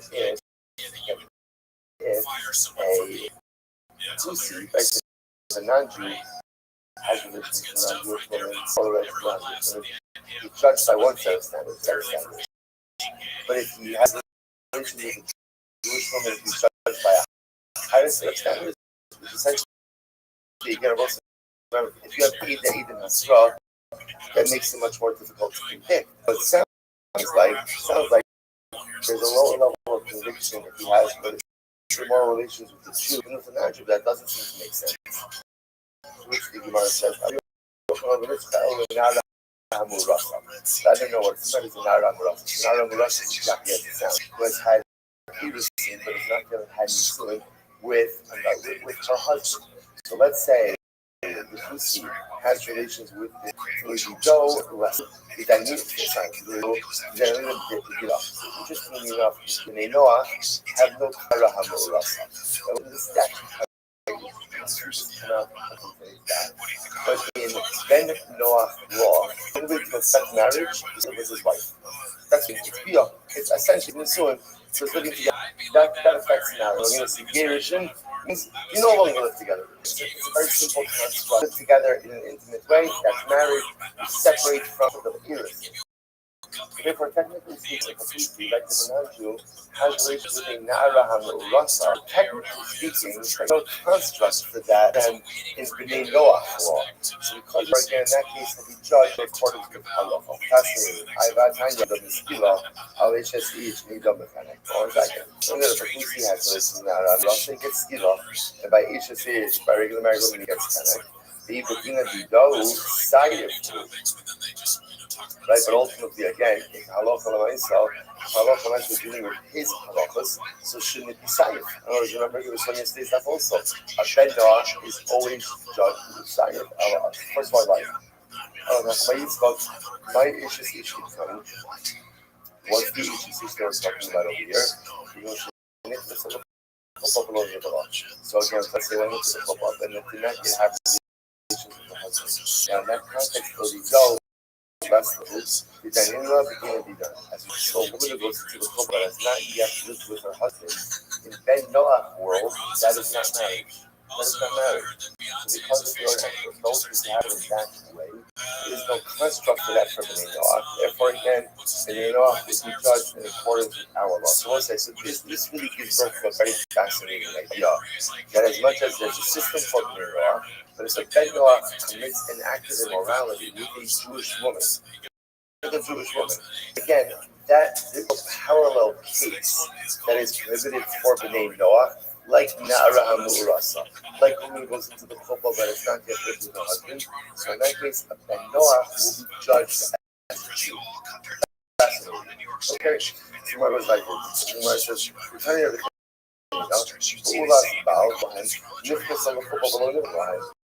so again, so B'nai Noah, if a man lives with his wife, they're married. And for Ben Noah, have relations with that woman. That's adultery. That's the concept they have. But for example, not witness on the couple of Nivala, but a woman who goes into the couple, but there hasn't been race, or even if there's been sin. But Allah Almighty, the couple not yet live together. In Ben Noah world, that is not a construct of immorality that is recognized.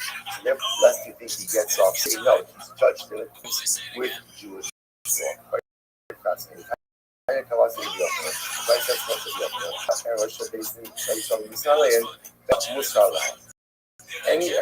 that is based on someone for, a Ben is warned about. Any days to say something to another hand. If a Jew wouldn't be executed for such an act of morality, then Ein Ben Noah Musa Allah Divrei Ben Noah. The one thing is like this: if the Jew isn't allowed to do it, then a Ben Noah isn't allowed to do it. But the reverse is not true. He's not allowed to do it. A Ben Noah is also allowed to do it. You know what I was like? Let me say, how the Arayos change ways of say some of these. There are many examples. Of Yusuf Israel that Basin will not execute, but yet a Ben Noah so warned. So Ba Arayos Yisrael, so beginning Yisrael.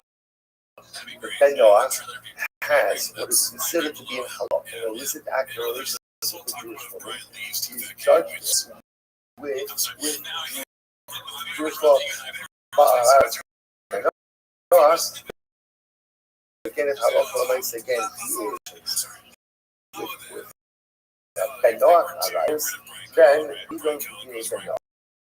Judge in accordance with the aim on Elanara and Rothschild, the Jews, when we try to figure out, like, teaching all these cases, really what they're left with is the case of Nara, or something similar to that, where in halacha, recognizes that a marriage has occurred, but yet in halacha, they only recognize marriage after it's been consummated, after it's been consummated.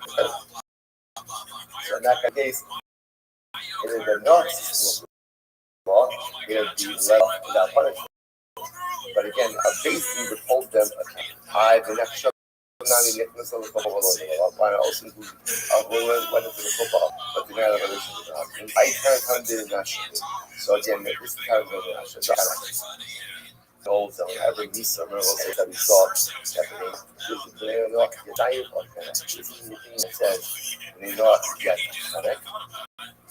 And therefore, even kind of local nice attention for both these attractions would be okay.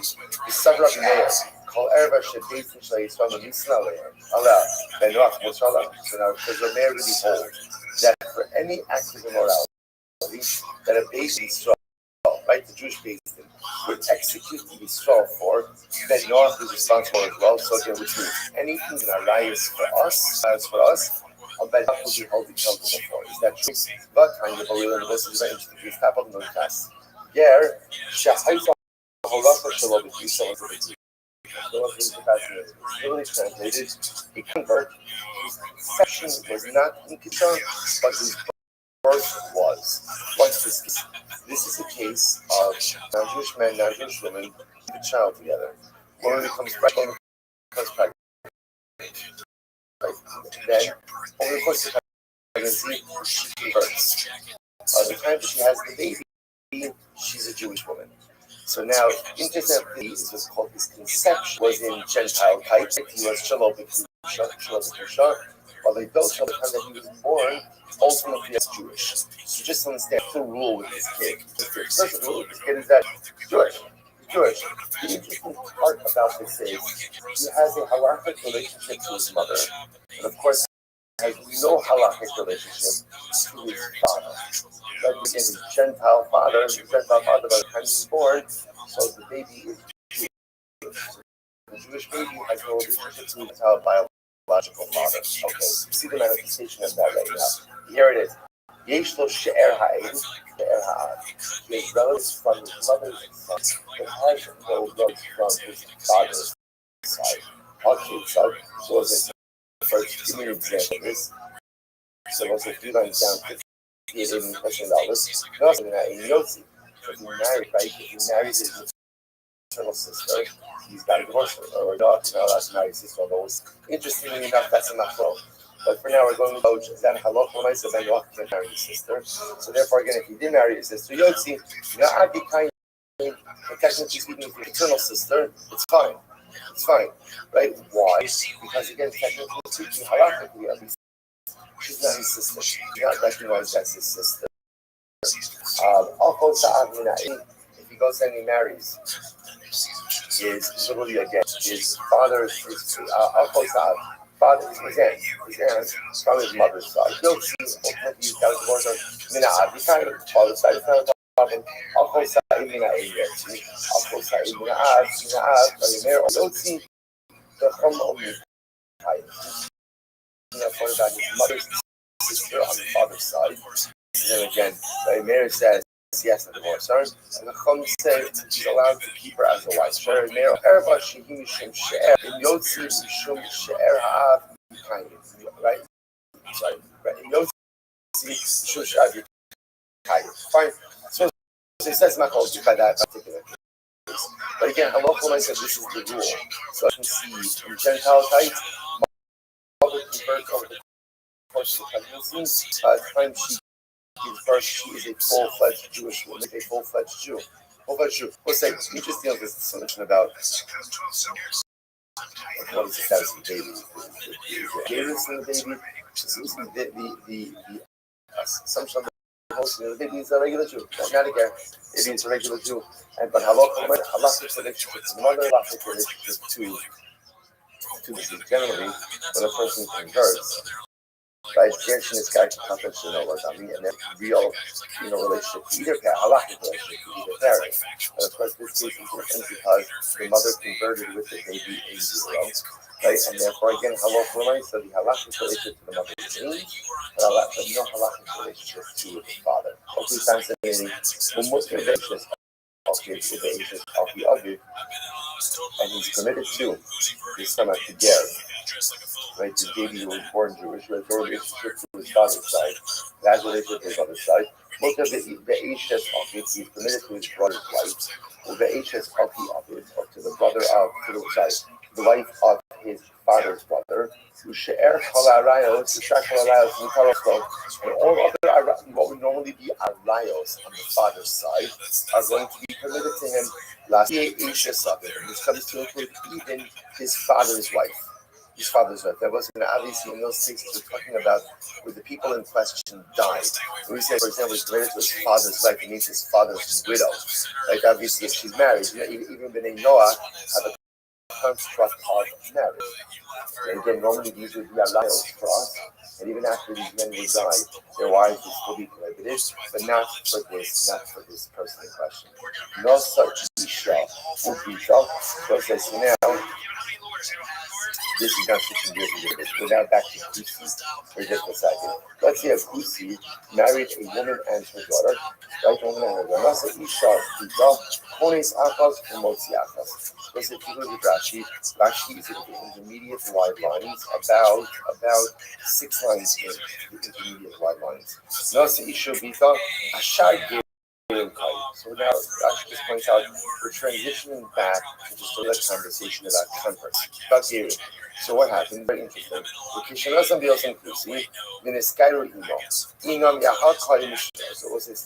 Rashi's interpretation. See, the guy, which is Kusi, he met a mother and a daughter. First of all, apparently the Gemara tells that whereas for a Jew, that's Elias, for a Kusi, it's not. So the Kusi goes ahead and marries the mother and daughter. And interestingly enough, what happens? He converts. Or they all, Rashi says over here, in his guy, they all convert along with him. Now, here's what's interesting. They all convert along with him. Now, technically speaking, what's the relationship with the mother and daughter after they convert along with him? You see? Nothing. For technically speaking, this relationship should technically should have been to remain married to both of them. Well, what's the halacha? The halacha is Motzi Achos and Motzi Achos. The halacha, again, he is permitted to keep one of them and not permitted to marry the other. But ideally, even the Kusi should not marry the mother and the daughter. The first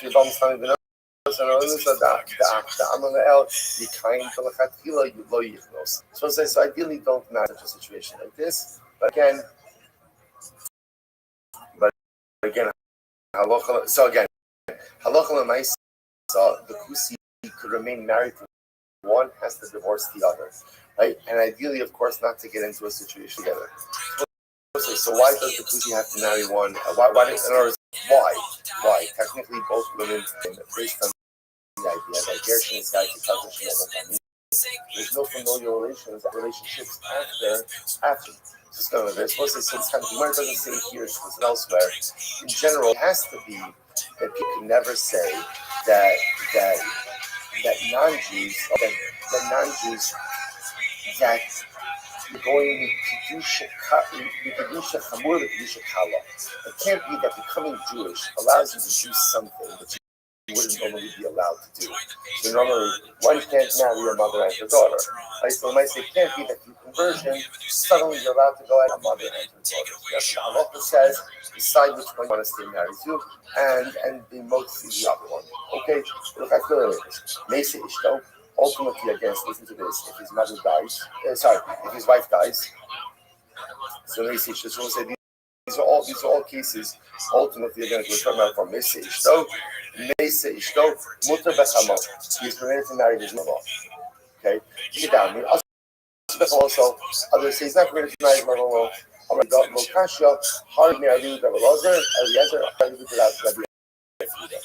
quite a few different opinions that we're going to see right now. Besides, how can Yazov each other there's emo?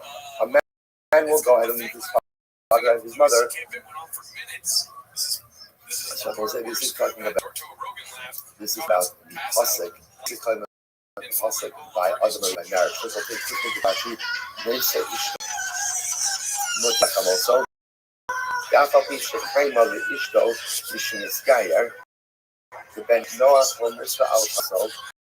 The name of Boim Mikdusha, the Chamosam Afagab Diniskayer, the Gershon Iskayer is going to be covered in Elazar. So just here's the previous case, right? So our Ger, when he was a guy, was married to a mother and brother. They all convert together, one big happy family. Step number one is, unfortunately, you're no longer one big happy family. Right? Decide who you want to be married to, and the other you can't be married to anymore because of the situation. If someone who's Jewish is married to a mother and a daughter, halachically one could do this out. However, other familial relations are really dissolved. So therefore, again, let's say Ger's wife dies, he is permitted to go ahead and marry his mother-in-law, his wife's mother. Even though normally for us, again, that would be an erva. Right? Why is he allowed to do that? Because halacha again, upon conversions, all of these familial bonds were dissolved. Are not allowed to go ahead and marry his mother-in-law. If you look at next Rashi, David Shekhaima the Ishto Mishniskayer the Benoach Vosha Chamoso the name of Boy Mikdusha the Chamoso Mamish Lahaya Afagab Niskayer the Gershon Iskayer Bein Covers the Loza. Okay, so you says so two different things. So how do we resolve this? This is the sign of the Raisa. How can you have the Ishto Saber there's Imo the Davat the Ishto Bahai the Basata. I suppose that this is the pasuk of marriage in the Torah. Therefore, a man will leave his father and his mother. He will cling to his wife, and they will be one flesh. That's the pasuk. Eliezer or married. Aviv, so says so. When the pasuk says a man will leave his father and his mother, so what does that mean? What does that mean? So the Gemara says the Eliezer or married. Aviv is Achos Aviv. Imo and Imo is Achos Imo. Aviv actually means the brother of his father. Sorry, the sister of his father, thank you. Imo and Imo means the sister of his mother. Sister's mother. So Elazar is coming to say this is actually prohibited certain arayos. On the other hand, Rabbi Kiva says no. Aviv is Ishas Aviv. Aviv refers to the wife of his father. Imo and Imo literally means the Davat, and he will cling. This is how the marriage refers to as clinging below the Zachar. So again, the Torah says marriage is a man to a woman and not a man to a man. Below the Zachar. Rashi is interesting, and Rashi understands of it. The way the Gemara understands it is because the Torah uses the lashon of people, of connection by marriage. So Rashi understands. Interestingly enough, Rashi says over here, Zozak means an act of relations to create pleasure. And whereas Rashi says that the act of Mishkal Zachar doesn't create the same type of pleasure. So it's interesting how Rashi understands that the duck there. It's interesting because generally the way that the exclusion for Mishkal Zachar for homosexual behavior is usually learned out ultimately, again, is usually from Baha'i Labasa Echad, that marriage is a union which technically produce offspring. That's the type of just organic relationship that is covered under marriage. But it's interesting, a different Joshua site, because wherever you come, across such stories, it's incredible. Halacha is halacha. Halacha is halacha. And halacha never, halacha is immutable. And it doesn't matter what society says, what society doesn't say. The Rothschild makes the rules, and we don't. And the systems of morality are determined by HaKadosh Baruch Hu and not by us. Not by us. And so marriage is defined in a certain way. And then relationships are defined in a certain way. That's the halachic construct. From just a v'yahavta kamocha perspective, and from an empathy perspective, there are all kinds of Jews. There are all kinds of Jews and all kinds of people. And the Rebbe Shalom creates people in all different kinds of ways.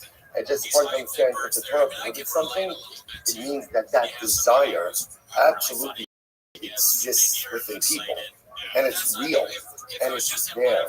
And especially, again, in this particular Indian, no greater struggle than for a man or for a woman who is struggling with identity, with sexual identity, and wants to live a life of halacha, but is often forced between a commitment to HaKadosh Baruch Hu and companionship.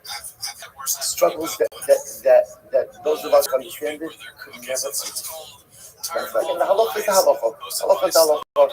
But never think that the halacha in any way improves upon the dignity of the individual. And never think that the halacha allows us to impugn upon the dignity of the individual. And an openness and a willingness applies to all types of Jews. And a lot and an empathy applies to all types of Jews. If we don't have the ability, flexibility to change, the rules are the rules, but the love always has to be all-encompassing. The Gemara goes like that. The Ishto, the Lo Be'eros. This is the Drasha, right? And the Torah says, the Ishto, cling to your own wife and not anyone else's wife. Gemara says, the Hayu Bas Echad, and they will become one flesh. So Misha Nasin Basar Echad. He's only refers to an actual relations where again there's a fusion. There's a fusion. Yatsu behema v'chayim shein nasim basar echad. Again, Rashi says over here, Nishnas shezeri mehem nasim basar. So, means again, they're capable of creating offspring.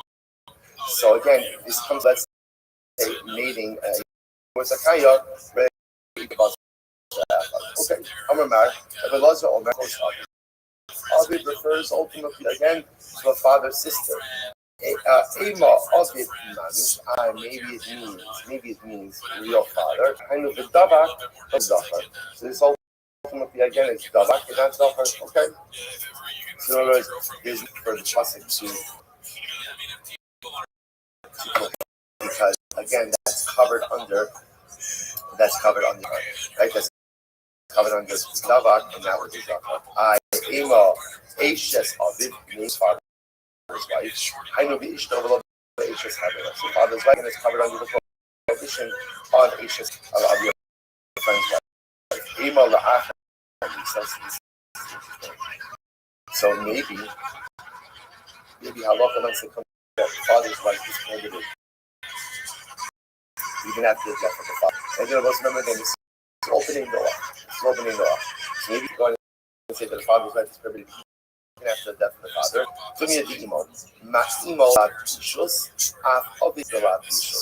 Just in the case of mother, ultimately again, we're not talking about that is derived as a result of marriage. So too by talking about a situation of a brother derived as a result of marriage. Emo, what's emo? What's emo? Right? Ultimately like the mother's sister, the emo is referring to mother herself. I know the issue because mother is like which the Gemara says the ema ra'acharisa, it is coming after the death of the father. Dunya David is comparable ultimately to father. Not Ovid the last mamish. Afino the last mamish. Just like the father, it's not referring to the father himself. So to the mother, referring to the mother. The Kiva says Ashes Aviv refers to the wife of the father. The Ima of his man, which maybe is the father himself, for actual relation with his father. I know the Dabak right? That's already covered by this prohibition. Yahi, Ashes Aviv Nani Hevod Ashes Kadelo. And if that's the case, then Ashes Aviv, father's wife, is also covered. Why? Because of the Ishtal, with your friend's wife, the access to include the father's even after the death of the Emo mother. Emo maybe mother means actual mother, who's the Kadelo. If that would be covered under someone else's wife. So again, it should be covered under. Interesting. Emo may understand. We could be talking about a case where a man violated a woman. She became pregnant from the act of violation, and now again, so the child, that son, is prohibited to his mother. Now that woman may not be his wife, but ultimately again is still his mother. Therefore, again, perhaps there's a specific law prohibition to prohibit that woman. So, you know what the good part about these Gemaras are? Right? You think your family has problems. Right? Suddenly again, all of your familial dysfunction seems to fade into oblivion when you begin to see the complex familial realities of the Gemara. So, what are they arguing about? Rabbi Elazar said, Rabbi Elazar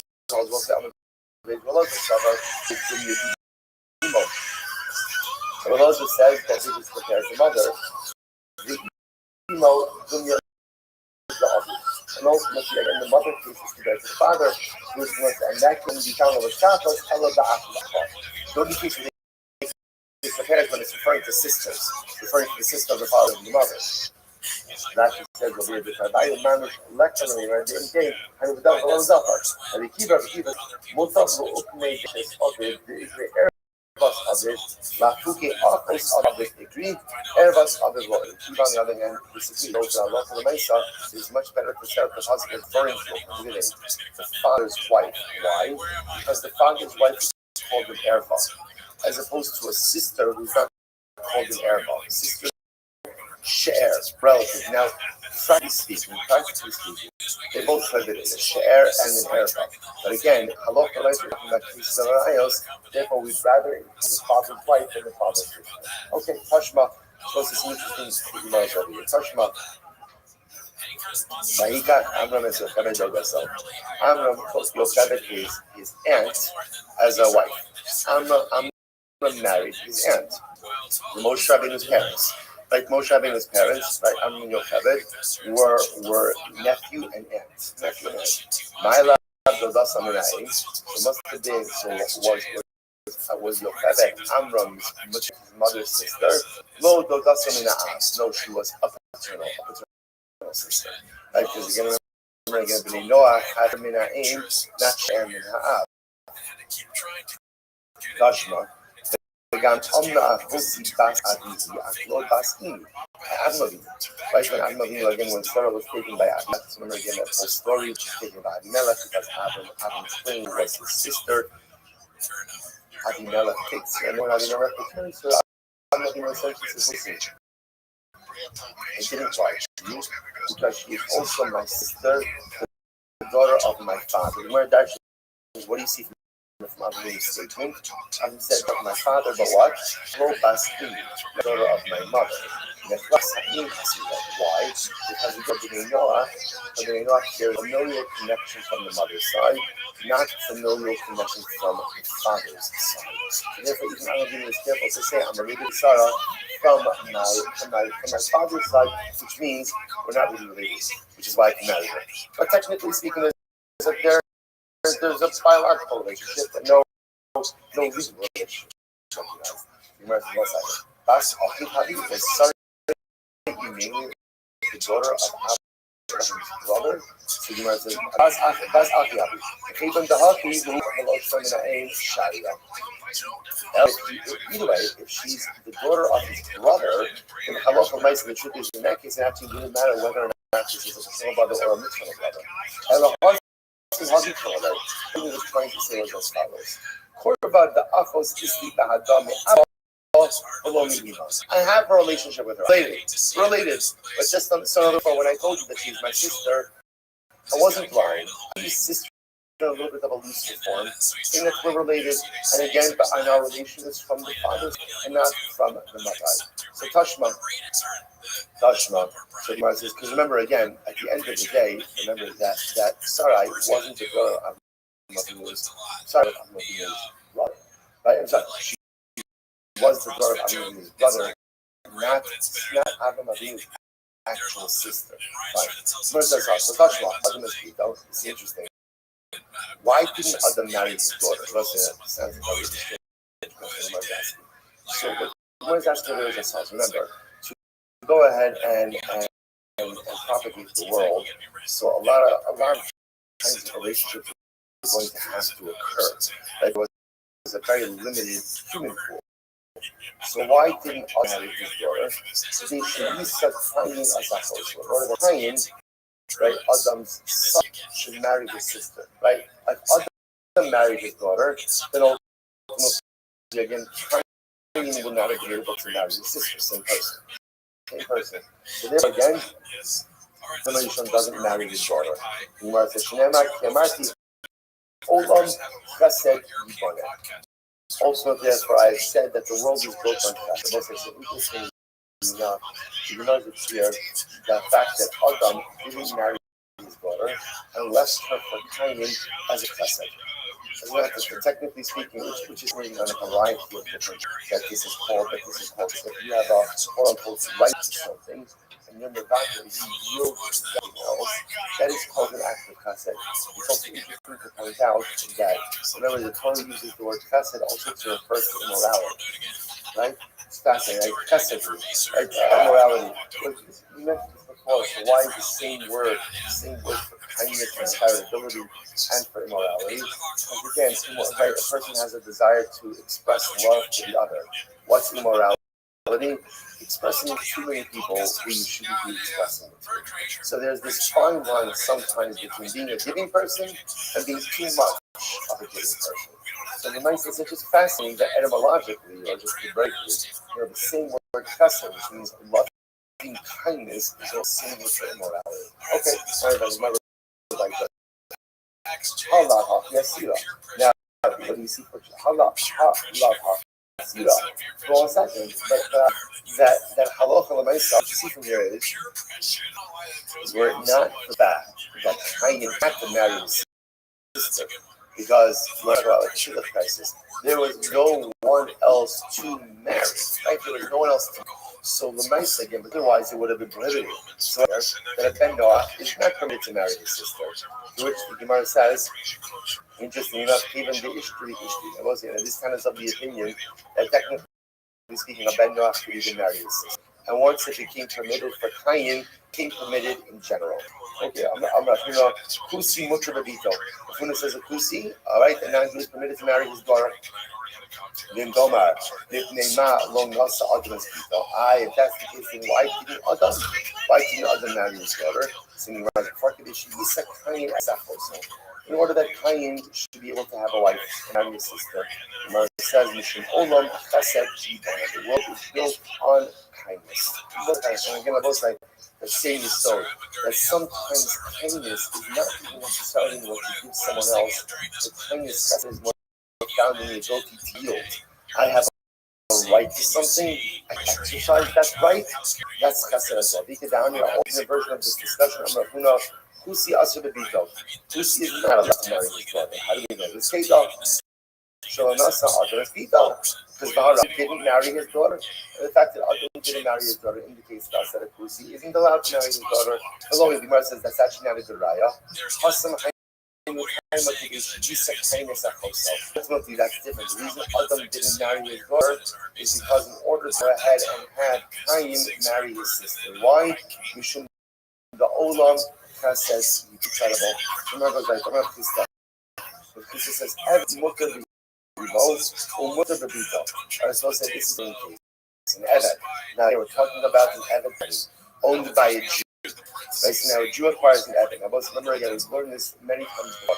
After this is quite fascinating. Why? Evet kind of transitions into quasi-Jewishness. Remember again, there's Tvila L'Shem Abdus. There's a Mila L'Shem Abdus. There's immersion, there's a mikvah, there's not even mitzvos. In general, except for time-bound mitzvos, there's a quasi-Jewish state. As a result of this decision, on emancipation becomes a full-fledged Jew. So the Gemara says, interesting enough, Eved Mukha he is permitted to marry his mother, or he's allowed to marry his daughter. Why? Because in the cloud, Yatzim the cloud Kusi, the cloud is so low bar. So it's interestingly, right? He's no longer a Kusi, like he's no longer a Kusi, but he's also together, right? A Kusi is not allowed to marry he's not allowed to marry his mother, not allowed to marry his mother or sister, or his daughter for that matter, mother, sister, daughter, right? If a Kusi brother and sister, mother, son, father, daughter convert, they become Jewish. Technically, they get married? Technically, yes. Technically, the answer is yes. But remember again, Chazal said it can't be that people think that conversion is coming. Right? As a priest, you want to marry your mother, your daughter, and your sister. And now that you're a yid, you are allowed to. It doesn't make any sense. So therefore, again, the Eved is kind of in limbo. He's not a priest because now he's an Eved, but he's also not a Jew because he hasn't yet been emancipated. So because of that, he has nothing to stop him from marrying his mother, his sister, or his daughter. He also had Bini Amar Balaza, Amar B'Chanina, Benach Yichid Sh'Chaliyato, Ubal and Neras. So Ben designated his shifka for his servants. So again, you have a Benach Nantri who has an ex. He designated a wife for and then again, the priestly master had relations with her. And then Noach had relations with her. He's chayiv. The master is chayiv. He's lacking immorality. Now, when is that? So the Gemara says, at what point in time does the shifcha become the wife of the Eved? The Gemara says, I'm not going to be Lisa the Planya. When people say about her, wife of someone's mother. When people talk about this shifcha as the wife of the Eved. This is commonly known that as Mrs. Eved, she's a married woman, and therefore again the Noach would be correlated. Me'emas Hasyasa. At what point in time is she considered to be warned about her? Me'emas Hatarasa. At what point in time is she? So at what point is Shifka no longer the wife of this Eved? She uncovers her hair. It's interesting that she points out over here that apparently even non-Jewish women would cover their hair as a sign of marriage in some way during times of the So once she uncovers her, she's no longer married. I will say, and I remember again, it's what we mentioned before, that halacha likes to bend off construct of marriage. The way marriage works is like this. When are you married? When you live together. You live together. When are you no longer married? When you don't live together. Or again, here the Gemara says when the wife uncovers her hair. Once she uncovers her hair, and that's indicated that they are no longer married, and therefore she's no longer interested. So again, by the Noach, interestingly enough, there's a construct of marriage and divorce, but there's no cut of Erusin, Nisuin, or formal derivation. Okay, incredible. I'm going to what's the third one? I'm already coming up. The Noach Shabbat, Ishto, the Loki down. Go, Chayim. Okay, the Noach becomes right. Relations. His wife Shloki Darka is going to end because it says Shidova Shloki Darka. So interesting, you understand over here, this is fascinating. So the Gemara says in Shidova, bringing, which means a normative and not Dura Shloki Darka. So this is pretty wild. So the Gemara is saying over here, instead of Ben Noah, to be chayiv for an act about his own wife. With his own wife. It doesn't make any sense. I understand. If Yisrael has been Darko with his wife, I in fact the Torah brings it down, we mentioned before, Mishkir Bay recognizes that there are two forms of Bia. There's Bia Darko and Darko. So when Yisrael is recognized by Christian, it's going to go ahead and be literally again a form of Allah. So the Gemara says, Havero, Shemoti Darko, Potter. The Rabbi says like this, when he's like Ben Noah, who has related with his friend's wife, right? He's not friends anymore, right? With his fellow's wife, right? Shemoti Darko, fascinating, right? So in an adulterous scenario, for Ben Noah, it's going to be Potter. My time the ishto below the ish chavero. So again, that's the prohibition of adultery, right? You can cling to your own wife, not to someone else's wife.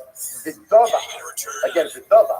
What does it mean to cling to one's wife? Dava means normative, the low shokidaka, and ultimately again not via shokidaka. That's really fascinating. Now again, interestingly enough, that still may result in a kula in law because by Jews that's not the case, right? Shokidaka was still being active adultery. But it's fascinating to see that by Ben Noah, via shokidaka, right? Not to be considered adultery. Quite funny. Over Shiva Sisal, Kaimisa.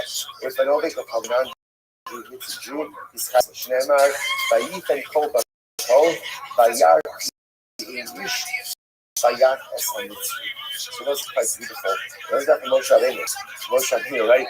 Moshe Rabbeinu, again, he said he passed him out to strike the Jew. Certainly, he turned that to his son, there was no one around. I don't know what did he do. He killed the Egyptians. So from here, the Gemara says, you see that Moshe Rabbeinu starts with Hayy Nisa because he's speaking of Jews. So Gentile strikes this Hayy Nisa.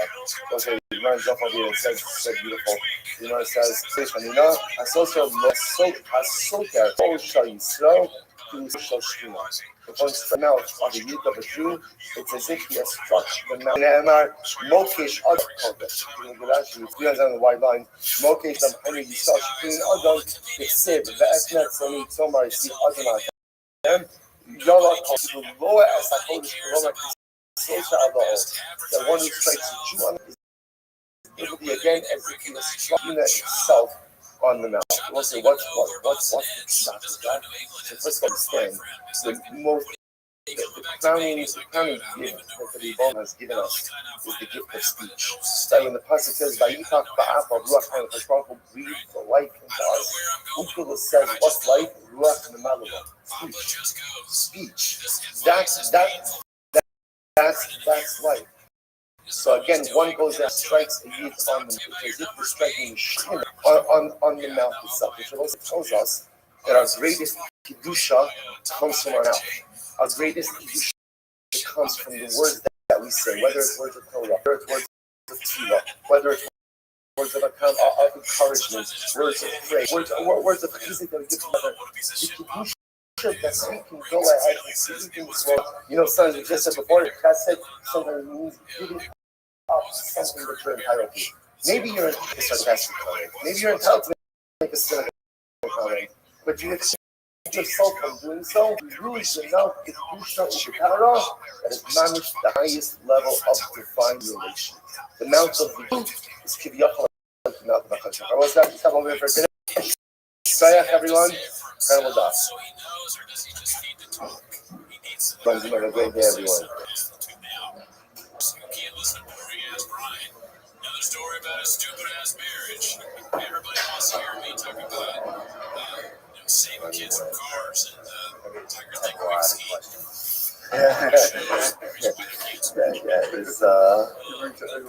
It's as much as I tell up one nice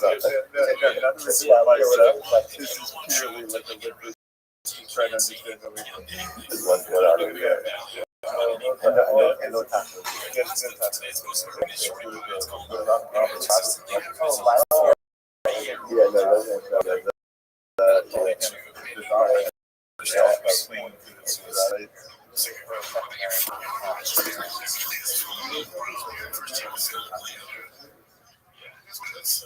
It hit my shoulder too many times this episode. Actually, I think it might have been the most. You know, we're going to get a count. It might have been the most you've never hit my shoulder. How about this a montage?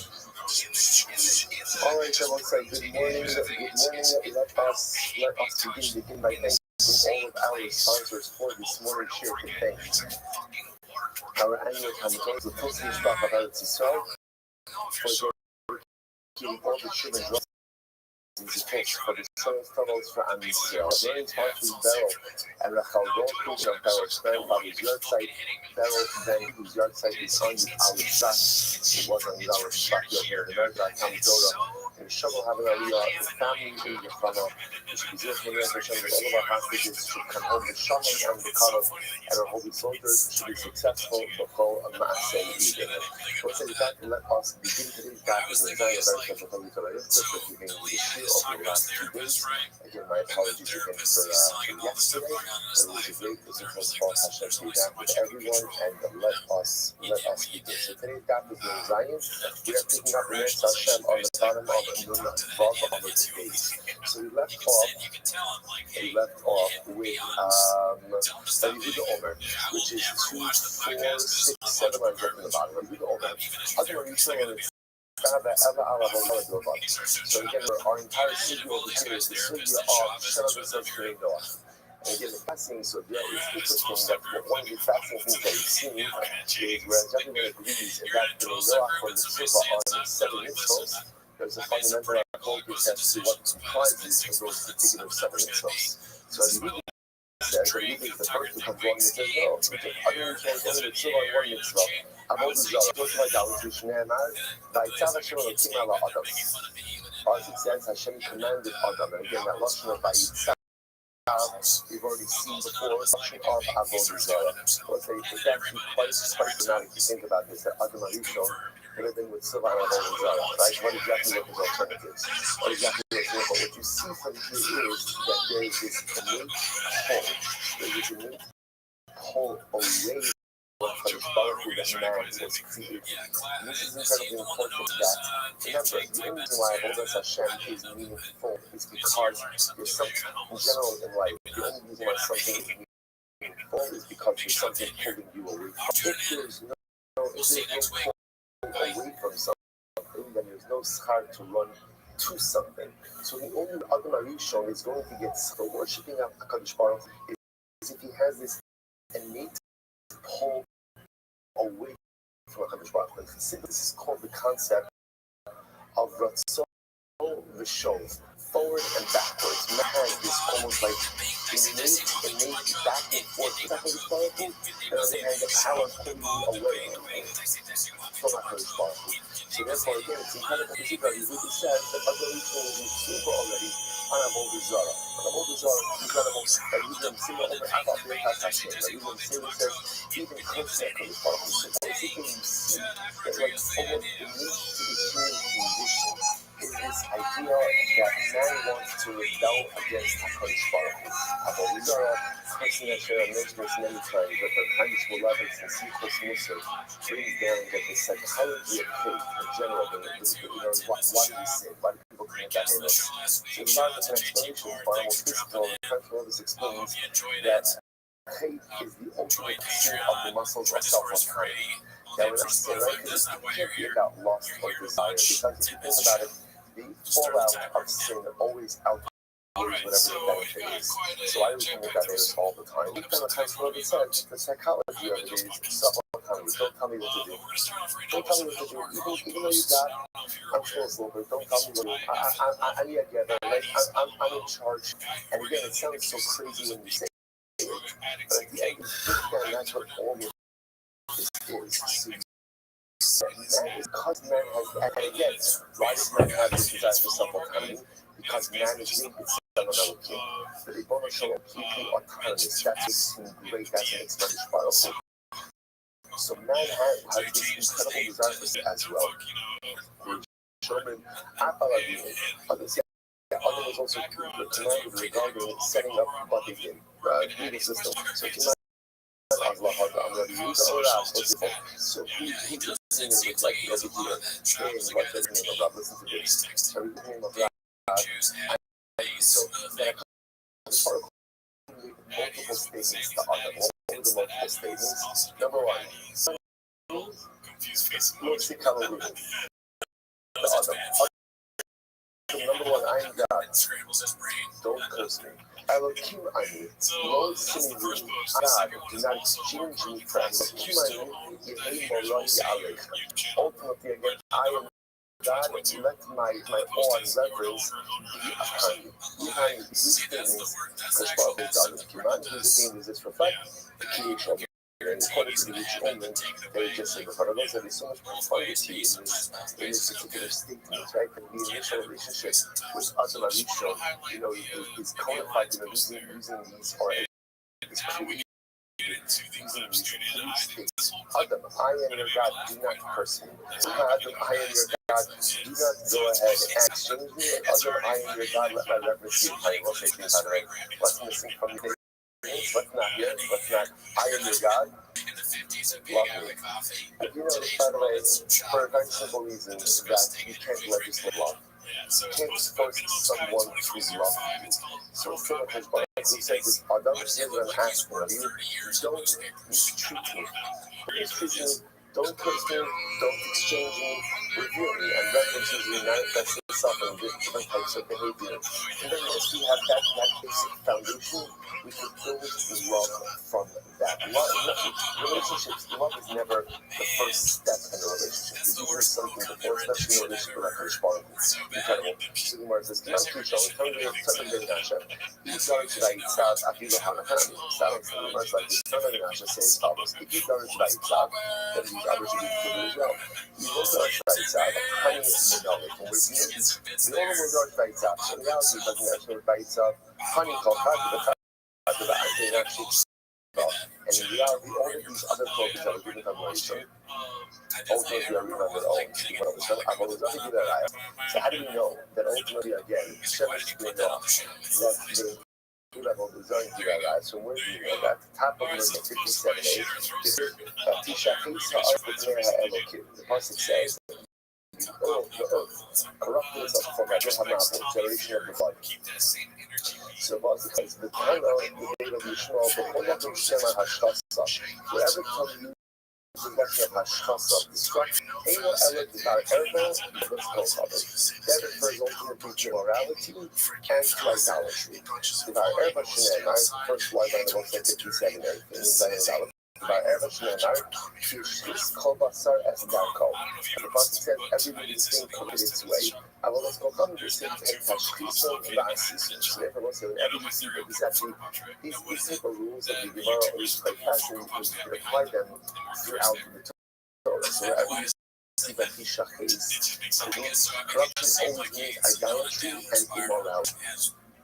The other thing is the command. Courage just something within the general nature of their behavior. Okay. Shvita started.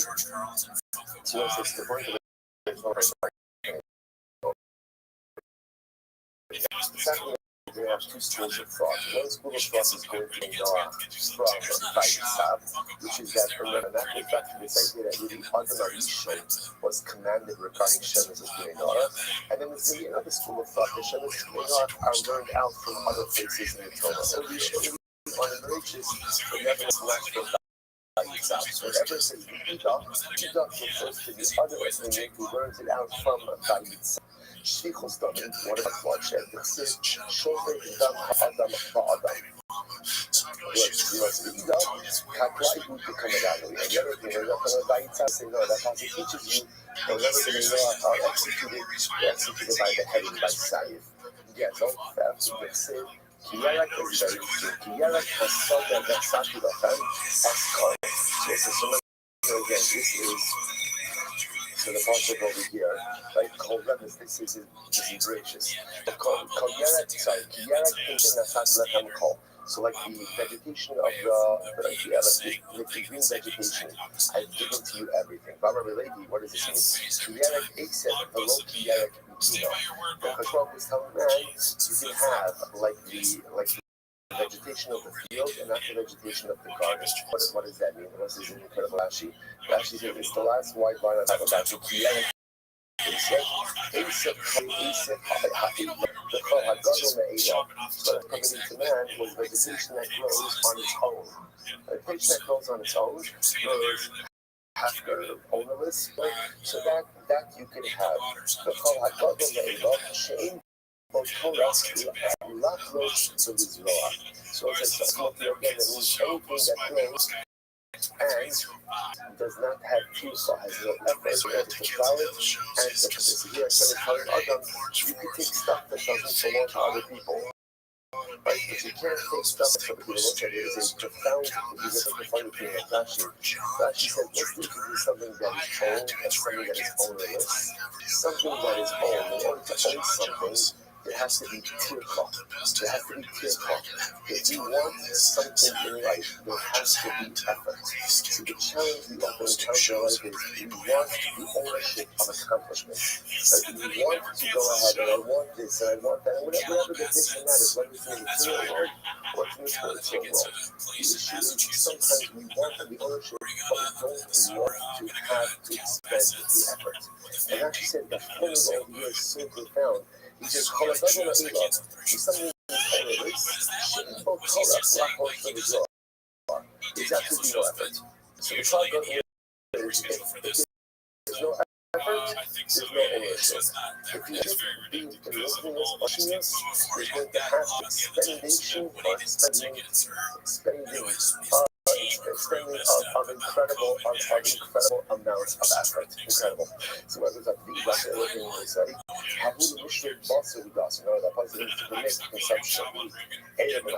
So now it's going to do so here. Even when I say it's like that, we know I can't eat the life of a living animal. You say, basa is not show double. You can't eat.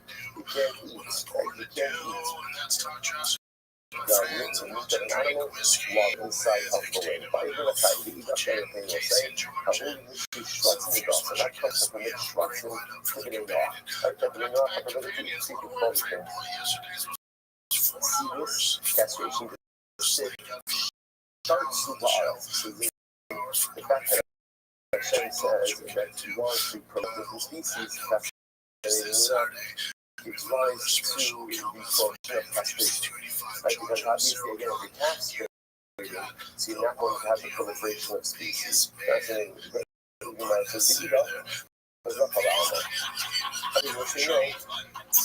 that's Shaka. So Kilai is Sid and they are opening so Kilai means so original breeding mixtures, right, or interbreeding of species, are opening each bird according to its species. The Yahweh opinion will say, how would Sab Saba is beautiful. That's just a Kaddish Baruch pointing out over here that is creating companionship for all parts of creation. Highlighting the power of companionship. And then everyone needs companionship, even the birds' companionship. So therefore, we have over here, so there's a lot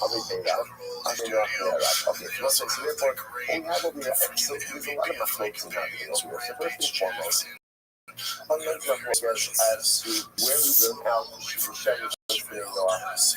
That's one machlokas. Second machlokas comprises Shem and Shem. Remember again, that's yesterday's daf where we had machlokas of daf. Right? These are just the machlokas. Everybody sees that a 5 out of the 7 is machlokas about 2 out of the 7. Okay. Now we come to another video. I'm going to take over the last. I thought this was going to have to regarding the violation of 3 of the mitzvot, which ones? Immorality, murder, and cursing of Hashem. If the Bengalach violates any of these 3, there's an automatic death penalty. So I'm going to say, here's what the speaker says. Gas Adam, and he says she was started because the bus says, and again, double Yishapa. Ella, Hanapunalo. From where do you know about the death penalty for the issue? So, whereas if people learn it out, ultimately they get from sheep and stomach.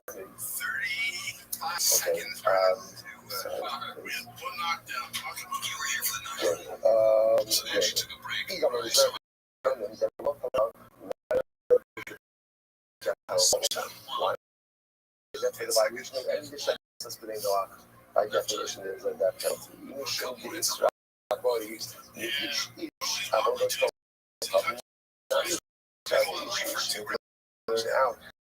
Ultimately, each age, we're not about to drop so I'm not sure truth is, a better has been killed for the violation out of 4 out of the set, including about this couple. So the Gemara says, really, about this, is that true that a Ben Noach is killed for the violation, for the commission of Avodah Zarah? That kind of Avodah Zarah Ben Noach Ha'alayim. This is very interesting. Yes, we learn things that a Jewish court would execute someone for.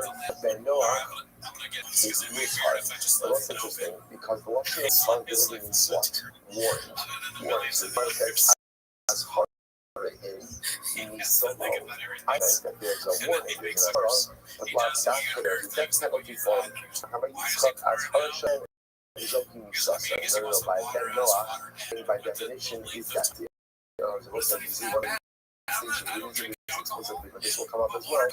We spent so much time on the concept of Hasra, only a Jewish concept. But then, we executed even without Hasra.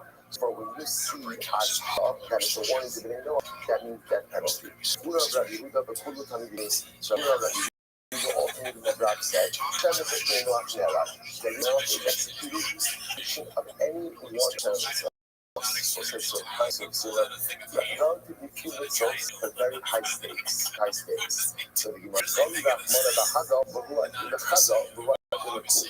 so it's because essentially once the Torah revealed, once the Torah explained that there's a death penalty for one, it makes sense to say that whatever applies to one applies to the. So the Gemara says, really? Like, yes, Ben Noach, is that true that for death, a Ben is when it comes to some gun up and the guns all the thing you fast to our at Ben Noach. Story again, neighbor is repetitious, secretive, right? Zela is outright death. Fast Torah interest is also a form of theft because how long you take to get rid of the idea fast Torah is you take a one life. Doesn't matter again if she's single, she's married, it makes no difference. So fast Torah also be a form of theft. The Enki in all of these cases, Kusi the Kusi. And I want to point out some very interesting here.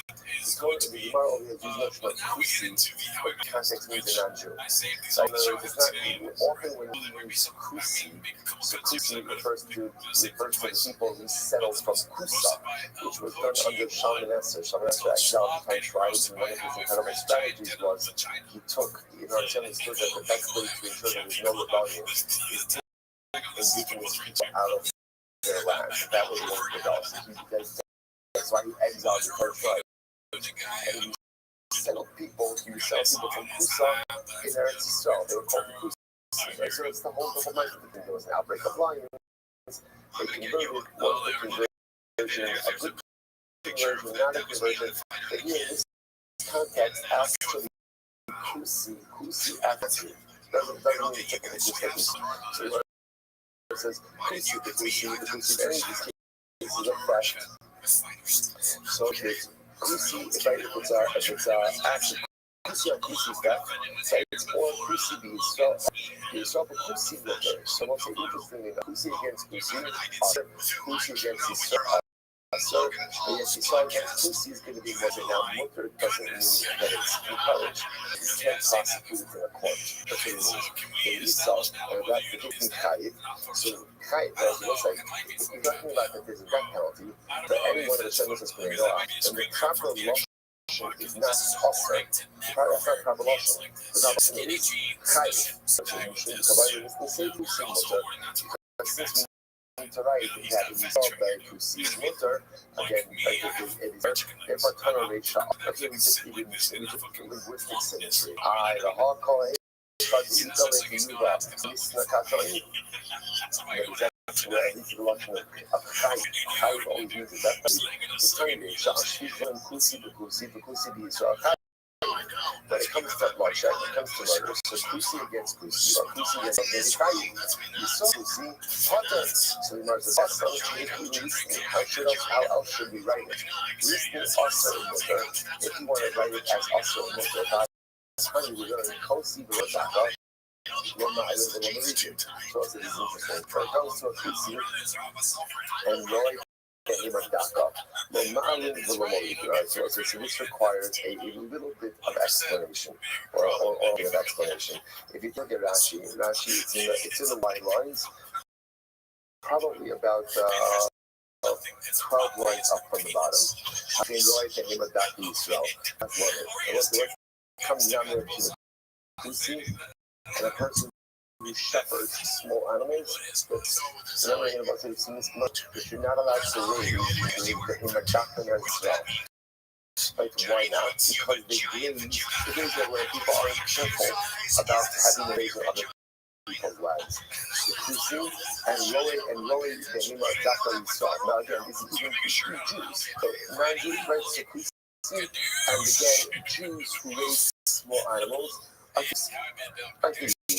Rashi says that it's just Gazloni. Shemar behentam b'sados achis. They stum on their feet because they allow their animals ultimately again to shepherd on other people's lands. So what's Tavach? How many Rashi is?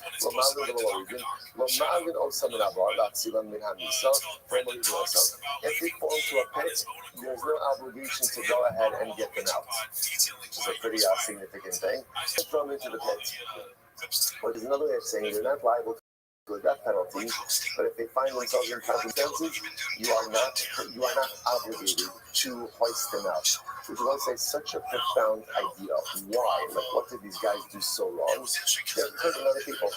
And when you hurt other people, even just financially, you are considered to be a menace to greater society. How careful we have to be, both with the property of others, with the emotions and feelings of others, just in general. How careful we have to be with other people. You might as well if you're one of those people who's not careful about animals going ahead and grazing on someone else's field, therefore you are taking something from someone else on a consistent basis and you're to help you get out. It's like mind blowing. Why? Because you're not a nice person. Because you're not considerate of other people. And if you're not considerate of other people, to be honest, society doesn't need you. If you're not considerate of other people, it could be that society is actually better off without. It's an overwhelming and shocking statement, but nevertheless incredibly true. So remember, like, what is the comparable case when it comes to that? So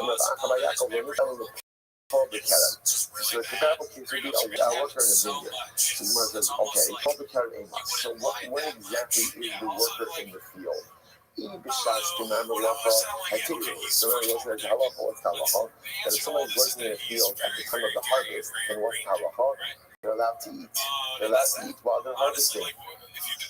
And if it's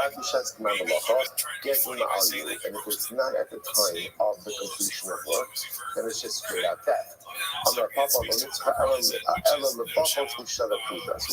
fascinating. What are we talking about? A case of theft less than a pruta. Less than a pruta. Okay, what does that mean? So here's interesting. But if you're not theft of less than a pruta, if a kusi steals less than a pruta from a Jew don't say in general, the halacha is if you steal less than a pruta from someone, right? There's no liability. Now, why is there no liability? Why not? Because the assumption is that people on mochel are less than a pruta. I don't care. So it says, this is fascinating. So the Gemara says, listen to this Gemara.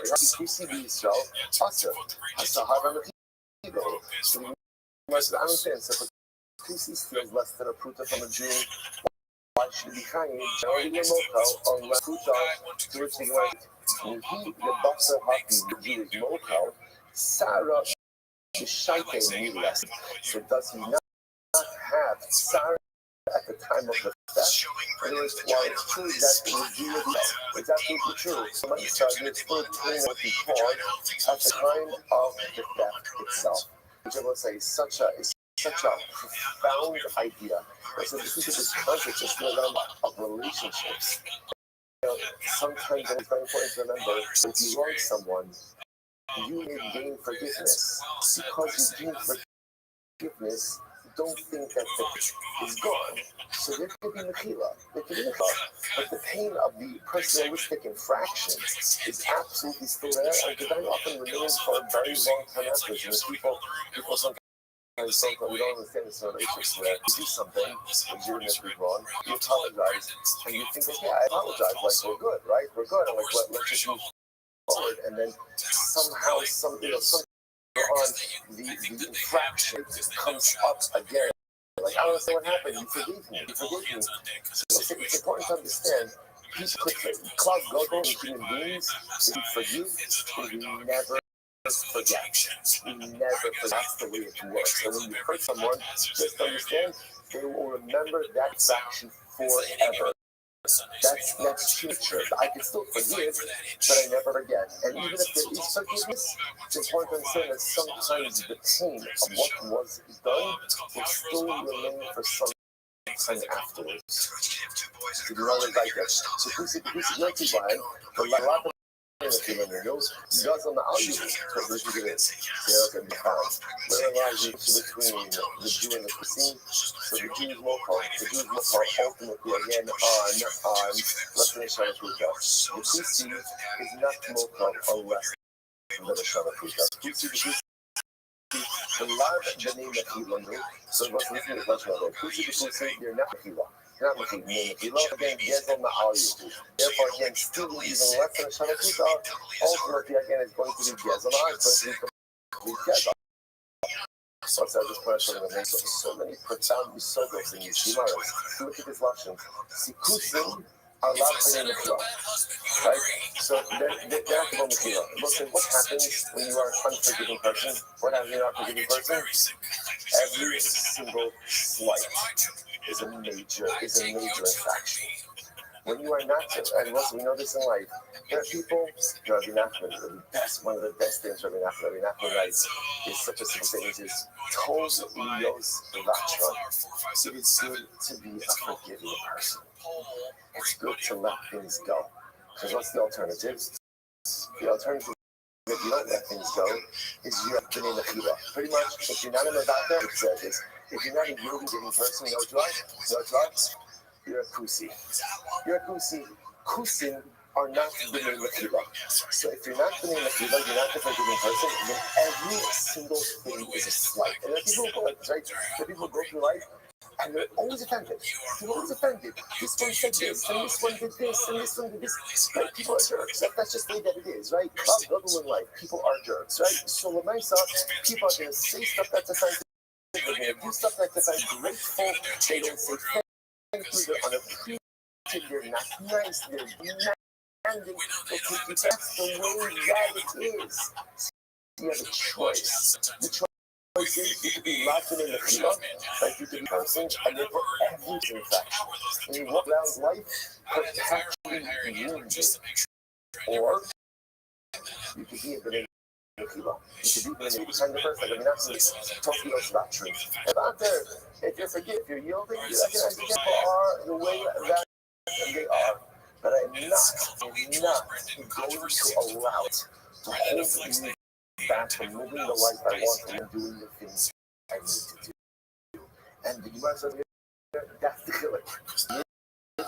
And the Kusi. The Kusi Allah, the power of the Yid is that you are the name of Hila. You have that power, and you're one whole incredible. I'm going to be out of raise up ego.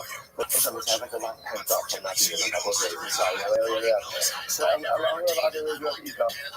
Something I saw that I think throughout that yesterday stuff, I think I recorded in like 32 minutes. I'm not sure exactly how I did that, but okay, well, question. I'm going to have to raise up ego. But it's how it Kobe Scott suffered. Right, because where does the case come up? It's interesting, holding back wages. So where it says Kusi, the Kusi, you shall offer. So Kusi against the Kusi, against so it's going to be offered. You saw the Kusi mutter, or you saw the Kusi mutter. You know, let's remember again, when you see this mutter doesn't mean encouraged. Mutter just means that you can't prosecute it in a business. Kiyotze be fastar.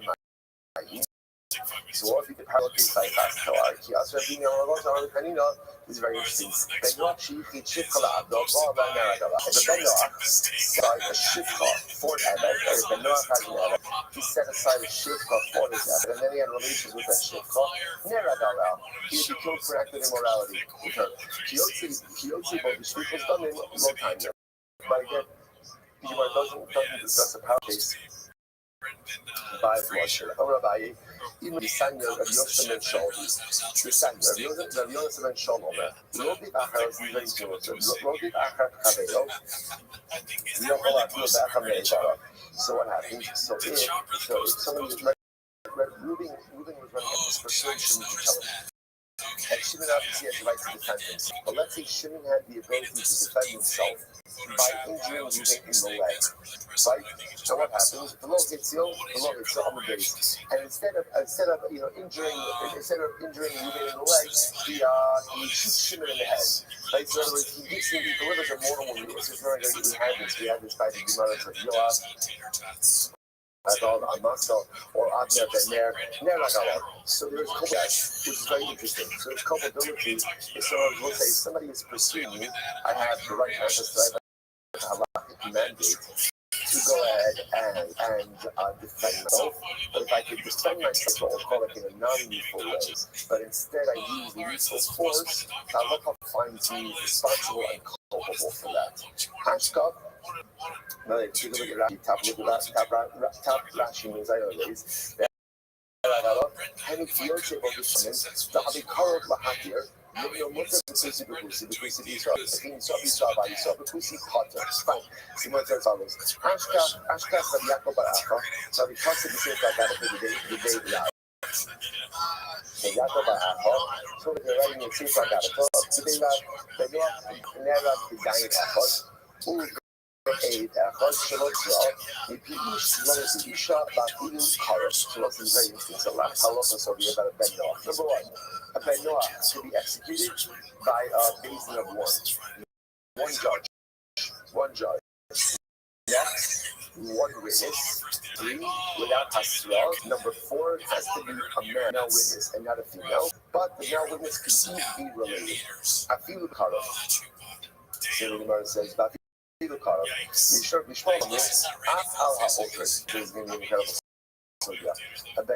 is responsible even for abortion. There is capital liability even for performing an abortion. In the big surgery here. Again, we'll see where that comes from. Rashi says over here, the first short line in Rashi, if a man struck a woman and as a result she miscarried her pregnancy, right? So in other words, he'd be liable for injuring a woman and also for causing the death of the fetus. Rashi's understanding of her is that there is no liability for killing a fetus until it comes into the world. Only once it comes into the world is it considered to be alive for captives. Ben Noah is responsible even for aborting a fetus.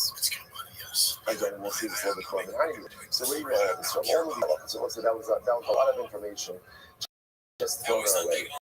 We didn't know all of this from America. Democrat. He didn't have the natural state of Edrosh. So the Pasuk says over here. So the Akas didn't come the natural state of Edrosh. Miyad kol chaya edroshenu, miyad ha'adam. So get back to Satan this. So listen to this. I will seek out your blood. I can become natural Satan literally again. I will seek out your blood. I will seek out your blood for your life. I will seek out from you. He will be dying at heart. So you see from here that capital cases by a Ben Noah can be adjudicated by even one judge. Now, when they one judge, Edrosh, I will seek out the singular. So when you see that Ben Noah can be adjudicated by one judge. Miyad kol chaya from every animal. Just like an animal, but hasra. So again, with Ben Noah doesn't require hasra as well. Edroshenu miyad ha'adam.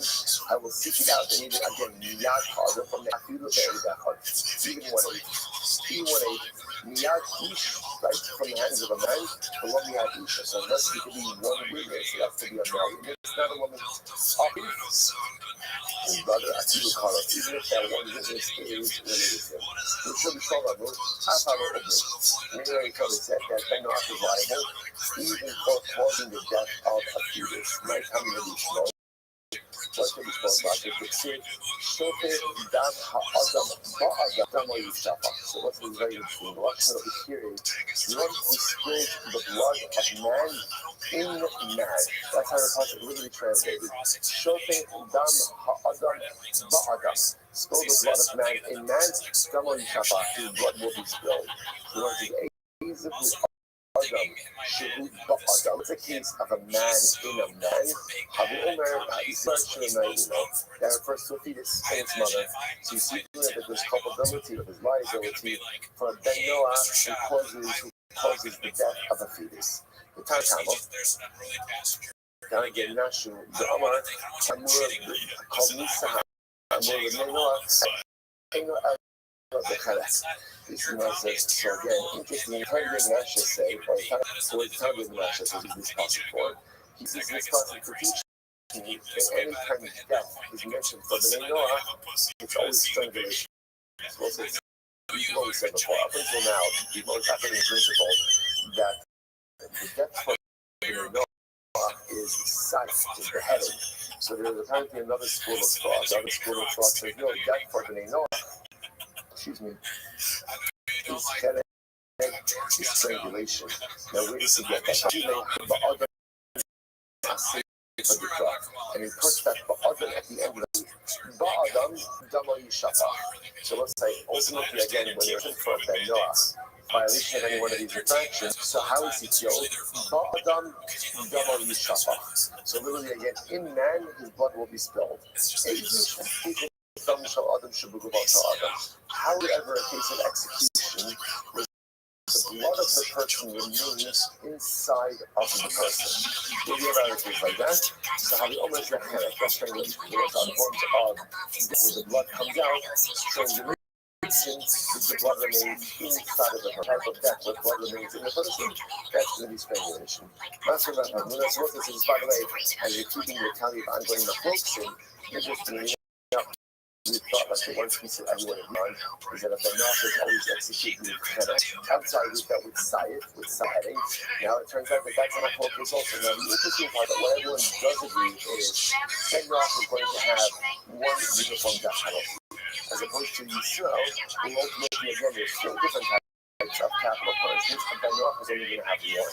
Whether that one is Chena or whether that one is Sayed, that's really not focus. Okay, Master Zatamino, the issue of Kudan,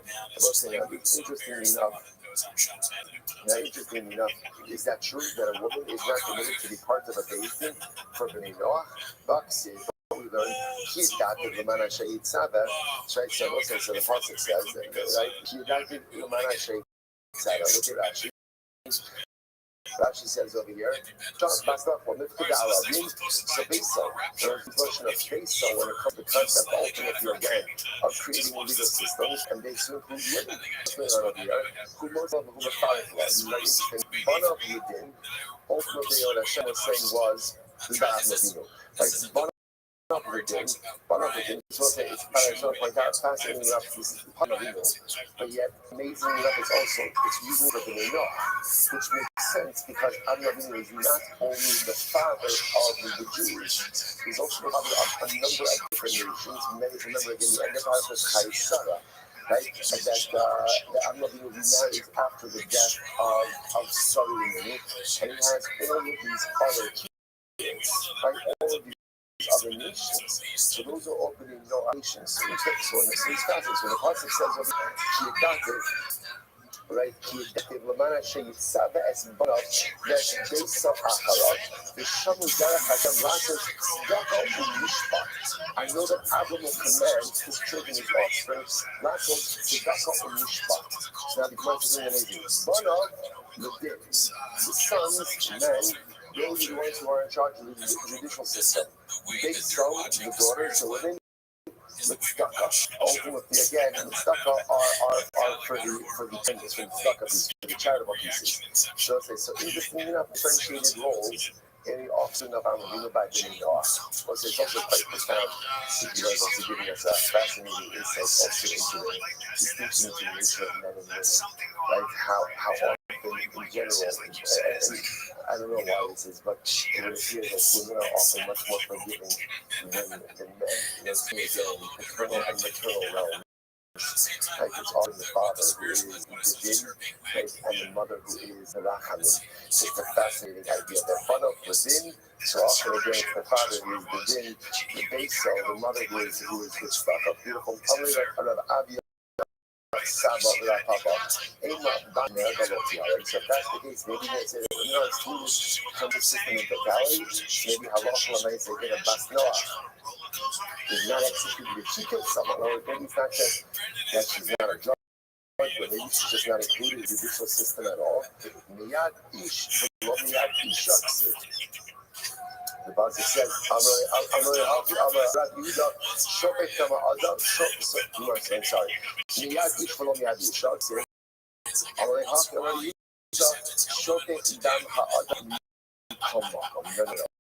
Anyone who kills is liable. It doesn't make a difference if it's a man, if it's a woman. There's always going to be liability for that. That's not just so maybe if that's not who commits adultery, shouldn't go ahead over his nose. Shouldn't be. Because the Pasuk says, "Al Yazov Ish, fellow Isha." It was very interesting. It's always for marriage as a man will leave his mother and cling to his wife. Would be in the clinging, but the woman is not putting herself in the Haga Avinu Kran. The Pasuk says they'll become one flesh. It's all comes in quick man and woman.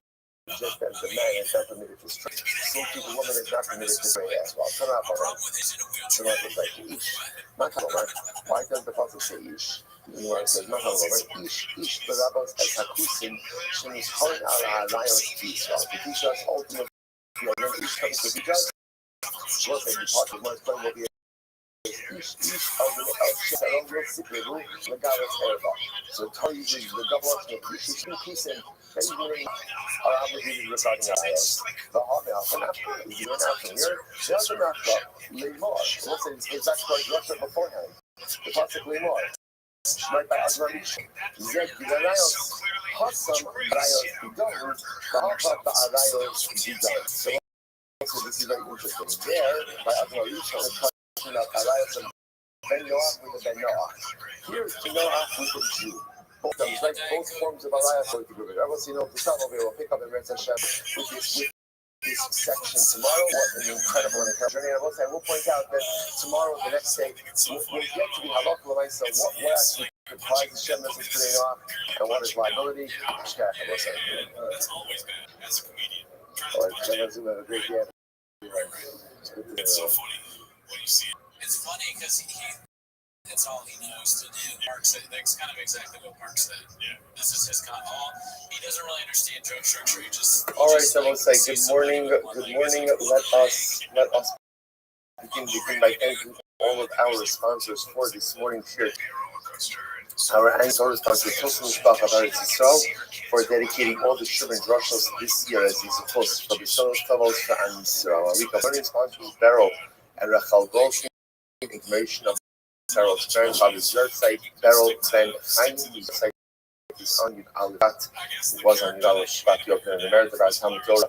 In Shabbat having Aliyah, the families of Kama, which is nice Hashem, that all of our hostages will come home with Shalom and the Karav, and our holy soldiers to be successful before Maaseh Yideh. We'll say with that, let us begin today's class and design a very special thank you to Rabbi for giving me the shir over the last 2 days. My apologies for yesterday. It was a great physical small Hashem to be back.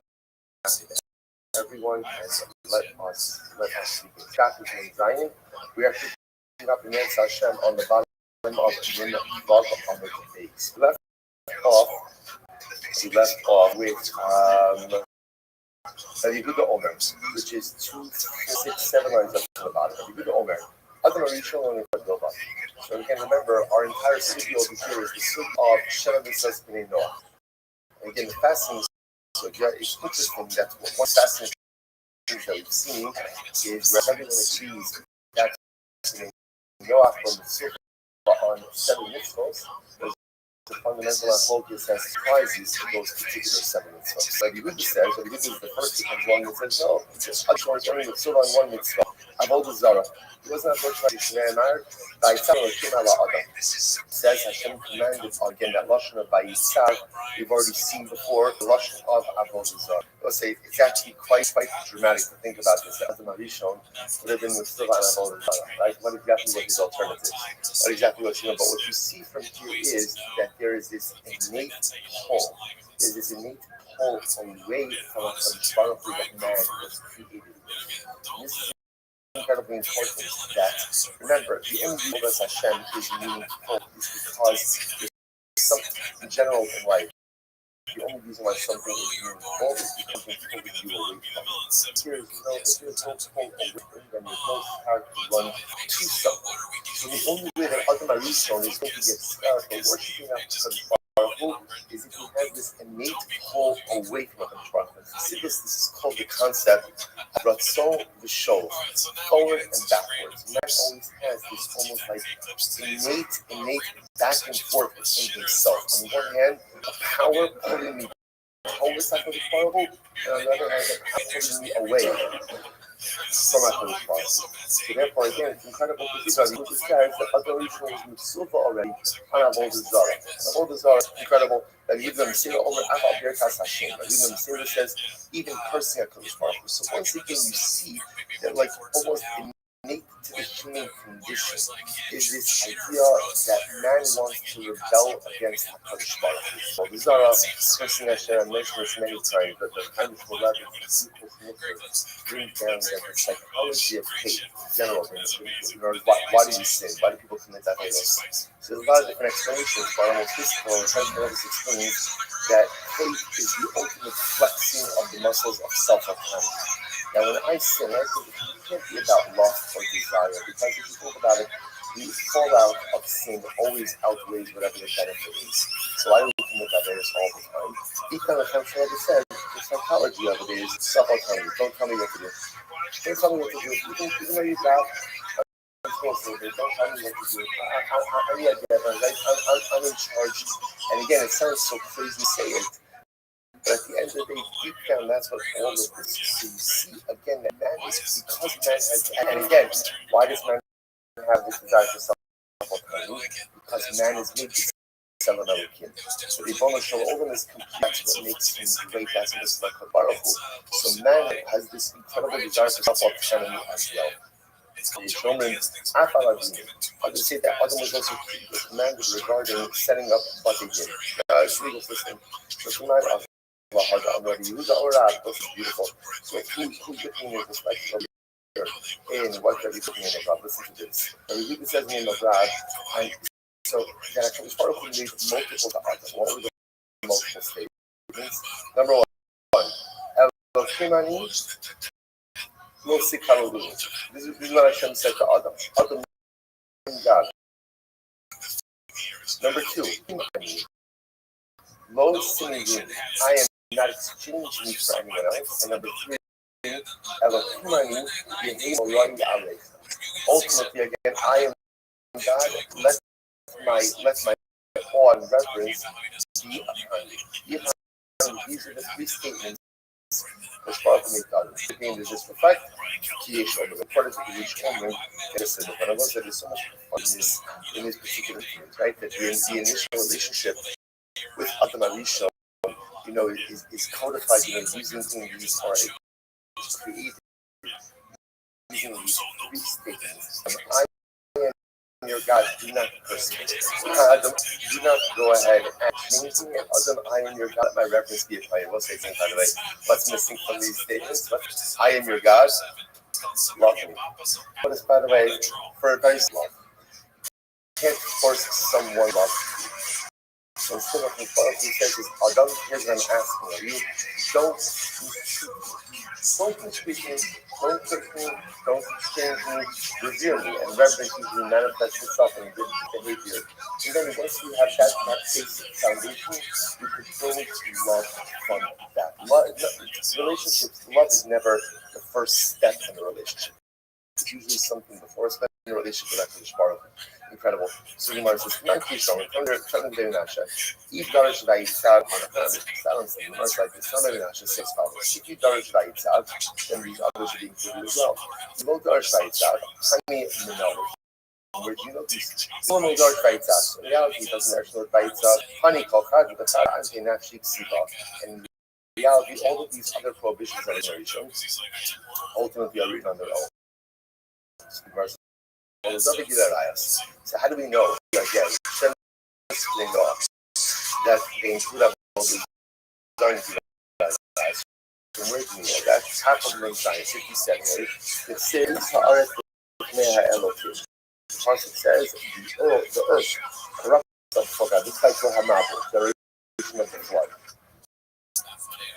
So the pasuk says, I know the Beit Yishmael, but from Makom Shema Hashchasa.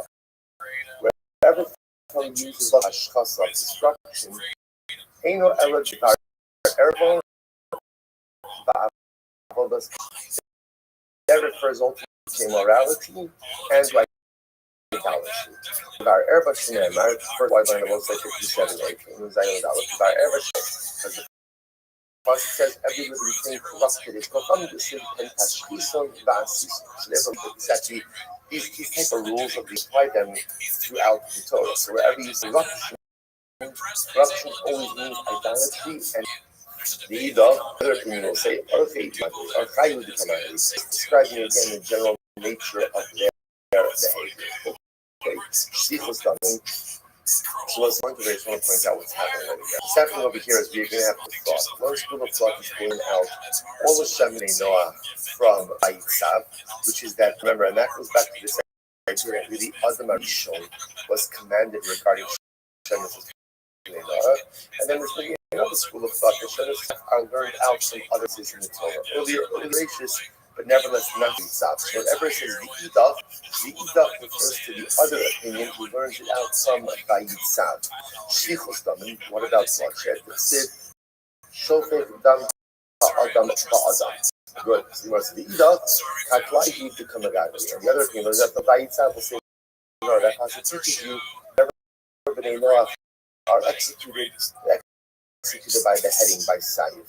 Result after the Sid, Erak is very interesting. Kiyara saw that Nasati Lachan Eskol. So again, this is so the pasuk over here, right? Kol remes. This is gracious.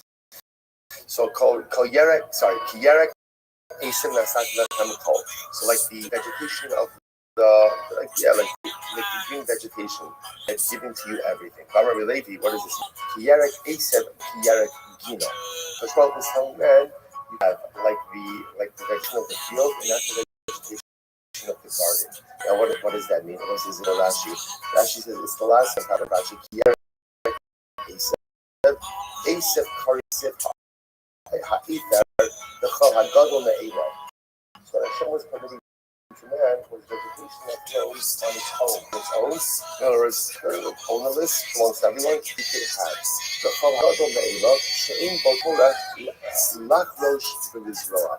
So it's like ultimately again that means anything that grows and does not have tirfa, has no effort in order to plow it and to plant it. Here Hashem is telling Adam, you could take stuff that doesn't belong to other people, right? But you can't take stuff which belongs to other people. We'll say there is a real profound between that Rashi. Rashi says, what's the difference between something that is owned and something that is ownerless? Something that is owned. In order to own something, it has to be tirfa. It has to be tirfa. If you want something in life, there has to be effort. See, the challenge we often encounter in life is we want the ultimate accomplishment. We want to go ahead and want this and I want that, and whatever this and that is, whether it's in the material or it's in the spiritual world. The issue is sometimes we want the ownership, but we don't want to have to spend the effort. Rashi says that formula over here is so profound. He says, something doing his own list, there's absolutely no effort. Right? So the Taz word is if there's no effort, there's no ownership. If you want ownership, be it in ruchnius or gashmius, is going to have to be the extending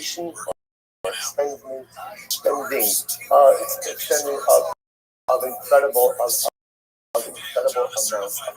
Incredible. Whereas like the other thing they say, Hamul Mish Bosu does know that was the consumption of meat. Saying it's going to list over even when I right that you know you can't eat the limb off of a living animal. But said As Basar the natural Zamo Loso. You can't eat, right? You can't eat the meat of an animal while the life is still inside of the limb. Even a kite, the other thing will say, a rule must be shrutzing the and that comes to permit shrutzing to be off. Like that, they know how to permit to eat three quality things. Sirus, castration that said, Shart Subarat. So the Hashem says that he wants the proliferation of different species, fascinating enough, gives rise to the prohibition of castration. Because obviously castrating, so you're not going to have the proliferation of species. Fascinating. Versus the Edom, the Bracha. Other thing will say that's for Bracha. So Kilai, the Ksiv, they are all fulminated. The Edom, Hahu, so sorry, Kilai means, so where did we learn Kilai? Forbidden mixtures, right? Or interbreeding of species. How fulminated to bird according to its species. Ahul itself Saba beautiful. That's just a colorful pointing out over here. It is creating companionship. Highlighting the power. And then everyone needs companionship. Even the birds need companionship. Amar Rabbi Yosef Amir Beira. Okay. Therefore, over here, so there's a lot of machlokas over here. So first and foremost, fundamental machlokas as to where we learn out Hashem is doing it all from. That's one machlokas. Second machlokas is what biases Hashem is doing. Remember again, that's yesterday's daf, where we had the machlokas of Sach. Machlokas. Everybody agrees that a 5 out of the 7 is machlokas about 2 out of the 7. Okay. Now we come to over here. I'm going to go see. I'm going to be Rabbi. I thought this was going to go up there. You know what? I'm still regarding the over the violation of 3 of the mitzvah. Which ones? Immorality, murder, and cursing of him.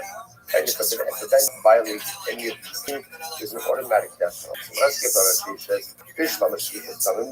Shofes Dam Ha. So I didn't see this because the Pasuk says Shofet Dam Adam, and again, Dam Yishapa. Ella Hanap Nalu. But from where do you know about the death of the other two? So you want to eat Namar Shofet Dam. If you can learn it out, ultimately against Shofet Dam. Okay. Good. Good. He got my machine was done not to the Kulanami. So again, if that's the situation,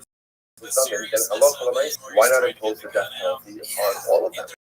Why not say that for the violation of any definition? By definition, there's a death penalty. Mishum deis Rabbi mi ish avodas kochav namis are mi ish. If you go out.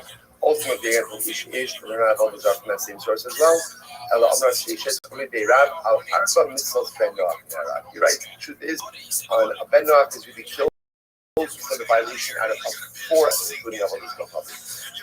Really, Avodas from Ben Noach is that true that a Ben Noach is killed for the violation or for the commission of Avodas Zarah? That time we learned Avodas Kochav Barim Shadis and Shayshama Misna Alehem. Ben Noach Mushar. This is very interesting. Yet we learned that by Avodah Zarah, things that the Jewish court would execute someone for, a Ben Noach is Mushar. I will say that this is interesting because the notion of Mushar literally means what? Warned. So the Gemara says, as far in Misoleh. I thought that meant that there's a warning, there's an ashara, that's why that there's a death penalty for it, or a macham as harashalohem and don't be sussed. No, by Ben Noach, warning by definition is death penalty. said this is one of the things we didn't say this will come up as well. We spend so much time focused on Hasra. Hasra is only a Jewish concept.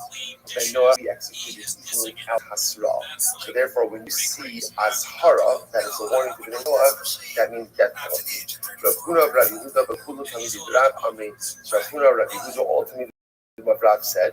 That really a Ben Noah is executed for the violation of any one of the Shema mitzvahs. So high stakes, like relatively few mitzvahs, but very high stakes. Very high stakes.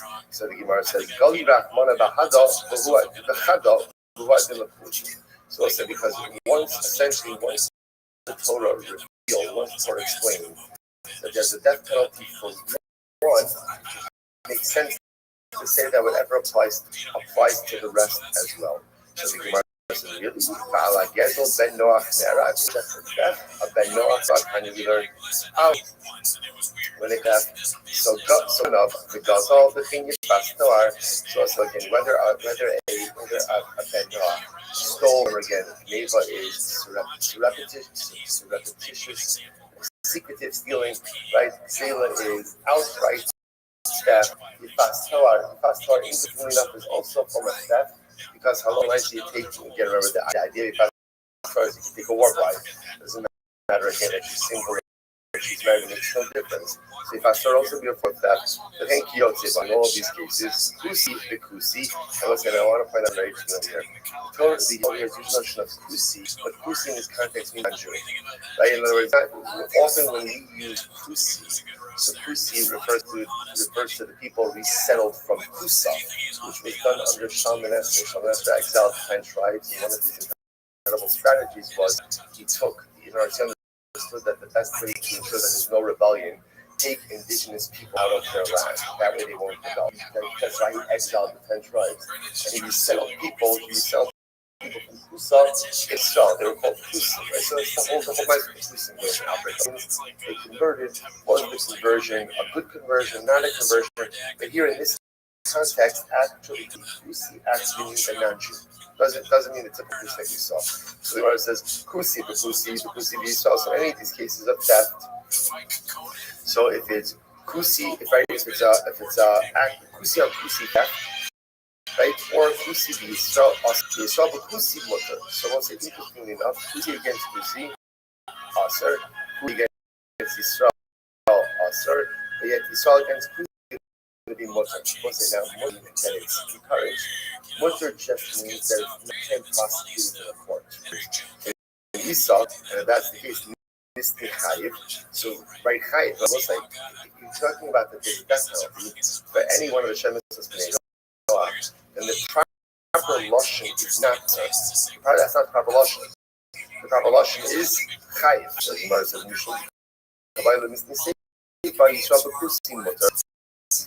because since we had Yisrael by Mutter, again, right, it is Mutter, therefore Tana Reisha Aser. Okay, we just needed linguistics. I have a hardcore misnakatoni. That is where at least the lotion of chayiv.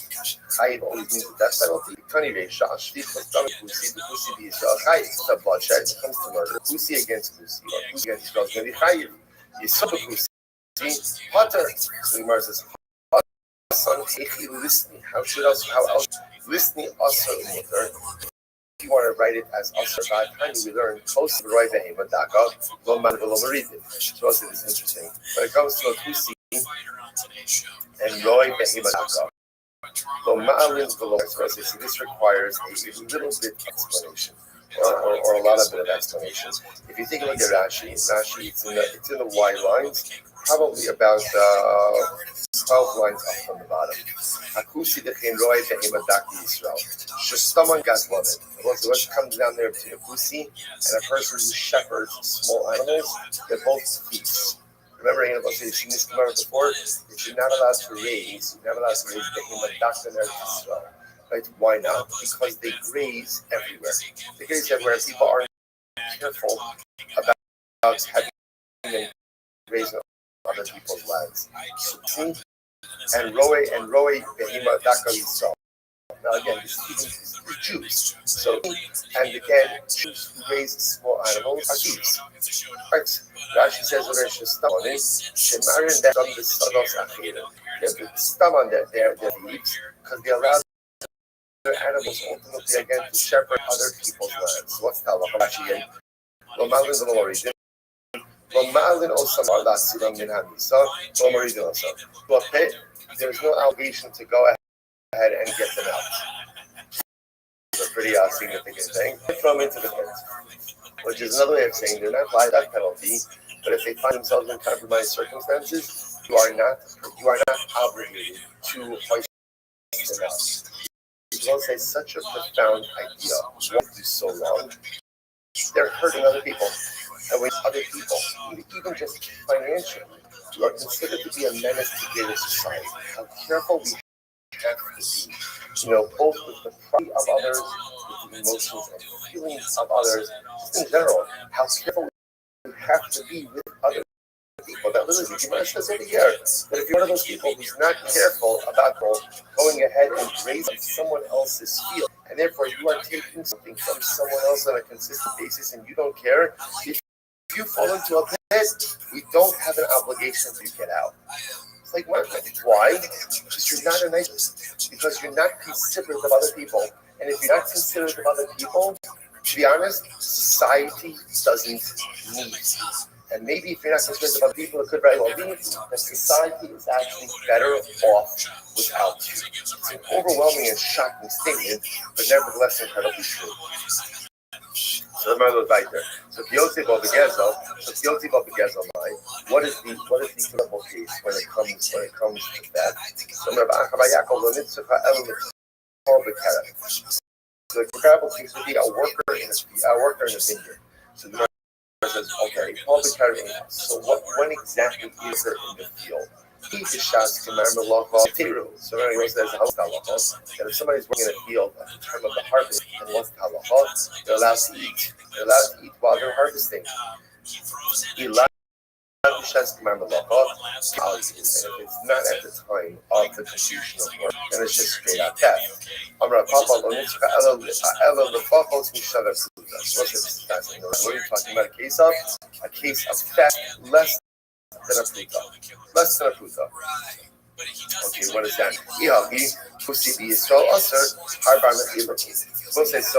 Well, here's the thing. But if you're talking about theft of less than a pruta, a kusi steals less than a pruta from a Jew, but I won't say in general, the halacha is you steal less than a pruta from someone, right? There's no liability. Now, why is there no liability? Why not? Because the assumption is that people are mochel less than a pruta. I don't care. So it says, this is fascinating. The Gemara says, let's listen to this Gemara. So the Gemara says, I understand. So if a kusi steals less than a pruta from a Jew, why should it be fine? Generally, we're mochel on less than a pruta, to which the Gemara says, you're right. Even though the Jew is mochel, Sarah b'shaite b'lesle. So does he not have Sarah at the time of the theft? In other words, while it's true that the Jew will be mochel, it's absolutely true. But there's still pain and difficulty caused at the time of the theft itself. Which I will say is such a profound idea. Listen to this concept just of relationships. Sometimes in life it's very important to remember if you wrong someone, you may gain forgiveness. But just because you gain forgiveness, don't think that the pain is gone. So there could be mechila. The pain of the personalistic infraction is absolutely still there and very often remains for a very long time. The people sometimes don't understand this relationship where we do something legitimately wrong. We apologize. So you think, okay, I apologize. Like, we're good, right? We're good. Like, let's just move. Sometime later on, the fraction, right, comes up again. Like, I don't understand what happened. You forgave me. So it's important to understand how Google in human beings, we forgive and you never forget. You never forget. That's the way it works. So when you hurt someone, just understand forever. That's human nature. I can still forgive, but I never forget. And even if there is forgiveness, it's important to understand that sometimes the pain of what was done will still remain for some time afterwards. So the Gemara goes like that. Shekusi yotzi bahen, the keeping the last name of Chiloninu, goes on the al you. Supposed to listen to this. Sarah said this is profound. Wherein lies the distinction between the Jew and the Muslim. So the Jew is more ultimately again on less than a Shavakruta. The Kusi is not Mochel on less than a Shavakruta. Kusi, the love, the name of Chilaninu. So the rest of the Lashon of Kusi, they're not the name of Chila. They're not the name of Chila. Therefore, again, Gezel Na'ali. Therefore, again, stealing even less than a Shavakruta, ultimately, again, it's going to be Gezel. It's going to be something Gezel. Also, this is something amazing. Lashon of here, so many profound sodos in these Gemaras. Let's look at this Lashon. Kusim are allowed b'nei mechila, right? So they're not given mechila. So what happens when you are an unforgiving person? What happens when you're not a forgiving person? Every single slight is a major infraction.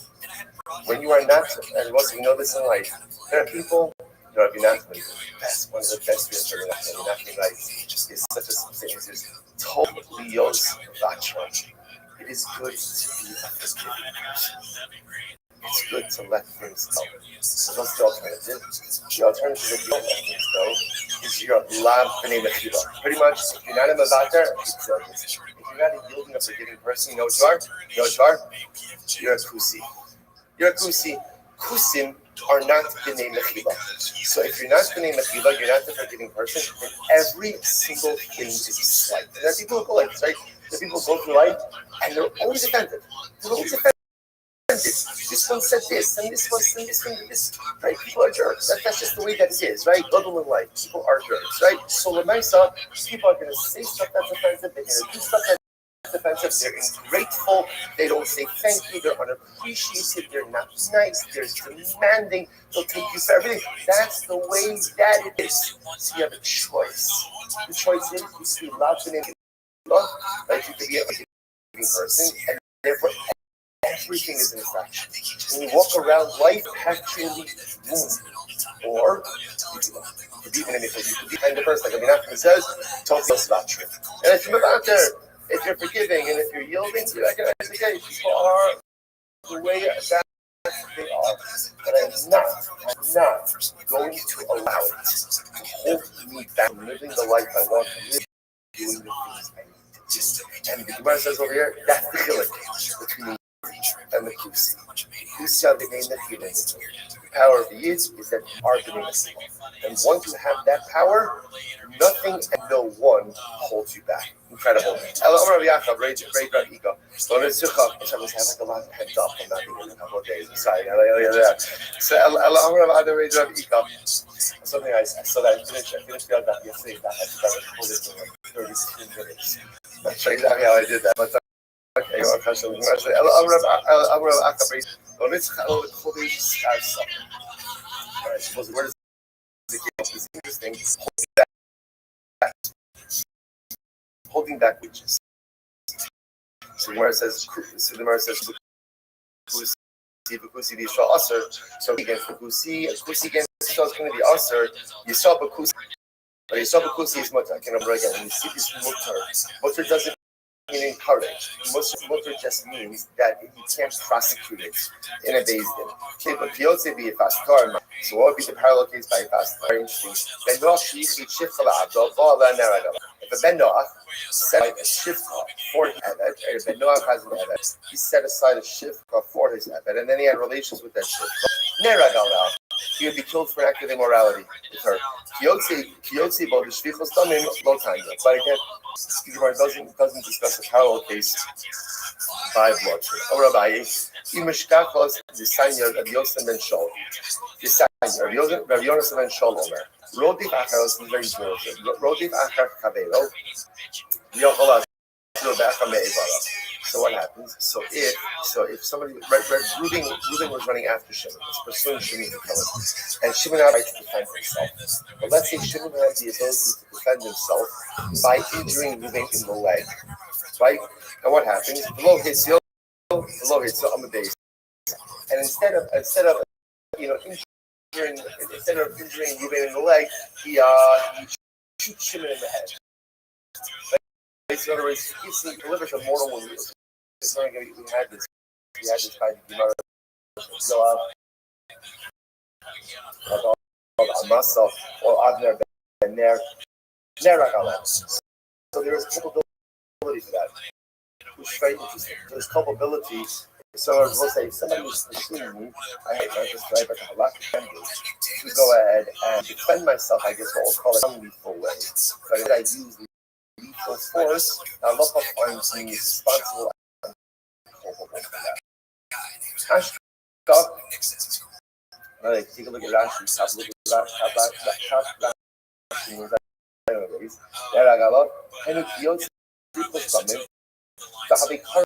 Bahakler, veio muita do curso do Fidisa, só fine, first as follows. Ashka, Yakob Baraka, cost of the safe I got it for the day. So that you're writing about it. So they know us Nerad Bedina, Be'ed, Shalom Bahasra, the Ish Lomi Isha, Bahu Karaf. So this is very interesting. So a lot of halachas. So Benoah to be executed, basin of one. One judge. Next, one witness.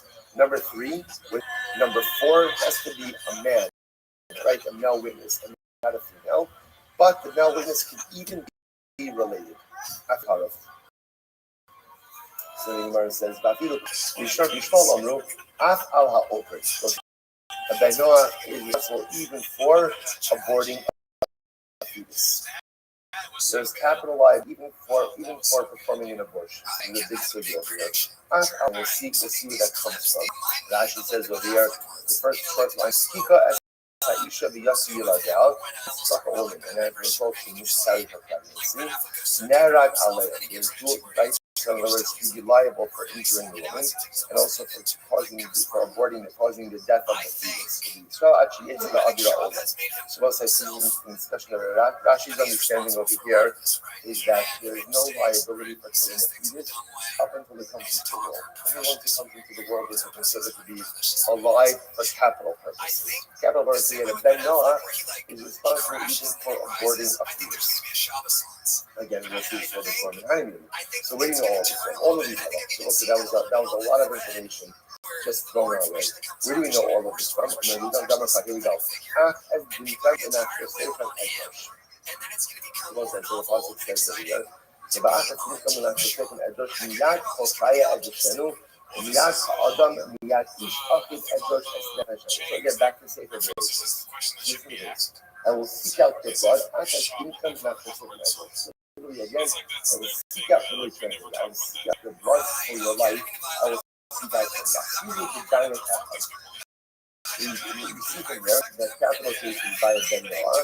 You adjudicated by even one judge. And where do we get that one judge? Ezra, I will seek out that singular. So for me, you see that Ben Noah is adjudicated by one judge. Miyad Torah from every animal, you feel about straw. Just like the straw. The social thing is Ben Noah fire on straw as well.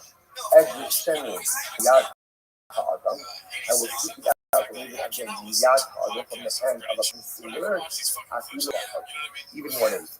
Even 1/8. Miyad Ish, like from the hand of a man, Miyad Ish. As much as one witness, that could be a male witness. Another woman, Achid,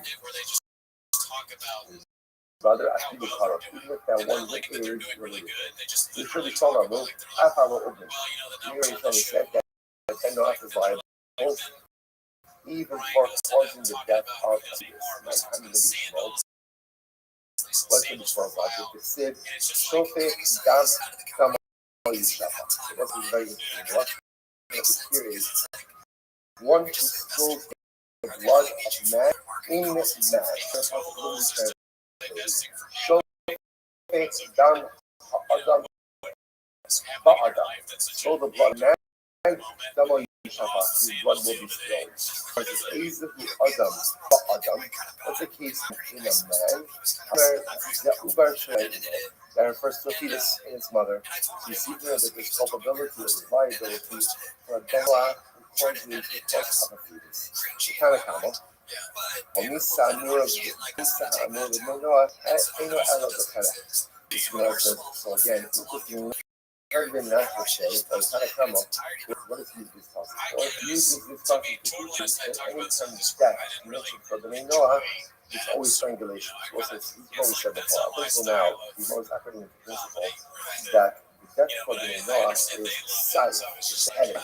So there's apparently another school of thought, and the other school of thought says, no, the death for the Noah is general strangulation. Now, where did he get that from? It's very interesting. The struggling high ba'adam asif of the stuff. And he puts that ba'adam at the end of the passage, and he's like, Darish Be'haki. Ba'adam damo yishafa. So let's say, ultimately, again, when there is punishment for Noah, for violation of any one of these infractions, so how is he killed? Ba'adam damo yishafa. So literally, again, in man, his blood will be spilled. Usually, people or others should be devoted to others. How is it ever a case of execution where the blood of the person remains of the person? When you ever have a case like that, the Omer Zechariah, that's when the death, the blood comes out, strangulation remains inside of the person. What's the type of death where blood remains in the person? That's maybe strangulation. That's what happened. You're not supposed to say this, by the way, as you're keeping the Talib and the Wilson, interestingly enough, we start like the one piece that everyone agreed on, is that a Banach is always executed. I'm sorry, we call it Sayed, it's the head. Now it turns out that that's not focus, it's also not. The interesting part is that what everyone does agree is Banach is going to have one uniform death penalty. As opposed to Yisrael, who ultimately, again, there's four different types of capital punishments, and Banach is only going to have one. Why one is Chenek, whether that one is Sayed, that's an ongoing matter. Okay, these and the Sudan, looking at this interesting. That proves that a woman is not permitted to be part of a basin for the doctrine, but we learn here. That's the man I say it's not. Thanks to what I say the prophet right? The guy says the man I say it's not. Look at that. That she says over here. You shot that's not for lift it out. So based on the important notion of this, so when it comes to the concept ultimately again of feudal systems, and they include limits. So what's going on over here? Who most of them is in the Pharic club. Very interesting. One of the things, ultimately, the thing was right? One of the things, so it's kind of point out, passing up this positive about Al-Mabino, but yet amazing enough is also which makes sense because Mabino is not only the father of the Jews, he's also a number of different nations, many of the parashas Chaisar, right? That Mabino remarried after the death of Sarah. And he has all of these other kids, other nations. So those are all being Noah. So it's fascinating. The Prophet says over here, he adopted Mamana Sheyitzava as Balav, Ves Desa Aharat, Vishamu Darab Lasot, Dako Mishpat. I know that Abraham, his children, his offspring, so Sadako Mishpat. Now the Gemara says something amazing. Banav Ledin, the sons, men, those who are in charge of the judicial, they sow the door, and the staka are for the trainers, for the staka. So say so interesting in the offspring of Amavino by name Noah. So it's also quite the Gemara is also giving us a fascinating insight also in men and women, right? How often in general, I don't know why this is, but it would appear that women are often much more forgiving than men. You know, certainly again in the paternal and maternal realms, like it's obviously the din and the mother who is just as fascinating that one of the din, the father who is the din, or the mother who is the stuff. Beautiful. Only another obvious. So if that's the case, maybe the Gemara excluded the judicial system in totality. Maybe halacha l'meis again a bas Noah is not executed. She kills someone, or maybe it's not just that she's not a judge, but maybe she just did it in the judicial system. Miyad ish, lo miyad Isha Tzid. The Pasuk says, Amalei Hafi Amrat Shofet Tama Adam Shofet Miyad Ish V'lo Miyad Isha Tzid. Amalei Hafi Amrat Yudah Shofet Adam Anyone who kills is liable. It doesn't make a difference if it's a man, if it's a woman. There's always going to be liability for that. Maybe if not, who commits adultery should go ahead or shouldn't be killed. Since the Pasuk says, Alki Yazov Ish, V'lo Isha, it's interesting. The Torah phrase marriage as a man will leave his mother and father and cling to his wife. Maybe only the man is obligated in the clinging. Woman is not. Because the Pasuk says they'll become one flesh. The Torah comes and creates man and woman, just as the man is not permitted to stray, so too the woman is not permitted to stray as well. Why does the Pasuk say Ish?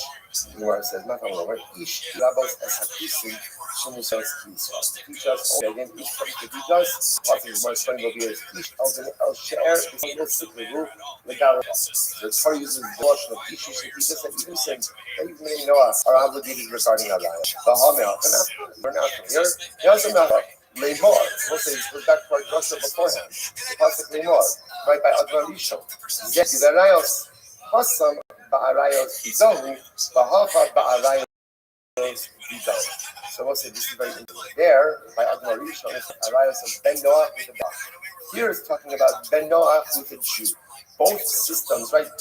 Both forms of arayos are going to do. Everyone's, to start over, we'll pick up in Res Hashem with this section tomorrow.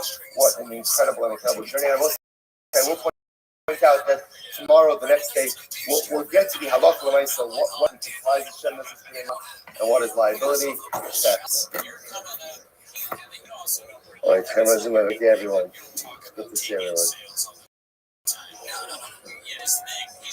He's built his prison and now he has to live in it. I used to love picking on him. I really did, but it's become such a cottage industry now. I'm like, should we let him up? Should we let him up? I mean, we're all in this.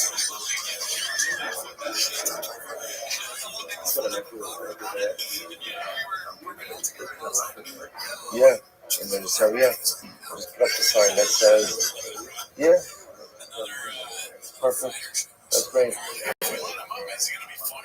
And it just has to be high enough. That's good. Oh, where's the production? On my table. Perfect. Yeah, and let's just put a sign on the door that says just that. Perfect. That's great. I think that's better than.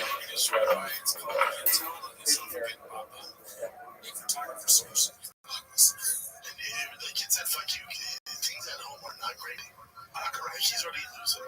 Correct for him to just lash out. I don't think you know message for all the time. My apologies for the lack of action this morning. But this was watching the system. Thank you all of our sponsors. And also thank all of the sponsors.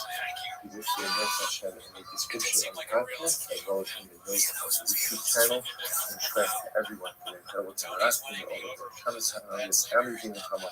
So as public bodies for the return of our hostages, the success of our soldiers. The Mishnah says as follows: on a God day, we are beginning on Nun Vav days after Nun Vav and Aleph. We are coming up with the Mishnah on Nun and days 55b. On a God day, Inu Chayv actually Farish Hashem. So we're talking about now a transition to discussion about one who has to show a person is already born on Shalom. So a person is only for cursing. The English word you. Means this person article until he actually comes out of here Yaskish Hashem. She says means she Yiskar as Hashem, Allah Hosi Shem in Peh, Sham Hashem Yotzim in the heart. In other words, that order for a person to be high, a person that comes far, they have to actually articulate themselves. How you talking about the squat?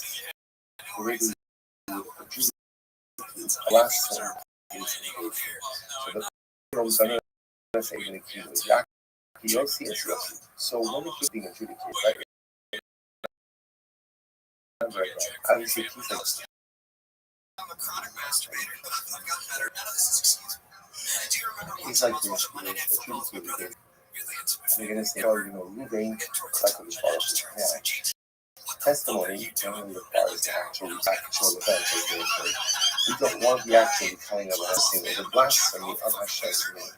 So instead, what we do is we employ a keyword. Keyword means like a nickname. So in other words, instead of saying that Ruvain said Hashem, curse Hashem, we use a nickname. Yaki Yossi, S-Yossi. Yossi, again, on our cell phone, got Yossi used because it's 4 letters. Right? Like said, yeah, Yud Ki Vav, that's the name of Hashem. Yossi is Yud Vav, son of Yud. So Yossi should go ahead and strike a Yossi. Now we're going to see, by the way, that the formulation of Gadi, of blasphemy, is that it's interesting to see the story this is developed, but it's, a person just says, cursed is Hashem. That's not blasphemy. Because rather, the way blasphemy takes is Hashem should curse them. That's why that's the Rothschild here. So again, so without doing entire judicial proceedings, we don't actually articulate the curse that we can utter. Then we use euphemism or nicknames. So we says, Nigma Hadim, well, hardly between our emotions. Okay, here's the issue. Once the baby has reached the decision that we can you can't convict someone who witnesses whenever a specific testimony. So if you wanted to avoid exclusivity up until this point, if you're going to convict him and find him guilty, we need to actually hear from the witnesses what Ruvain explicitly said. So how do we do this? I don't know, it's called Automakos. We tell everybody to leave the courtroom except for the Dayanan and the witnesses. To show them if I got the yes, they're more senior for 2 witnesses. Vulnerable and more Sheshamar to the face. Tell us explicitly what did you hear. So who already tells us that Dayanan only Alagran. So now at this point the witness actually shares explicit curse other parties. When Dayanan hear this, only Alagran stand up, the call they tear their clothing, and they do not go ahead and prepare. Sashini Omer Ani Kamahu, I sing and says, I agree with what the first one said. Ashlishi Omer Ab Ani Kamahu. The third witness he also agrees as well. So interestingly enough, you can get away with the nicknames of the witness up until the point of the verdict. If he wants to actually pass a guilty verdict, we require explicit testimony from the witnesses. Clear the court, haven't seen the witness say explicitly. We don't need the other witnesses to say it explicitly as well. We just need them to confirm that they indeed heard the same thing. So you want to try to actually find shame the shame. Interestingly enough, in a way, asking the way that this curses of Hashem takes place is one curses the name of Hashem with Hashem. Hashem should curse Hashem. So where do you know that from? How do you know that's from? That was Shmuel. So that was the note gave shame, the note of shame numbers. So it's interesting because the possible one's putting over here is the note gave them most you must. Now the ones that note gave means curse. Curse is the name of Hashem. Well, only you will call it they should be stoned to get up the knuckball shame to us. And then it says again, curses the name of Hashem, you will be put to death. Expressions of cursing. So the Gemara says, and it means the name of Hashem with the name of Hashem. Deny that I know the Mishnah of the Lord. So how do you know that no means curse? The whole Lokavatel is actually by Philip. I'm going to try to first call himself. So again, no matter how much money Paula gave him, how many resources Paula gave him, it doesn't sense to believe that means God doesn't want people to be cursed, and they're not going to be cursed. That's what I'm far. I'm the lab comes from the Alokim, mostly Kalos, the Ima, Mibras, who maybe the note doesn't mean curse, but rather again, the note actually means to pierce, right? To go ahead and let's say take a knife and pierce it into the name of Hashem. The name Sefer, Tarasha, you must have said that you call Kardidalto, and saying Russia, but you call me to make a hole. That's harassing happened. I'll come from here. That connection, most fancy connection. Okay, then this says no, but you know, shame the left. Here's the difference. The difference, remember again, the original context It says the no cave shame, the nutful shame. There are two mentions of the name of Hashem. It says somehow this act of blasphemy must include two names of Hashem. And that's missing over in the case of the night, when it's piercing the name of Hashem, but it's only one name of Hashem is being captured. Either they don't want to Rabbi or buzzing with it. So maybe you're placing two names of God, one on top of the other, piercing them both with a knife simultaneously. That's two names of Hashem. Which the Gemara says is that's no people supposed to be no people. That's one act of piercing, followed by another act. There's no simultaneity there. The Ima, the Chima, maybe he wrote the name of Hashem, then took that tonight and plunged it into another name of Hashem. He's erasing the name of Hashem, which Gemara says, no, he's not erasing. First, but it's not the name of Hashem, it's not the name of Hashem.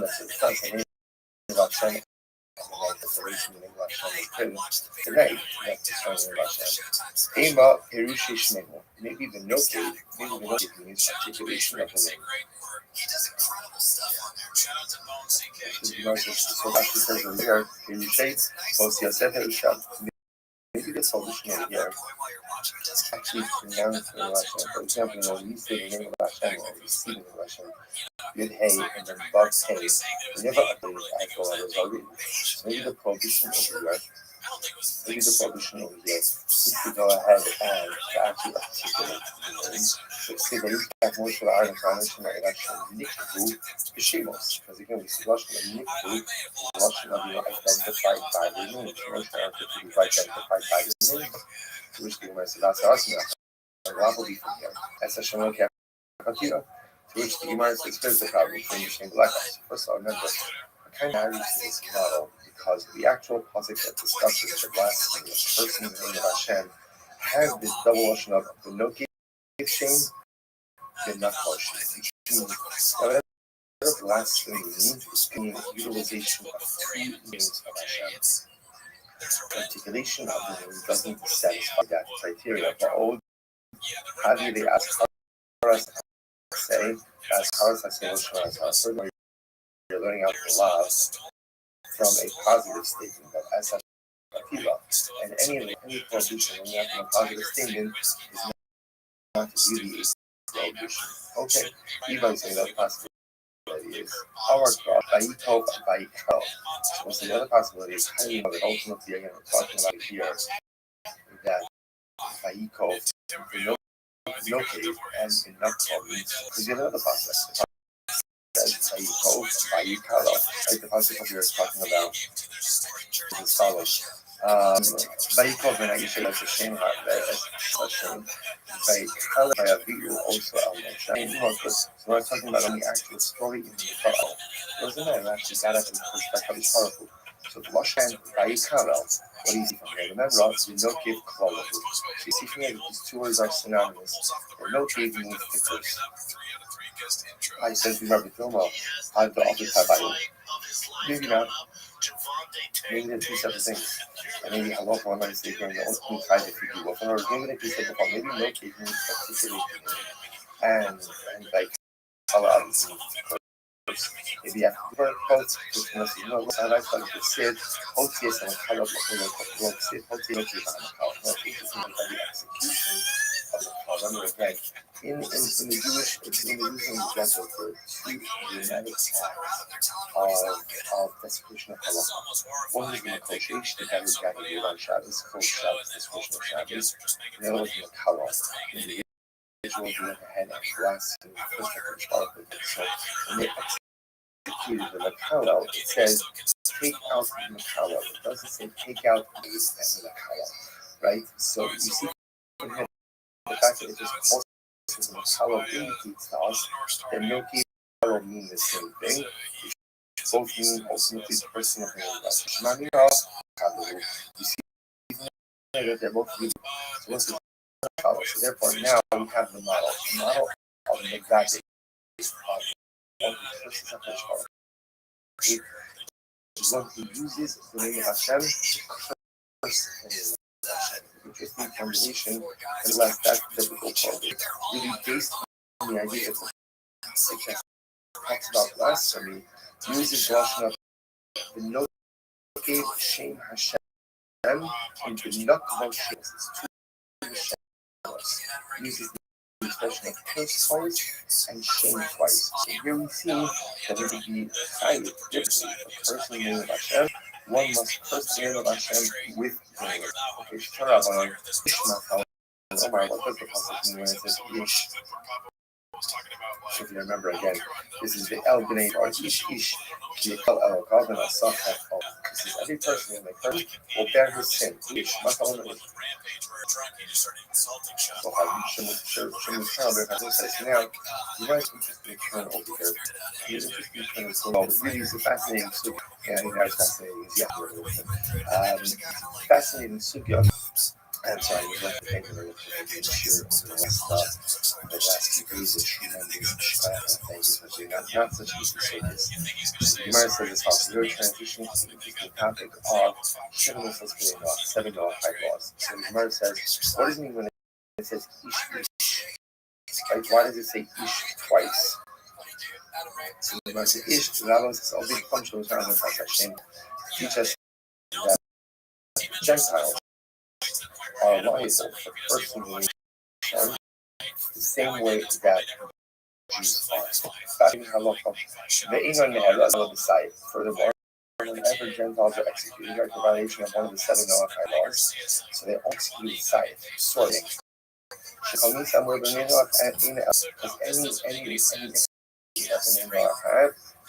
any is with the sword. Because only with scythe. So Rashi says, actually discuss this a little bit later on. So the only time that we find an execution mentioned, not in the context of Jews, in the relations when the Torah speaks about liability for what takes life. And it's lush of the passage is the Adam Damo Yishafa, right? The Damo Ba'amad Yishafa. Person takes life, blood will be spilled. And if you remember, this guy's that to inside. The sword behead. And we talked about that in the video. A little bit. Here's one of his websites. The Hall. We learned that from here. No, it's enough from here. Hardline. Hashem is the Hashem. So we'll say here, possibly that you use in Russia. This is the Adamah Rishon. Get ready for this. The Adamah Rishon. So the more recording is Vaitzad Hashem Elokim Al Ha'adam Neymar Mikol Yitzagan Achol Tokal. So Hashem says to Adam, you can eat from any tree of the garden that you want. Now subsequently Hashem says to Adam, but you can't eat the Eitzidas Tovara, the tree of knowledge of good and evil, and the tree of, okay, so the Gemara breaks down this part. Hashem, when it says the word Hashem, what does that mean? The Gemara says that this pasuk is a for the seven laws, which is interesting because essentially the first command that actually is a command, right? Adam, remember Adam is part of all commands. So the first command that Hashem gives to Adam, you might understand, is for the seven laws. So you must have used talk now about so this is what Hashem is your Hashem. Hashem called one of the last in the first name of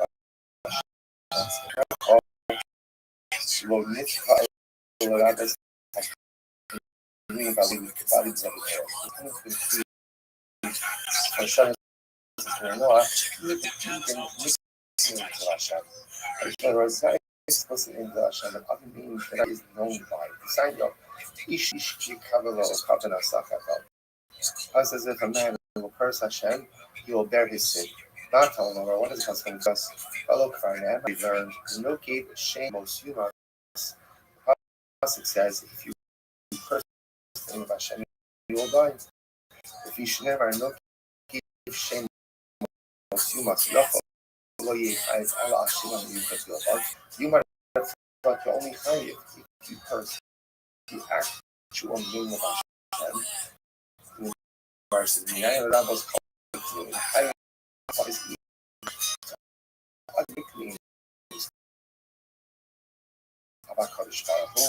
descriptive names of Hashem. For example, Elohim, right? Ado and then no. These are all descriptive names of Hashem. I don't know, right? Each kid come up with right there. So this has to be the push over here. They hold that up. I saw. One is not necessarily form because it's a blessing of the person Hashem. But if you can chayiv, or the way is Hashem. If I build out only chayiv execution, if you curse the explicit name of Hashem, you hate and Tzviga the Rav Mesha, and this argument Rav Mesha, blood Rav Mesha, and Rav Mesha, then Noach should be Echas Hashem. Then Noach goes ahead and Hashem, between him, and he does so again with nicknames. So the Rabbanon chayiv according to the Rabbanon. So my time, I don't know what to do, seems to argue what we just said, what just said before. But Allah for my sake, only chayiv is only chayiv to the actual name. He says only the Jew is only chayiv because the actual name of Hashem. But a Ben Noach will be chayiv person, even one of the nicknames of Hashem. Most of these Ger Ezra could be like maybe not Hashem. It's only a Ger Ezra, right? About it's only a Jew, right? And a kind of who are chayiv if they curse the explicit name of Hashem. Obey Kochav Makil B'Kinu. So Obey Kochav is going to be chayiv for blasphemy. He uses one of the scriptures or nicknames of HaKadosh Baruch Hu. Very interesting. So it's a fundamental machlokes. So on one hand, there's machlokes in general about Jews. Are Jews chayiv if they curse a nickname or a secondary name of Hashem? So that the Meir says yes, the Chachamim say no. And then interesting. Enough Rav Mesha comes along, and Rav Mesha says a Jew will only be chayiv if he curses the primary name of Hashem. But then Noach will be chayiv even if he curses one of the secondary names of Hashem. Right? Meir, Hai Keter Kezra Avalei. What does the Meir do with his face Keter Kezra? So the Gemara says, My Avalei, Ger Ve'ezra Keskila, and if you said Ger Ve'ezra Keskila, about only Kochav will be executed ultimately against I would have thought Holy Israel is but that since of the Kohav, right, or the name are included in the prohibition of blasphemy, and they should get the same effect of the other Jew, i.e. Skila, much more known that whenever a Ben Noach is executed for some transgression, he always receives sight. And you talk now, probably I think there can be my other way. Also, this not reference about the Hebrew phrase. Must be here, but as I could give us even shame to shame. It's only a Jew who's highest in this what we call this framework of blasphemy that established before you me. Which only highest in the first thing that Hashem was another thing that Hashem. About Obey Kochav, no, but even shame to shame. But again, if Obey Kochav, he just pushes. Doesn't do shame to shame. Doesn't use the name to curse the name. He's going to be high as well. Ish, why the phrase ish? Ultimately, again, the Torah is just. We'll say there are two takeaways so far. The construct of biblical blasphemy for which there is definitely the Jews. It's going to be only if you curse the name of Hashem with the name of Hashem. Which name of Hashem? So again, we're going to take a look at how the whole name is. Maybe it's only if you use the actual name of Hashem. You hang and no communion, no descriptions, nothing else, just the actual name of the Rebbe. The Bnei Noach will be chayiv again for blasphemy as well. Very interestingly enough, Bnei Noach will be chayiv even if they curse any of the other nicknames or descriptive names, even if they don't use the explicit name of Hashem. Furthermore, a Jew in this case of blasphemy will get tzira, and the Bnei Noach ultimately will get sight, will get beheaded. Again, that's not unique over to Magade. Anytime that a Bnei Noach is going to be punished, he's always punished in his same way. Incredible. I don't know. Shem is just the Bnei Noach. That Shem is just Bnei Noach. That's a really interesting sugya. As a judicial system. Like the judge has a person of a police one established number two, now that the person of or the morality give alliance, someone can't murder. Number 6, steal. And number 17, you cannot the limb off of an animal. Okay, but since I also Yo, Billy, how are you, big dog? Limb on is 50-60, so that's important. This is the first one. We're going to see that it's a little bit of Brachot is about what exactly comprises the Sheva Mitzvah. Af Alakai. Gamma says they're also chayiv for eating blood. Okay, because Af Alasirus, castration. I've also have a question we're going to see. How you living, big Many dog? aren't allowed to castrate. This means people or animals.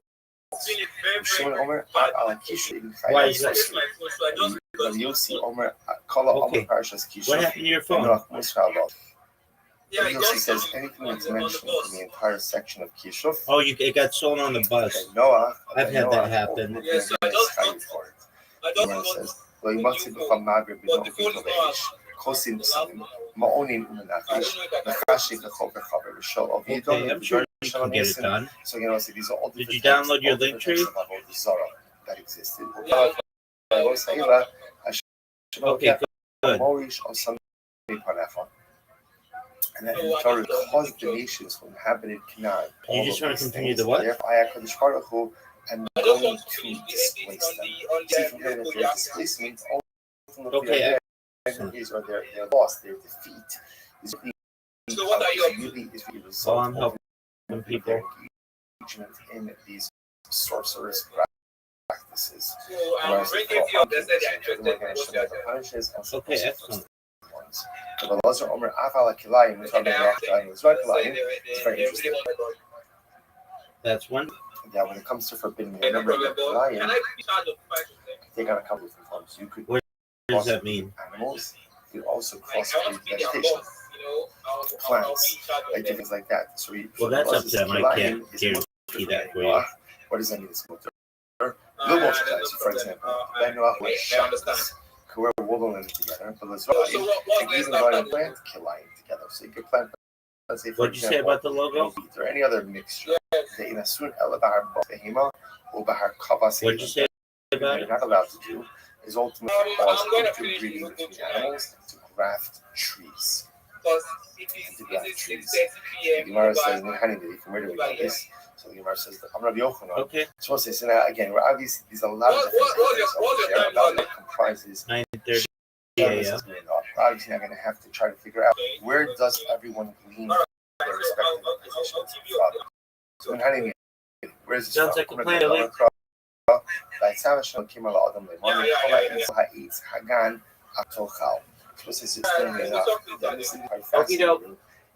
It would appear right beforehand we had Rabbi You're welcome, Pilly, anytime, my man.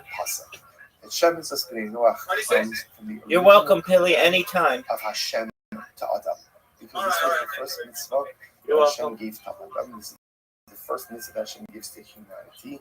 And again, this to be a blueprint. Hashem is also. So, for example, the Gemara says, "Vayitzav," He commanded, "Elu hadin." This refers to the obligation. Omer ki yadativ b'man sheitzav ve'esbana. Hashem. What does Hashem refer to? Zubirchas Hashem. This refers to Hashem. In other words, the Ben Noach can't curse Hashem. Omer the no kem most kimas. Elokim. What is Elokim? Zu avodas kocham. This refers to the prohibition against idolatry.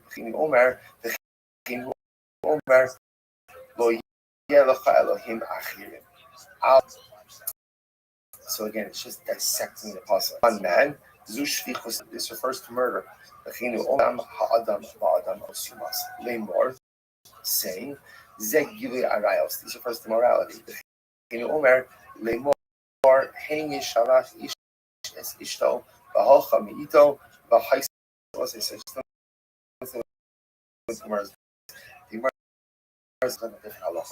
And it's showing how this goes up later on in the Torah in the context of this particular halacha.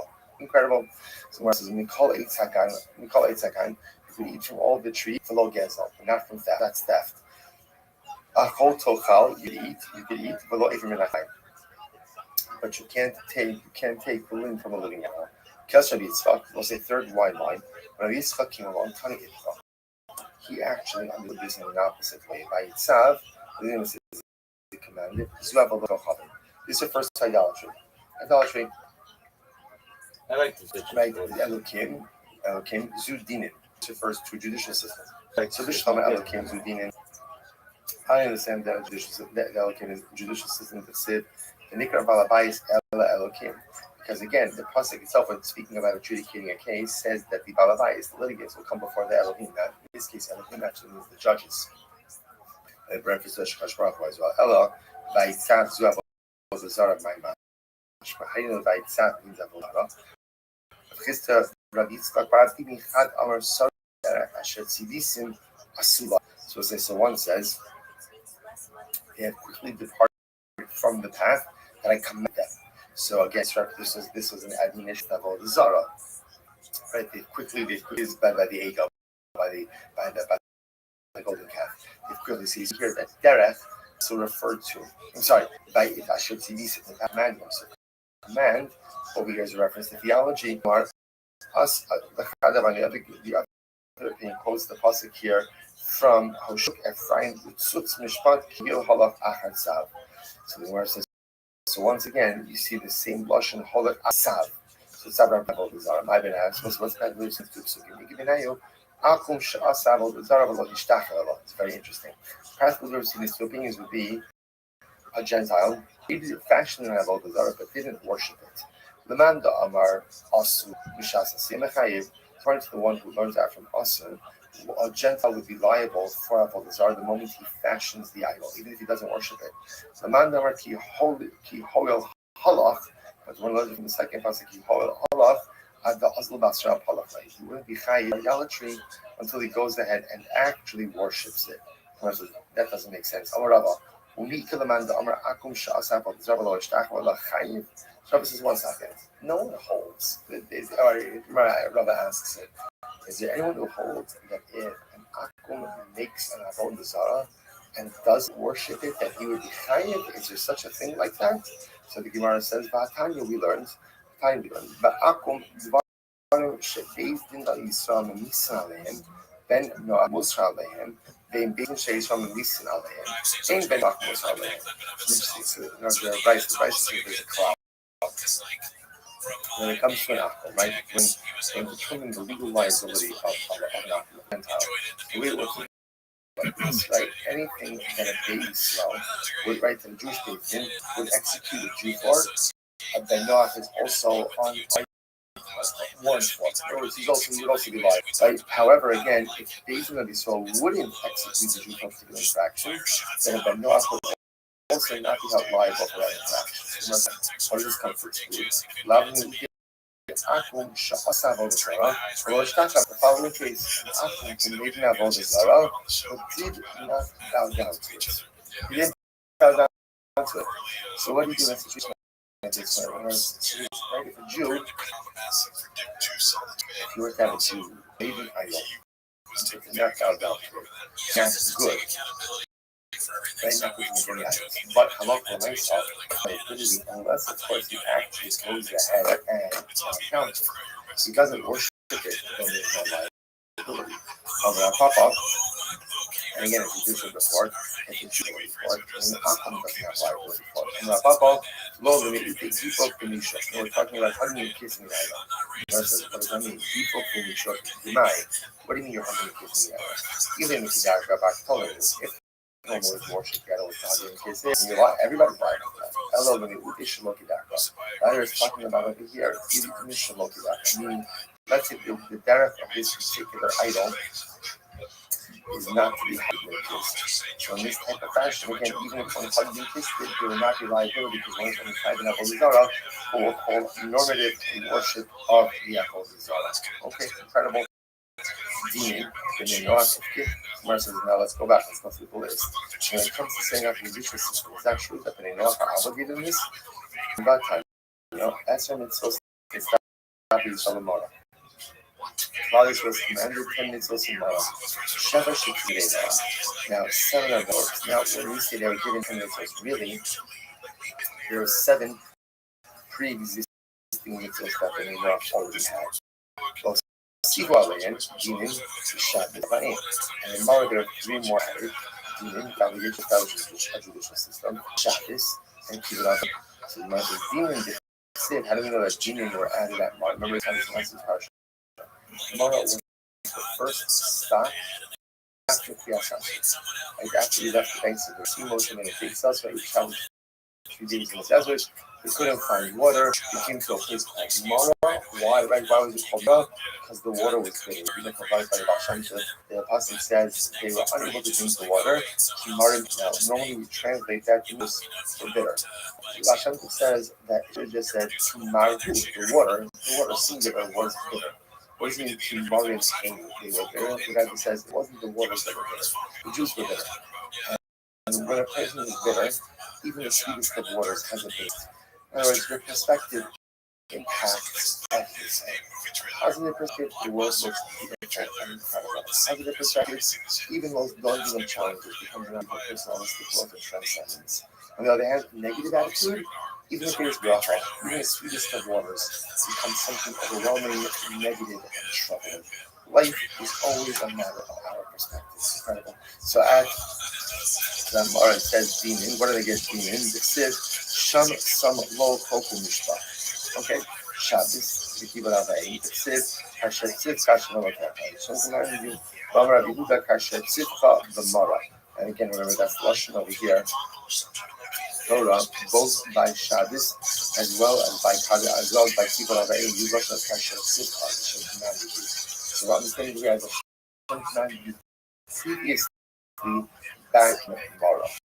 Okay, on Rav Nachman bar Abua, so the point of it here is, how can we say, the way the Gemara is sending the study, that halachah and some, see, we already have 7 Noachide laws and 4 in Mara, we got 3 more halachas. Or the 3 more halachas, meaning, obligations to have the judicial system, Kiva Ravai, hourly parents, and number 3, Shabbos, for a total of 10 binding halachas about Kabbalah. Here's the problem. We just said before that establishing the court system was already one of the 7 Noachide laws. That's the case. What are they receiving in Mara? To which the Gemara said, what's going on here? So in Mara, what they got were more legal details. Meaning that halacha l'maisa, if you're going to repeat the Gadol case, that's going to be not 23, right? In the concept of so in other words, there was a concept of establishing a judicial system, and that was always part of Noachide law. That was right? This is the framework that was given at Mara. What does it mean when the Gemara says that ultimately again Dean was added on? It means like something that is receiving something extra, not just details. Interesting. Some of this Noah were the establishment of the legal system. For normative law, right? Again, financial cases, even capital case. What were the Noah not started to adjudicate? Knessos penalty cases. And in Mara, they got the concept of Knessos penalty cases. Akati, Balsifu, Kedim, and Niboy, right? It's still a should have said Balsifu, Kedim. Not Balsifu, Kedim. Makes it sound like the laws of the judicial system are Mara. If you tell me they have the judicial system, but rather again they were just giving something extra themselves, then it should have said Balsifu, Kedim.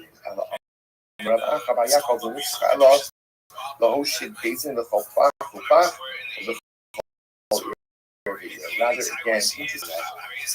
Rothschild is saying, "Okay, give me obligation. Give me obligation to be in every city, literally in every neighborhood, and every city, local, but they have been in or been in not obligated to do that already."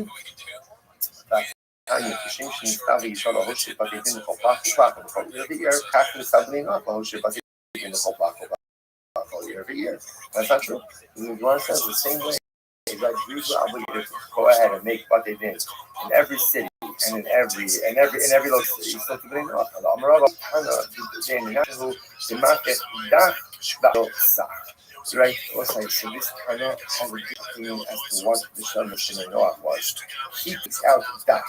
Dak is demon and Jefas Hashem, establishing the judicial system and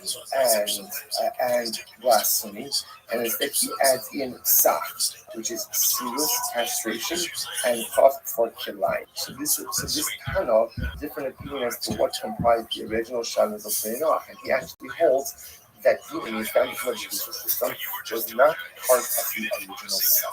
Yet Allah told us that the system that Klal Yisrael received for the first time in March Hana, the day Sheva mitzvot, Sheva mitzvot,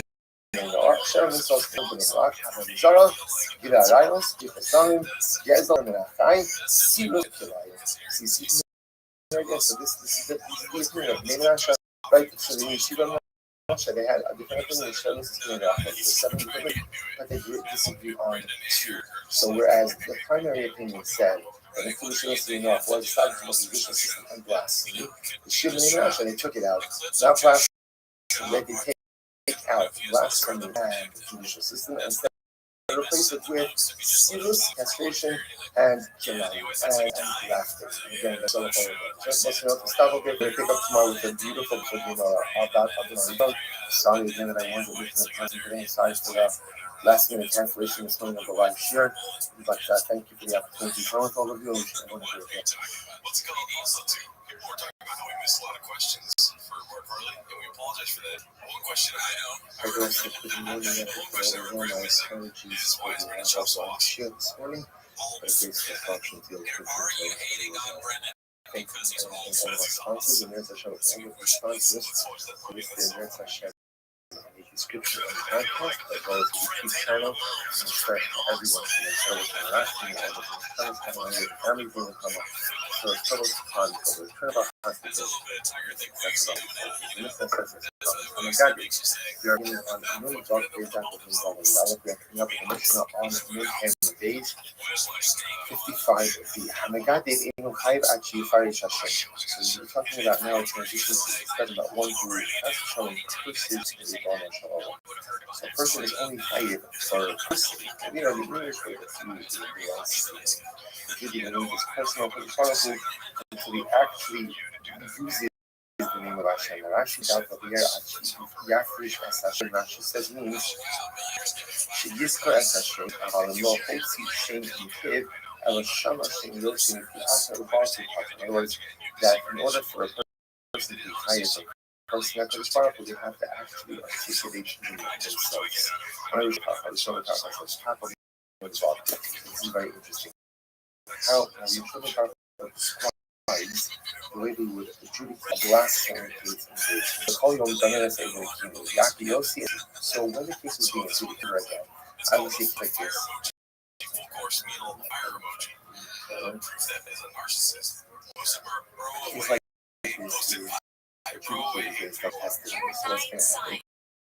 Witness is going to come in and say, we saw, Ruben first like it was part of it. Now, testimony generally requires telling of actual events. We don't want to be actually telling of events over here because we don't believe this is actually articulating the cursing or the blasphemy of Hashem's name. So instead of what we do is we employ a kingdom. Like a nickname. So in other words, instead of saying that Hashem should curse Hashem, we use it